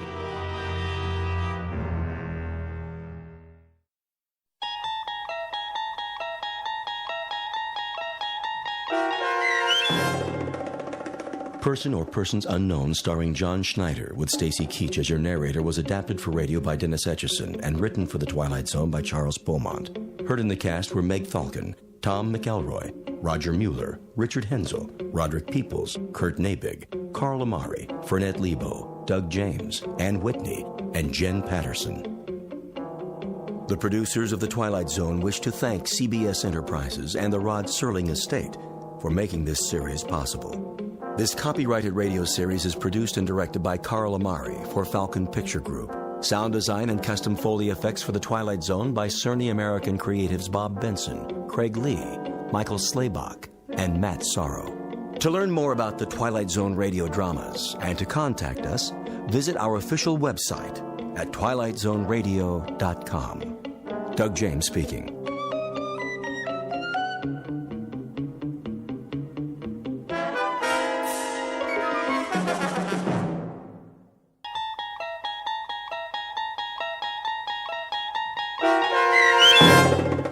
The Mind and the Matter, starring Hal Sparks, with Stacy Keach as your narrator, was adapted for radio by Dennis Etchison and written for The Twilight Zone by Rod Serling. Heard in the cast were Rich Komanek, Lisa Joyce, Jeff Lupetin, Doug James, Vince Amari, Meg Falcon, Roderick Peoples, C.J. Amari, Roger Wolski, Karen Olson, Carl Amari, and Lynn Foley. To learn more about the Twilight Zone radio dramas and to obtain audio cassettes and CDs of these programs, visit our website at twilightzoneradio.com.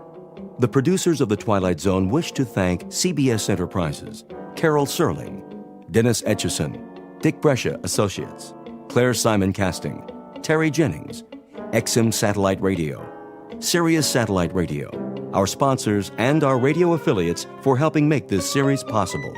This copyrighted radio series is produced and directed by Carl Amari and Jason Mallow for Falcon Picture Group. Doug James speaking.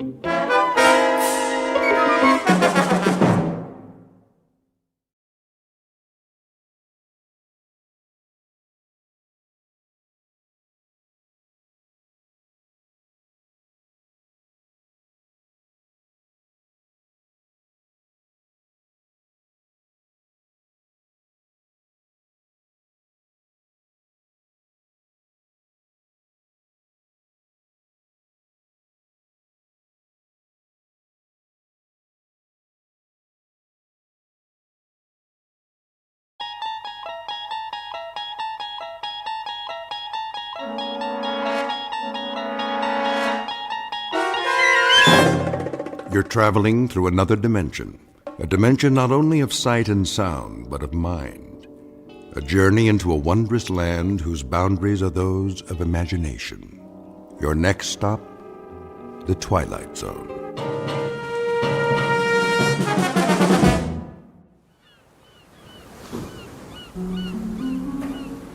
My name is Archibald Beechcraft, and to coin a phrase, welcome to my world. And a wonderful world it is. You might even call it paradise. To tell you the truth, I don't remember exactly how I got here, but I assure you I have no intentions of leaving. No intentions whatsoever. Why should I? Everything I need is here. The sand, the sea, the sky as blue as a robin's egg, gently swaying palms, and absolutely nothing on the horizon. Nothing. And no one. Do you understand? Not a soul in sight as far as the eye can see. Only the occasional bottle that washes up on the beach. Like this one. They're all the same, with a note inside, some poor soul scribbling a message for help. Whoever reads this, I am stranded on a desert island. Please send a rescue ship at once. Stranded? A rescue ship? The fool! Doesn't he know he's finally found peace? He's escaped from the crowds, the rat race, from civilization. Obviously an imbecile. Who would want to go back to that world? Cars, subways, buses, and people. Everywhere you look, yammering away, pushing and shoving till you can't breathe, can't think. No thanks. I've had my fill of people. If you don't mind, I'll live out my days like this. Alone. Quite blissfully alone. Except, of course, for Chi-Chi, the perfect companion. Never a word of disagreement. In fact, never a word of any kind, because, you see, he's a chimpanzee. And a very intelligent one. If I'm hungry, he brings me a banana. When I'm thirsty, he climbs a tree and picks a ripe coconut. Have you ever tasted fresh coconut milk? Oh, you must. It's really quite refreshing. Hold on, Chi-Chi. What's this? A footprint? Well, that means we're not alone after all. But how can that be? This is my world. Wait a minute. Whoever made this footprint, do you suppose his name might be Friday? If so, he'll speak an entirely different language. No communication whatsoever, and plenty of room for both of us. He'll have his half of the island, and I'll have mine. Unless, of course, Friday's a female. You think it's possible? Why, I don't see why not. A lovely native girl in a sarong with big brown eyes like a Walter Keane painting, and a tray of finger sandwiches, poi, that sort of thing. Maybe some Mai Tais. Who can't speak, of course. No, why should she? She'll live in her grass hut, and I'll live in mine, and we'll visit from time to time. An ideal arrangement. I'll give her a lei, a flower lei, whenever the spirit moves me. And when the spirit doesn't move me... Now where's that coming from? There aren't any telephones on my island. It can't be a telephone booth on the beach. Most ridiculous thing I've ever seen. Yes? Yes, who is it? Who in the... Hello, who's there? Hello? Who? Hello? Tropical Paradise, Beechcraft speaking. Hello? Hello? Oh, the alarm clock. I must have been dreaming again. What time is it? 6:30 already? This is my world, all right. And welcome to it. A brief, if somewhat jarring, introduction to Mr. Archibald Beechcraft, a child of his time, a product of the population explosion, and an unwilling inheritor of the legacy of progress. He has just begun his daily battle for survival in a world that cares not one whit for his happiness or sanity. But very soon, our hero will begin a one-man rebellion against this impersonal age, and to do so, he will enlist the help of certain unusual aids, of the sort found only in the Twilight Zone. And now, The Twilight Zone and our story, The Mind and the Matter, starring Hal Sparks, with Stacy Keach as your narrator.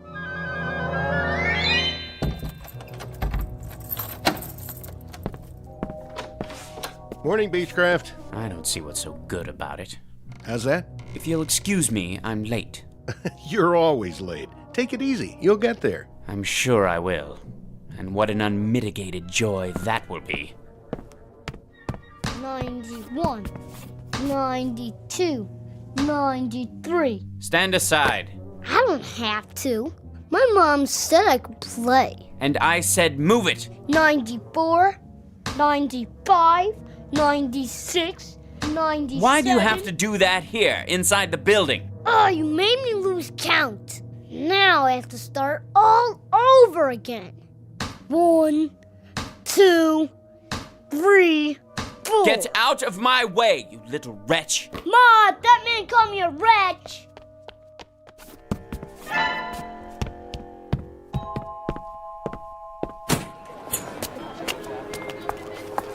Hey, watch it, buddy. Sorry. Look where you're going. Beg your pardon. Hey, careful with the briefcase, huh? I'm late, you see. Hey, he almost knocked me down. If I miss my train... Red light, mister, red light. But I can't wait for the light to change. If I do miss my train, then they'll dock my pay, meager though it may be, and if they do that, well, there's no limit to what they can do. I'm not about to jeopardize my position just because of all the rude, inconsiderate people who are ruining this city. Positively ruining.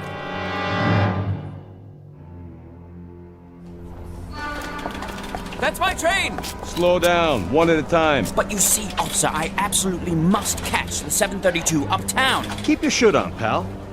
Let me through, please. Watch who you're pushing. You don't understand. This is my... Hands off, buddy. One person per token. I don't have a token. Well, then you better get one at the window. But I overslept. I'm late. One at a time, folks. Let's keep moving.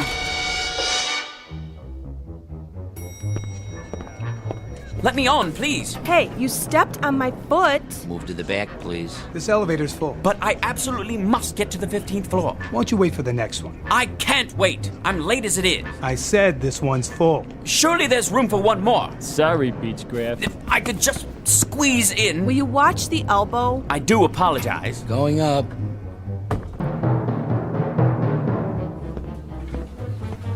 There's Mr. Beechcraft. Finally decided to make it, Better late than never. Morning, Laura. What happened to you? What didn't? If you'd been through what I've been through. Did you punch in? Yes. Mr. Rogers got here 15 minutes ago. I'm sure he did. I told him you went to get coffee. Coffee. That's what I need. Not now. And my blood pressure pills. Wait till the break. Look like you're busy. You mean pretend? I don't have to pretend. Of course, in a reasonable world where a person could work at his own pace with no pressure, no interruptions. Mr. Rogers will be back any minute. I'll bet he will. All right. Where did I leave off yesterday? The Campbell file, as I recall. I'm finishing it for you. What? You shouldn't have done that. I'm quite capable. I know you are. I was only trying to help. Thank you, Laura. But if I could be allowed to concentrate without so many distractions, there'd be no problem. Here's your coffee, Miss Petty. Oh, thank you, Henry. You can call me Laura, you know. All right, Laura. I didn't know how you wanted it, so I got cream and sugar. Is that okay? That's fine. Kindly give it back. Hmm? The Campbell file. I'm just about to close it out. Where do you want me to set it? What? The coffee. Just a minute. If you please, Laura. Here you go. Oh, no. Why, you clumsy clod. Gosh, Mr. Beechcraft, I sure am sorry. You spilled it all over my jacket. I guess I didn't see you. That's precisely your problem. Try cold water before the stain sets. I'll get another cup. That's all right, Henry. No harm done. I ought to send you the cleaning bill. Is that Beechcraft? Yes, sir. Looks like he's headed for the washroom. Something the matter? Well, Mr. Rogers, you see, He's a little out of sorts this morning. Is he now?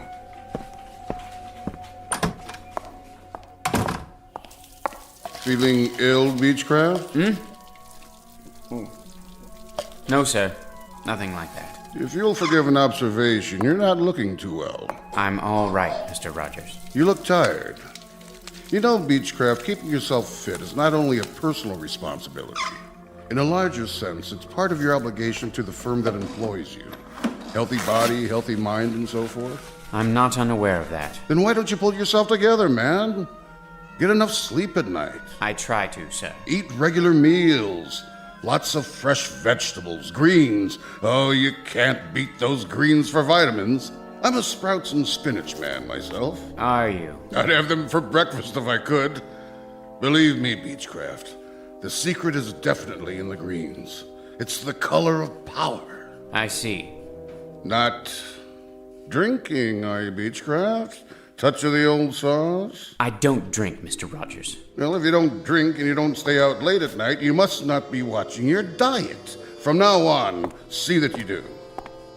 If you'd really like to know, Mr. Rogers, if you'd really like to know precisely why I'm so dead tired, Try coming to work on the 732 subway train every morning, then jamming into an elevator with a herd of cattle, then trying to work in that den of cacophony you call an office. Take hold of yourself, Beechcraft. Then standing in line in that so-called cafeteria during that so-called lunch hour, which is never more than 42 minutes. Oh, that's really good for the digestion. Then getting trampled to death in the subway again at 5:38 every night. Then standing in line with more people at a Greasy Spoon restaurant, followed by another line at a movie or a concert or anywhere else I care to go. But always standing in line, always getting shoved, always getting jostled, always getting pushed around by more people. For goodness sakes, man, take hold. I'll take hold, Mr. Rogers. I'll take hold when I can achieve that milestone, that millennium, that absolute perfection that only comes with solitude. Understand? Solitude. That means no people. You read me, Mr. Rogers? They're the ultimate insult, and my problem is simply that I can't get away from them. At no time, except during the wondrous 7.5 hours I spend in my bed every night. And even then, I hear them outside. Hear what? People. Raucous, shrieking, shouting people. Herds, droves, legions, hosts, armies, bevies, flocks and coveys of people. I don't like that look in your eye, Beechcraft. I don't like it one bit. If I had my way, here's how I'd fix the universe. I'd eliminate them all. I mean, cross them off. Get rid of them. Send them packing. Destroy them. And then there'd be only one man left. Me. Archibald Beechcraft, Esquire. Let me out of here. You're quite mad. Do you know that, Beechcraft? You're either off or en route away from your rocker. Well, if I am, I very much prefer my madness to the so-called sanity around me. People, as far as I'm concerned, you can have them. If I had my way, I'd make them all disappear. Every last one. Well. Old Beechcraft's finally showing some gumption. Just the same, I'd best keep a close eye on him. A very close eye indeed.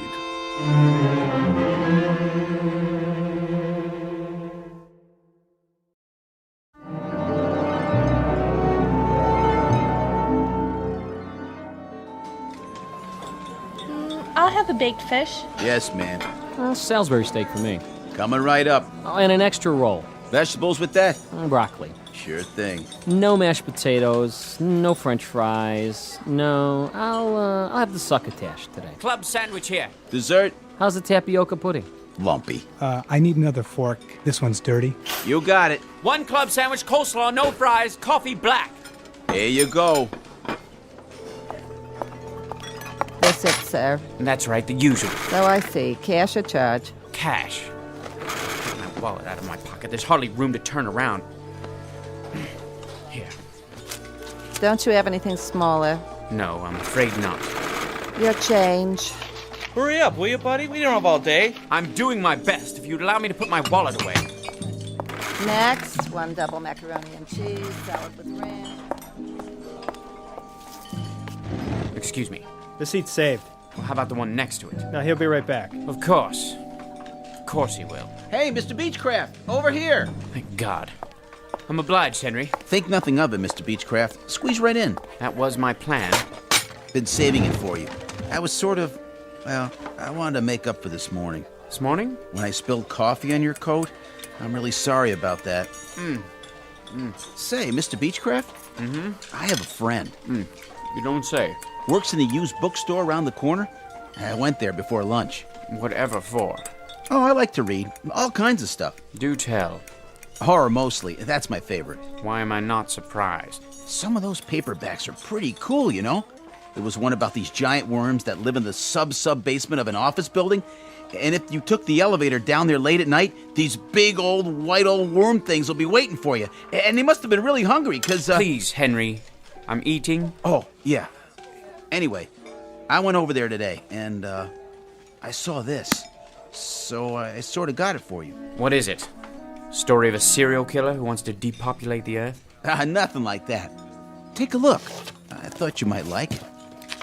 The mind and the matter. How you can achieve the ultimate power of concentration. Think this is something I need, Henry?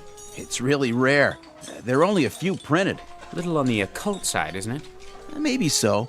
But seeing as how you always have so much work to do, my friend is kind of a student of the mind. He swears by this, says it's the last copy. The publisher was supposed to destroy all of them. For what reason? Too powerful. Tells you how to make people do things. Things? Would you believe it, Mr. Beechcraft? I've seen him. I've seen my friend cause a woman to do something fantastic. How's that? It's true. He was in a department store, and he saw this woman at the sale table, and he concentrated real hard on one particular thing, and Mr. Beechcraft, as sure as I'm sitting here in the cafeteria of the United Tool and Die Company, that woman, you won't believe this. What? Well, that woman picked up a chartreuse and orange scarf, paid for it and everything. She never would have bought it in a million years. Who would? But he made her do it, just like that. It's the truth, I swear. Oh! Will you please try to be more careful? Oops, there goes the coffee again. Sorry, Mr. Beechcraft. Thank you so much for the book, Henry. Now, if you don't mind, I think I'll be leaving. I've had more than my fill. Mr. Beechcraft, Chapter 3. Read that one first. Remember, Chapter 3. Right, Henry. Chapter 3. Initial phenomenon of intense concentration. Focus on a single desired outcome, then close your eyes, mental picture, repeat 3 times. Ready to go back? Not yet. I have to fix my makeup. Okay. Wait, I think I'll have a soda first. Want one? Nah. Let me see. Orange, root beer, grape. Might as well give it a try. Concentrate. Tropical punch. Pick tropical punch. I just can't make up my mind. It's delicious. Try it. You'll like it. Why'd you pick that one? I don't know. I really don't. I was going to choose lemon lime, but for some reason my finger pressed tropical punch. How's it taste? Might as well find out. Yes! You'll see. It's absolutely delicious. Puts one in the mind of a Mai Tai. I think I'd better read the entire book. Chapter 4, to achieve your heart's desire. Heart's desire, eh? Very interesting. Very interesting indeed.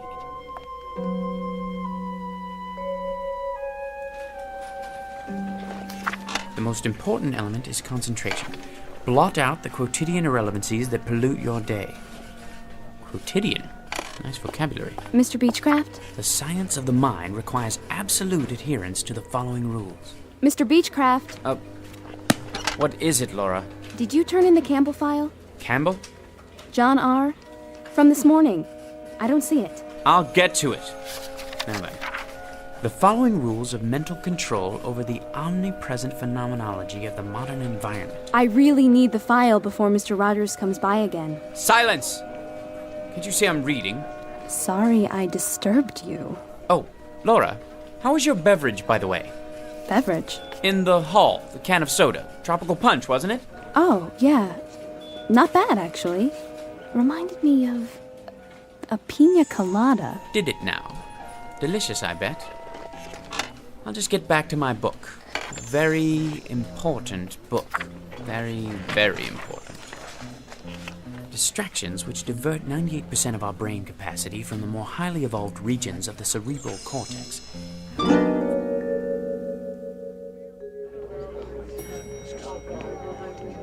Everybody going to the ground floor? Yeah. The source of the power is located in the pineal gland, or vestigial third eye. You, sir? Where the power of the all-encompassing life force. Sir, you going to the first floor too? He's talking to you, buddy. What's the matter, you deaf? What? Of course I'm going to the first floor. Where else would I be going? Watch your fingers. Going down. The more complete the mental picture, the more complete the result. Focus your mind and concentrate to the exclusion of all else.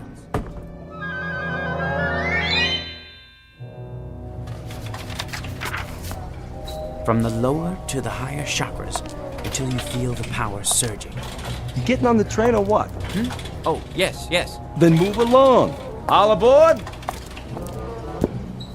Please step back. Mental imaging of the desired result to the exclusion of all else.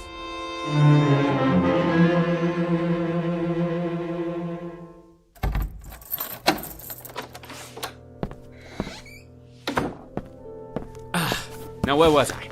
Chapter 9. The energy generated by pure mind has an electrical coefficient of... Yes, The numbers are absolutely correct, unequivocally. That being the case, it stands to reason that the conclusions are correct as well. Why, the mind must be the most underrated power in the entire universe. Given the proper concentration, well, there's really no limit to what a man could do. No limit at all. Look at them down there. People. So many. I wonder, if I concentrated hard enough, could I actually get rid of... But why not? Why not? Concentration, that's all it takes. I have the power here, inside my head. Sheer concentration. Concentrate on getting rid of all those people. I wonder if I could do it in one fell swoop. Or knock them off one by one. Just think of it. Nobody in the elevator, in the office, the cafeteria, or on the street. None! Not in the hall or on the stairs. Nobody except... Mr. Beechcraft. Mr. Beechcraft. Who is it? You know perfectly well who it is. It's Mrs. Weller. The rent is due, Mr. Beechcraft. Do you hear me? The rent. I'm not going away till you pay, Mr. Beechcraft. Mr. Beechcraft. Close your eyes and repeat the following words 3 times. Go away. Disappear. Be extinct. The rent, Mr. Beechcraft. Go away. Disappear. Be extinct. The rent. Go away. Disappear. Be extinct. Mr. Beechcraft. Mrs. Weller? Mrs. Weller? Mrs. Weller? Aha! You're gone! Concentration, that's the key. And I have it. Today the landlady, tomorrow the world!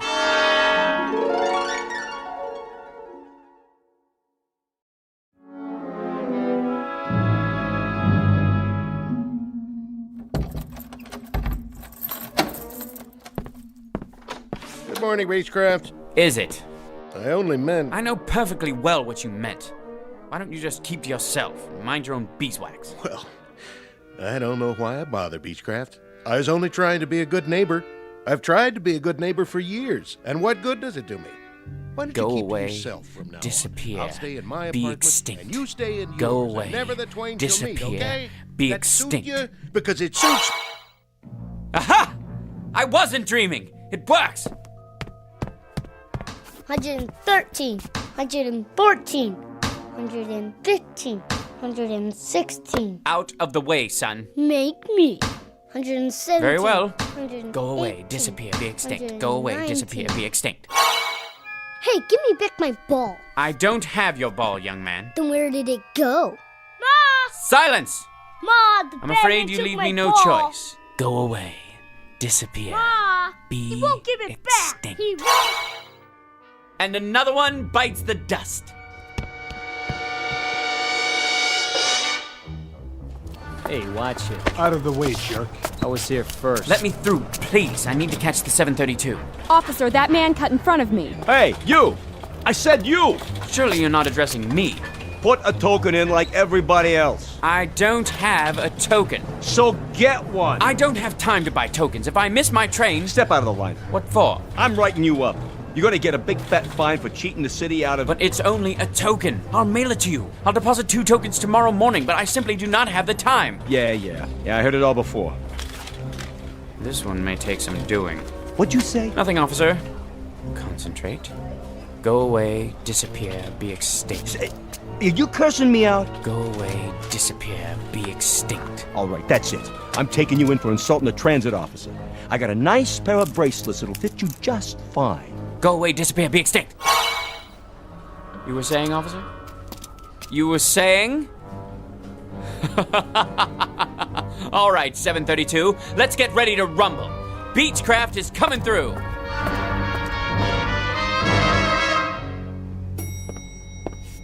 What? No line for the elevator this morning? No pushing? No shoving? My, that is unusual. Anyone else? No? All right then. Going up?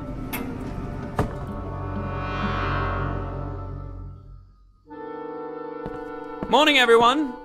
Laura? You're not here, are you? Slept in, I presume? Like a great many people. Fine with me. I'll just sit down here and get to work without being rushed. Now, where was I? Oh, yes. Jones Stephen. A rather large export to the UK. I'll just see if everything's in order. At my own pace for once. Yes. Better finish this one before Mr. Rogers gets here. If he ever shows up. Now, let me see. Oh, well and good. A major improvement. Only, when I finish this and the other files, what else is there to do? With no one breathing down my neck, how should one occupy his time? Isn't it time for lunch yet?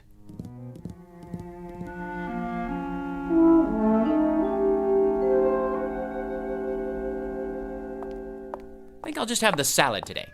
Some soup to start off and crackers. No hurry, mind you. Plenty of time to digest my meal. Where to sit? Why, any table at all? The morning paper. What's new in the world today? White House. Middle East. Federal Reserve Bank. Oh, it's no use. I hate eating alone. And worse than that, I'm bored. If only I had someone to talk to. One person, that's all. Someone quiet, well-mannered, intelligent, someone like me, in other words. That's it. Concentrate, Beechcraft, concentrate. You called. It worked. Of course it worked. Don't you have any confidence in yourself? Pleased to meet you. The name's Beechcraft. I know. And your name is? Archibald. Call me Archie. You too. Call me Archie as well, if you like. I like it just fine. How's tricks, Arch, old man? Bit on the slow side this morning. Look here, Arch. This isn't working. Wouldn't you agree? Why not? Let's be frank. Too much of a good thing. Well, I wouldn't say so. But you're thinking it. Let's just say I'm temporarily accessible to suggestions about how to occupy my time. Face it, you're bored to tears. Solitude is one thing, but loneliness is quite another. Loneliness. I despise people, loathe them. And I, Archibald Beechcraft, have done away with them. For good and all, mind you, for good and all. I'm leaving. You haven't finished your lunch. I don't have much of an appetite. Thought about any alternatives? Alternatives to what? To this. It's like an empty movie set in here. I don't even want to think about what it's like outside. Look at yourself. You don't have idea one about how to fill the day. People are bad enough, but inactivity's even worse. You're talking nonsense. I'm content. I'm honestly and truly content. For the first time in my life, I have managed to rid myself of the worst scourge there is. The general populace. So what are you going to do? Splurge and buy a can of tropical fruit punch from the soft drink machine? Will that do it for you? If the truth be known, I would appreciate a little diversion of some kind. Any kind. You mean like a change in the weather? That's it. Perhaps a little unseasonal rain. Or a lot of rain. Let's make it a tropical storm with thunder and lightning. The works. That should shake things up. All I have to do is concentrate. Not that exciting, is it? Maybe we need to add something spectacular. Like an earthquake. You sure you want to do that? Why not? Here goes. You mean there it goes? I can imagine what the office looks like right now. My desk! All your files on the floor. Gonna take some sorting. Enough! No earthquake and no storm either. Forget it! So now what, Arch, old man? I've had it for the day. I'm gonna take the rest of the afternoon off. And do what? Stroll down the street? Take a ride on the subway all by your lonesome? Boy, I'll bet the old apartment building's quiet as a tomb. It's starting to get to you, isn't it? The thing of it is, I don't care much for people, but it's difficult not having anyone, present company excluded. I guess it's a trade-off. That's the crux of the problem. Frankly, there isn't a breed of human being that I can stomach. Ever think of a Cocker Spaniel? I never cared much for animals either. Most of all, though, I can't stand people. thanks. Well, except for you, naturally. But that's because you're a higher class of individual. Wait a minute. That's it! That's what? Why didn't I think of it before? People I can stand. That's what I'll do. I'll create people who are just like me. A world full of Archie Beechcrafts. Now that's a thought. You bet your sweet life it is. I'll will it. I'll concentrate, and from now on, everyone will be exactly like me. It's so simple. And when will this new era be ushered in? Tomorrow morning. I'll re-people the earth. Nothing but my kind of folks. In fact, why wait? How about right now? 15th floor, everybody off. Look at them, like sardines. Rude, thoughtless people. Worthless, every last one. Nobody has any manners nowadays. Late. Thanks to them. Listen to them. They sound just like me. You're not kidding. Take a gander at their faces. They look like us, too. A rather handsome lot, you must admit. Where are they headed? Back to work, I presume, those who chose not to dine in the cafeteria. A sight for sore eyes, eh, Archie? It certainly is. Now that I've decided to replenish the population in a kinder, gentler mold. This, I gotta see.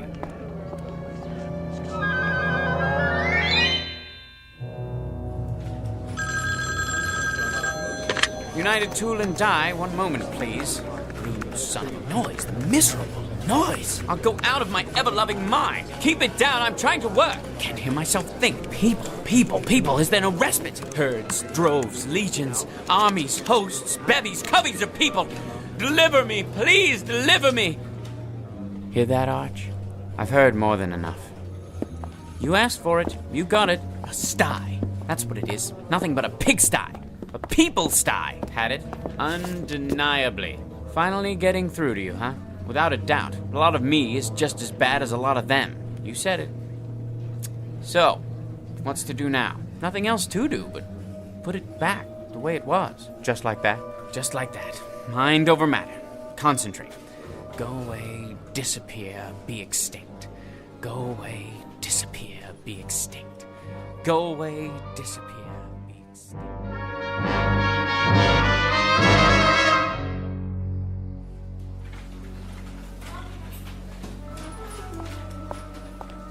Hello, Mr. Beechcraft. Why, hello, Laura. How nice to see you. What? Oh, nothing. It's just good to have you back. I haven't been anywhere. No, of course not. Hi, Mr. Beechcraft. I got your coffee. Miss Petty, Laura. You didn't have to do that, Henry. Careful now. Oh, Mr. Beechcraft, sir. Please forgive me. You should be more... Forget it, Henry. Nothing serious.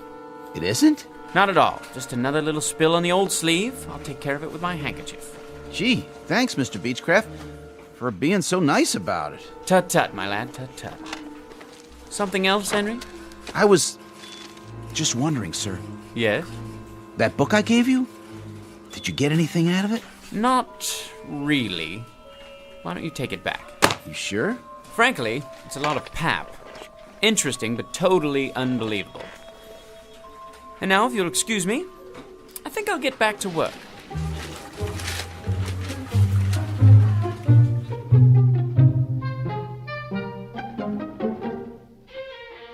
Mr. Archibald Beechcraft, a child of his time, a product of the population explosion, and an unwilling inheritor of the legacy of progress. A man who has just found out through trial and error that with all its faults, this may well be the best of all possible worlds, people notwithstanding. Tonight's case in point, in the Twilight Zone. More from the Twilight Zone after this. Hello, I'm Stacy Keach. I hope you're enjoying this edition of the Twilight Zone Radio Dramas. To learn more about this series, be sure to log on to our official website at twilightzoneradio.com. You'll find special discounts on our Twilight Zone audio collections, listings of our radio stations, links to other websites, and a photo gallery of our recording studio and some of our stars in action. Plus ways to contact us with questions or comments about the show. And for a limited time, when you log on to twilightzoneradio.com, you can send in for a free CD of the show. So be sure to visit us at twilightzoneradio.com.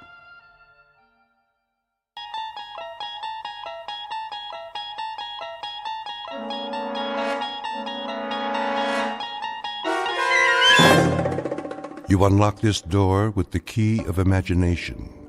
Beyond it is another dimension, a dimension of sound, a dimension of sight, a dimension of mind. You're moving into a land of both shadow and substance, of things and ideas.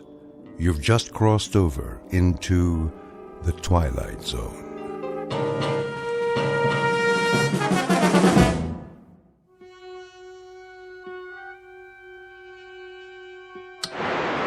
You see me, Harvey? And hear you, loud and clear. How's the monitor picture? Still distorted. And we've got a few minutes left. Check your controls. Make sure the red switches are all on. Check. Now the blue ones. Check again. Any overloads? Well, your amperage is steady. Voltage and input. You sure you want to go through with this? You sound positively funereal, Harvey. I sound the way I feel. I'm helping you because you asked me, Paul. I can give you my support as an engineer. But enthusiasm is something I just can't dredge up. No sense of adventure? A sense of wonder, perhaps. And a sense of concern for a friend who's placing himself in jeopardy unnecessarily. You could just as well test the process with a lab rat or a monkey, but with yourself. Why? A monkey can't take field notes. But if you're so sure it works... I know it works. The challenge now is to use it, to better the world if possible. Otherwise, it's just a machine that moves atoms from one temporal location to another. Sort of like a shuttle bus between centuries. Take it to the physics department, then. Publish your work officially. Do you know how much funding you'll have? You'll also have a Nobel Prize, if that means anything to you. It doesn't.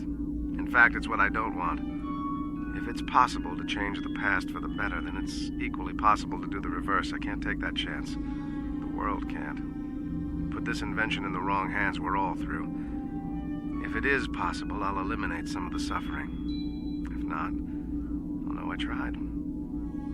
But, either way, I'll destroy this machine as soon as I get back. You're in focus now, Paul. Good. That gives us 3 minutes to countdown. You've entered 3 sets of coordinates. Check. Paul. And I've got what I need. 1 tube of Dramamine, 1 Japanese pocket dictionary, 1 hunting rifle, disassembled with a telescopic sight, 1 long-range hollow point round. I'll only have the chance for a single shot. Anyway. Wait a minute. Harvey, where is it? Paul. Where's the cartridge? I have it. Well, give it to me. All right.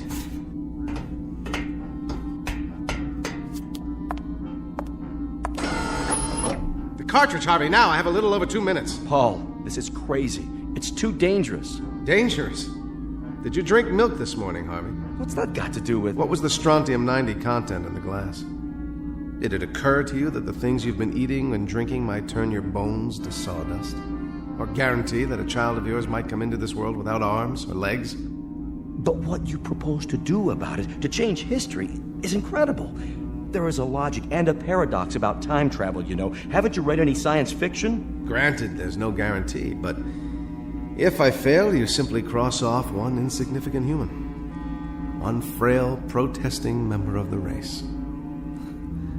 Look at it this way. If I fail, if I wind up in hell or limbo or a cemetery, the responsibility is exclusively mine. Now do me one last favor, Harvey. Get back to the console and start the countdown. I should know better than to argue with you, Paul. I hope you make it. You know that. See you soon. Time will tell, Harvey. Time will tell.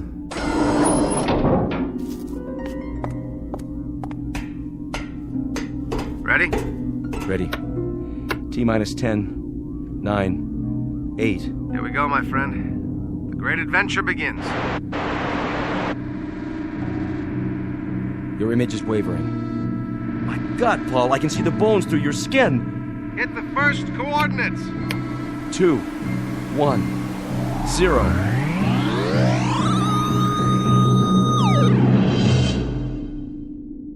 Godspeed, Paul. Godspeed.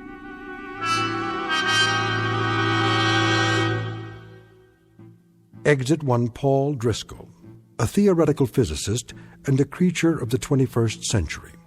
Unknown to his fellow researchers, he has worked up a complicated theorem involving the space-time continuum, built a prototype, a kind of time machine, if you will, and dared to put it to the test with himself as the subject. But he's attempting to use it for a purpose that doesn't include cheap thrills or personal gain. In a moment, he will seek out 3 history-changing events from the past in a desperate attempt to alter our less-than-perfect present. One of the oddest and most rarefied perks available to faculty members in the Twilight Zone. And now, The Twilight Zone and our story, No Time Like the Past, starring Jason Alexander with Stacy Keach as your narrator.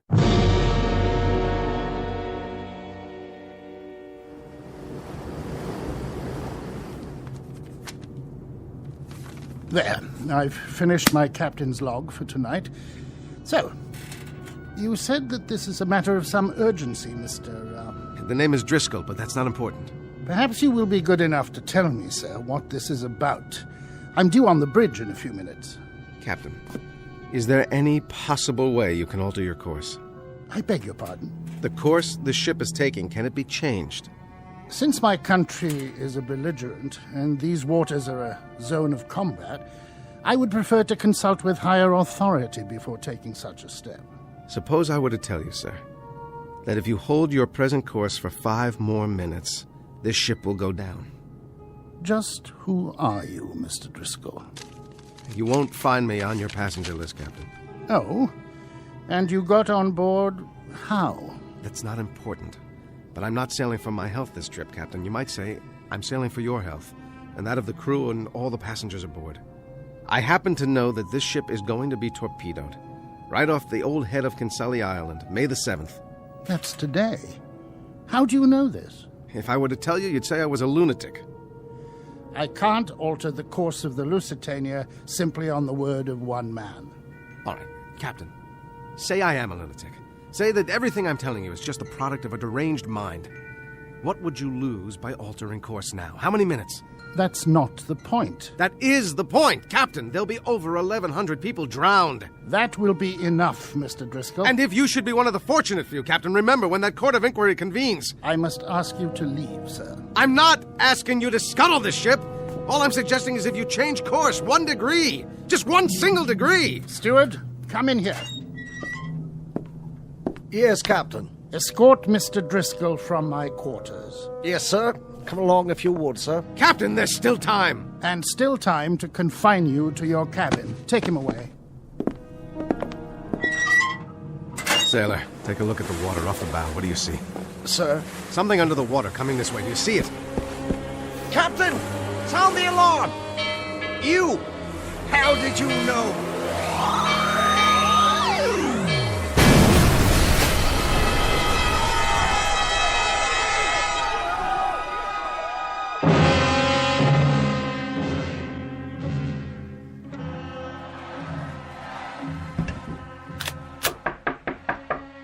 Yes?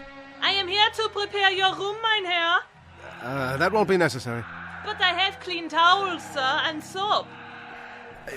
Just a moment.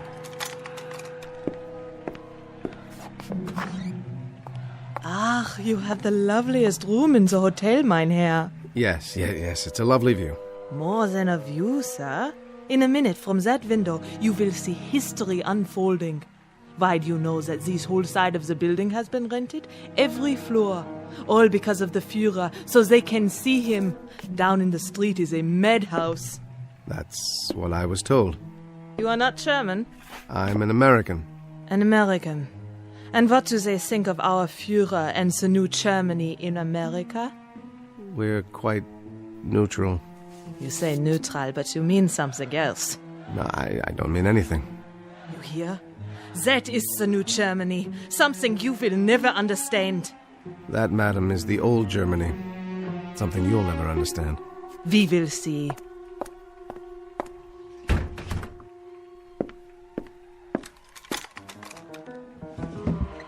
All right, just one shot.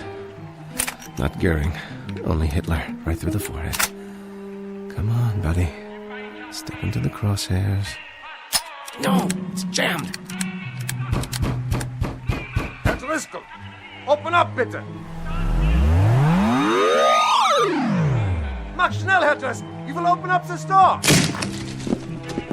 But I tell you, he was in here. Maybe you were drinking schnapps. There's no way he could have gotten out, except head first through that window. Look, was ist das? A rifle!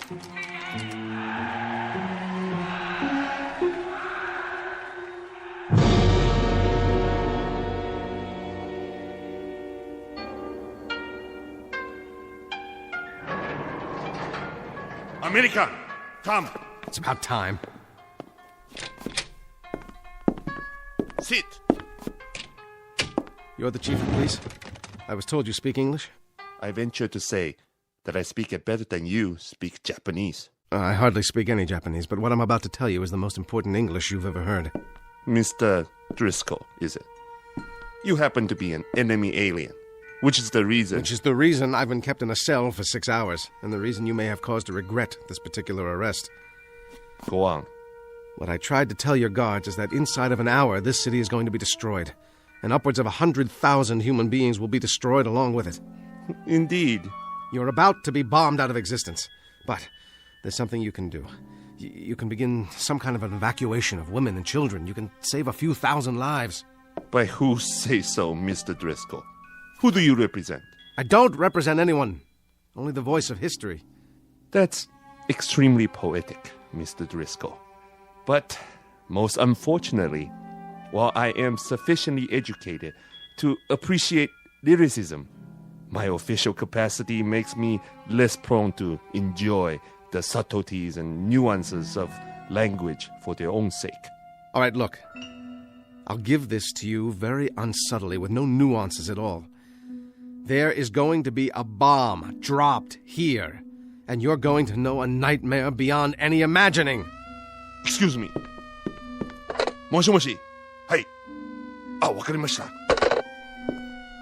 A single aircraft, Mr. Driscoll. One lone B-29. I rather think we can survive that. That picture on your desk. Your wife? And my 2 daughters, age 8 and 10. If you don't care about the city, do it for them. Look, this isn't just a request. It's in the nature of a prayer. Mr. Driscoll, I will make an assumption that you have some illness. I won't stand you against the wall and shoot you, even in wartime. I'll send you to the army headquarters, where you can be interrogated. You're an alien and by rights should be interned. However, if you'll keep this in mind when you get back to your country, the face of the enemy is not devoid of compassion. And you might recall this conversation. If you survive, remember that the same thing could be said of your enemy. He tried to save Hiroshima. God, hey, take this man away. Where? Where did he go? And what? What is the great flash of light outside?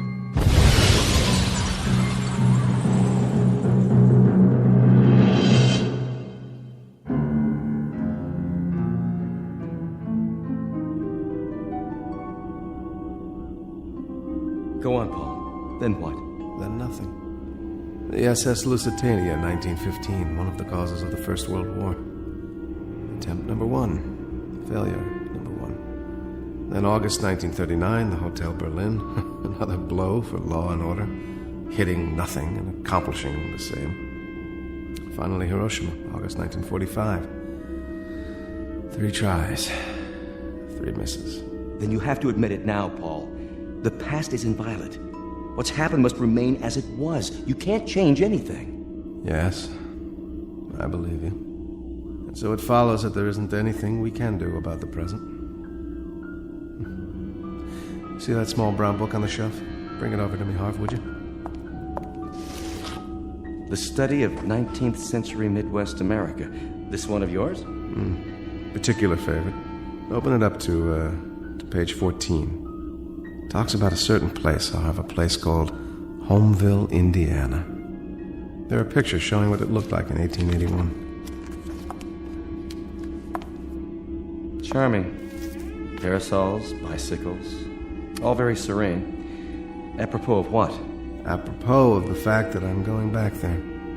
One last trip in the machine. I thought you were going to destroy it, whether you succeeded or not.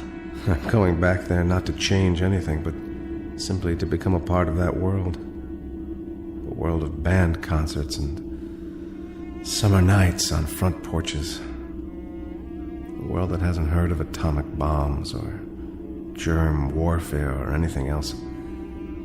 That's where I'm going, Harvey. I've already packed my bag.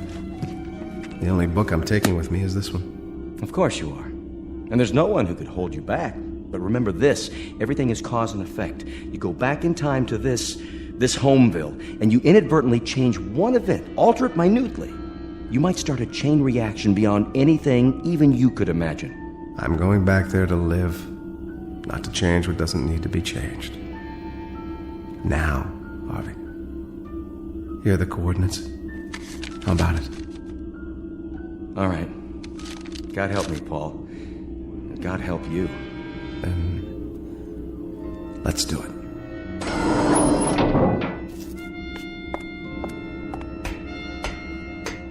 How is it with you, Harvey? All set. The mechanism's still charged. Enter the coordinates. Here we go, then. 5, 4, 3, 2, 1.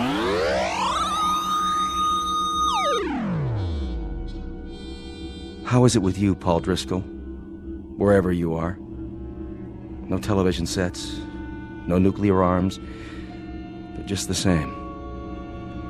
How is it with you?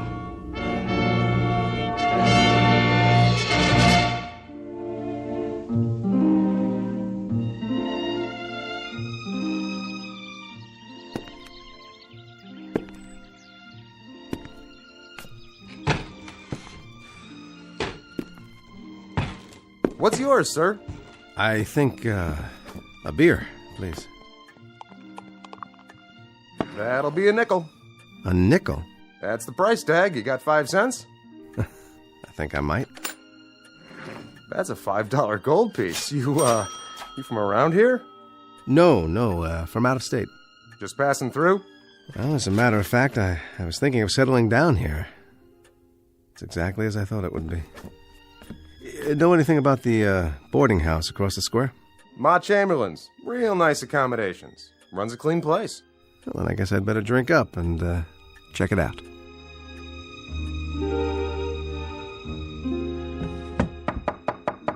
Come in. I brought you some clean linens.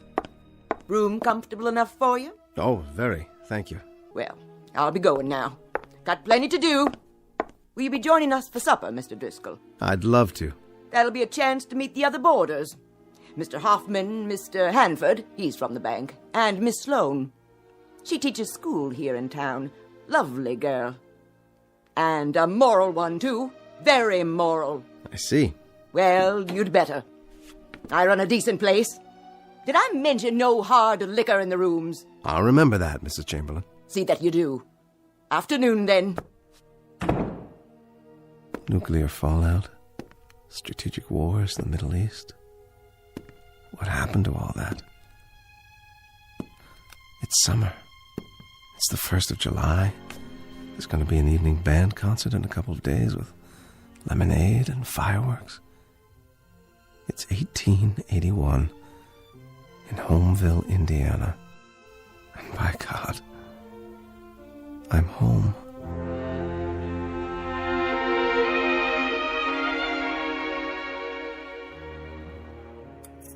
But I tell you, Mrs. Chamberlain... More apple pie, Mr. Hanford. Until this government assumes its rightful place in the world, we will remain an isolated, provincial community of states. You know what we should do? Oh, no, Mrs. Chamberlain. I couldn't eat another bite. We should take the American fleet, send it over to the Orient, and plant the American flag.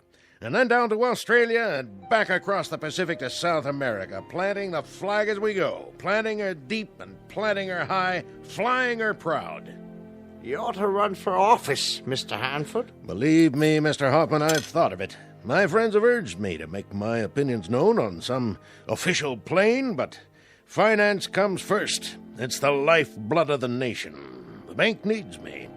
You there, Mr. Driscoll, what are your views? I don't have any, Mr. Hanford. Of course you do, man. Everyone has views on the destiny of our country. Now you take the case of the Indian Wars. All this nonsense about giving them land, as if savages could understand treaties. Why, we should have had 20 George Custers and 100,000 men and just swept across the plains, destroying every redskin in sight. I think the country is tired of fighting, Mr. Hanford. We were bled dry by the late war. I think anything we can accomplish by treaty, as long as it saves lives, is very much the proper course to pursue. My dear young lady, I trust that this isn't the pap you spoon-feed your students. Treaties, indeed. Peace. The virility of a nation is in direct proportion to its fighting abilities. I will live to see the day when this country fields an army of 1,000,000 men who can sweep away anything in its path. Oh, your pardon, Mrs. Chamberlain. I get carried away. You're not some kind of pacifist, too, are you, Driscoll? Me? No. I guess I'm just a poor fool who's seen too many young men die because of too many old men who fight their battles at dining room tables. Oh, my goodness. I take offense at that remark. And I take offense at armchair warriors who don't know what a shrapnel wound feels like, or how death smells after 3 days in the sun, or the look in a man's eyes when he knows he's minus one leg and the blood is seeping out of him. You have an enthusiasm for planting the flag, Mr. Hanford, but you don't even have a nodding acquaintance with what it's like to bury men in that same soil. I'll not sit here and listen to talk like that. Of course you won't. You'll go back to your bank, and it'll be business as usual until the next dinner time, when you'll give us another vacuous speech about a nation growing strong by filling up its graveyards. Well, you're in for some gratifying times, Mr. Hanford. There'll be a lot of graveyards to fill. In Cuba, then in France, then all over Europe and the Pacific. You can sit on the sidelines and wave pennants because by your definition, this country is going to get virile as the devil. From San Juan to Inchon, we'll show how red our blood is because we'll spill it. And there are two very unfortunate aspects to all this. One is that you'll never have to spill any. And the other is that you won't live long enough to know how right I am. Oh, dear, such a violent man. Excuse me, please. Mr. Driscoll. Well, have I properly endeared myself to everyone inside? I've been here almost 2 years, Mr. Driscoll. 2 years of meal times with Mrs. Chamberlain's homemade pies and Mr. Hanford's rhetoric. I lost a father and 2 brothers in the war, all 3 on a single afternoon. I was just an infant at the time, but for the 12 years my mother lived, we had a funeral every day. She never stopped mourning. I think they died for something, Mr. Driscoll. But tonight, for the first time, somebody made a point that patriotism doesn't have to mean dying. Thank you for saying that, Miss Sloane. Call me Abby, Mr. Driscoll. Paul. Do you know something, Paul? You look like a man in love. Not with a woman, with a moment, a place. What did you mean when you said other graveyards, other wars?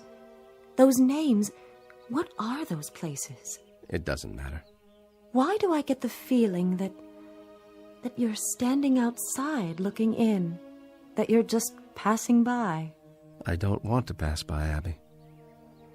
I want to come in. I wish I could. Why can't you? Everything is possible. Everything. Is it? I wish I could be sure.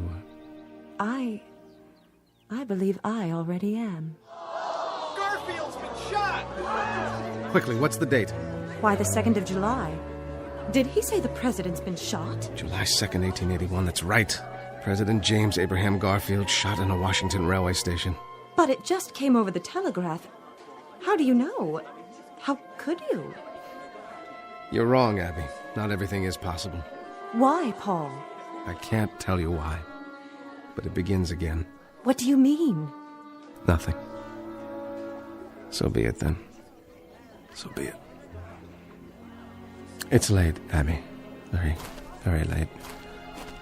It's time to go home.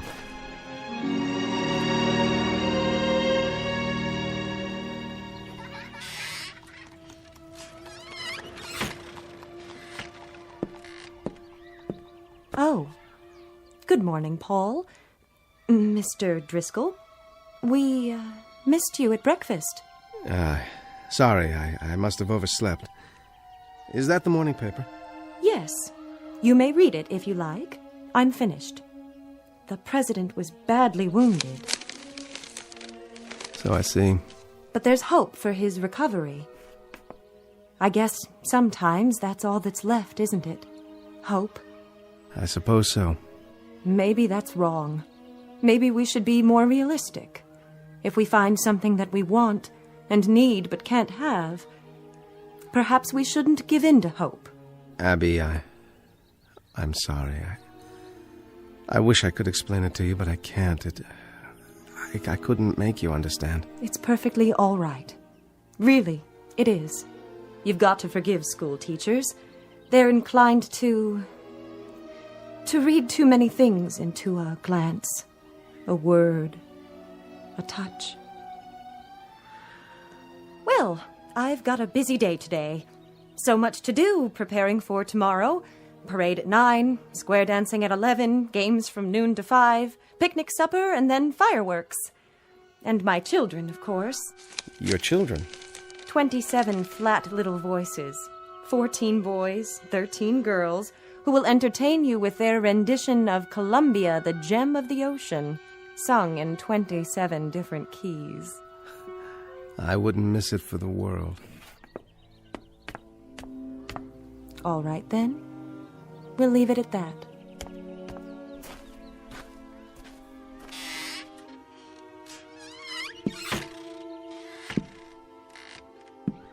How do, Mr. Driscoll? Morning, Mr. Hoffman. She does an awful good job with those kids, Miss Sloane. So I've heard. Pretty, too, for a school mom. The ones I had when I was a kid, they looked like they came out of a pickle jar. Mine, too. You like this town? More than I can say. Well, you might make it here if you've got what it takes. And from what I've heard, I'd say you do. You want to be more careful with your words, though. Mostly Republicans. Still and all, a nice little town. Doesn't change. That schoolhouse, I'll bet she's 75 years old as she stands, and I expect she'll stand till somebody pulls her down. Well, morning to you, Mr. Driscoll. I'm off to work. God bless President Garfield. The school building. That's what I was trying to remember. Oh, my dear God. The site of the Homeville National Bank, formerly occupied by a school built in 1823 and gutted by fire July 3rd, 1881, injuring 12 children. The fire was caused by a kerosene lantern on a runaway wagon. And I can't do anything. I can't warn anyone. It has to happen the way it's supposed to, like the president. I'm sorry, Mr. Garfield. Recover you shall not. You're to die on September 19th of this year. And the schoolhouse you're to burn this afternoon. 12 children injured, and God help me, I have to stand by and let it happen.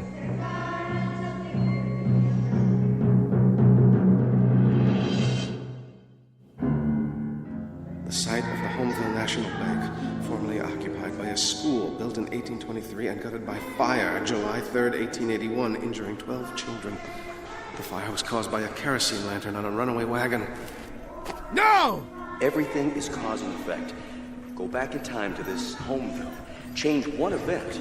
Alter it minutely. You might start a chain reaction beyond anything even you can imagine.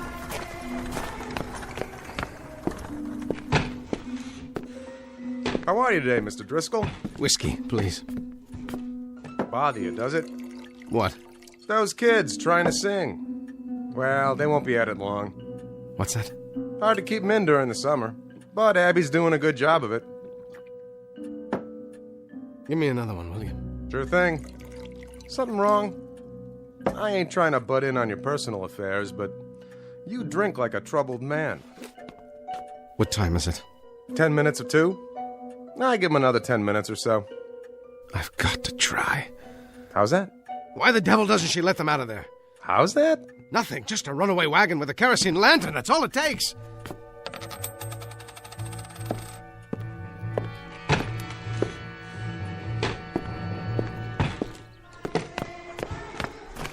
All right, neighbors, gather round and get ready for a revelation. Just close right in, next to the wagon. That's it. Know why I'm holding up this lantern? You're gonna tell us anyway, ain't you? Like Diogenes, good friends, I'm looking for an honest man.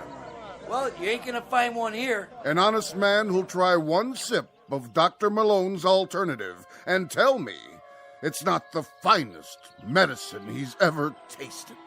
This little bottle right here, why, it combines all the treatments for scrofula, King's Evil, ulcers, indolent tumors, rheumatism, gout, scurvy, neuralgia, enlargement of the bones, joints, and glands, not to mention the liver and spleen, also terror, ringworm, biles, and carbuncles. And the cost, friends? A mere 25 cents the bottle. Do me a favor, will you? What's that, young man? Don't light the lantern. Why, I have to light it, to shed light on the subject. Please, put it out! An incredible price, you say? I'm not in the business for profit. I travel the length and breadth of this glorious nation to cure the sufferings of mankind.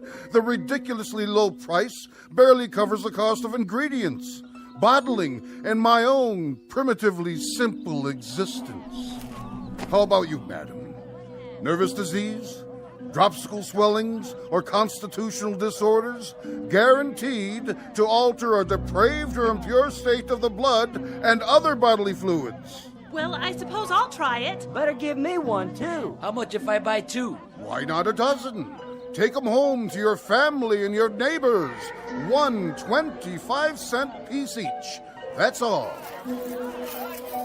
How about you, young fella? 1 swallow, and you'll feel more manliness coursing through your body. Unhitch the horses. What's the trouble? Dyspepsia? Liver complaint? Here's what you need. I need those horses unhitched from the other end of your wagon. Now you listen here, young man. They've stopped singing. That means they're almost finished. Look, I can't argue with you anymore. You've got to unhitch those horses. This wagon mustn't move from this spot. You get out of here now. Go on. You hear me? All right, then. I'll do it myself. Get away from my horses!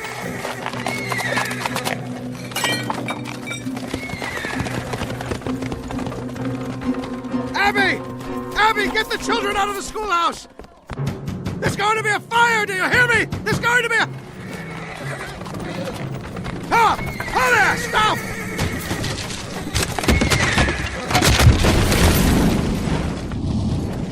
Look, it's the whole schoolhouse! Get the fire wagon! Oh my God, the children! Get out, children! Run! Run! The children! Stay back! But I've got to get them out! Stop them! Hold them down! It's too late, mister! It's too late! The children. We got them out. Only a few were injured, none badly. 12 children. How did you know?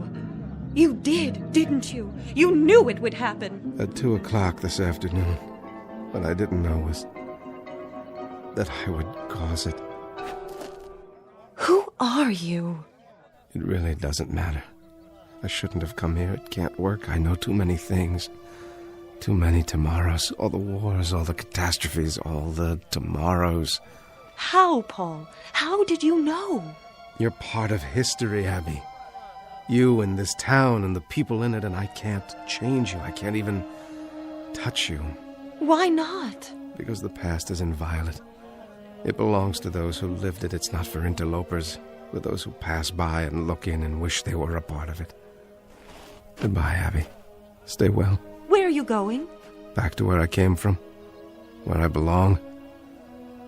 I wanted bandstands and summer nights, serenity. But the infinitely complicated mechanism of a human being. He can't live with the threat of a bomb, and he can't live with burned-out school buildings either. The finite or the infinite, it doesn't make any difference. He's always his brother's keeper. In a way, it was more than I expected because you were here, but I've overstayed my welcome.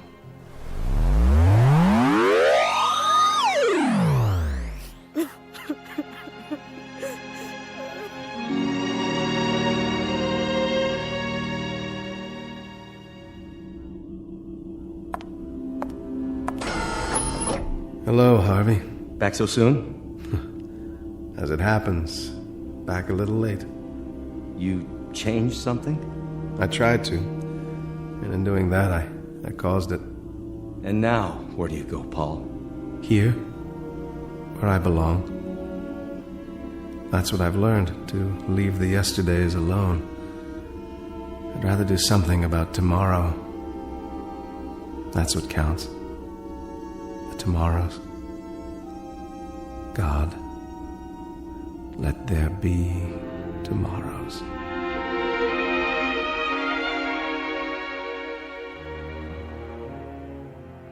Incident on a July afternoon, 1881. A man named Driscoll who came and went, and in the process learned a simple lesson, perhaps best said by a poet named Lathbury, who wrote, "Children of yesterday, heirs of tomorrow, what are you weaving, labor and sorrow? Look to your looms again, faster and faster fly the great shuttles, prepared by the master. Life's in the loom, room for it. Room." Our tale of clocks and calendars in the Twilight Zone.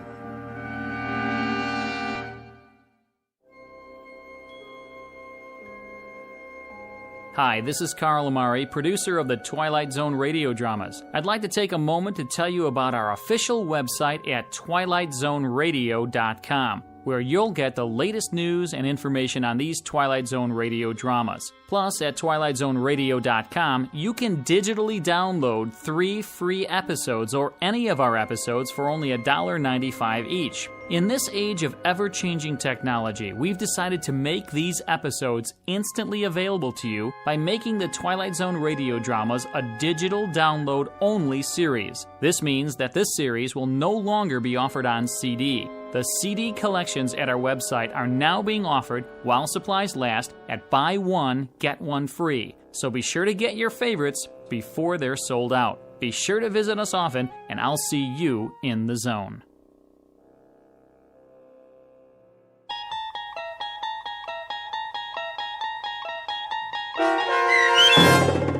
No Time Like the Past, starring Jason Alexander with Stacy Keach as your narrator, was adapted for radio by Dennis Etchison and based on a script by Rod Serling. Heard in the cast were Doug James, Michelle Graff, Nicholas Ruddle, Christian Stolte, Micah Jacoby, Owen Yen, Linda Ryder, Roderick Peoples, Rich Kominick, Carl Amari, Roger Wolski, Vince Amari, Paul Patch, and Richard Shavzin. To learn more about the Twilight Zone radio dramas and to obtain audio cassettes and CDs of these programs, visit our website at twilightzoneradio.com. This copyrighted radio series is produced and directed by Carl Amari and Roger Wolski for Falcon Picture Group. Doug James speaking.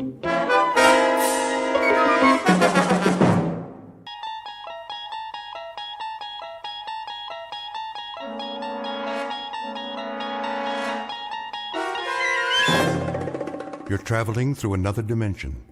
A dimension not only of sight and sound, but of mind. A journey into a wondrous land whose boundaries are that of imagination. That's the signpost up ahead. Your next stop? The Twilight Zone.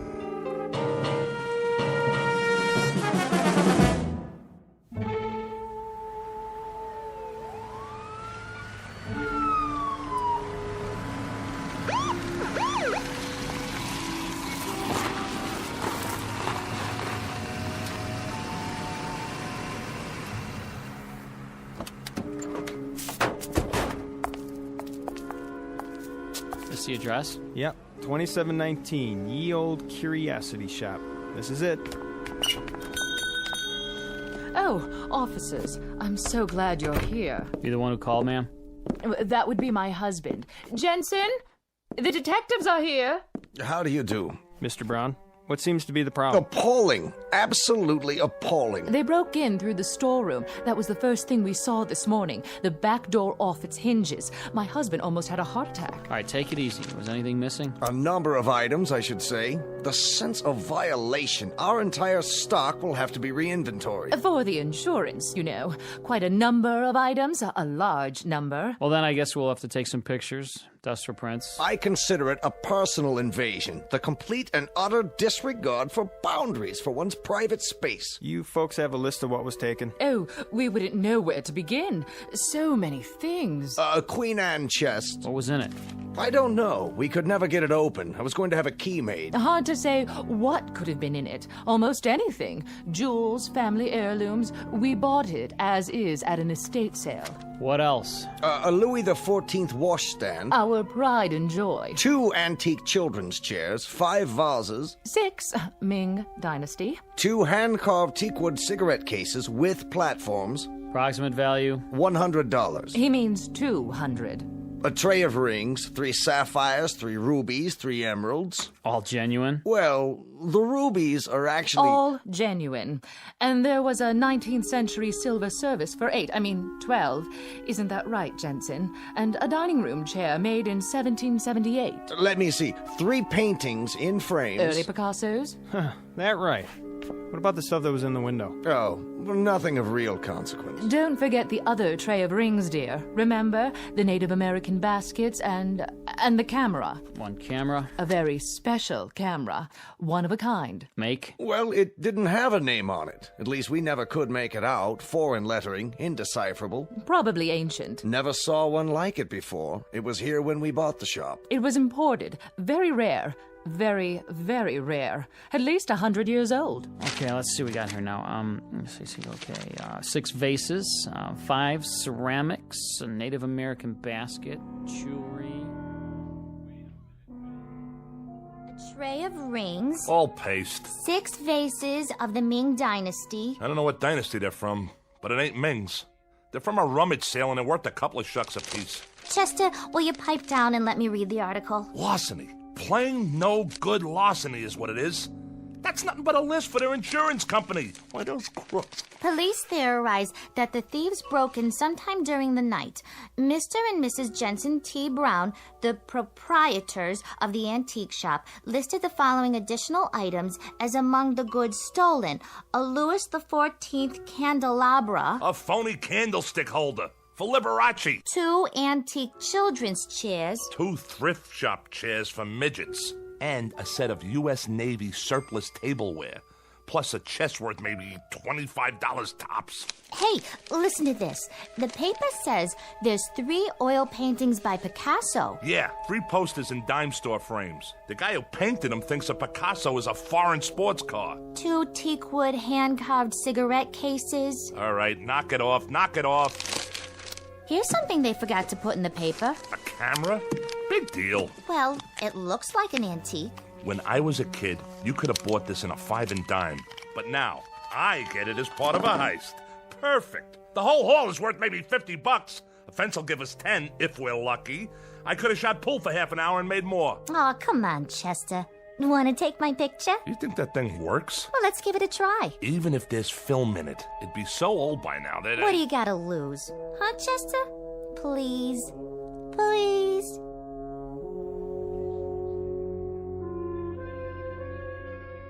Scene of the crime, a hotel suite that in this instance serves as a den of thieves. The aftermath of a rather minor event to be noted on a police blotter, an insurance claim, perhaps a 3-inch box on page 12 of the evening paper. There's just one small item to be added to the list of loot. A camera. A most unimposing addition to the flotsam and jetsam that came with it. Hardly worth mentioning, really, because cameras are cameras. Some expensive, some available at the corner drugstore. But this camera, this one is unusual. Because in just a moment we'll watch as it injects itself into the destinies of 3 people. For it happens to be a fact that the pictures it takes can only be developed in the Twilight Zone. And now, back to the Twilight Zone with A Most Unusual Camera, starring Mike Starr with Stacy Keach as your narrator. Please, Chester, take my picture. Look at this crummy thing. Foreign writing all over it. No place to open it up. Where do you put the film in? Maybe it's already got film in it. Yeah, sure. From the Ming Dynasty. And you think it's still good? Come on. See? You look through the thing on the top here. Now, this must be the button here. Wait, let me pose nice. Hold it, baby. Say cheese. Ta-da! Perfect. Fits right in. Everything else for nothing, so we get a camera that's for nothing. You and your curio shops. My curio shops? You cased the place. You fingered it. You did all the planning. Oh, listen to Miss Culture over there, the patron of the arts. Never mind hock shops, she says. No, let's go up in life. Let's knock off a curio shop, because curio shops have nothing but objects of art worth a fortune. And who touted me? The art lover over there. 2 weeks of planning, a whole night on the job, and what do we have, Paula? 400 pounds of junk. Yeah? Room service. Wait a minute. Room service, huh? I didn't order no room service. It's the law. What are we gonna do? Quick, dump all the stuff out the window. Hold on, Chester.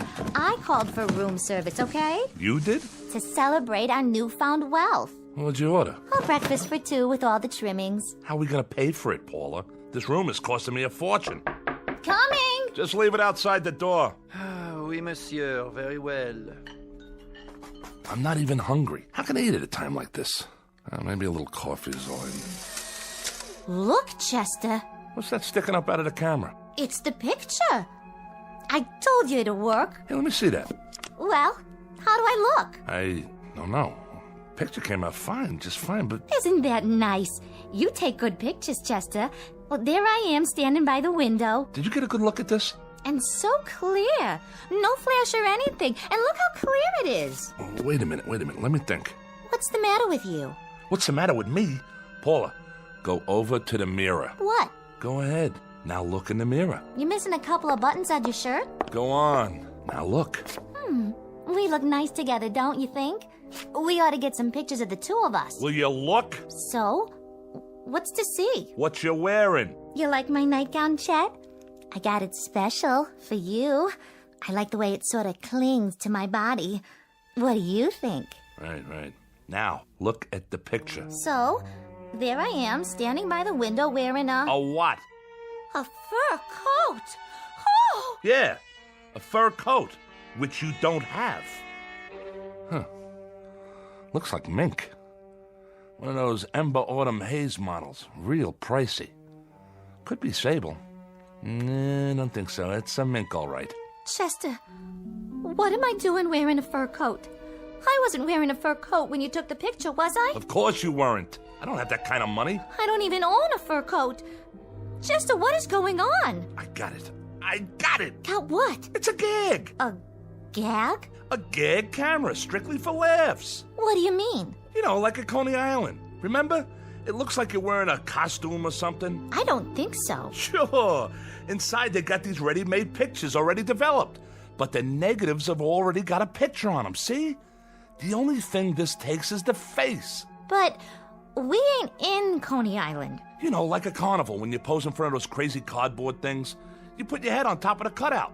Fat lady, sailor, cowboy, driving a car, you name it. And it looks real.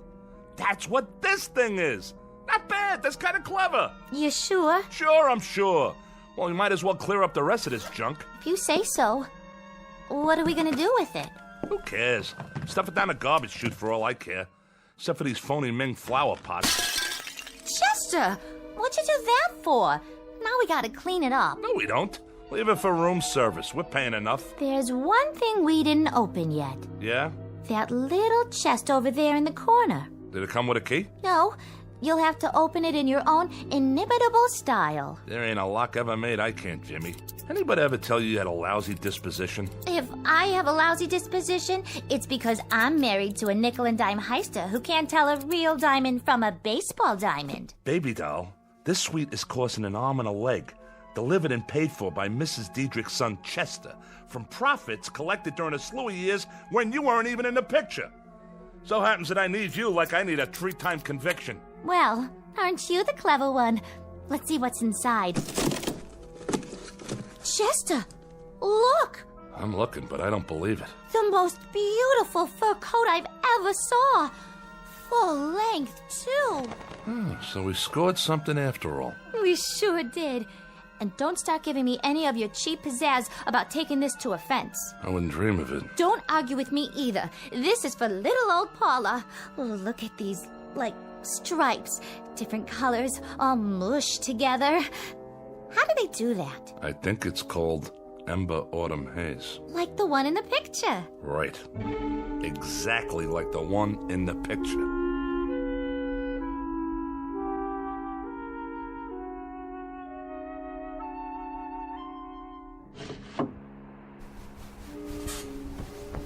Come back to bed. In a minute. It's the middle of the night. Sure is, and I can't sleep.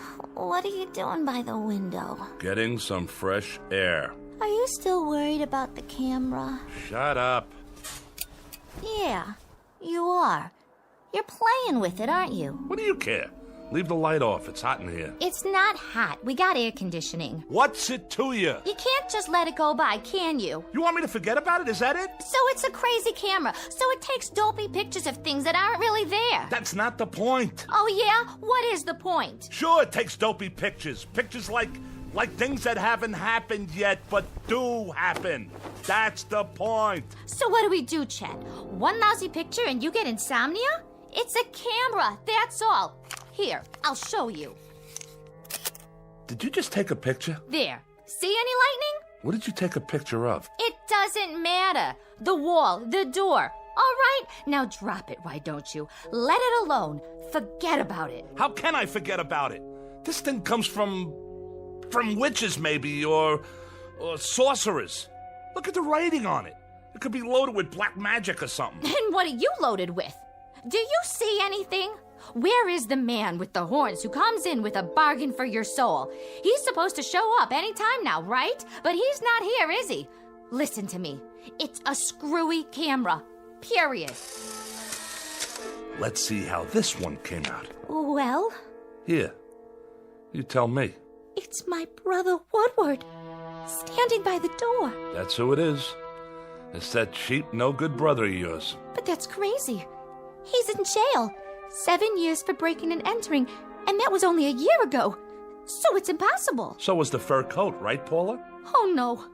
No, Chester. It's throwing us a curve. Maybe it's somebody who looks like Woodward. Chester, I'm scared. Feel my heart. I'm palpitating. A little palpitating never hurt nobody, and what's to be scared about? The thing has obviously gone tilt or something. Are you sure? Sure, I'm sure. Woodward's not here.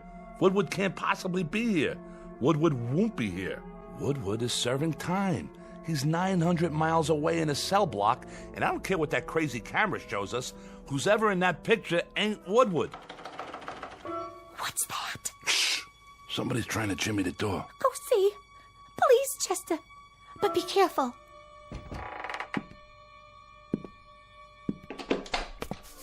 Woodward. Hi, Paula. Hello, Chester. I didn't want to wake anybody, so I just, use the old lockpick on the door. Hope you folks don't mind. Mind? Why would I mind? But you're in jail, aren't you? I broke out. Me and another guy. Hid in the laundry truck. Nice, huh? I thought maybe I could stay with you for a few days. If you really don't mind. You don't, do you? I was thinking, maybe if I was around, you two wouldn't fight so much.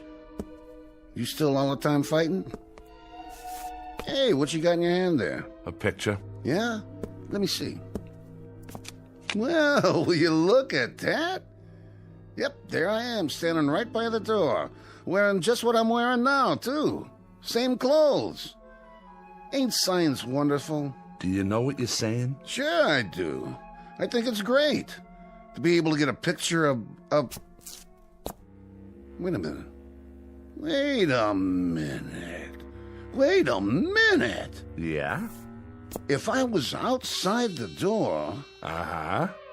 And you was in here... That's right. But you already had this picture of me. Right. Standing right here. Inside the door. Yeah, and? Then... How come?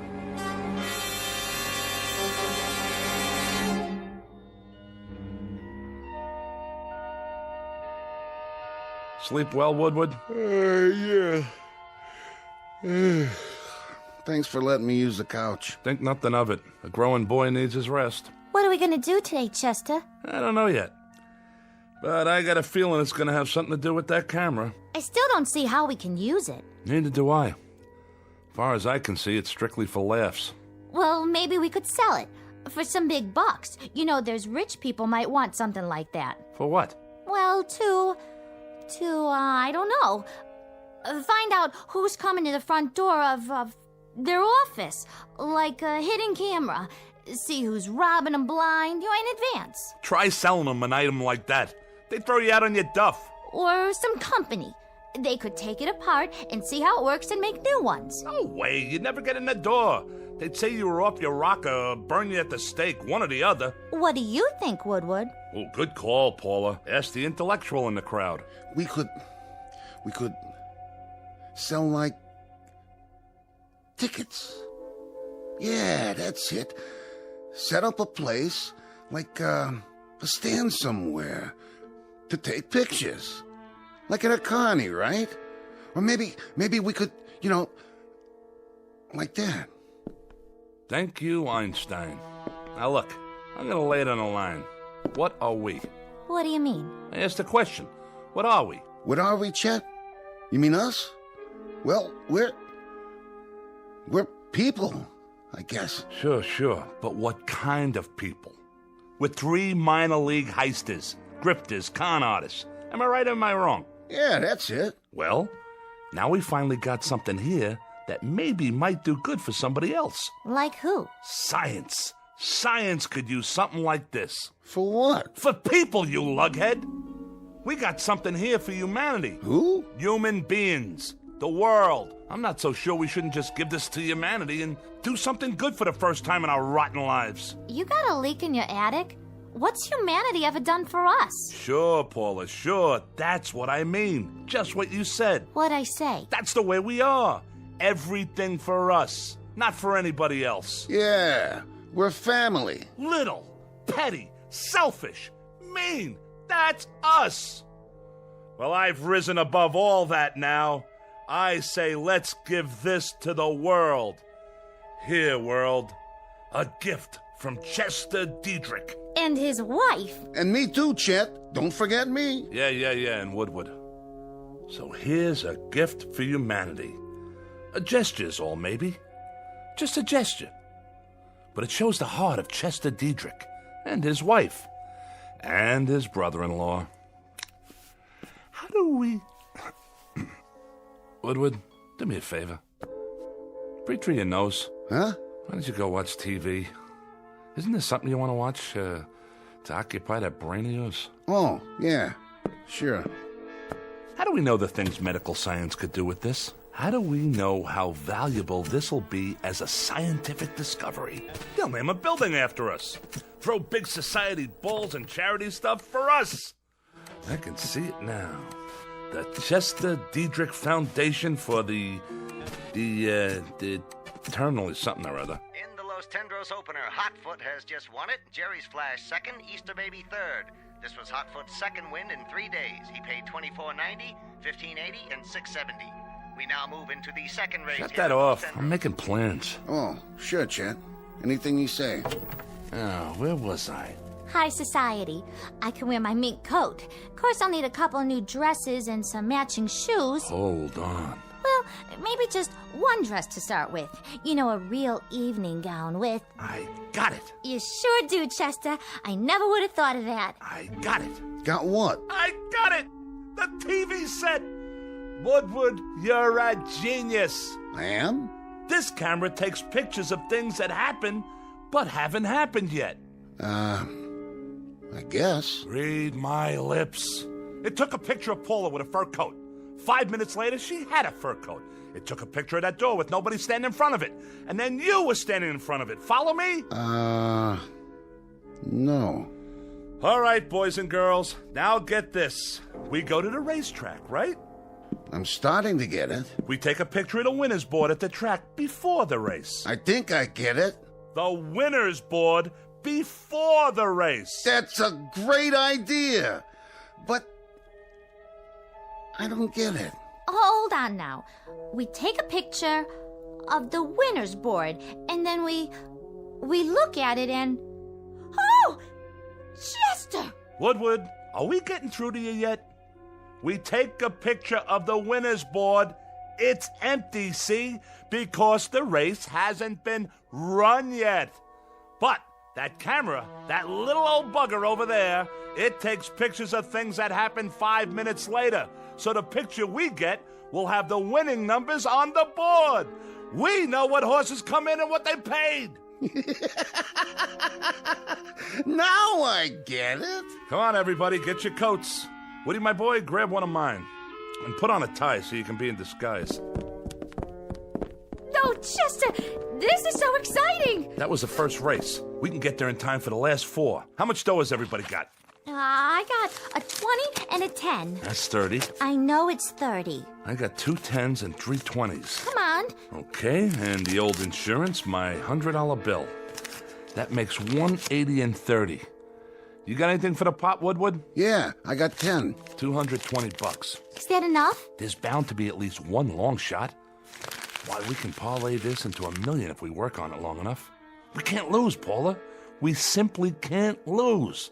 Come on, everybody ready? Chester, what about humanity? Humanity? Like you said, baby, what did humanity ever do for us? Let's get going.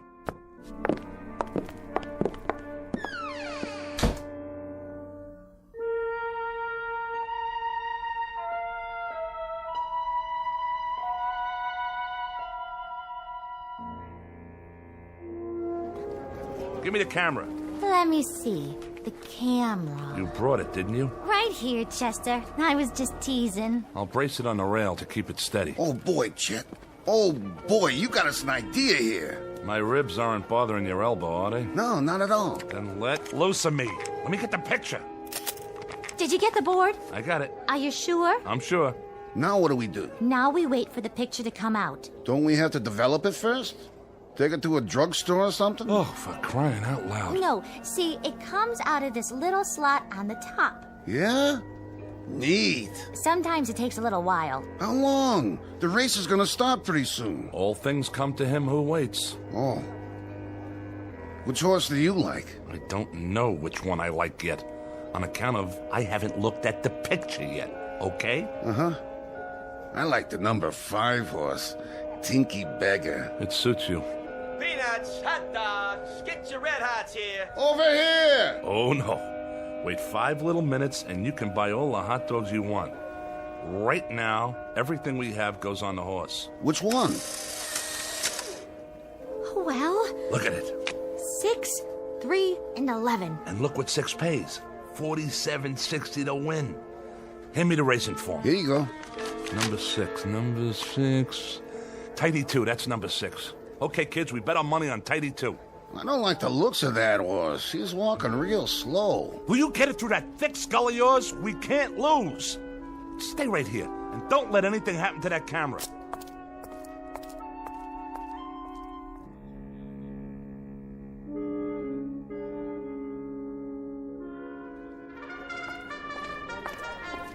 What's your bet, sir? Put it all on number 6, the works. Number 6 it is. Here's your ticket. Thanks. Psst. Hey, Jack. Get out of my way. Not number 6. That's Tidy 2.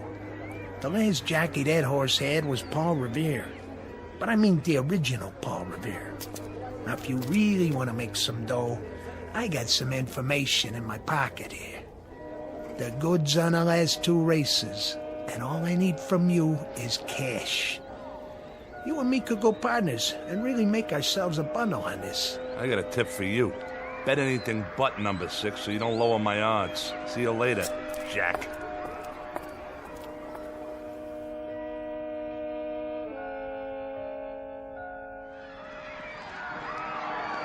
Rounding the far turn, it's Tinky Beggar, Sir Midas, Pink Gloves, Bart Jr., Lady Deck.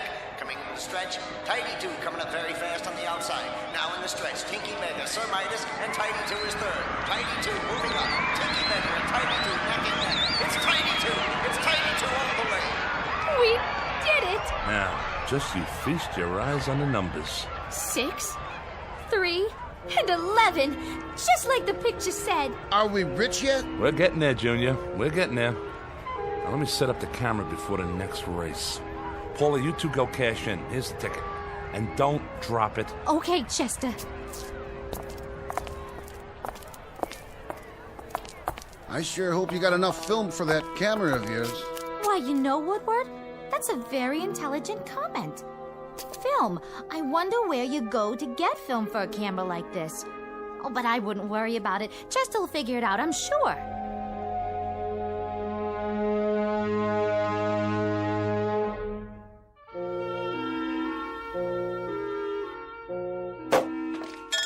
Want another glass, Chester? No, I'm on the phone.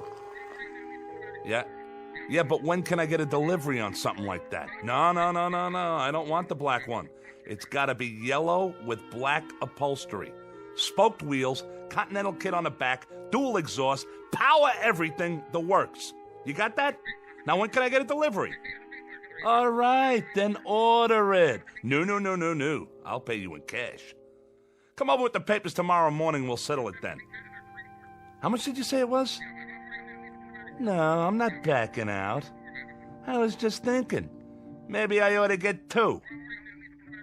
Huh? Well, you bring the papers. Fine. So long. It's the room service waiter. Are you done with your snack, Woodward? I ate the steak, but I can't finish all the chicken. I guess that'll hold me till dinner, though. Yes? I came for the dishes, madame. Right over there on the coffee table. Can you bring a couple of more bottles of champagne on the way back? Yes, madame, I can easily do that.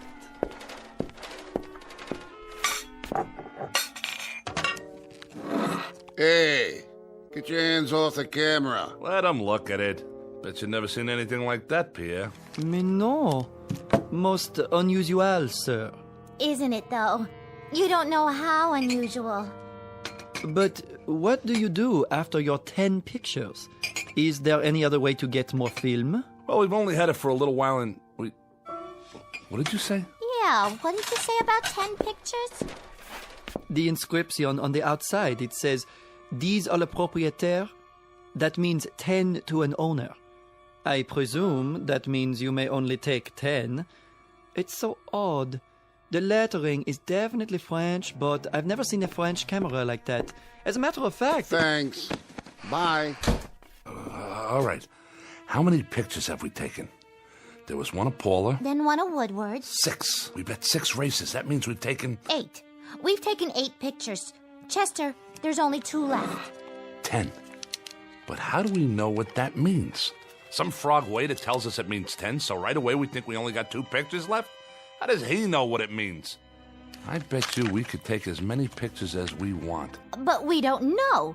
Chester, we can't take any chances. No, we can't. You know what we should do? We should sell it. Who rattled your cage? This don't even belong to you. You're strictly for charity, buddy. Now what we should do with it is go back to the track and bet 2 more races with it. Are you both crazy? What you do with it is hang on to it. Save it for a rainy day. Careful. You stop it. You're going to break the camera. It took a picture. You dropped it and wasted a picture. I didn't drop it. You did. Oh, palpitations.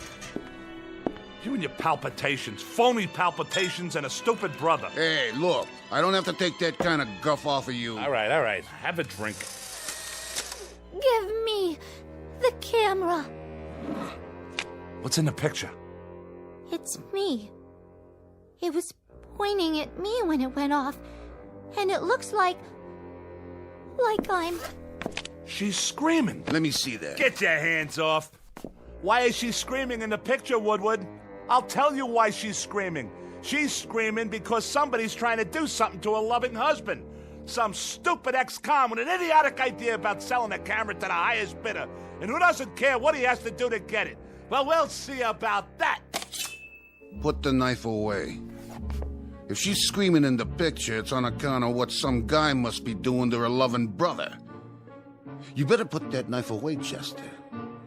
You put her away, I'll take it and peel your skin off. Try to take my camera.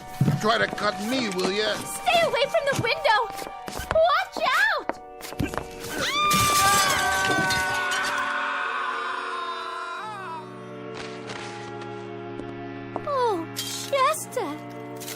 Chester, my poor darling husband. And Woodward. Woodward, my brother, my flesh, my very own flesh. I'll die. I will simply die. There's nothing left for me now. Except this suitcase full of money. How thoughtful of you, Chester. Well, don't worry about me. I'll muddle through somehow. We have to learn to live with tragedy. Poor Chester and poor Woodward. My heart is simply too full to say any more. May you both rest in peace. Now, where is that camera? Here. One picture left, huh? One more picture to remember you boys. For posterity. Pardonnez-moi. Oh, how did you get in here? I have, how you say, the key. There is something in the way of laundry that I should take, no? You got the wrong room, Jack. There's no laundry up here. I'm checking out. There is the matter of dirty laundry. And your two friends, they have checked out already? Ah, yes, I see them. Such a pity. Lying down there in the courtyard. So young. One moment full of life, vim, vigor, and the next moment, poof. What do you think you're doing with that suitcase? Doing? But, madame, I told you, I'm here for the laundry. I'm, how do you say, cleaning you out. You're cleaning me out? And while you're doing that, Jack, what do you think I'll be doing? Well, I'll cue you, buddy. I'm gonna be calling the cops. Cops? You mean the gendarmes? You'll forgive me, but if you call the police, Madame will get herself into, how do you say, one fantastic bind.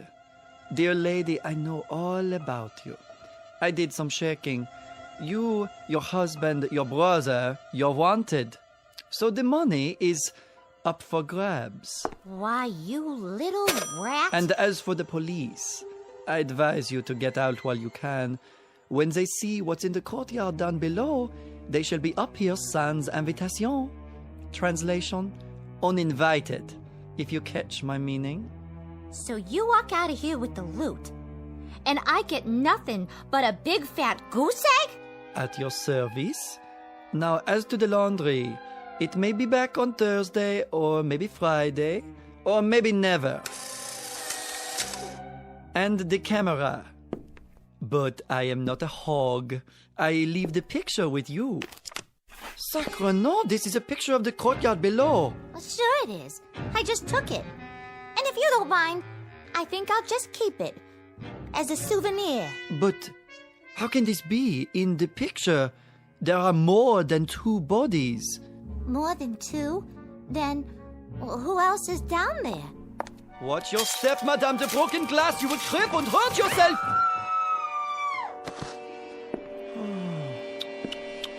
Yes, there are more than 2 bodies, just as the picture shows. 1, 2, 3, 4. That is impossible. Wait, let me see. Oh, the camera!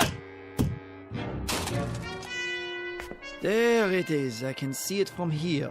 If I lean out a few.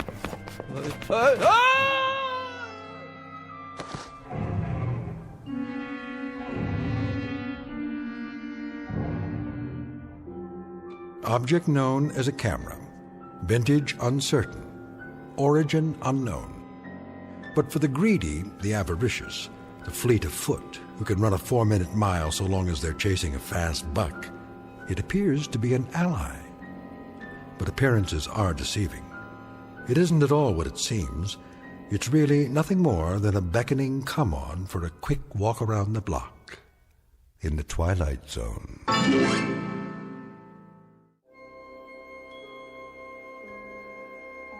Hi, this is Carl Amari, producer of the Twilight Zone Radio Dramas. I'd like to take a moment to tell you about our official website at twilightzoneradio.com, where you'll get the latest news and information on these Twilight Zone Radio dramas. Plus, at twilightzoneradio.com, you can digitally download 3 free episodes or any of our episodes for only $1.95 each. In this age of ever-changing technology, we've decided to make these episodes instantly available to you by making the Twilight Zone Radio Dramas a digital download-only series. This means that this series will no longer be offered on CD. The CD collections at our website are now being offered while supplies last at buy one, get one free. So be sure to get your favorites before they're sold out. Be sure to visit us often, and I'll see you in the zone.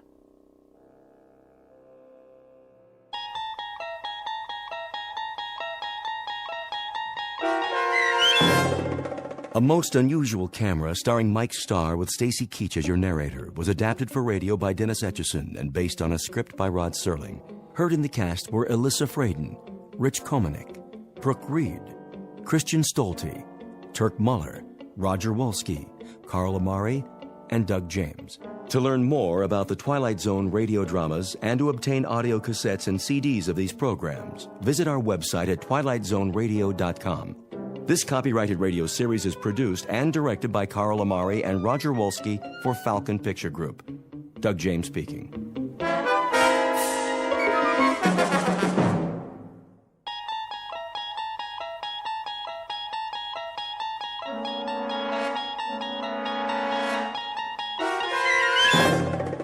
You're traveling through another dimension. A dimension not only of sight and sound, but of mind. A journey into a wondrous land whose boundaries are those of imagination. Your next stop, the Twilight Zone.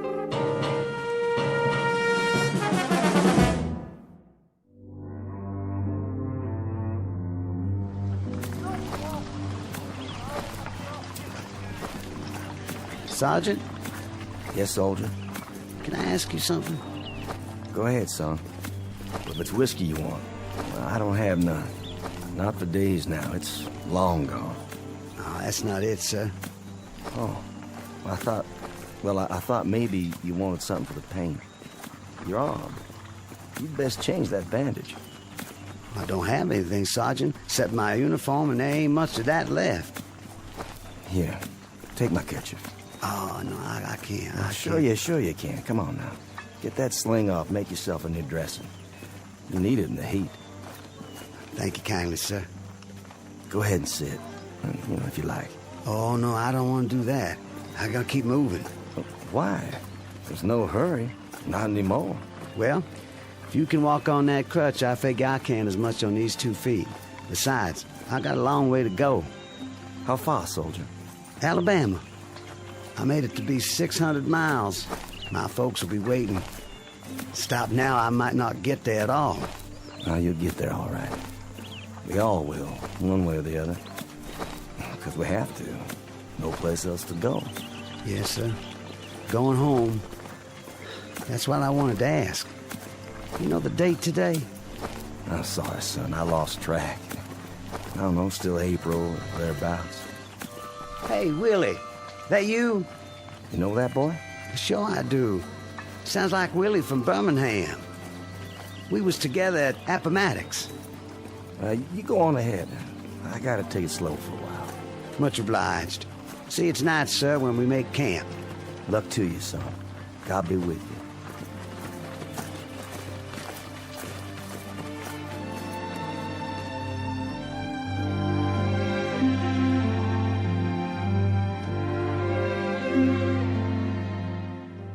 This is the year of our Lord, 1865, and these are Confederate soldiers not long after General Robert E. Lee handed over his sword to General Grant.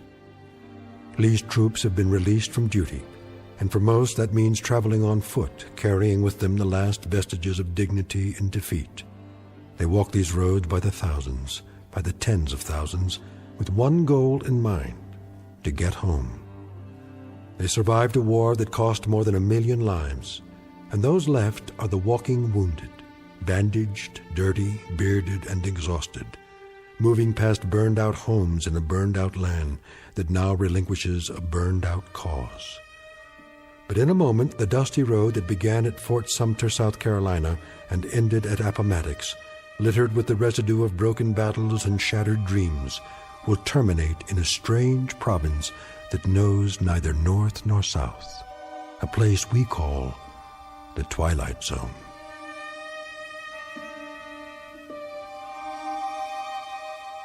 And now, back to the Twilight Zone with The Passers-By, starring Morgan Brittany, with Stacy Keach as your narrator.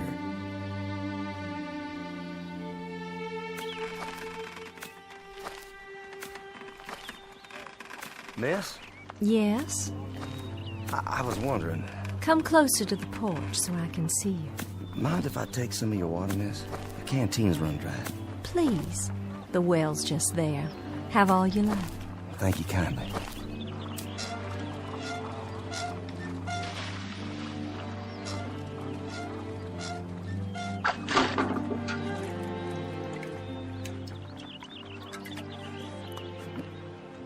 Oh, you don't know how good that tastes. I see by your uniform. Sergeant, isn't it? Well, I was. Don't know that it matters much now.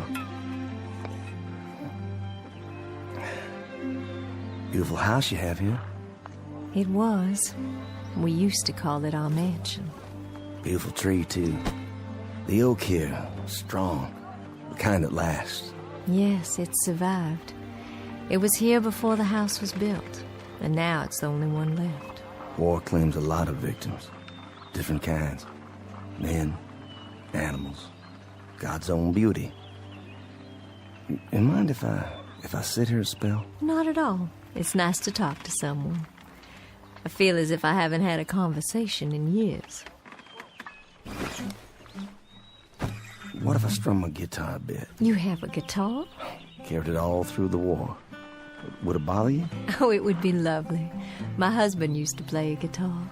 Did he? Oh, he played so well. He's where, ma'am? He was killed at Yellow Tavern with General Stewart. I'm sorry. You have a wife back home? No kin at all.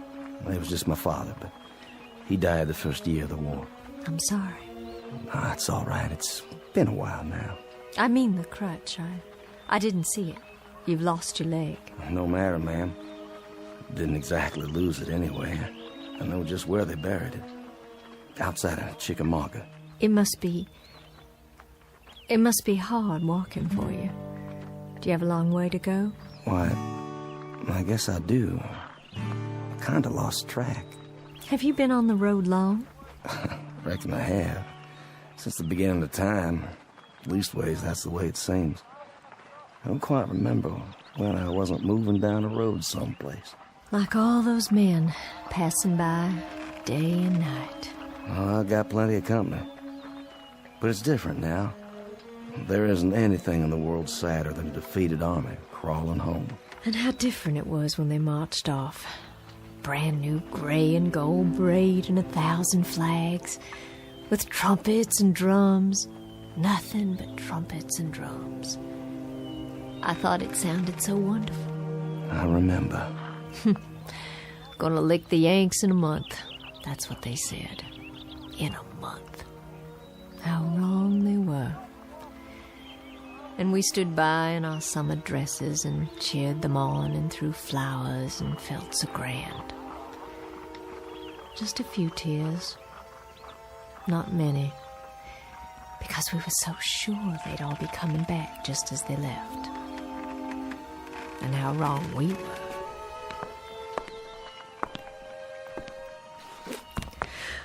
Oh my.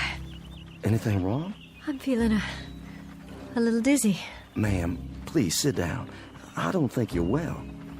It's the fever. But I'm on the mend now. It just left me weak, that's all. Just a little weak. And still they come. Morning and night, night and morning. The young ones and the old ones. And oh, how tired they look. How worn. Are there hundreds of them or thousands of them? More than that. And wouldn't you think, Wouldn't you think there was so many, my Judd? Ma'am? Sergeant, do me a favor. Play your guitar real loud. I mean real loud. Drown me out. I'm so sick to death of hearing my own crying and the sound of footsteps on the road. Please play it loud so I can hear music. Please, Sergeant. My pleasure.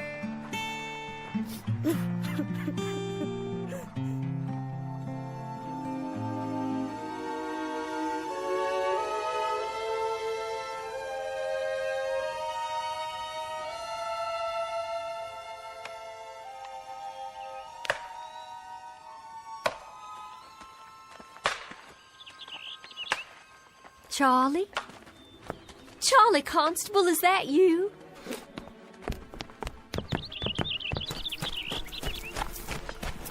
Charlie, it's Lavinia. Charlie, we thought you'd been killed. That's what everyone said. They said you'd been shot in the head at Gettysburg. Afternoon, ma'am. Sorry to disturb you, ma'am. Good day to you. It's Charlie I want to talk to. Can't you hear me? Couldn't you stop a minute, Charlie? Couldn't you stop a minute and talk?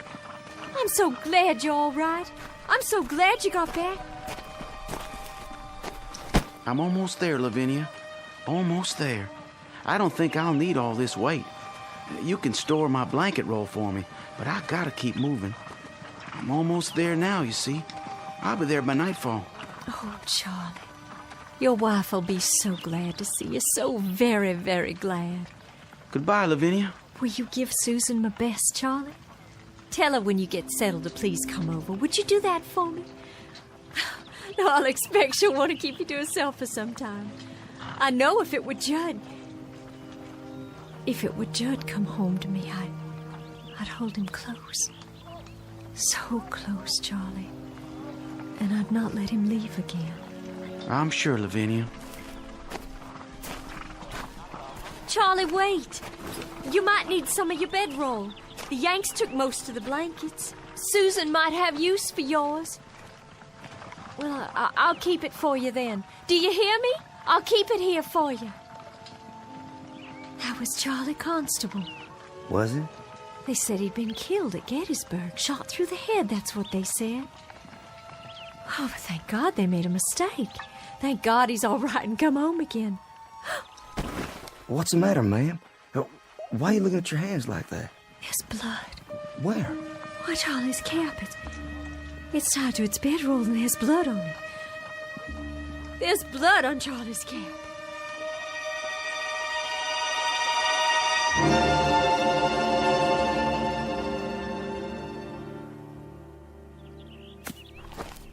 Ma'am? Yes? It's Sergeant Baxter, ma'am. Well, I know that. Who else would it be? You finished so soon? I got a feeling for wood, carving it or chopping it. I got enough cut there so you can at least start the winter. Well, I thank you sincerely. You don't know how much that helps me. No, I thank you. I'm obliged for the dinner. Such as it was. It beats salt pork and hardtack, which is what I've been used to for as long as I can remember. I was hoping you'd play your guitar one more time. Would you? Made this myself. You didn't. You know how to make musical instruments. After a fashion, not as good as the ones I made at home. I had more time then.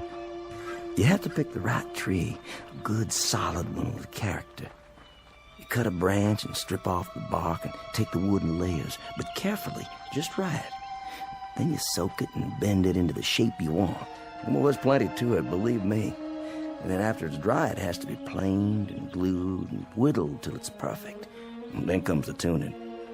You know, they say a good guitar takes on the voice of the man who made it. If he has a voice to start with. Seems some men don't. No matter what they play, it just comes out flat and dead. I'll bet all your guitars sound beautiful. Just like this one. My old man used to say that I'd wind up nothing but a bum troubadour. Did he? My old man. But he was a proud one when I marched off.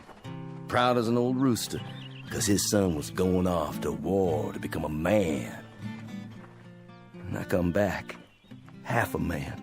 That song of yours. Black is the color? Judd, my My husband, he used to sing that. Oh, I wish you could have met him. I wish so, too. A very gentle man. A very nice and decent man.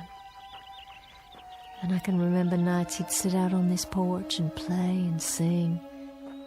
Even the crickets would keep quiet. And the bullfrogs down at the pond. It was just as if they'd stopped their noise so they could hear the music. And then the Yankees came. Like blue locusts who had to eat away the trees and the land and everything on it. I owe them for much. For our house, our lawn, our trees, for everything that was. Including my husband's life. I owe them for very much. Ma'am? Why don't you leave here? This place is no good for you. This place is all I have. Just an empty shell of an old house and a burned-out field. But it belongs to me, and it's all I've got. You need something else, something different. Being here alone and sick and staring out toward that road, that ain't gonna cure anything. Fever, sadness, heartache. It won't cure nothing at all. What do you suppose happened to him? Your husband? The Yankee who killed my husband. Do you suppose he's marching home now? Back to his own kin? Do you suppose he's laughing and singing and telling all his neighborhood about the rebels he killed? All the bullets and the heads he shot them through? I don't reckon that at all. You shouldn't either, ma'am. There's been a lifetime of suffering on both sides. I got a gun inside the house. An old shotgun. And I keep thinking about how someday, some moment, a Yankee will ride by, and I'll take out that gun, and I'll aim it at him. I'll aim it steady. But first, I'll tell him. I'll tell him that he can consider this the last shot of the Civil War. A bullet in exchange for the one my husband took. You let that kind of poison sit on your mind, you'll die from it, I swear. Who's coming? Can't see yet. It's him. What do you mean? The Yankee. Well, hold on now. It's a hot night. Hot indeed, Lieutenant. Couldn't see if anyone still lives here. They do. You traveling a long way? Oh, just up the road. But I've been on it a long time. You too, Sergeant? Long time. I've got a half-full canteen, but my horse is running dry. Well, there's water in the well. I don't think they'd mind. Much appreciated. I know you, don't I? That's possible. I mean, I've seen you before. I seem to remember. Go on. What is it you remember? You'd best heed the sergeant's answer because it's the last thing you'll ever hear. No, ma'am. Put the gun down. You don't understand. The last thing you'll hear on this earth. This I promise you.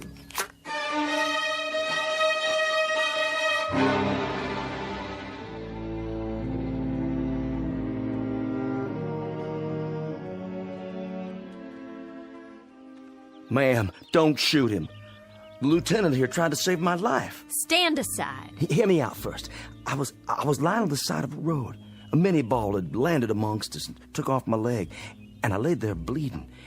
And then he come by, a patrol of Yanks, and he propped me up, and he tried to stop the bleeding.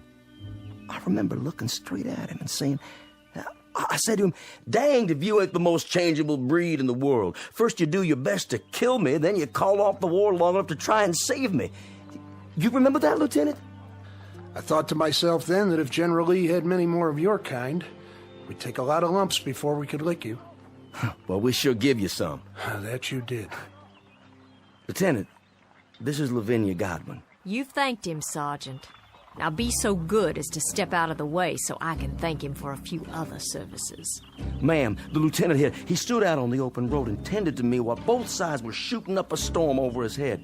And yet he stayed there, and he tried to save my life. I've got this shotgun leveled straight at his head, and my hand is steady. I've waited a long time. I aim to blow his head right off his shoulders. This your pleasure, ma'am? And duty. A little bit of both, perhaps. Well, then you'd best get on with it. Ma'am, I can't let you do that. I just can't. You can't stop me with that guitar. I've got the gun. Then I'll stop you with my hands. You'd better stand down, Sergeant. I've got my finger on the trigger. And this is for you, Yankee.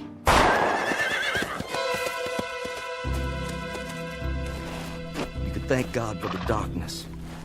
That kept you from committing murder. Hasn't there been enough of that already? I didn't miss him. I couldn't have. I couldn't have missed him. No, ma'am. You couldn't have. But it doesn't make any difference. Not anymore. I remember now. I do remember. They got you that day. They got you in the back while you were kneeling over me.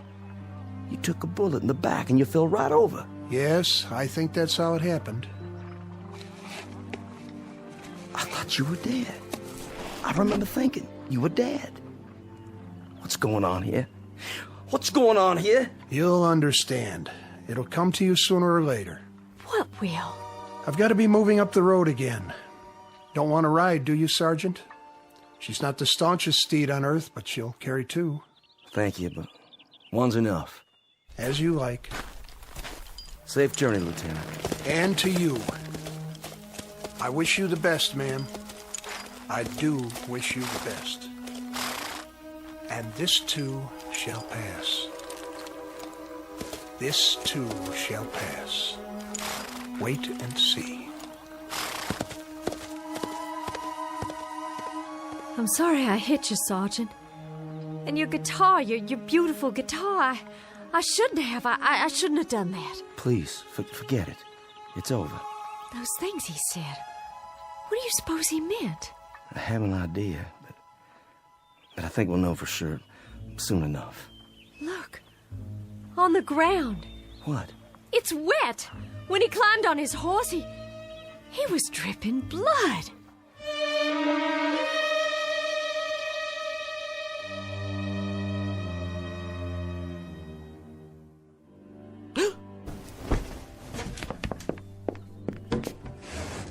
Sergeant! Sergeant Baxter! Ma'am? Would you come in the house, please? Can I help you? Do you hear that, Sergeant? Hear what, ma'am? That's just it. There's no one on the road anymore. They're all gone. They stopped coming during the night. It's been quiet ever since. Real quiet. Why are you carrying your bedroll? And your cap? Are you leaving? Yes, ma'am. I'm leaving. It's time for me. But where will you go? You told me yourself there's no one waiting for you at home. To wherever that road leads. I can tell you where that road leads. Past 50 miles of places like this. Past houses that were burned out and abandoned after the Bluecoats got finished with them. Burned out yards and crop fields. Some by Union soldiers, some by us. So there'd be no use. Past a few hundred tired, sick people like me. No worse off than I am. Well, that's what I'm telling you. If you're looking for a change of scenery, Sergeant, you won't find it out there. Along that road. Mrs. Godwin, I was up most of the night. I was up and I was thinking about lots of different things, thinking it through. What did you decide? That lieutenant who came by, and the shotgun, and the blood on the ground. When he rode off, it seemed like a mystery. Yes, it does. And that young friend of yours, Constable. Charlie Constable. Yeah, with the bloody cap. And then before dawn, it came to me. What did?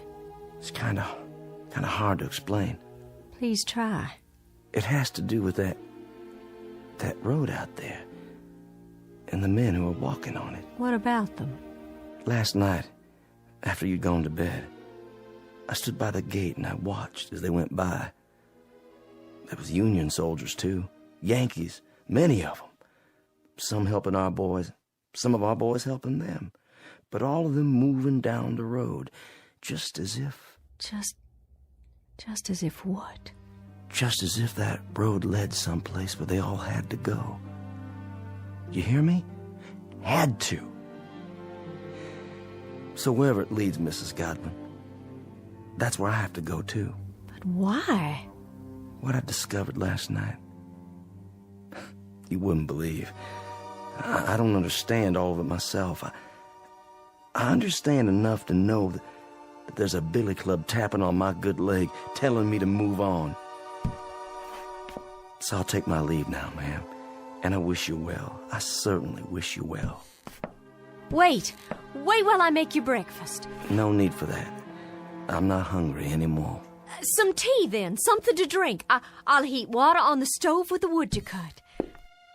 You have some for yourself, ma'am. I've got something stronger put away.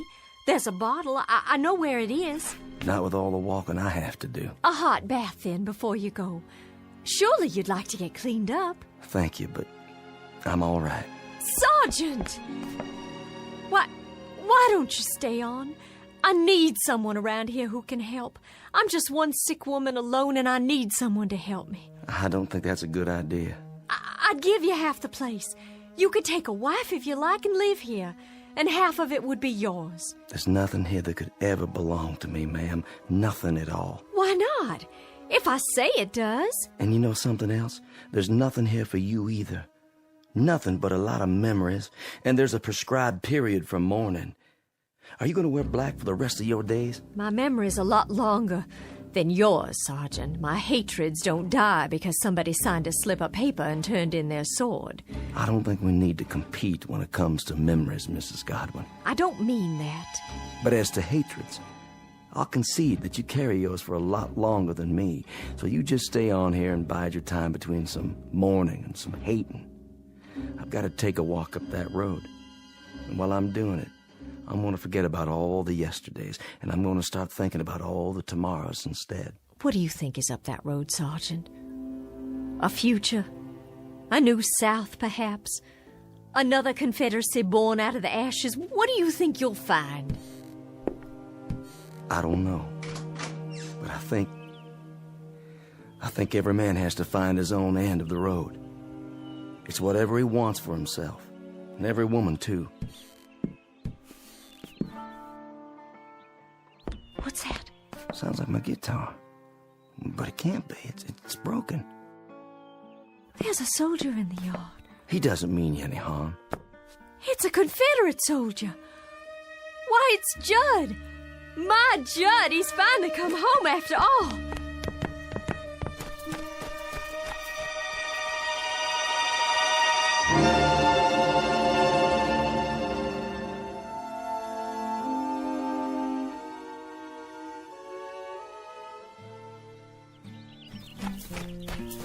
Oh, Judd, it is you.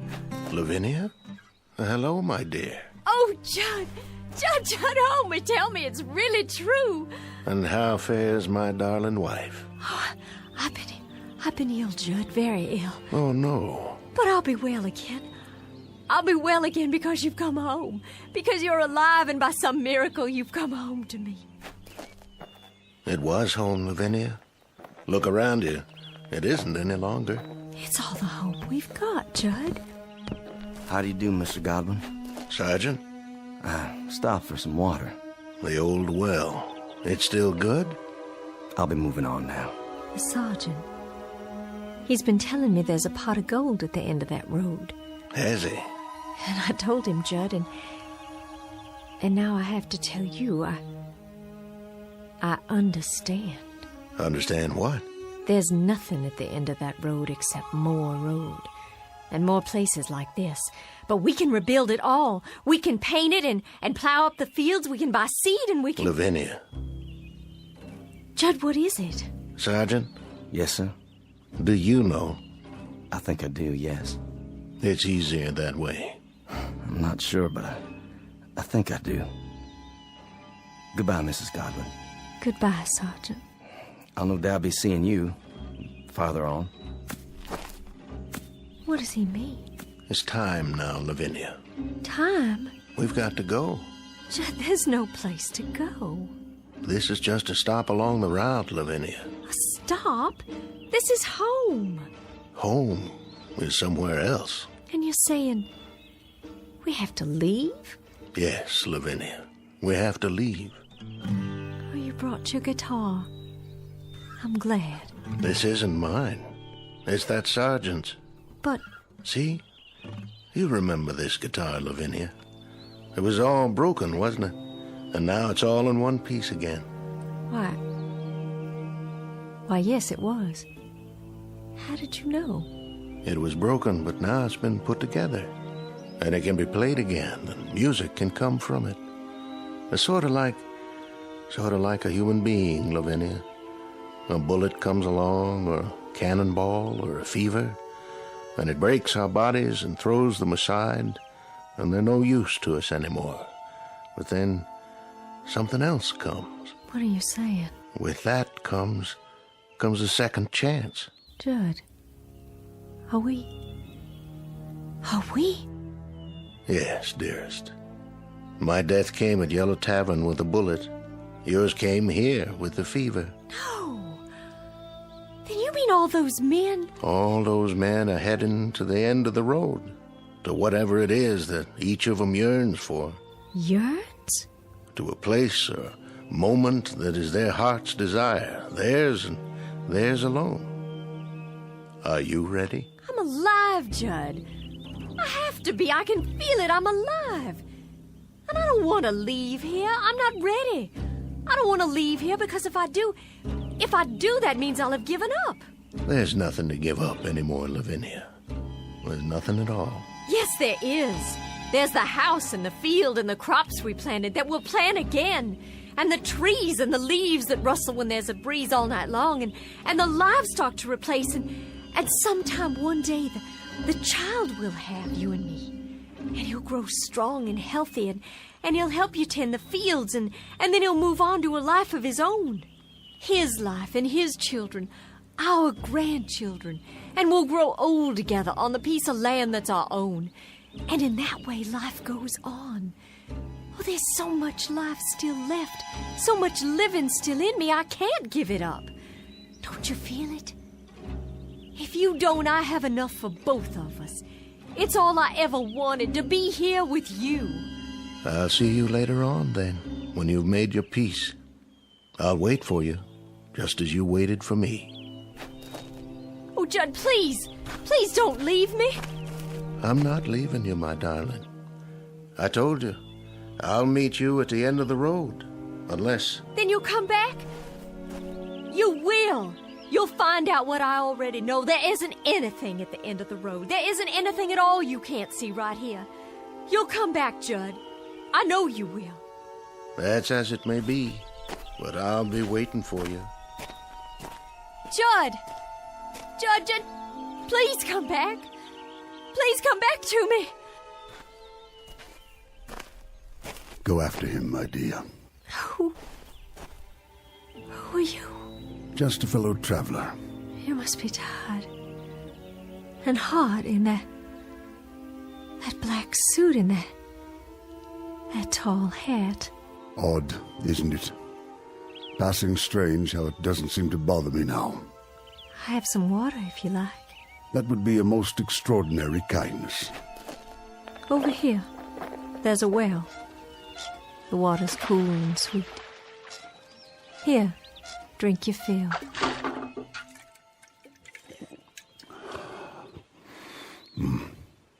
The sweetest I've ever tasted. I know you, don't I, sir? Do you? I'm sure I do. I've seen you, but not in these parts. In town? No, I don't think so. Don't worry yourself. Not on my account. But your face and that beard. May I tell you something, my dear? Please.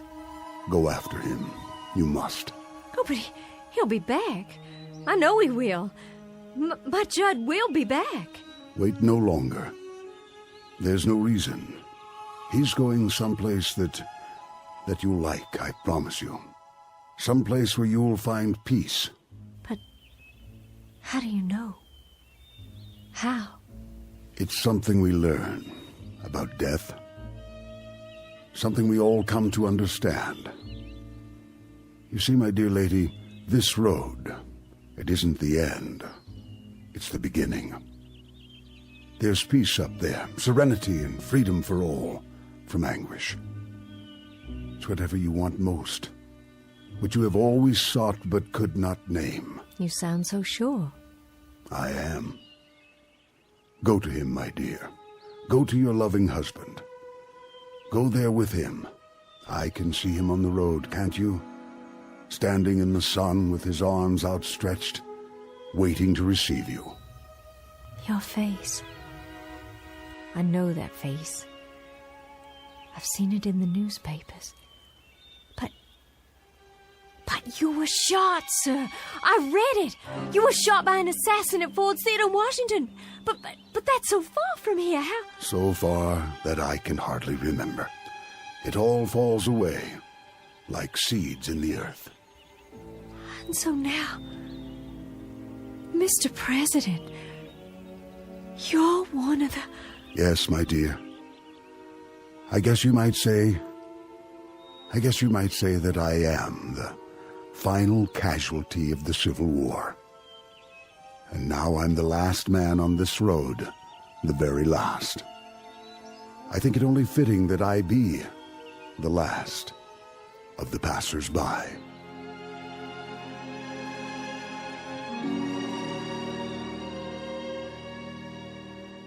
Judd? Is that you? Lavinia. It is. I see you.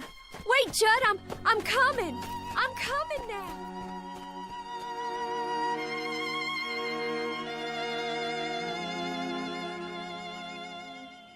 Lavinia Godwin, the mistress of a burned-out home, the image of woman in the aftermath of war, all women in all wars, suffering the final wound and the deepest, and now, at last, ready to be healed. Incident on a dirt road during the month of April 1865. And as we've already pointed out, it's a road that won't be found on any map, but it's only one of many that lead into and out of the Twilight Zone.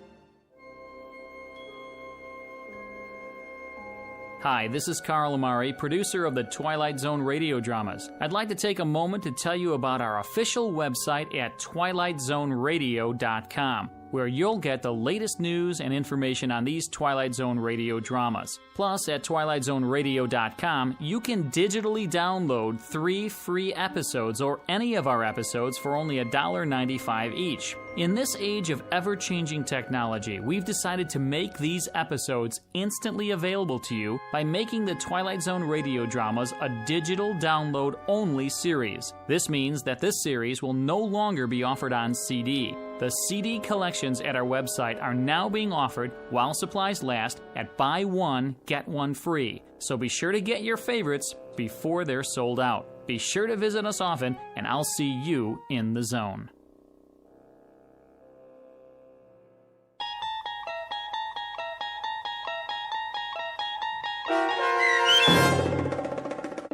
The Passers-By, starring Morgan Brittany with Stacy Keach as your narrator, was adapted for radio by Dennis Etchison and based on a script by Rod Serling.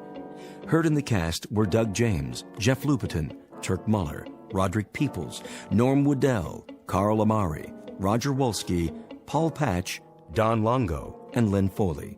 To learn more about the Twilight Zone radio dramas and to obtain audio cassettes and CDs of these programs, visit our website at twilightzoneradio.com. This copyrighted radio series is produced and directed by Carl Amari and Roger Wolski for Falcon Picture Group. Doug James speaking.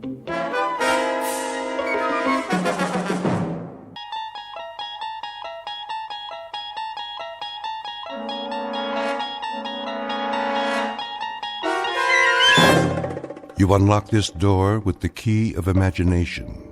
Beyond it is another dimension, a dimension of sound, a dimension of sight, a dimension of mind.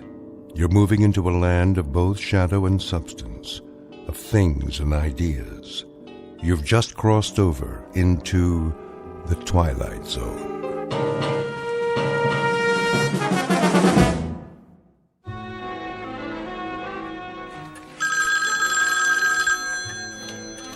Roswell G. Flemington Model Ship Company. I'll check. Please hold. Did we fill the Benson order yet?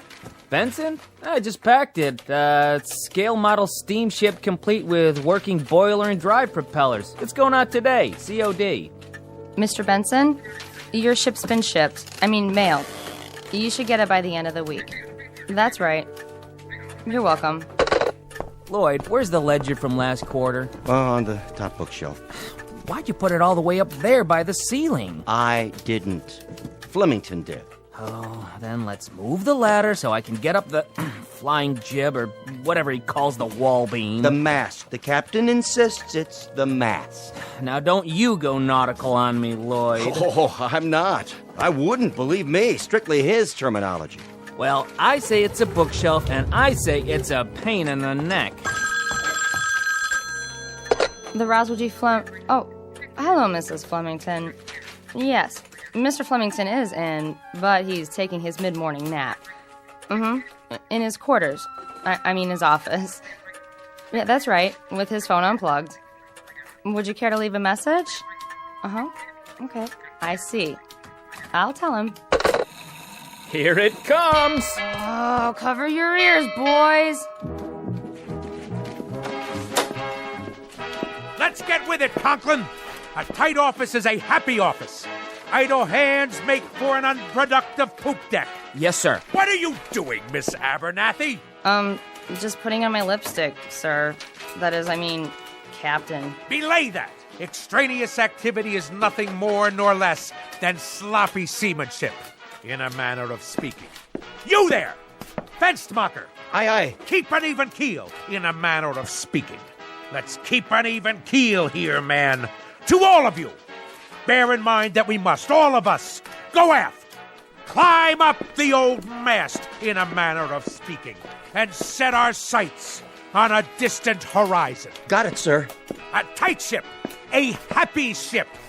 Damn the torpedoes of competition. And full speed ahead. Aye, aye, Captain.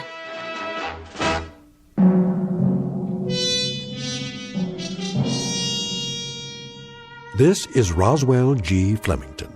220 pounds of gristle, lung tissue, and sound decibels. He is, as you may have perceived, a noisy man, one of a breed who substitute volume for substance, sound for significance, and shouting to cover up the readily apparent phenomenon that he is nothing more than an overweight and aging perennial sea scout, whose noise-making is in inverse ratio to his competence and character. But soon our would-be admiral of the fleet will embark on another voyage, this one in an uncharted and twisting course, headed for a distant port called the Twilight Zone.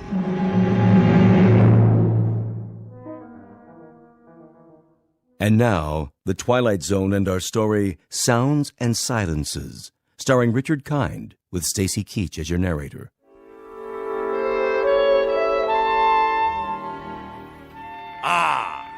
Clear skies, visibility unlimited. And now, for something a bit more bracing. You may enter. I forgot to tell you, sir. Yes? What? Speak up. I forgot to tell you that your wife called. Oh, she did she? Yes, a little while ago. She's on the phone again now. Would you like to take the call? Oh, I suppose so. See how the home fires are burning. What's that? I said I'll plug in the extension. Yes, sir. Here, madam. Yes? Yes? What noise? Oh, well, it's a most excellent recording, actually. Flight sounds of aircraft leaving the carrier Hornet. No, I can't turn it down. It has to be heard at realistic levels. Speak up. What is your request? Talk? About what, pray tell? Well, then talk away. Very well, later. Of course I shall be home for dinner. Yes, of course, I'm quite sure. Goodbye.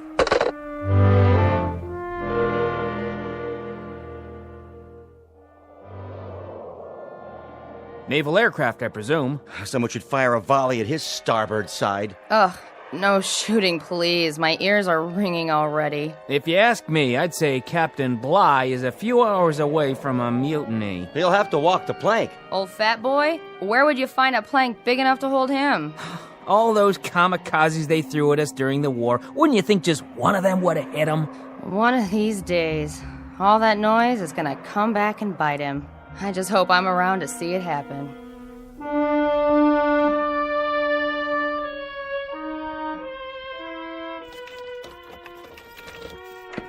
All ashore! I'm home! Ah, Navy rum. To be followed later by a full measure of grog. But first, some easy listening on the stereo. Which album shall it be tonight? Sounds of submarine warfare, great squalls of the North Atlantic, cruising on a windjammer, engine rooms of the great destroyer. No. Wait. Here it is. Perfect!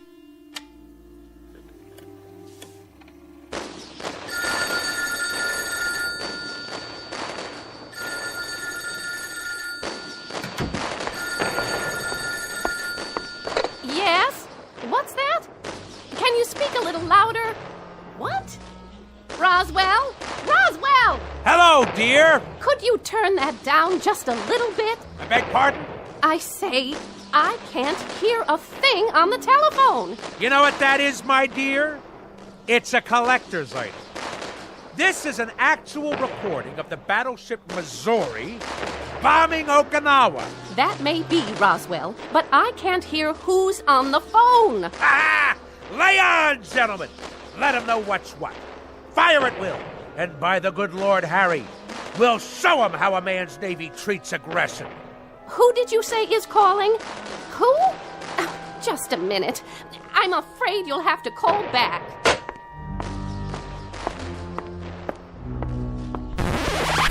Woman! What have you done? Called a truce in the Pacific. You've ruined the record. That, madam, constitutes an act of utter abomination and the most callous vandalism. I would remind you... I would remind you that I live in this house, too. That there were only 100 such recordings pressed for the collector's market, as rare can be. Well, now there are only 99. Absolutely irreplaceable.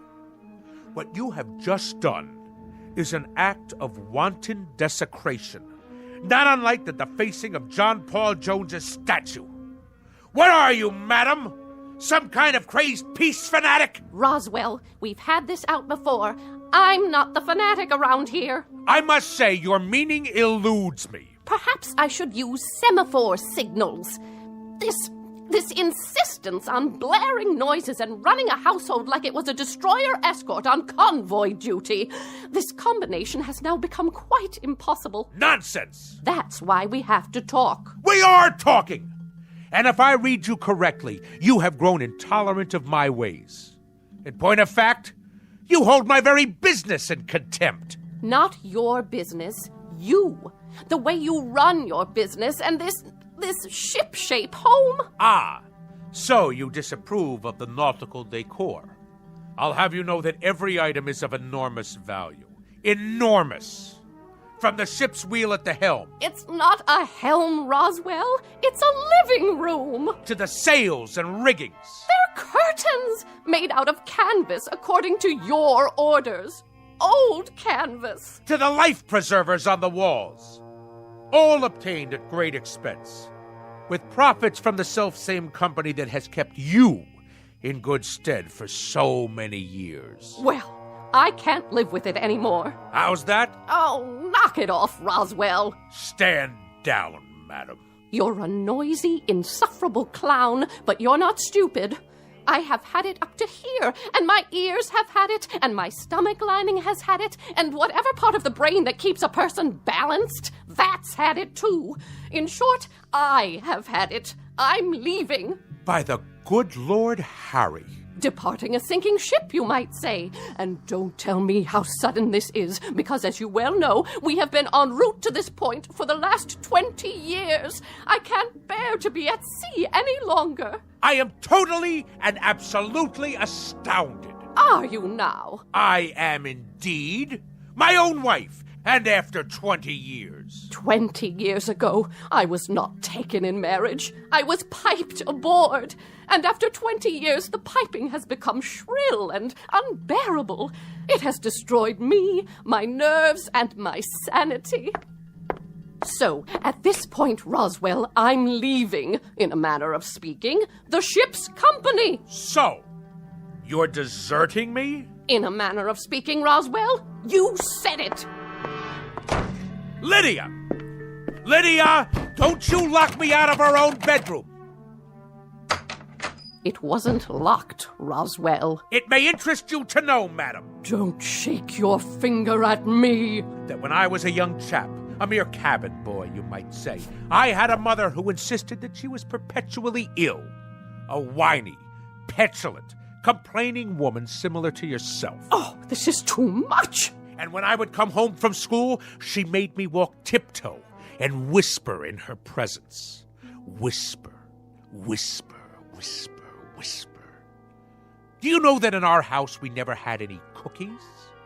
Just soft fudge brownies, because they made less noise when you chewed them. Eat your brownie and then run upstairs, change your clothes, but keep it quiet. And I tell you, madam, I took quite enough of it. That is why I went to sea. And that is why I've spent my life in the very wholesome, healthy, quite understandable pursuit of the free and the unfettered. Strip off the cotton and the insulation, and let the sounds of the earth come in. And so now I am owner, manager, chairman of the board, and president of the Roswell G. Flemington Model Ship Company. Second to none in the field. Whose motto is, damn the torpedoes, full steam ahead for fun and profits. I know the company, I know the president, I know the motto. And I respond, Mr. Roswell G. Flemington, with the following nautical phrase, which I have now taken to heart and will proceed to implement. The phrase is, lay aft and dump the garbage. So, in a manner of speaking, consider yourself dumped.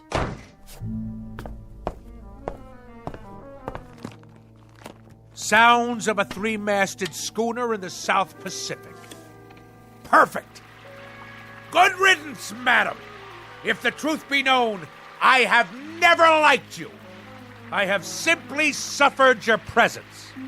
If there is one thing that sticks in my craw, that thing is a landlubber. So, madam, in a manner of speaking, get ashore. Do you hear me? Get ashore now! I have never in my entire life felt so free, so unencumbered, so absolutely fulfilled. In the parlance of naval language, in a manner of speaking, the situation is 4.0. My decks have finally been cleared. I intend to enjoy myself topside for the rest of the evening. And at precisely 10 bells, I shall retire to my sleeping quarters. But until then, this is my watch. At long last, I can see to the far horizon. And a life of wonderful, delightful noise. Now, where's my karaoke machine? Anchors away, my lad! Anchors away!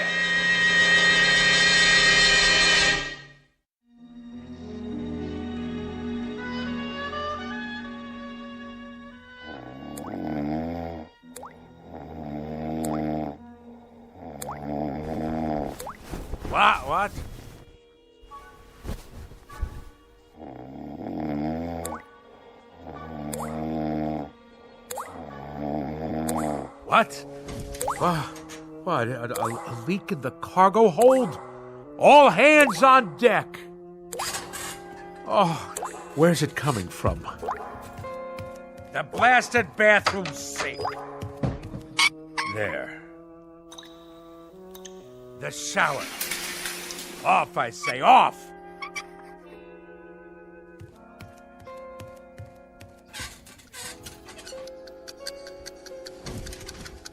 How do you turn off this wretched alarm clock?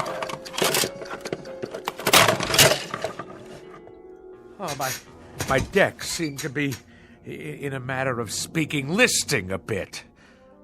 Where are my Navy cut cigarettes?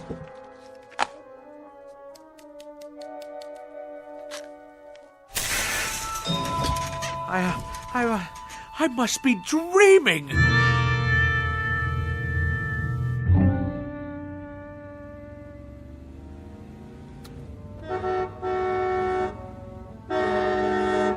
Go around! Pass, you imbecile! That's right! Run the red light! No noise laws in the city at all anymore. Any rattletrap is permitted on the streets.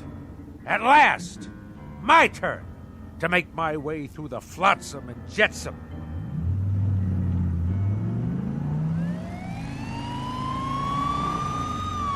Judah, pull over.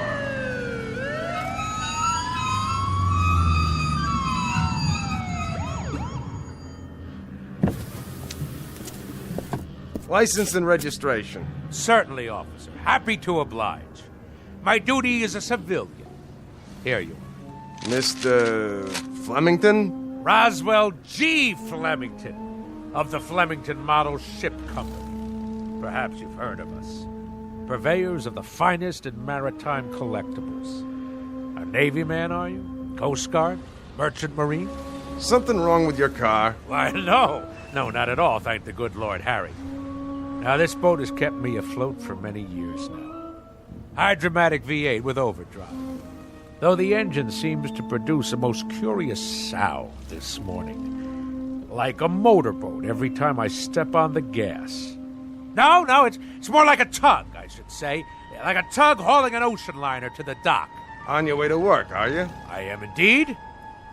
And if you wish to cite me for speeding, you'll have difficulty proving it in court. A great deal of difficulty. At no time have I exceeded 15 knots. Point of fact, that's an impossibility. Considering the sounds of strain emitted by this engine. I didn't stop you for speeding, sir. Oh, good. Well, I'll be on my way. I stopped you because you were going so slow. You did? Oh, I see. Well, then that's all very well, then. Why are you driving so far under the speed limit? Why? It's as I said. This craft obviously has a few bolts loose somewhere. I tell you, I've never heard such a racket from the engine room. Then I'd suggest you take her into port somewhere. There's a gas station on the next block. They do repairs. But frankly, sir, the car sounded just fine to me. A real classic. You got a cherry piece of Detroit iron here. Lots of horses under the hood, huh? Anyway, try to keep up with the flow of traffic, would you, Mr. Flemington? Good day to you.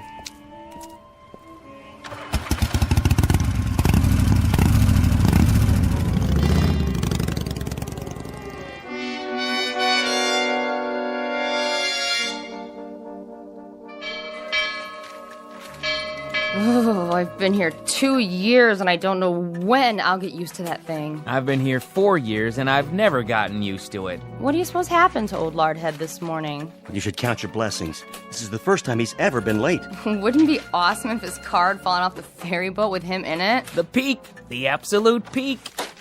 Thus endeth the dream. Good morning, Mr. Flem. That's the first time he's walked in without telling me that the smoking lamp was not lit and we had to move full speed ahead toward the shores of prosperity. Maybe he's sick. Something incurable, like barnacles on the brain. That's very odd. That's very, very odd. I've been here 10 years, and that's the first time he's ever looked frightened.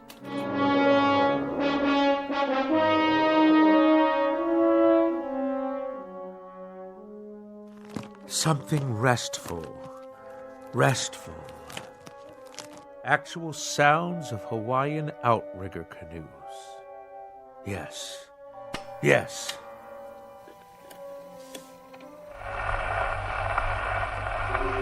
Ye gods! This record is defective! Fresh air, that's what we need. The great outdoors, the smell of salt spray in our nostrils.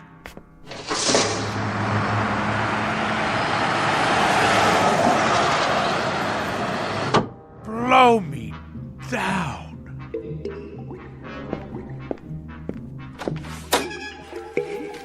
Conklin! What are you doing, man? Me? Just pouring a glass of water from the water cooler, that's all. Well, let's keep it quiet out here. Yes, sir. Now what are you doing? Swallowing, Mr. Flemington? I was thirsty. Quietly, I said. Quietly. Now stop gaping. Get back to work. All of you. Mr. Fenstermacher! Begging your pardon, sir. New shoes. What have you gotten them? Dead fish? Oh, people!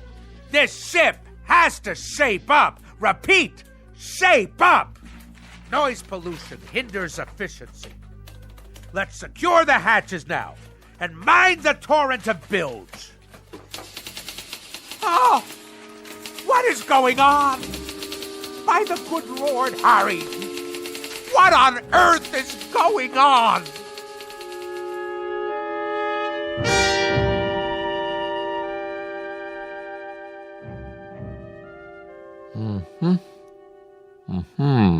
Well? Nothing abnormal that I can see, Mr. Flemington. No excess wax, no obstruction of any kind in the inner or outer ear. You mean no sign of infection? Nothing at all? Not even inflammation. Candor dictates that I tell you, Doctor, that as a ship surgeon, you're a wash. You wouldn't make cabin boy, in a manner of speaking. I take it, Mr. Flemington, that you expected me to find something wrong with you. I told you the symptoms, haven't I? You have. An apparent auditory distortion. Apparent? Shoes that sound like pipe organs played underwater? A leaky faucet sounds like barrels over Niagara Falls. And I wish you could have seen me cross 48th and 6th today. The traffic noises nearly keel-hauled me. It was considerably more than a distortion. I don't know what to say without any outward signs. Well, I know what to say. Now hear this, Doctor. There is obviously something askew in my crow's nest, in a manner of speaking. Now, will you prescribe the appropriate medication for my affliction, or do you force me to seek safe harbor elsewhere? Frankly, Mr. Flemington, I think consulting another physician might be a practical idea. Extremely practical. Very well, then. But if you had a modicum of professional ethics, you would have given me this advice before going through the motions of a perfunctory examination. As it is, I'll now be done for your bill as well as another ear specialist's. Mr. Flemington, I wasn't going to recommend another ear specialist. I had in mind, perhaps some psychiatric help. A psychiatrist, huh? I will make a presumption that you are being humorous. It is that charitable outlook that saves your being called to account, sir. The soundest recommendation I can make under the circumstances. I can assure you, Doctor, and I use the term loosely, that there are few people today on land or sea who are as sane as I am.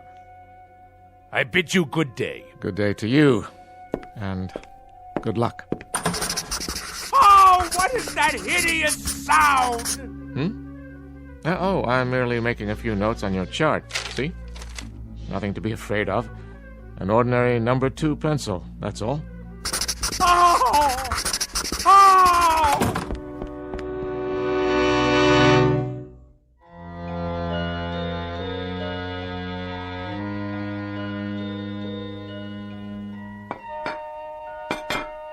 Do you have to be so piercing with that rose? Sorry, Mama. Well, you've done a beautiful job setting the table. You can sit down now, Mama. Oh, you're a good girl, Rosie.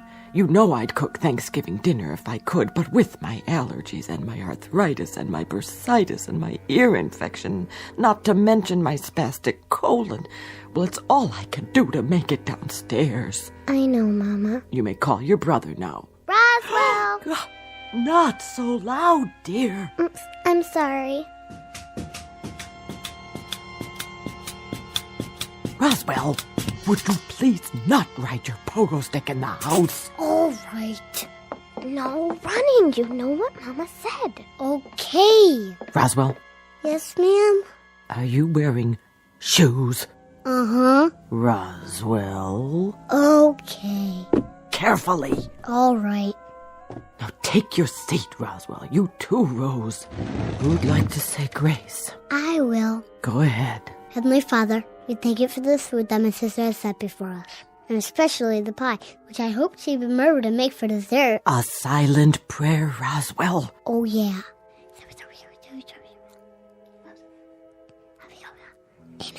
Pass the mashed potatoes, please. Yes, Mama. And the cranberry sauce, and the yams, and the creamed corn, and the creamed spinach, and the tofu.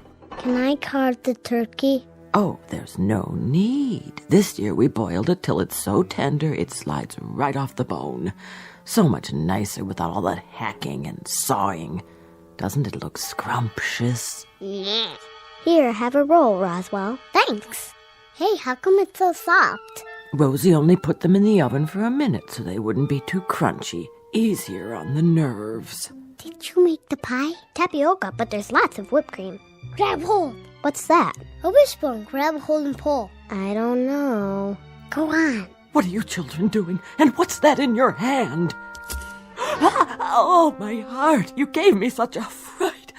I'd better lie down.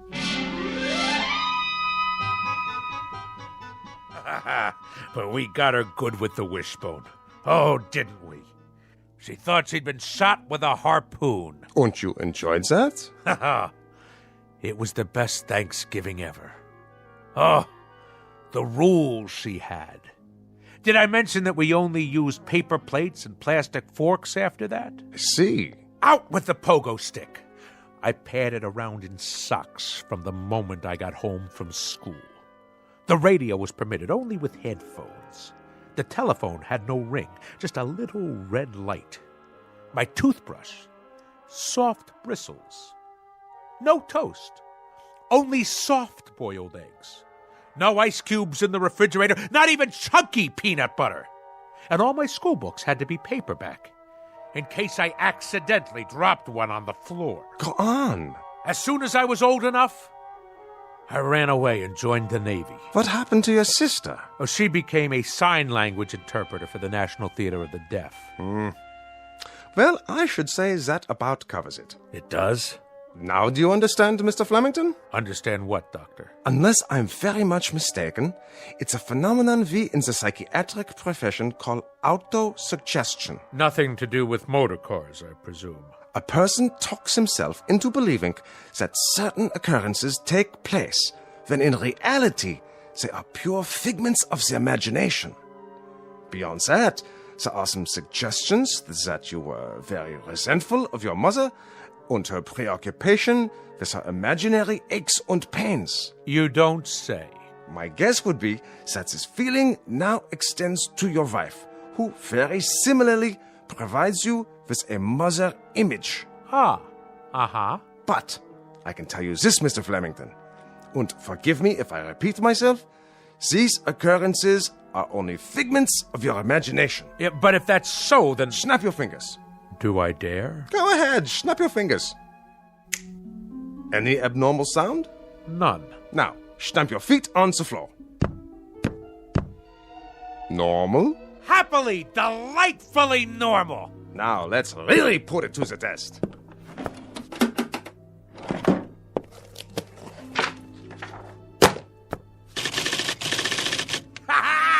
You've cured me, Doctor! By the good Lord Harry, if Admiral Nelson had had you at Trafalgar, he'd have kept both his eye and his arm. In Navy parlance, Doctor, you, sir, are 4.0. 4.0, sir, in a manner of speaking. Ha ha ha! I'm free to go. Free as a bird. und slams the door at will on your way out. Be my guest. I shall. You, sir, you have the soul of a seaman. Bless you.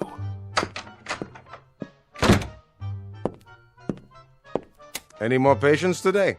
No, Doctor, that was the last one. Praise Freud.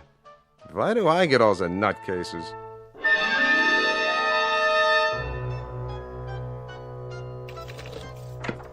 Incredible. Absolutely incredible. My own wife, the culprit. Her miserable preoccupation with noise. She planted that seed in my head. Incredible. Incredible what one crew member can do to a ship's company. Absolutely incredible. And the whole thing.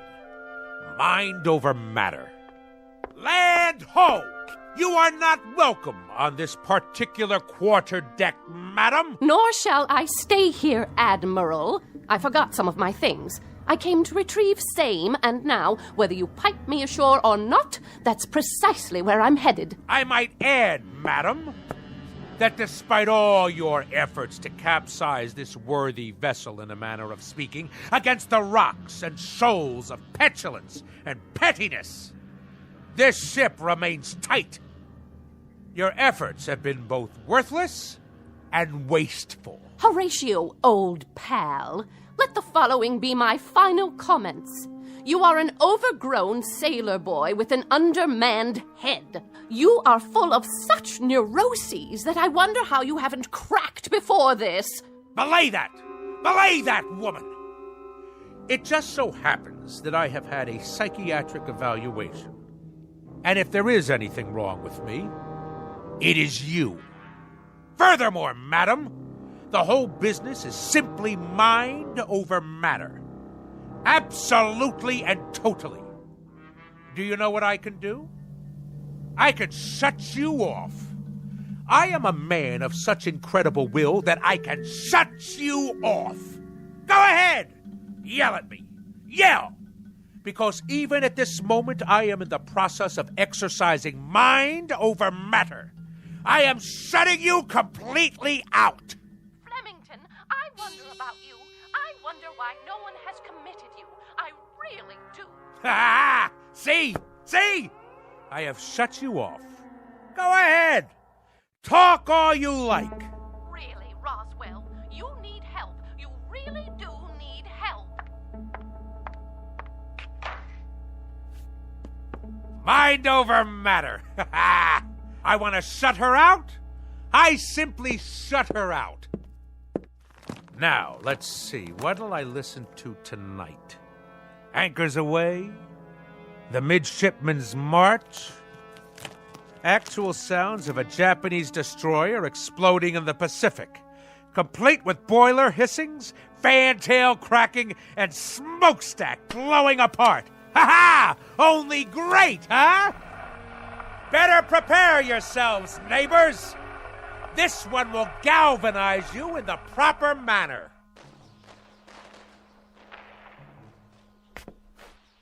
Something wrong with the record player?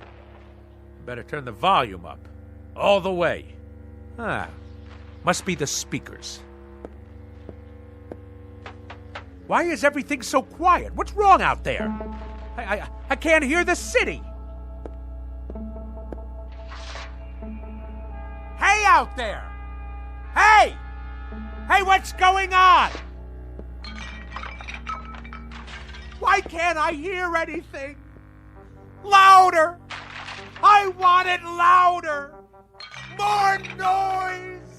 More noise out there! Let's hear it! Come on! Louder! Louder! Help me, someone! Help me!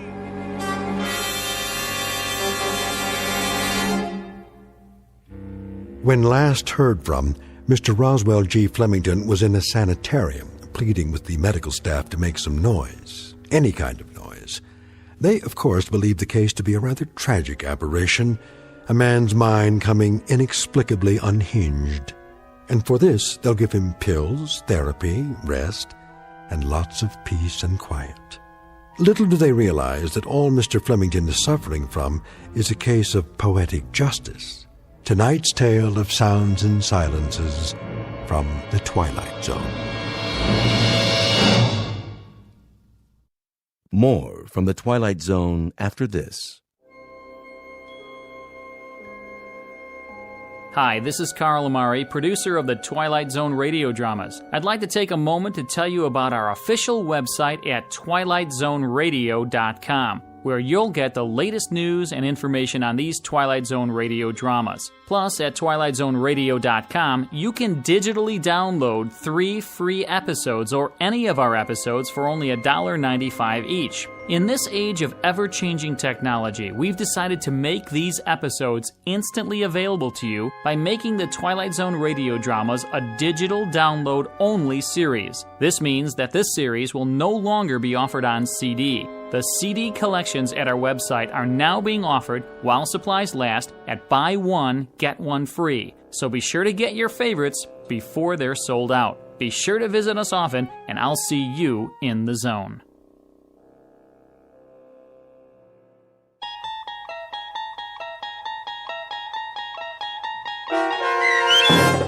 Sounds and Silences, starring Richard Kind, with Stacy Keach as your narrator, was adapted for radio by Dennis Etchison and based on a script by Rod Serling. Heard in the cast were Maggie Carney, David Darlow, Richard Shavsden, Peggy Roeder, Sarah Marks, Carl Amari, Doug James, C.J. Amari, James Schneider, and Amanda Amari. To learn more about the Twilight Zone radio dramas and to obtain audio cassettes and CDs of these programs, visit our website at twilightzoneradio.com. The producers of The Twilight Zone wish to thank CBS Enterprises, Carol Serling, Dennis Etchison, Dick Brescia Associates, Claire Simon Casting, Terry Jennings, XM Satellite Radio, the American Forces Radio and Television Service, Sirius Satellite Radio, our sponsors, and our radio affiliates for helping make this series possible. This copyrighted radio series is produced and directed by Carl Amari and Roger Wolski for Falcon Picture Group. Doug James speaking.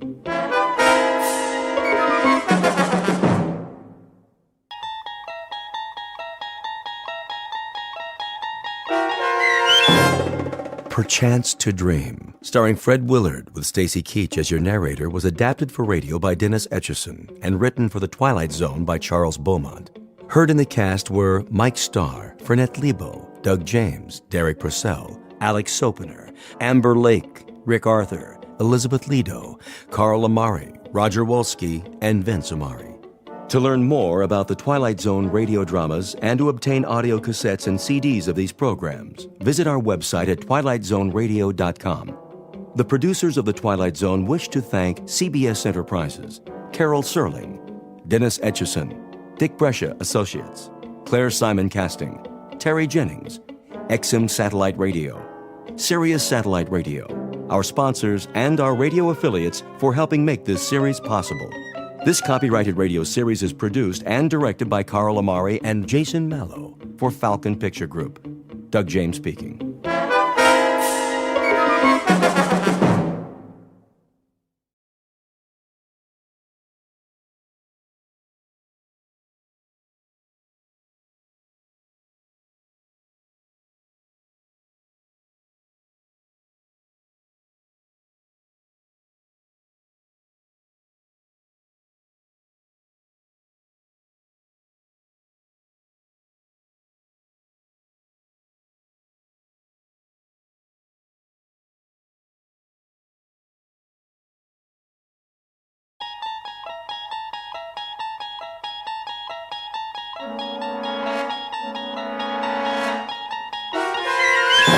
There is a fifth dimension beyond that which is known to man. It is a dimension as vast as space and as timeless as infinity. It is the middle ground between light and shadow, and it lies between the pit of man's fears and the summit of his knowledge. This is the dimension of imagination. It is an area which we call the Twilight Zone.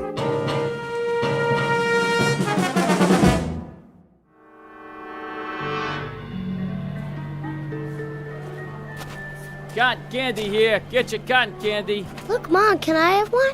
It's nothing but sugar. Oh, please. Only 25 cents. Get your cotton candy. Well, just this once. But that's all you're getting, young man. One, please. Excuse me, can I ask you? Mom, that man got in front of me. I just want to ask. Well, one cotton candy coming up. Please, I have to know. My son was first. Where's the exit? Do you mind? I'm trying to get out of here. One at a time. Which way? Hey, pal, you don't look so good. Why don't you take it easy? I can't take it easy. Somebody's after me. Move right in, folks. See the dancing girls, blondes, brunettes, any kind you want. Starring the beautiful Maya, Princess of Darkness. Quickly, where can I hide? Hey, easy, pal. You don't understand. She's been following me all night, everywhere I go. Can I have my cotton candy, please? Come along, Christopher. It's late. But, Mom... You've had enough sweets. You, over there. Come on over, mister. Show's about to start. Leave me alone! Come inside the tent. Always room for one more. How do I get out of here? Well, right over there, pal. See? Through the turnstile. Follow the crowd.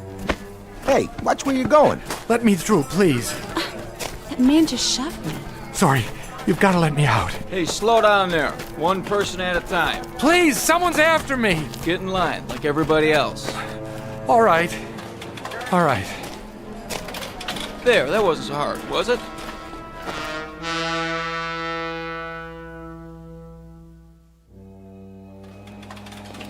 Officer, where's the uptown train? Oh, that's the next platform. Keep it moving, folks. Where am I? What's that?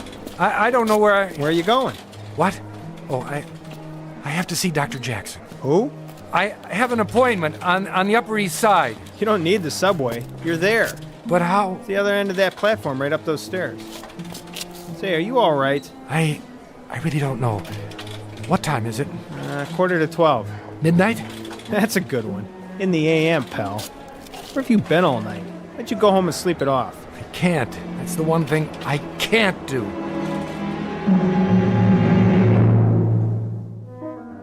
Noon in the city. Lunchtime for thousands of people. To most of them, the next hour will be a rest, a pleasant break in the day's routine. To most, but not all. The gentleman on the run is Mr. Edward Hall, an ordinary man who lives an ordinary life.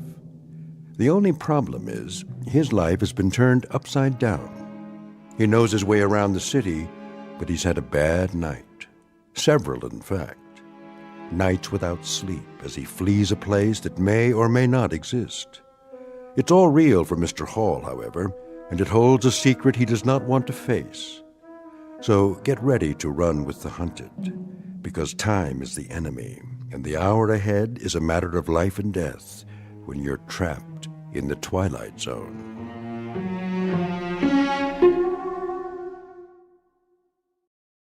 And now, The Twilight Zone and our story, Perchance to Dream, starring Fred Willard, with Stacy Keach as your narrator.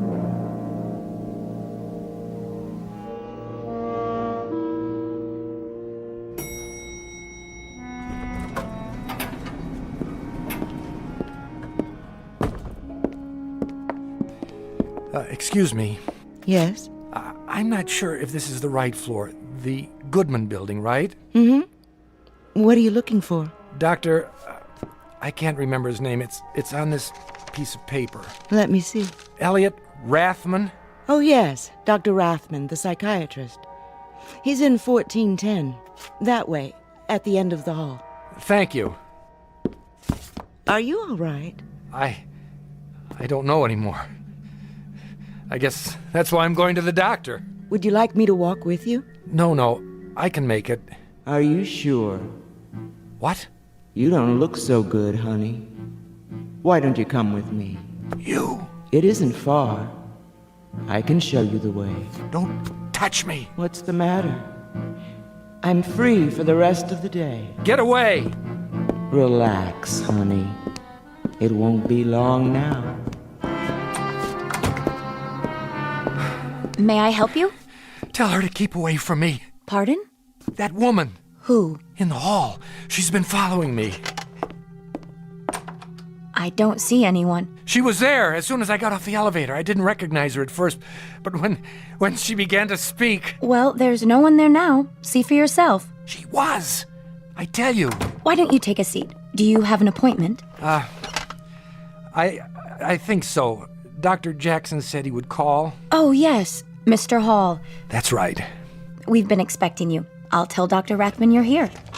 Doctor, your 12 o'clock is here. That's fine, Charlotte. Mr. Hall? Yes. Come in. Please. The chair or the couch, whichever you prefer. Not the couch. No? You look tired. I am, but I can't. Why not? If you're tired... I might fall asleep. And what would be wrong with that? It's a long story. Are you feeling sick? No, just tired. Then try the chair. It's pretty comfortable. Maybe just for a minute. I have to be careful not to close my eyes.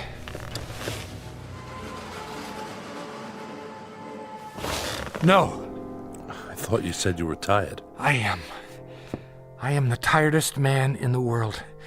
You know how long I've been awake? 87 hours. Almost 4 days and nights. And you can't sleep? Can't. No, doctor, that isn't it. Mustn't. I mustn't go to sleep, because if I do, I'll never wake up. Really? Mind if I walk around, keep the circulation going? Stand on your head if you think it'll help. I don't have that much energy. What's funny now? You are. You're sure you're a shrink? That's what the diploma on the wall says. Why do you ask? You're not what I expected. Oh? What did you expect? Oh, I don't know, something more like... An old man with the white goatee and a German accent? I've heard that before. It's what everybody expects. And they're always disappointed. I've often thought of wearing a disguise. Wait a minute. I have a pair of horn-rimmed glasses in my pocket. There. How's that? Perfect. I hope it makes you feel more comfortable. Oh, you looked okay before. But I'm afraid I'm wasting your time. Why do you say that? You can't help me. Nobody can. You're sure? Yes. Then why did you come to see me at all? It was Fred Jackson's idea. He's my regular doctor. I know. What did he tell you? Not much. Your name, Edward Hall. Your age, 35. Your occupation, draftsman. Unmarried. That's right. Long-standing heart condition? Since I was a child. Dr. Jackson's treating you for that? Yes, with pills. And did you remember to take them? When? This morning. What day is this? Good thing you reminded me. You have a glass of water? Surely. Thanks. No history of mental illness? Definitely not. That's all I have. You want to tell me the rest? No, forget it. I'm sorry to take up your time. Mr. Hall. Yes? You really think running away will do you any good? I wish I knew. Don't get me wrong. Sometimes running away is the best answer. Depends on the problem and whether it's something that can be overcome. The fight or flight response. Precisely. But I don't know if yours is that sort of problem. Listen, you can do what you like, but I'm going to charge you for the appointment no matter what. So why not get your money's worth?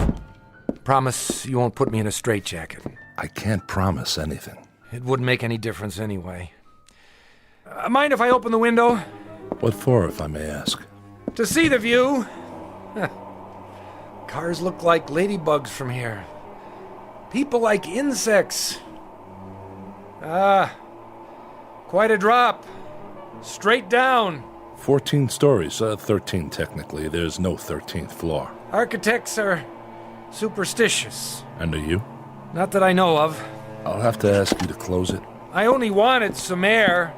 I'll turn up the air conditioner. It works best with the windows closed. Did you think I'd jump? You might have. Not a chance. I want to live. That's my problem. Why is that a problem? There are people who don't want me to. Then get on with it. With your story, I mean. I don't know where to start. Start anywhere. Okay, but I'm warning you, you'll think I've lost my marbles. Marbles can be found, Mr. Hall. Please, go on. Nice office you've got here. Nice furniture. Glad you like it. The pictures on the wall. This one in particular. The seascape. You ever look at it? Really look at it? Why? Does it remind you of anything? Has it ever moved? Quite a few times. It used to be over the desk. My wife likes to redecorate the office. No, what's in the picture. How do you mean? The boat on the waves. You're serious? No, it hasn't. Not to my knowledge, anyway. Sorry to disappoint you. I can make it move. Can you? Yes. That would be quite an accomplishment. Not really. When I was a kid, we had a picture like that. Not the same exactly, but close. A boat, a sailing ship. One of those paint-by-numbers things. I remember those. I think my mother painted it when I was a baby. She used to tell me to look at it. If I looked at it long enough, she said, it would move. I didn't believe her. But the idea fascinated me. One night I spent a whole hour just staring at that silly boat. And did it move? Yes. You were lying in bed waiting to fall asleep, but you couldn't. That's right. You understand, there's nothing strange about that. A fixed image on your retinas. Eventually, your nervous system shifts the position slightly to remain alert, or seems to. In Gestalt psychology, we call it the figure ground effect. In plain words, it was an optical illusion. I know, except that after a while, I couldn't control it. Every time I looked at the boat, the sails filled and began to dip, moving over the bounding waves. I couldn't stop it. Imagination is strong in a growing boy. I realized that. I realized it even then. But the point is, I got just as scared as if it were really happening. Why would it scare you? Oh, I don't know. The movement, the change of scene, of being someplace else. Of being out of control? Could be. Even if you know it's not real? But that's just it. The mind is everything. If you think you have a headache, and there's no physical reason for it, you hurt just the same, don't you? Granted. Excuse me. I need some more of that water. Be my guest. Thank you. Dextroamphetamine? How did you know? I recognize the pill. Not one of Dr. Jackson's prescriptions. It's the only way I've been able to stay awake. How many grains a day? I don't know, 30, 35. I'll have to tell Dr. Jackson. Tell him! I don't have much longer anyway. Not if you keep taking those. You want to hear the rest or not? Yes, I do. All right, here goes. When I was 15, I developed a rheumatic heart. They said I'd never really get well, that I'd have to take it easy, no strenuous exercise, no long walks, no stairs, no shocks to the system. Shock produces excess adrenaline, they said. That was bad. Avoid any kind of shock. But they forgot about my imagination. Then 3 years ago, a woman was killed by a man who'd hidden in the back seat of her car. Maybe you read about it? I believe I did. Well, I started thinking about it. Maybe someone was hiding in the back seat of my car. Maybe I'd be driving over Laurel Canyon some night. I'd look in the rearview mirror, and I'd see somebody or something rising up out of the darkness behind me. I had to drive the canyon twice a day. The second time was always late at night. It's a tricky road. One slip and you're over the edge. One night, like every other night, I was headed for home. It was a dark stretch, only my headlights cutting into the blackness. Suddenly, I began to feel uncomfortable, as if I weren't alone in the car. It was ridiculous, but I couldn't shake the sensation. I kept thinking, there's somebody back there, directly behind my seat. If I look in the rearview mirror, I'll see his face, and then I'll see his hands reaching up. Here's the important thing, Doctor. I knew intellectually that I was alone, but I also knew that my imagination could make me see something if I thought about it long enough. And so don't ask me why, but I looked in the mirror, and there he was. I hit the brakes, lost control, and that was when I went off the road into the ravine and crashed.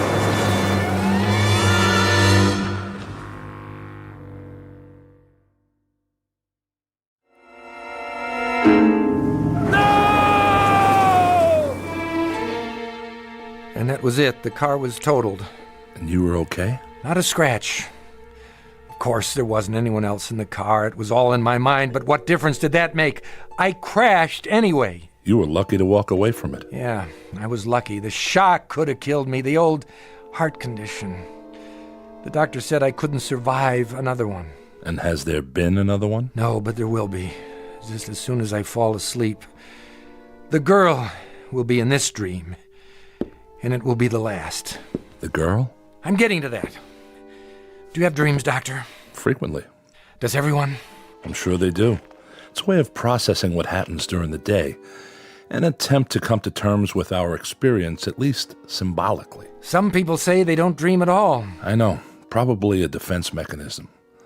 They do, but the content is something they're not ready to face consciously. I've always had dreams, ever since I can remember. Sometimes they've been wonderful, sometimes terrible, but vivid. I'd wake up and for a few seconds I wouldn't be sure which was real, this world or the dream. It's not uncommon, Mr. Hall. They say a dream takes only a few seconds, but I can't believe that. I've dreamed whole lifetimes. Generations have passed. Civilizations rose and fell. A single second, and it lasted forever. I'm sure that's the way it seemed. The experience of time can be very subjective. It expands, contracts. It's more than a feeling. Why do you say that? When I was a kid, I used to dream in sequence. I mean it. Remember the adventure serials they showed at movie theaters? It was like that. Every dream was the next chapter. And I'd always remember because when I woke up, I wrote down what happened. Do you think that's crazy? Not necessarily.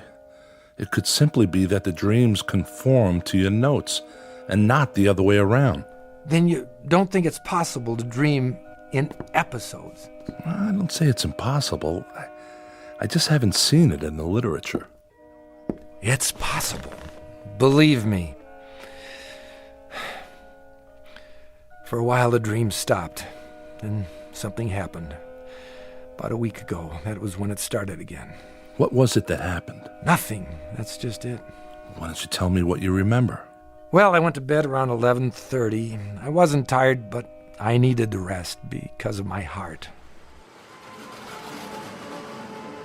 I don't even know when I fell asleep, but all of a sudden I wasn't home in my bed anymore. I was at an amusement park in the middle of the night. Can you describe it? Oh, the usual.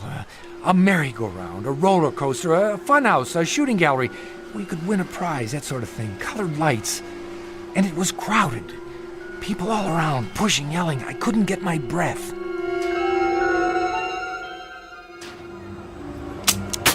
There you go, bullseye. Some shooting. You must have been in the service. Yeah, Marines. Sharpshooter. Well, take your pick. Stuffed animal, Cupid doll. I'll take the teddy bear for my girl. One teddy bear coming up. Ooh, Artie, thanks. It's so cute. Keep it by your bed to remember me by. Oh, I will. Hey, how about you, buddy? What? Over here, Mark. Step right up. My name's not Mark. Oh, yeah, sorry. Take a chance. 6 shots for a quarter. Hit the bullseye and you get a genuine imported Cupid doll. How about it? 25 cents. 1/4 of a dollar. How much? 25 little pennies. Go on. You look like a good shot. That was when I got it. The prices. I looked around, and it was the same amusement park I went to as a kid. In 26 years, nothing had changed. It was exactly as I remembered it. Ah, you missed it. Here, let me give you another rifle. This one shoots straight. No, thank you. Hurry, hurry, hurry. See the dancing girls. See Maya, the cat girl. Move in close. One more time and you've got it. Excuse me. That'll be 25 cents. I don't have any change. Hey, you owe me a quarter. Girls, girls, girls. The most exotic, the most exciting, the most sensational examples of feminine pulchritude this side of heaven. Move right up, folks. Last show of the night. See this roll of tickets? Well, the regular price is $1, but I'm going to put these away. If you're within the sound of my voice, the price is only 50 cents. That's right, half price for this show only. The pitchman was in shirt sleeves and a straw hat. A crowd had gathered at the platform. All men looking at 5 dancing girls in skimpy costumes. But the one they looked at the most was in the middle, wrapped in a black silk cape, the color of her hair.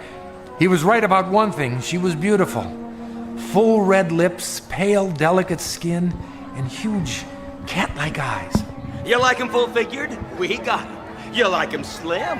We got 'em. Blondes, brunettes, redheads, if they ain't here, believe me, they ain't worth looking at. Now, here's a little preview of what's inside. Music maestro, Maya, give the folks a peek under the cape.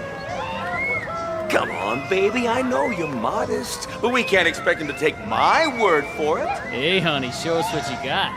I couldn't take my eyes off her. Slowly, she opened her arms. The black cape parted, and I saw her magnificent body gleaming with sequins. I give you Maya, the cat girl.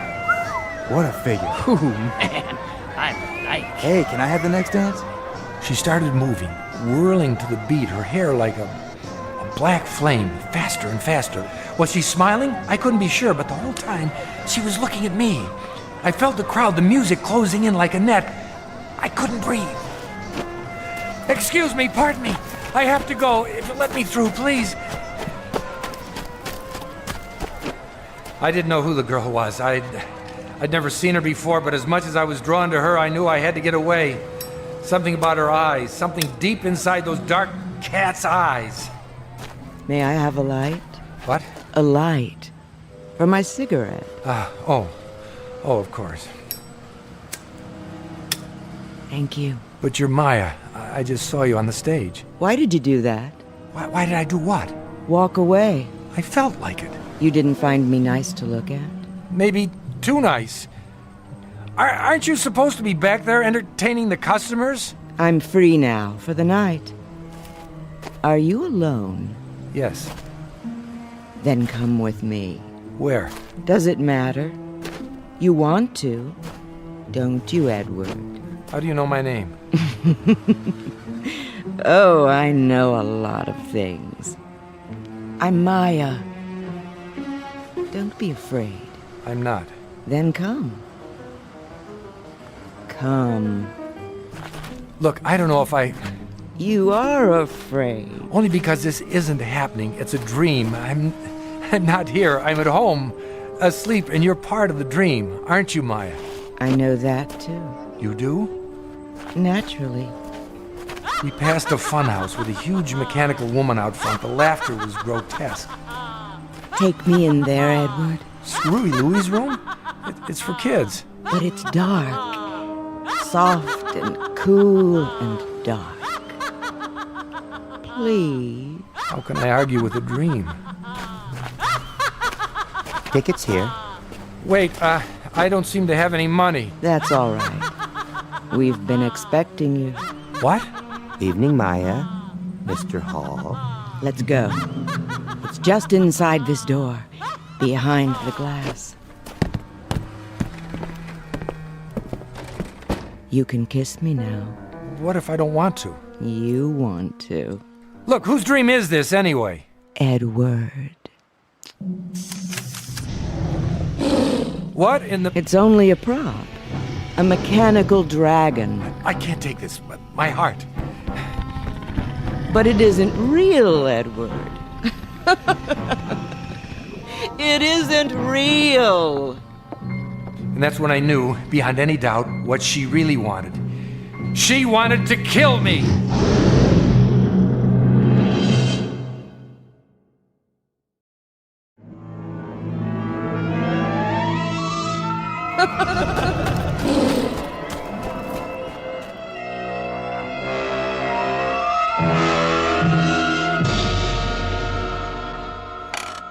You woke up then?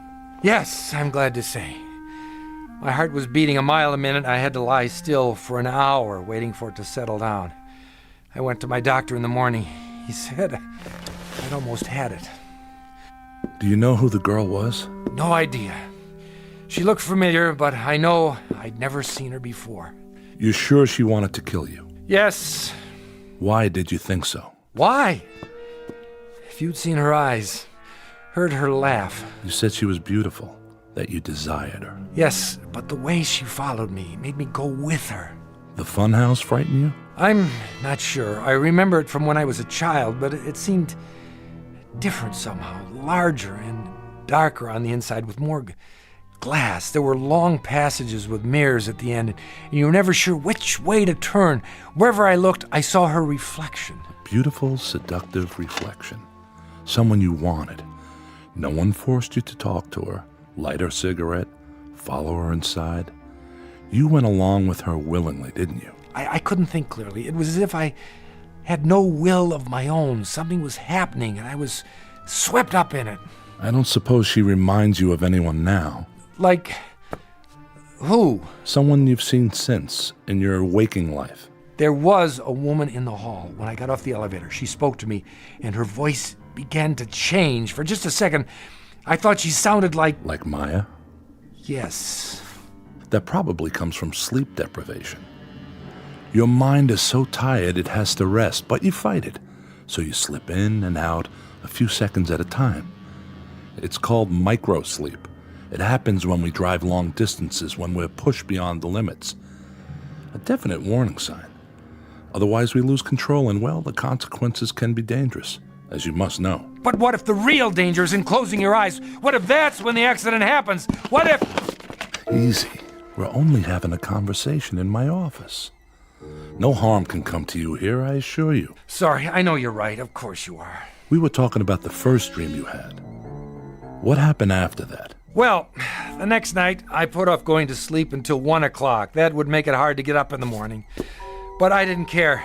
Turned out it didn't matter anyway. The dream came back, and this time it was more intense. I was back at the amusement park outside the funhouse, and I was running. I couldn't catch my breath. When I thought I was far enough away, I stopped. Well, the next night I put off going to sleep until 1 o'clock. That would make it hard to get up in the morning, but I didn't care. Turned out it didn't matter anyway. The dream came back, and this time it was more intense. I was back at the amusement park outside the funhouse, and I was running. I couldn't catch my breath. When I thought I was far enough away, I stopped. I was in front of a tent with a picture of tarot cards and a crystal ball painted on it. It was dark and no one was around, so I went inside looking for a place to rest. You are looking for me? Oh, sorry, I didn't know anyone was here. I am Madame Olga. No more fortunes, it's late. Come back tomorrow. Yes, yes, I'll do that. Wait. Something is wrong? No, I mean, I don't know. Come closer to the candle. Oh, so pale. And your eyes. You are running away. Well, actually... Sit.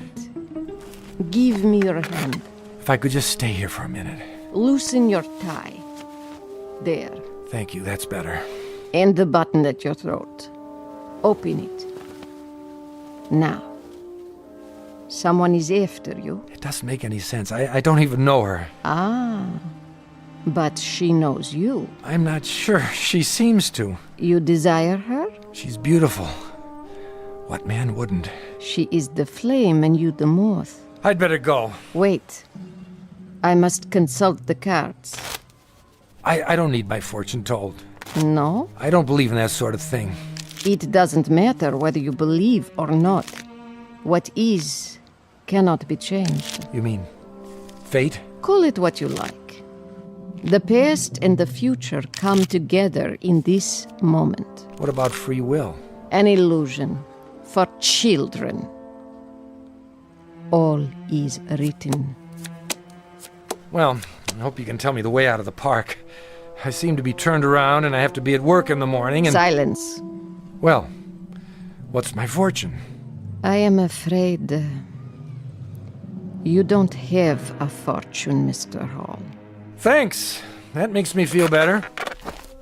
Why do you hurry? I have more important things to do, like getting home. You rush for no reason. You have always been here.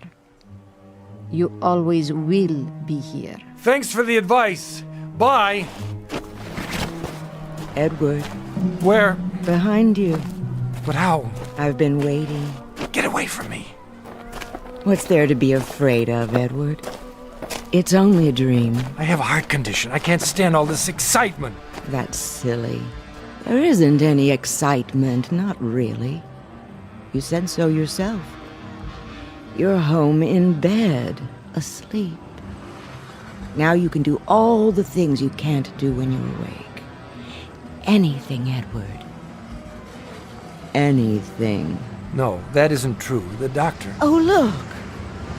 I don't like those things. But Edward, it's the Cyclone Racer. Please look. No. Come on, Edward. Just one ride. It's fun. Please! Look, It's the last run of the night. You must come with me. I didn't want to go anywhere near that roller coaster, but I couldn't help myself. I had no choice, even though I knew what it would mean. I had to follow her. Oh, that was so scary. Yeah, especially in the dark. Can we go again? Nah, let's do something else. Oh, they're closing up anyway. Last ride of the night. Get your tickets. 2, please. I can't. Why not? I don't have any money. My wallet. That's all right, Mr. Hall. We've been expecting you. How does he know my... Come, Edward. We'll ride in the front car. Lowering the safety bar. Watch your hands. Really, I can't do this. Hold tight, Edward. It's starting. Tell them to stop. They can't. It's too late. But I can't stand heights. My heart.